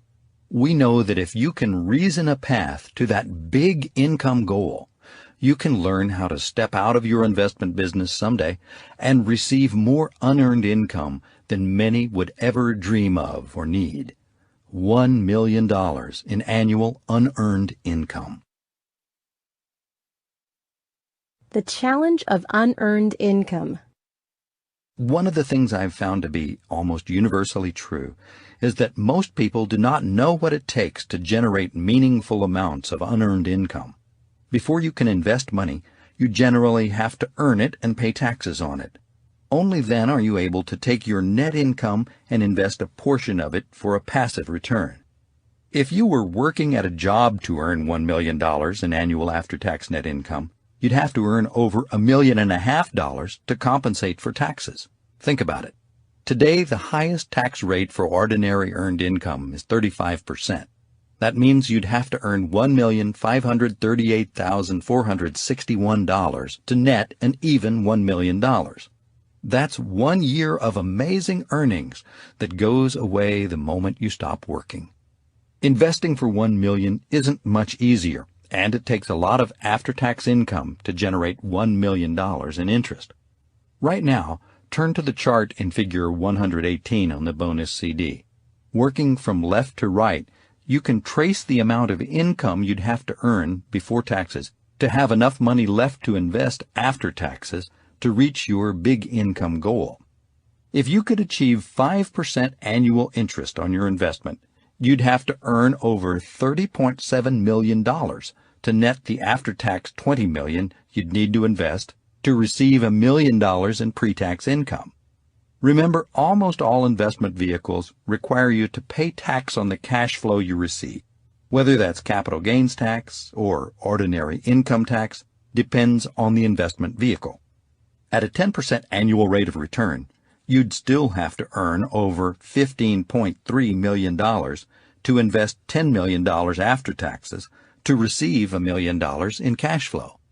Even at a 15% annual rate of return, an investor would have to earn over $10.2 million to invest $6.6 million and reach his or her big passive income goal. Honestly, it doesn't have to be this difficult. Receiving $1 million in annual income is very possible with real estate. It can be comparatively easy for those who are willing to think, buy, and own like millionaire real estate investors and put their money to work for them over time. Let's take a close look at what it takes to receive $1 million in annual pre-tax income from investments in real estate. Achieve $1 million in annual cash flow through investing in real estate. The interesting thing about investing in real estate is that you have many options for achieving your big income goal. As one of our millionaire real estate investors put it, there are many roads to Rome.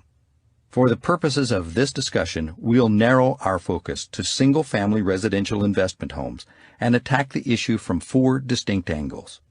The first angle is how much real estate would an investor need to acquire today to receive $1 million in annual cash flow now? The second, how much real estate would an investor need to acquire today to receive $1 million in annual cash flow in the future? Third, how much real estate would an investor need to acquire over time to receive $1 million in annual cash flow in the future? Finally, how much real estate would an investor need to acquire over time to receive $1 million in annual cash flow and equity pullout in the future? In all 4 models, we'll work with the understanding that an average single-family home costs about $170,000 with a gross monthly rent of $1,360. That's based on our conservative 0.8% of market value formula. To account for vacancy and other expenses, we used a conservative figure of 40% for our calculations, and where appropriate, we used mortgage interest rates of 6.97% for 15-year loans and 7.43% for 30-year loans. These interest rates are based on the average recorded rates from 1992 to 2003. Rent and the value of our properties will appreciate at 5% annually, which is slightly below historical averages. Finally, we'll work from the assumption that properties are acquired at a 20% investor's discount with a 20% down payment. Don't forget that your choices and your abilities can improve the results with all these models. If you choose to reinvest cash flow to acquire more real estate or pay down debt, you may achieve your goals faster. If you consistently achieve higher rent rates, lower your expenses, or reduce your vacancies, you'll be accelerated along the path to your net income goal. With that in mind, let's look at the first way to receive $1 million in real estate. Number 1. How much real estate would an investor need to acquire today to receive $1 million in annual cash flow from now? To receive $1 million in annual pre-tax income now, an investor would need to acquire 102 single-family rentals at once and own them free and clear. Anything less than 100% equity position requires a substantial increase in property ownership as well as a greater investment of cash. For instance, if an investor chooses to close with 50% down payments, he or she will have to acquire more than 240 homes for a total investment of over $16.3 million. As illustrated in Figure 119 on the bonus CD, to achieve this goal immediately, an investor needs to invest $13.8 million to gain a 100% equity position in the properties and save $3.5 million by acquiring properties at a 20% discount. Achieving $1 million in cash flow today requires a substantial upfront investment. The good news is that most people don't need to receive $1 million immediately. Most people have at least some time to let the advantages of investing in real estate work in their favor. Number 2. How much real estate would an investor need to acquire today to receive $1 million in annual cash flow in the future? Factoring for time works in an investor's favor because it allows the investor to account for appreciation in real estate values and rents, both of which historically tend to appreciate at about 5% a year. Using the same assumptions, but this time including our regular 20% down payment for 15-year or 30-year mortgages, let's examine how much real estate an investor would have to acquire today to achieve $1 million in unearned income in 10, 20, or 30 years.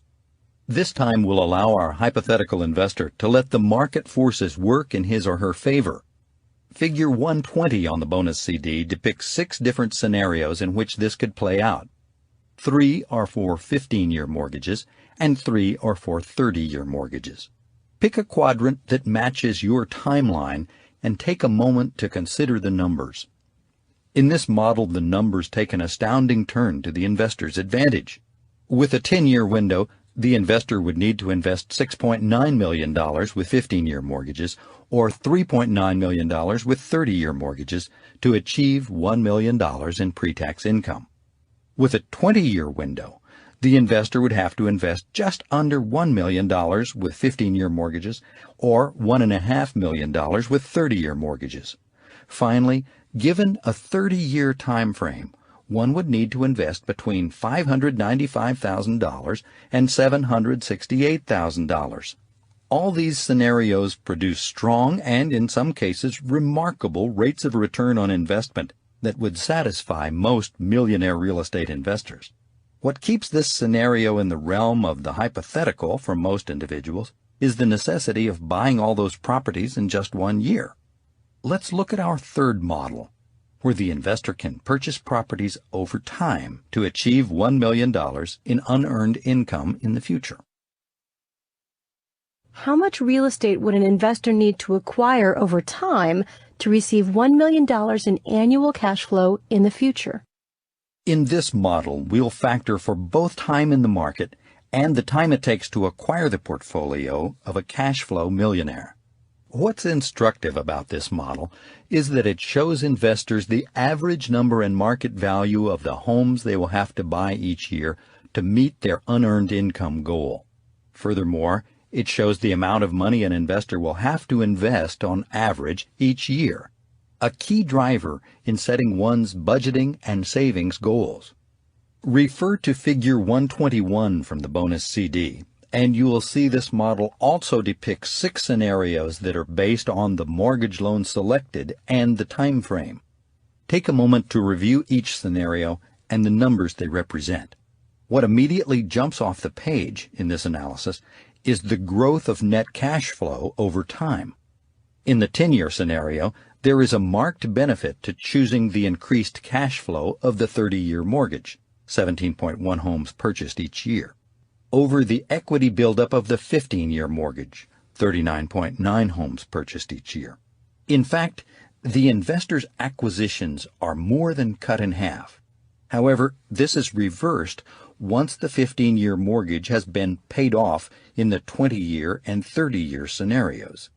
If you are looking for cash flow and have time to grow it, accelerated debt paydown may get you there faster and with fewer overall acquisitions. Number 4. How much real estate would an investor need to acquire over time to receive $1 million in annual cash flow and equity pullout in the future? In the last and most comprehensive model, which is detailed in Figure 122 on the bonus CD, we're going to accelerate the process by factoring in the fact that equity buildup can be used as a source of income. As you know, there are 2 ways to achieve income from investment real estate. First, investors can receive cash flow from their investments. Second, they have the additional option of tapping into and pulling out their equity buildup. Equity buildup, the combination of value appreciation and debt paydown, is very real. In fact, until the mortgage debt is completely paid off, there will be greater average annual returns from equity buildup than from cash flow in almost any scenario. As we discussed in Own a Million, millionaire real estate investors who are in the growth phase of their investing always manage their return on equity to keep their money working hard for them. That's why they rarely look for a 100% equity position in their properties, much less their portfolios. Our research and experience show that the best, most prudent investors will manage this to range from a minimum of 20% to a maximum of around 70% before pulling some equity out. In the beginning, equity pullout often is used for reinvestment in more property to accelerate the process. The beautiful thing about equity pulled out periodically through refinancing is that this equity income is tax-free.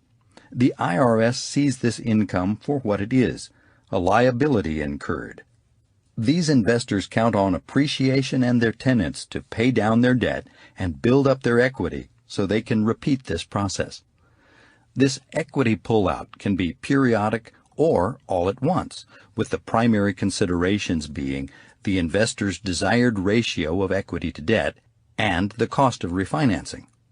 However, anytime an investor reaches the $20 million equity mark and is achieving at least 5% annual appreciation, that investor is, in effect, getting $1 million a year in tax-free income if he or she chooses to pull it out. In all the scenarios in this 4th and final model, the investor buys fewer properties and invests less to reach his or her net income goal. As the time frame of the investment plans lengthens, the investor has the extra bonus of having to lead generate for fewer and fewer genuinely great investment prospects each year. In fact, in the 30-year scenario, the investor must find an average of only 1 outstanding property every 2 years. Whether your goals are for today, 10 years from now, 20 years from now, or even 30 years in the future, we hope you are motivated to do your own math. It's about asking the $1 million unearned income question in a personal way. Will your criteria allow you to buy for less and achieve more? How will the real estate and rental values in your market affect your personal equation?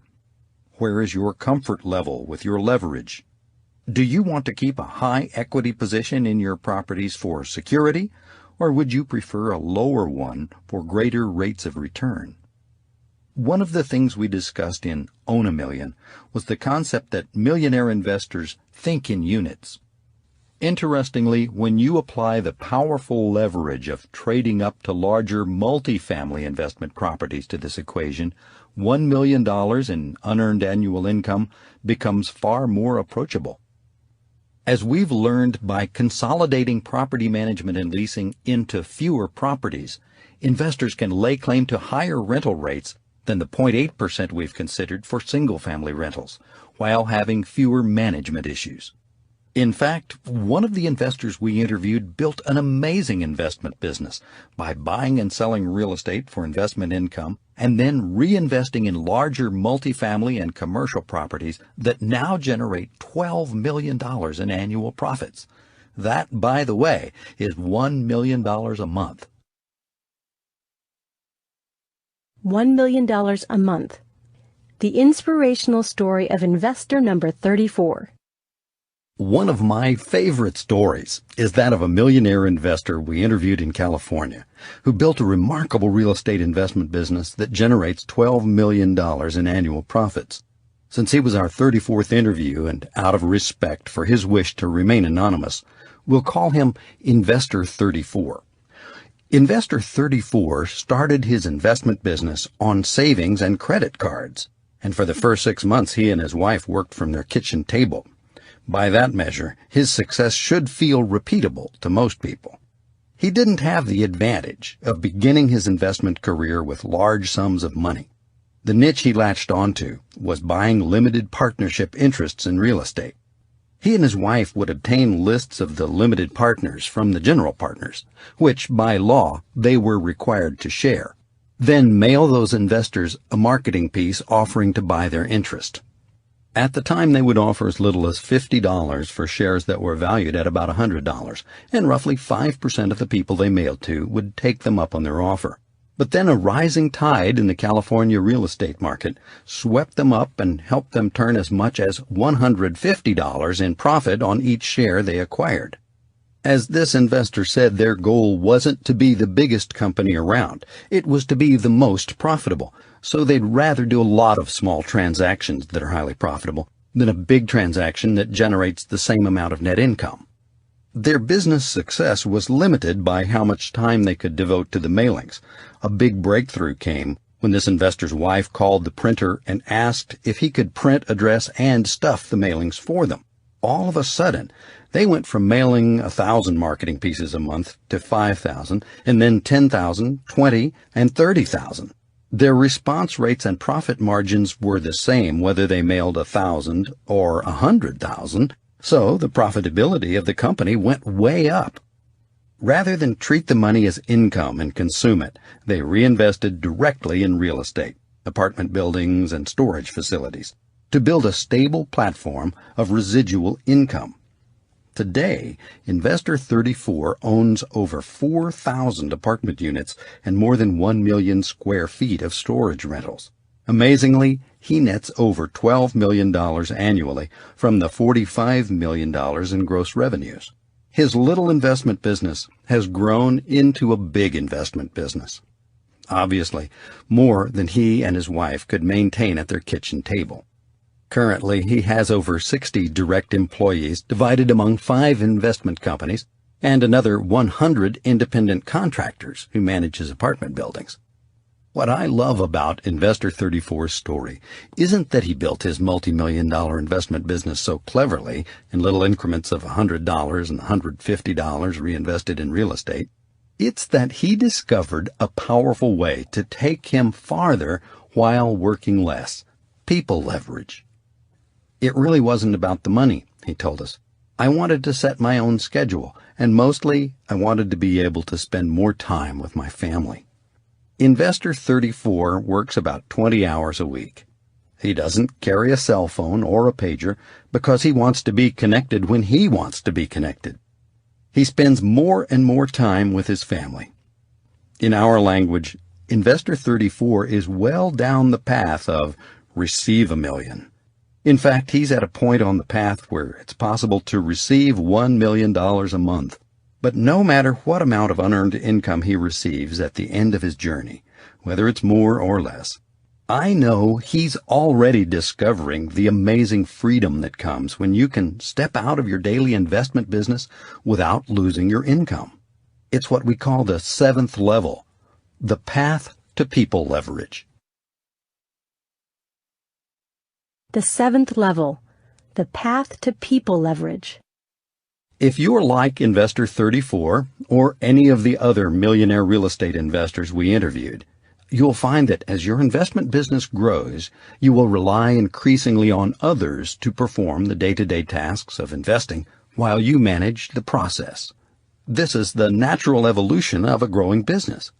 One day you'll discover that you're doing all you can and look for help. Sometime later you realize that even with the help you have, you're hitting a ceiling of achievement because there are more opportunities than you have time to explore. You'll seek more help and continue to grow, and the cycle will repeat as your investment business expands along with your mastery of it. In our observations and experience, there will be 7 distinct and separate levels you will pass through on the path to becoming a Receive a Million millionaire real estate investor. Although the exact organizational makeup of your investing operation may vary slightly, the 7th and final level of investment business is sure to include one commonality. One day, you'll remove yourself from the routine daily business and allow a pre-selected, highly qualified individual or individuals to run your investment business for you. It's the place where you get to enjoy the financial wealth you've built without having to manage it actively. There are 3 basic components to the investment business of a millionaire real estate investor. There will be one part of your business dedicated to acquisition and disposition, one committed to administration, and one that handles your operations. In the beginning, you will run all 3 departments and either do all the work yourself or manage independent contractors from your work network to do these functions for you. But over time, as your investment portfolio grows and you increasingly rely on your work network, you'll see the wisdom in hiring an employee to do these jobs for you and only you. Let's take a quick look at the 3 areas of your investment business. The first area, acquisition and disposition, or A&D, is the last one you will give up. A&D is the work of generating leads, evaluating opportunities, and doing deals. This is the heart of your investment business. Without leads, there are no opportunities. Without opportunities, there are no deals. And without deals, there's no income. It's that simple. You'll want to stay active in A&D for as long as you can. This is where you will earn the most money for your time, so it makes good financial sense to spend the most time there. Administration, or admin, is another story. This is the very first area we advise you to relinquish. The admin part of your investment business is the part that handles your legal and financial work, organizes your contracts and closings, and maintains your database and files. The more clerical in nature the work is, the sooner you may find yourself willing to farm it out to your work network and later hire someone to tackle these tasks for you. Interestingly, while some of these tasks fall under the broad title of admin, many are highly specialized. For example, unless you happen to be an accountant or lawyer by profession, you're probably best served not to advise yourself on complex tax or legal issues. You should contract this work out to qualified professionals in your work network. However, you may find it saves you money to pay for the advice of these professionals and then file your own tax returns with the IRS or record the minutes of the investment business meetings you keep for your legal entities. The last area is operations, ops, and it covers the broad area from leasing and property management to maintenance and construction. Whether you, someone in your network, or someone you hire does these tasks, you'll probably have to develop expertise in these areas to become a millionaire real estate investor. Since these tasks are tied directly to your vacancies and expenses, leasing and property management can have a big impact on your bottom line. When we discussed maximizing your NOI in Own a Million, we were pointing you toward the moment when you might hire contractors or employees to do this important work on your behalf. Maintenance and construction are similar in that strong knowledge in these areas can both save and make you lots of money. The good news is that your continued work in A&D, particularly the estimation of repair costs for your acquisitions, will help you keep abreast of standard costs in these areas. For many investors, a property manager is the first non-admin employee they hire. Arguably, other than a full-time A&D person, no other position will save you as much time and energy. The moment you contract with or hire a property manager is the moment you cease to function as a full-time managing landlord. This means someone else is taking the call for the broken toilet and the wobbly ceiling fan or the broken furnace. Someone else is collecting rents and calling past dues. Someone else is freeing you up in a massive way to pursue A&D and build your business. As you can see in the chart in Figure 123 on the bonus CD, the investors we interviewed first made the important decision to stop doing it themselves and hire part or full-time administrative help. Every business has a certain amount of work like filing, record-keeping, organization, and errands that can be ignored for periods of time but not forgotten. At some point, those tasks must be done for your business to stay on track. But they can steal valuable lead generation time from your critical A&D work. That's why admin help almost always comes first.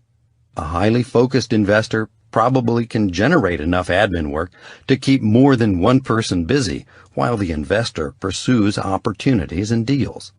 If the first level is where you do everything, then the second level and the third level are where admin employees help you do more. The fourth level is really about bringing in a property manager. In our research and experience, that's almost always the first person hired for ops. A few of our investors chose a maintenance employee first, but those instances were rare and usually were the result of larger multifamily ownership. The fifth and sixth levels represent your growing investment business with ever-increasing needs for admin and ops employees, plus one significant addition, your first A&D hire. This is a person who gets the game of investing. It may be someone from within your organization or your network who seems to have a knack for finding opportunities or doing deals. You'll want to find a fair way to compensate this person, whether through base salary, bonuses, or percentage splits, for doing this for you full-time. The final and most important stage is the seventh level, where you hand over the day-to-day operations of your investment business to another person. Up to this point, as your organization grew, you were acting not only as the owner and principal investor, but also as the company's CEO. It's now time to hire a CEO to replace you. By this time, the people in your organization with a gift of leadership should be revealing themselves to you. It's likely that one person is largely responsible for your admin functions and manages the other employees in that area for you. Similarly, another person probably is in charge of your ops. If multiple employees have joined you in your ongoing A&D efforts, it's possible that a leader is emerging in that area as well. Remember, A&D is the last area you should relinquish. And so it's just as likely that you're still providing primary daily leadership and accountability for your company's A&D. These talented individuals have demonstrated that they are committed to the goals of your investment business and have risen to leadership positions within it. You still manage them, but they skillfully manage many people and projects on your behalf. These emerging leaders probably will be the best candidates to slide into the role of CEO. The sobering truth about this transition is twofold. For one thing, no one will be able to do everything you do as well as you do, especially in the beginning. After all, you've spent years perfecting your investment models and the systems you use to manage your investment business. You know your models so well and are so good at implementing them because they most likely were built to match your natural strengths and compensate for your natural weaknesses. The talented individuals you've hired were brought in to complement, not replace your skills. You can expect your CEO to stumble and struggle a bit in the beginning. You won't be freed right away, but most likely will have to mentor your CEO until both of you are confident that that person can do the job without supervision. That's sobering truth number one. Sobering truth number two is that your new CEO will probably be much better at some aspects of the job than you ever were. This is where you will have to rein in the natural competitiveness that helped you build your investment business in the first place. Because your CEO brings new strengths to the position, he or she may earn the right over time to change and even improve some of your systems. Your new role as a business owner will be to monitor that person's progression from duplicating the success you created to being allowed to tinker with it. Remember, you built your investment business on proven models. You should expect your CEO to do the same thing. The interesting thing about building a real estate investment business is that you have two distinct choices. On the one hand, you can build a large, active business, as Investor 34 did. On the other hand, you can choose to hire sparingly and count on your extensive work network for leverage. Both methods are valid. The big difference shows up at the seventh level. Investors who build bona fide businesses tend to be better positioned to step out and count on their unearned income. Businesses are about cash flow and rarely have caps on their growth. They can remain active and agile even when the primary investor steps away. Investors who build their investment enterprises primarily through their work networks are aiming toward a pseudo-seventh level. To fully achieve the seventh level, you'll have to hire your replacement. This path never leads to total leverage, even though, through outside property management, the investor may be far removed from the day-to-day work. He or she still will need to give the investments considerable attention. Those investments won't continue to grow your investment portfolio the way your replacement CEO would. This is really the path of preserving and maintaining wealth. Many of our investors selected this option. With the help of key partners and a property manager, they built large real estate portfolios that required less and less of their time. They knew how much they needed and didn't mind that their portfolios were unlikely to grow once they turned their attention elsewhere. They achieved a pseudo-seventh level with lots of freedom and great rewards. Over time, you will be able to remove yourself from the day-to-day work of your investment business and focus on managing your CEO and key leaders. Instead of working in your business each day, you'll be able to work on it as little as a few hours a week. If you've ever wondered how entrepreneurs manage to run multiple businesses simultaneously, this explains it. They work on their businesses, managing key leaders, rather than working in the business every day. Moving from managing your time to managing others. Reaching the seventh level will involve an entirely new set of skills for a prospective millionaire investor: business and management skills. Instead of creating a pro forma system for a transaction, you'll be reviewing one made by someone who works for you. Instead of inspecting real estate, you'll be inspecting reports made by someone who looked at a property for you. The good news is that from the moment you began developing your work network, you were building the foundational skills necessary to make this transition from investor to business owner. That's what you did with every independent contractor you hired to fix your property, file your taxes, or manage your renovation. You had to tell them what you expected and then inspect their work to make sure it met your expectations. It's about communicating your standards and then inspecting to make sure you got what you expected. The decision to keep for yourself or assign to others the A&D, admin, and ops functions of your business always lies with where your time and their time are most valuably spent. Not only do you want to stay focused on your most dollar-productive activities, you want the talented members of your growing organization to do the same thing. If the bookkeeper who saves you thousands in accounting fees each year could save you tens of thousands as a property manager, or make you even more money scouting for opportunities, you may find yourself looking for a replacement bookkeeper. Choosing whether to contract with this person from your work network or employ this person outright involves the same financial common sense. The main difference lies in the length of time you pay the person. You engage contractors from job to job, but employees are engaged for the long term. This means you have to have enough work to justify their salaries and keep them engaged. Your progress through the 7 levels is essentially a progression from I do it to we do it to they do it. In the beginning, you did everything and essentially paid yourself. As you developed your work network, you started contracting with others to leverage your time and profits.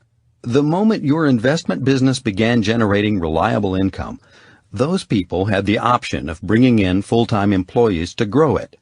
This is the period when you'll be working with people inside and outside your organization. The 7th level is where you take on the role of business owner and run your business through the talented leaders you've hired. These leaders are the custodians of your investment business, an asset that still pays you money. While you'll still bring vision and values and standards to your business, you'll cease to run it on an everyday basis. That's the gift of the 7th level business, owning an investment business asset that pays you unearned income while demanding a comparatively small amount of your time. 'Tis better to give than to receive. Moving from wealth accumulation to wealth distribution. In late December 2004, Businessweek published its annual list of the top 50 philanthropists for the year. On one end of the spectrum were Microsoft's Bill and Melinda Gates, who donated an astounding $10 billion to charity, a one-year gift equal to 20% of their total net worth.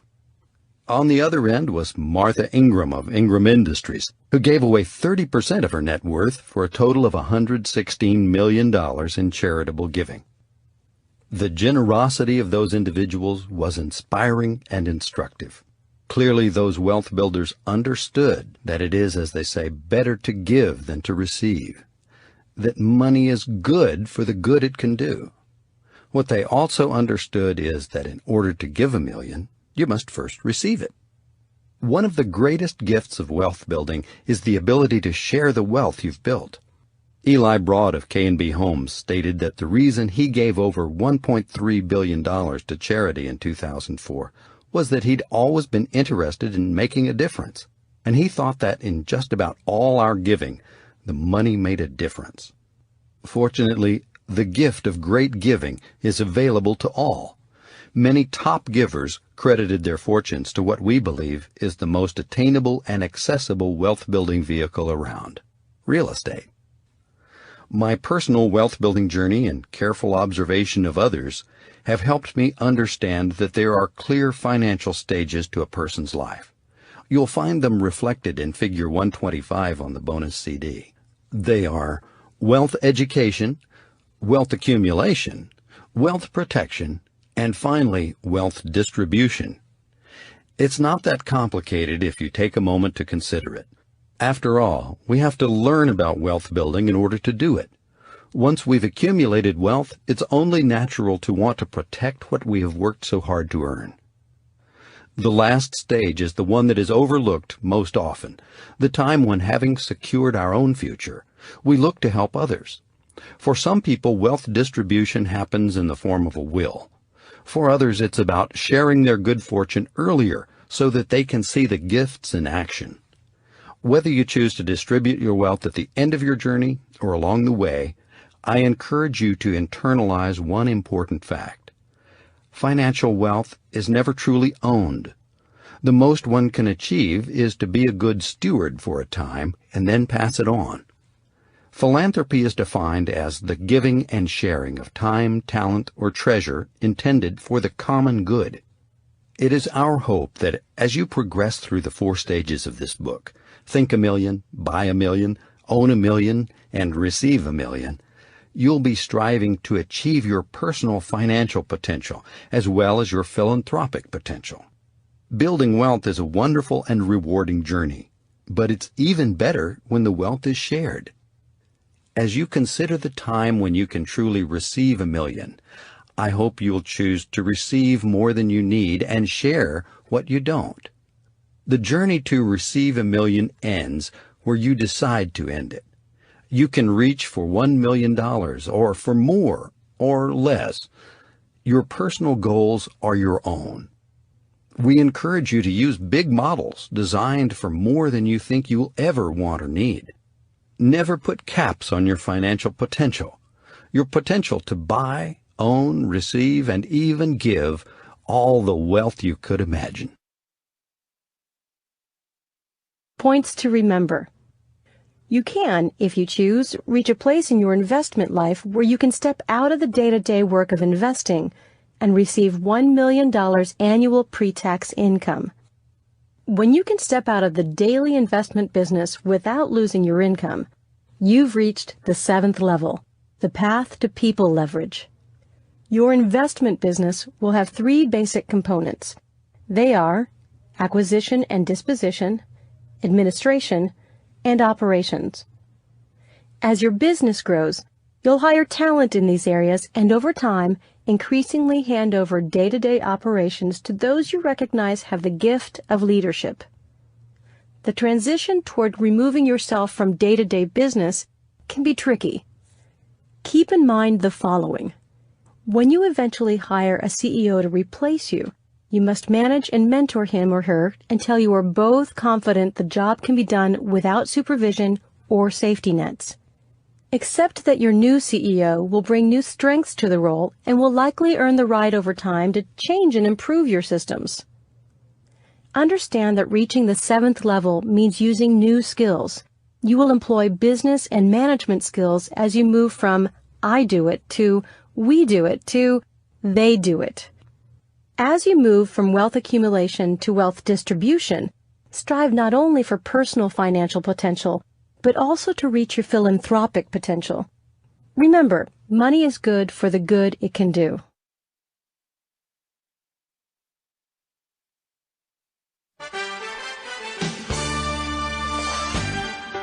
Part 3. Staying on top. Putting it all together. Never take your eye off the ball. In July 2004, on a summer night made for baseball, Derek Jeter made one of the great catches in baseball history. Playing for the New York Yankees against the rival Boston Red Sox, Jeter saved the day. In the 12th inning of a tie game, with 2 men on and 2 men out, Red Sox outfielder Trot Nixon blooped a high fly ball down the left field foul line. Even with men closer to the ball than he, Jeter took off like a rocket the instant the ball was hit. As he raced over from his shortstop position to make the play, passing at least one other player in the process, his momentum forced him to make a perilous head-first dive into the stands after making the catch. Jeter eventually emerged with the help of the fans, his face battered and bruised, holding the ball firmly in his glove and ending the inning. Thanks to Jeter's heroic catch, the Yankees would win the game 1 inning later. Although baseball through the years has seen some catches just as good, there has never been a better one.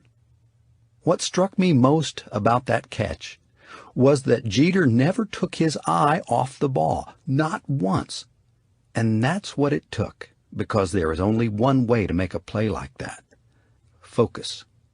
Focus, driven by motivation, supported by knowledge and skill, causes one to take action without a thought about not succeeding. Never underestimate the power of purpose and focus. It's how baseball's uncatchable balls are caught, and it's how incredible wealth is attained in the financial world. Whether it's athletic victories or financial wealth, if you want to win, focus on what really matters and never, ever take your eye off the ball. Anyone can do it. Not everyone will. My son and his friends say they want to become financially wealthy someday, and most adults I know say the same thing. It seems everyone wants financial wealth and independence. I believe they can achieve it, but not everyone will. This is a natural law of financial wealth. It's called Pareto's Law. Earlier, I shared Pareto's principle, or the 80-20 rule, as the concept of the vital few versus the trivial many. The rule was discovered accidentally during a historical study of the distribution of financial wealth. Pareto was studying wealth. In the book, The 80-20 Principle, Richard Koch explains that what Pareto uncovered was both astonishing and predictable. 20% of the people will own 80% of the income and wealth in any society, in any economy, at any time. Some will become financially wealthy, but most won't. This predictable imbalance takes concrete form in the haves and have-nots. However, it is actually the tale of the willful and the wishful, because whether you're in the 20% or the 80% is a choice, your choice. Financial wealth and independence may be predictably imbalanced, but they are neither preordained nor predestined. You and you alone get to decide your financial future. I believe Pareto was right. Not everyone will become financially wealthy, but I also believe that anyone can. The formula is simple. Focus driven by purpose. Basically, you have a choice to focus or not. What you do with this choice will make all the difference in your financial world. Don't spend the majority of your time on minor things. Don't major in the minors. Decide what matters to you. Decide how to get it, and then focus on getting it. Give it passionate intention and serious attention. Don't just give it time and effort. Give it focused time and focused effort. A financial track to run on. If you want to be a millionaire real estate investor, you need a map that will get you there. You need a proven financial track to run on that accomplishes 4 things. Number 1, it establishes your financial base camp. Number 2, a track that protects your future. Third, one that funds your future. And 4th, a financial track that helps you stay the course. Stage 1. Establish your base camp. The first stage in building a financial track to run on is to establish your financial base camp. The key to this is to incorporate the net worth model into your life. The first step is to create a personal budget and stick to it. This will allow you to make sure you don't spend all your money and will have some to invest. A personal budget will challenge you to live well, but well below your affordable means until your financial wealth has been accumulated. By following a budget, you'll begin to understand why you buy expensive things after you become wealthy and not before. In the end, you'll come to understand that the first step to becoming a millionaire is to live a controlled consumption lifestyle. The second step in establishing your financial base camp is to keep an ongoing net worth worksheet, your wealth-building scorecard. Allocate an hour each week to looking it over and asking one question: how can I grow my net worth and cash flow? Each time you purchase something, you'll begin to connect the dots between what you do with money and the way it affects your financial wealth. Over time, you'll come to understand why millionaires say that financial wealth is not the same as earned income and that saving is not the same as investing. The last step in building your base camp is to avoid debt. Although this is simple to say, it's hard to do. The trick is to make a commitment to avoid financing your personal costs of living. Unfortunately, many people get wrapped up in a borrow and buy lifestyle. Millionaires do the exact opposite, adopting the mantra, save up, then buy, especially for major purchases. Don't let your credit card do your saving for you. As a rule, try to pay by cash or cash equivalent. In other words, treat your credit card like cash and pay off the balance each month. Millionaires don't use debt-carrying plastic credit. They have no interest in paying high interest, and neither do you. If you can, buy on the basis of needs and avoid a wants purchasing lifestyle. When something breaks, always think repair first, used second, and new last. Your goal is to avoid non-asset-based debt at all costs. But in the end, if you must incur debt, try to make sure that debt term and asset longevity match up. Stage 2. Protect your future. The next step to creating your financial track is to protect your future. There are 4 fundamental ways to do this. The first way is to set up an emergency fund. The second is to purchase a home. The third is to get adequate insurance. The fourth is to create an estate plan. The first thing you do to protect your future? Save 3 to 6 months of living expenses for an emergency fund. You need a safety net so that no matter what happens, you have options. Expect this reserve amount to go up as your net worth goes up. Next, purchase a home. This not only is forced savings, it also secures the one asset that determines your lifestyle more than any other. As with any other purchase, buy on the basis of needs first and wants second. Buy what you think you can afford, not what a lender will lend you. Buy with your family's plans in mind. Don't underbuy, necessitating a move too soon, or overbuy, anticipating more income in the future. It's a tight line to walk, but you must walk it. If you do underbuy, you probably will end up making this your first rental property. Overbuy, and it might put you in the poorhouse. Don't become house rich and income poor. The real key to freedom here lies in putting your payments on a fast path to owning your home free and clear. Some might disagree with this advice, but as a real estate professional who has seen both sides of this argument, I say do it. 2 extra payments a year on a 30-year mortgage pays off your home in 20 years. Do the math. Third, protect your future by insuring it in key areas. You'll need adequate disability insurance to protect a minimum lifestyle. You'll need adequate life insurance to help support your family and pay any estate taxes. You'll need the best affordable health insurance for you and your family. You'll need adequate replacement value and liability insurance for your home, car, and personal property.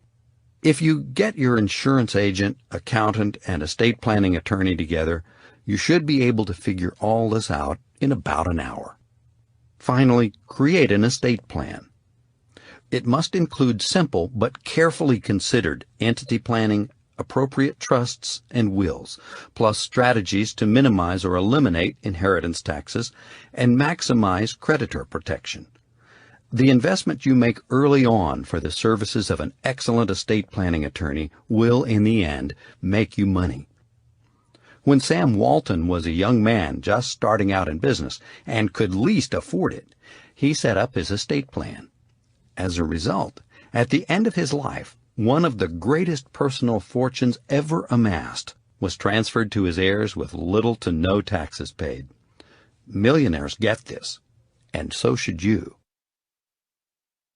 Stage 3. Fund your future.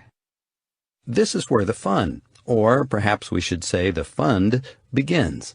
It's time to put the 5 real estate models together and start the process of finding your future by first funding it.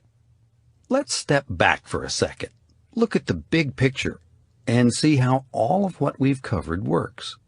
Sometimes an aerial view puts things in perspective. We've covered all the major steps of a millionaire real estate investor's investment path. When you take them all together, they add up to the 6-step investment plan you will follow. It's time to take the instruction and make it strategic. It'll be helpful if you refer to figure 126 on the bonus CD for the next part we cover. Number 1. Get motivated. Visualize your life, what you would be doing and what your life would be like if you didn't have to work for a living. Can you see it? These are your big goals. Can you verbalize what you'll get from living that life? These are your big whys. While holding on to this clear mental picture, write down the monthly dollar amount you would need to fund it. Go a step further and figure out how much capital you will need to have invested to deliver this monthly amount in the form of unearned income. What you will have is your big goals, your big whys, and your future cash flow and net worth targets. The last 2 are your financial wealth building goals. Make sure you've accounted for family growth, education costs, expected needs, and some unexpected ones. If you have these 2 numbers, you have the drivers of your investment plan. You're in harmony. Your financial targets match your personal goals. These financial numbers are in touch and in sync with your biggest reasons for living big. And that is where the true motivation to build wealth comes from. Number 2. Acquire knowledge and focus. It's time to become an investor. To achieve this, you have to do what investors do. Understand money and path it. Pick the real estate market you want to invest in and learn it. Then build your work and leads networks and develop them. School is never out for the successful. Be clear about your must-focus areas and master them. Remember, you learn to earn before you niche to get rich. Put together a reading list each year and read those books, and do the same for instructional audio tapes, videos, and DVDs. Attend one seminar a year about a topic you need to know better. Hang out with your network members and listen to their experience and advice. Most important, wake up every day and say, "I'm an investor. Today could be the day I find an opportunity and make a deal." Number 3. Generate leads. With money, knowledge, and relationships behind you, it's time to generate investment opportunity leads. First, put your criteria down on paper. If they're not written down, you probably don't have them. Next, memorize this list so that it becomes like a song in your head you can't help remembering. Now go prospect and market for leads that meet your criteria. Pick a few methods and give them enough time to see if they will work. Since your criteria, niche, and target geographic market create a unique formula, you'll have to work with your lead generation approach for a while to begin to see predictable results. Time block your calendar for lead generation time and protect that time. Set the goal of generating a lead a day. Put those leads in your database and then work them. Number 4. Convert suspects to prospects. Suspects and prospects are completely different. One won't and one will. One wastes your time. One is worth your time. One costs you money. One makes you money. One isn't worth any effort. And one is worth all the effort. The trick is to be able to figure out quickly which is which.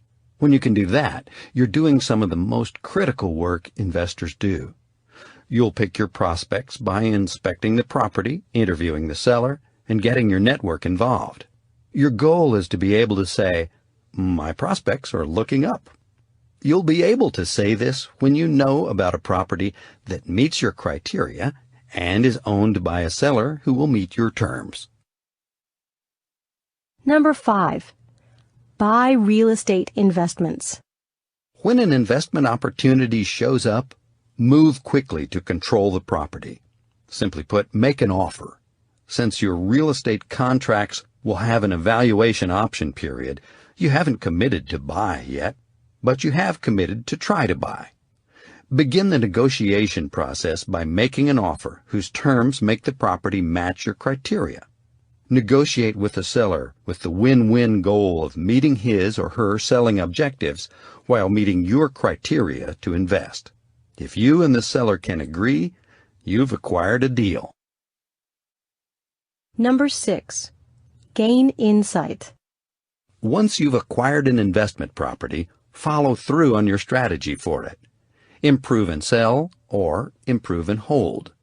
You'll need to evaluate your deal as you go along and ask your network to do the same thing. Some deals will be better than others. That's the way it goes for every investor. Some will be home runs and some will be bunts. And you want to eliminate, or at least limit, your strikeouts. Remember that success is the result of good judgment. Good judgment is the result of experience. And experience is the result of bad judgment. You'll make mistakes. But as long as you buy it right, all mistakes are survivable. In the end, your experiences and the feedback you get from others will give you knowledge and insights that will help you create even better deals in the future. That's what you want. Lots of experience and better deals. Stage 4. Stay the course. The final stage of building your financial track is to create and sustain energy so that you can stay the course. Don't worry about the economy or the market. Warren Buffett says he doesn't. It's your criteria that matter, not the conditions that might create their availability. Stick to your plan and invest on the basis of your criteria. Figure 127 on the bonus CD lays out the specific approach you should take. You'll need to devote about 10 hours a week to this wealth-building program. You can do a little each day, or you can do a week's worth each weekend. The choice is yours. Just stay on course. As straightforward as the chart looks, implementing it can be challenging. Successful investing in wealth building is a process, not an event. It's an endurance race, not a quick sprint, and you'll need to create and store energy to run it. Burnout lurks behind every property you must go see and every seller you must interview and negotiate with. You cannot afford to let this happen to you. You must guard against weariness and distractions so that you can continue investing and enjoying it. It's a long haul, and if you don't stay the course, you'll be shortchanging your investment plan and yourself. You'll need an energy plan to become and remain a millionaire investor. The Millionaire Real Estate Investor's Energy Plan. The world is made up of energy. The things we think of as solid are just energy. The things we think of as liquid are just energy. The earth, the sky, and we are energy. You are energy too. All these things are energy in different forms, but at the deepest level, it's all still energy. Recognize this simple and undeniable fact. You and I are energy. We receive it and transmit it. We find it and lose it. We store it and leak it. We conserve it and spend it. We breathe it in and breathe it out. We hold it in and we let it go. We are more of who we are when we have a lot of it, and less than we can be when we have only a little. Energy comes to us when we are doing the right things, and leaves us when we aren't. When we focus on what matters most for our lives, we are connecting to the right kinds of energy, and our lives burn bright and surge ahead. If you want to maximize your life opportunities, you have to slow down enough to refuel with the energy that matters. Because you are matter, and you do matter. Plus, to get the most out of your life, you have to connect your life to energy that does matter. In our research on top sales performers, we came to understand a simple formula they used to bring energy into their personal and professional lives. As we interviewed our millionaire real estate investors, we discovered they had a strong force powering their investing.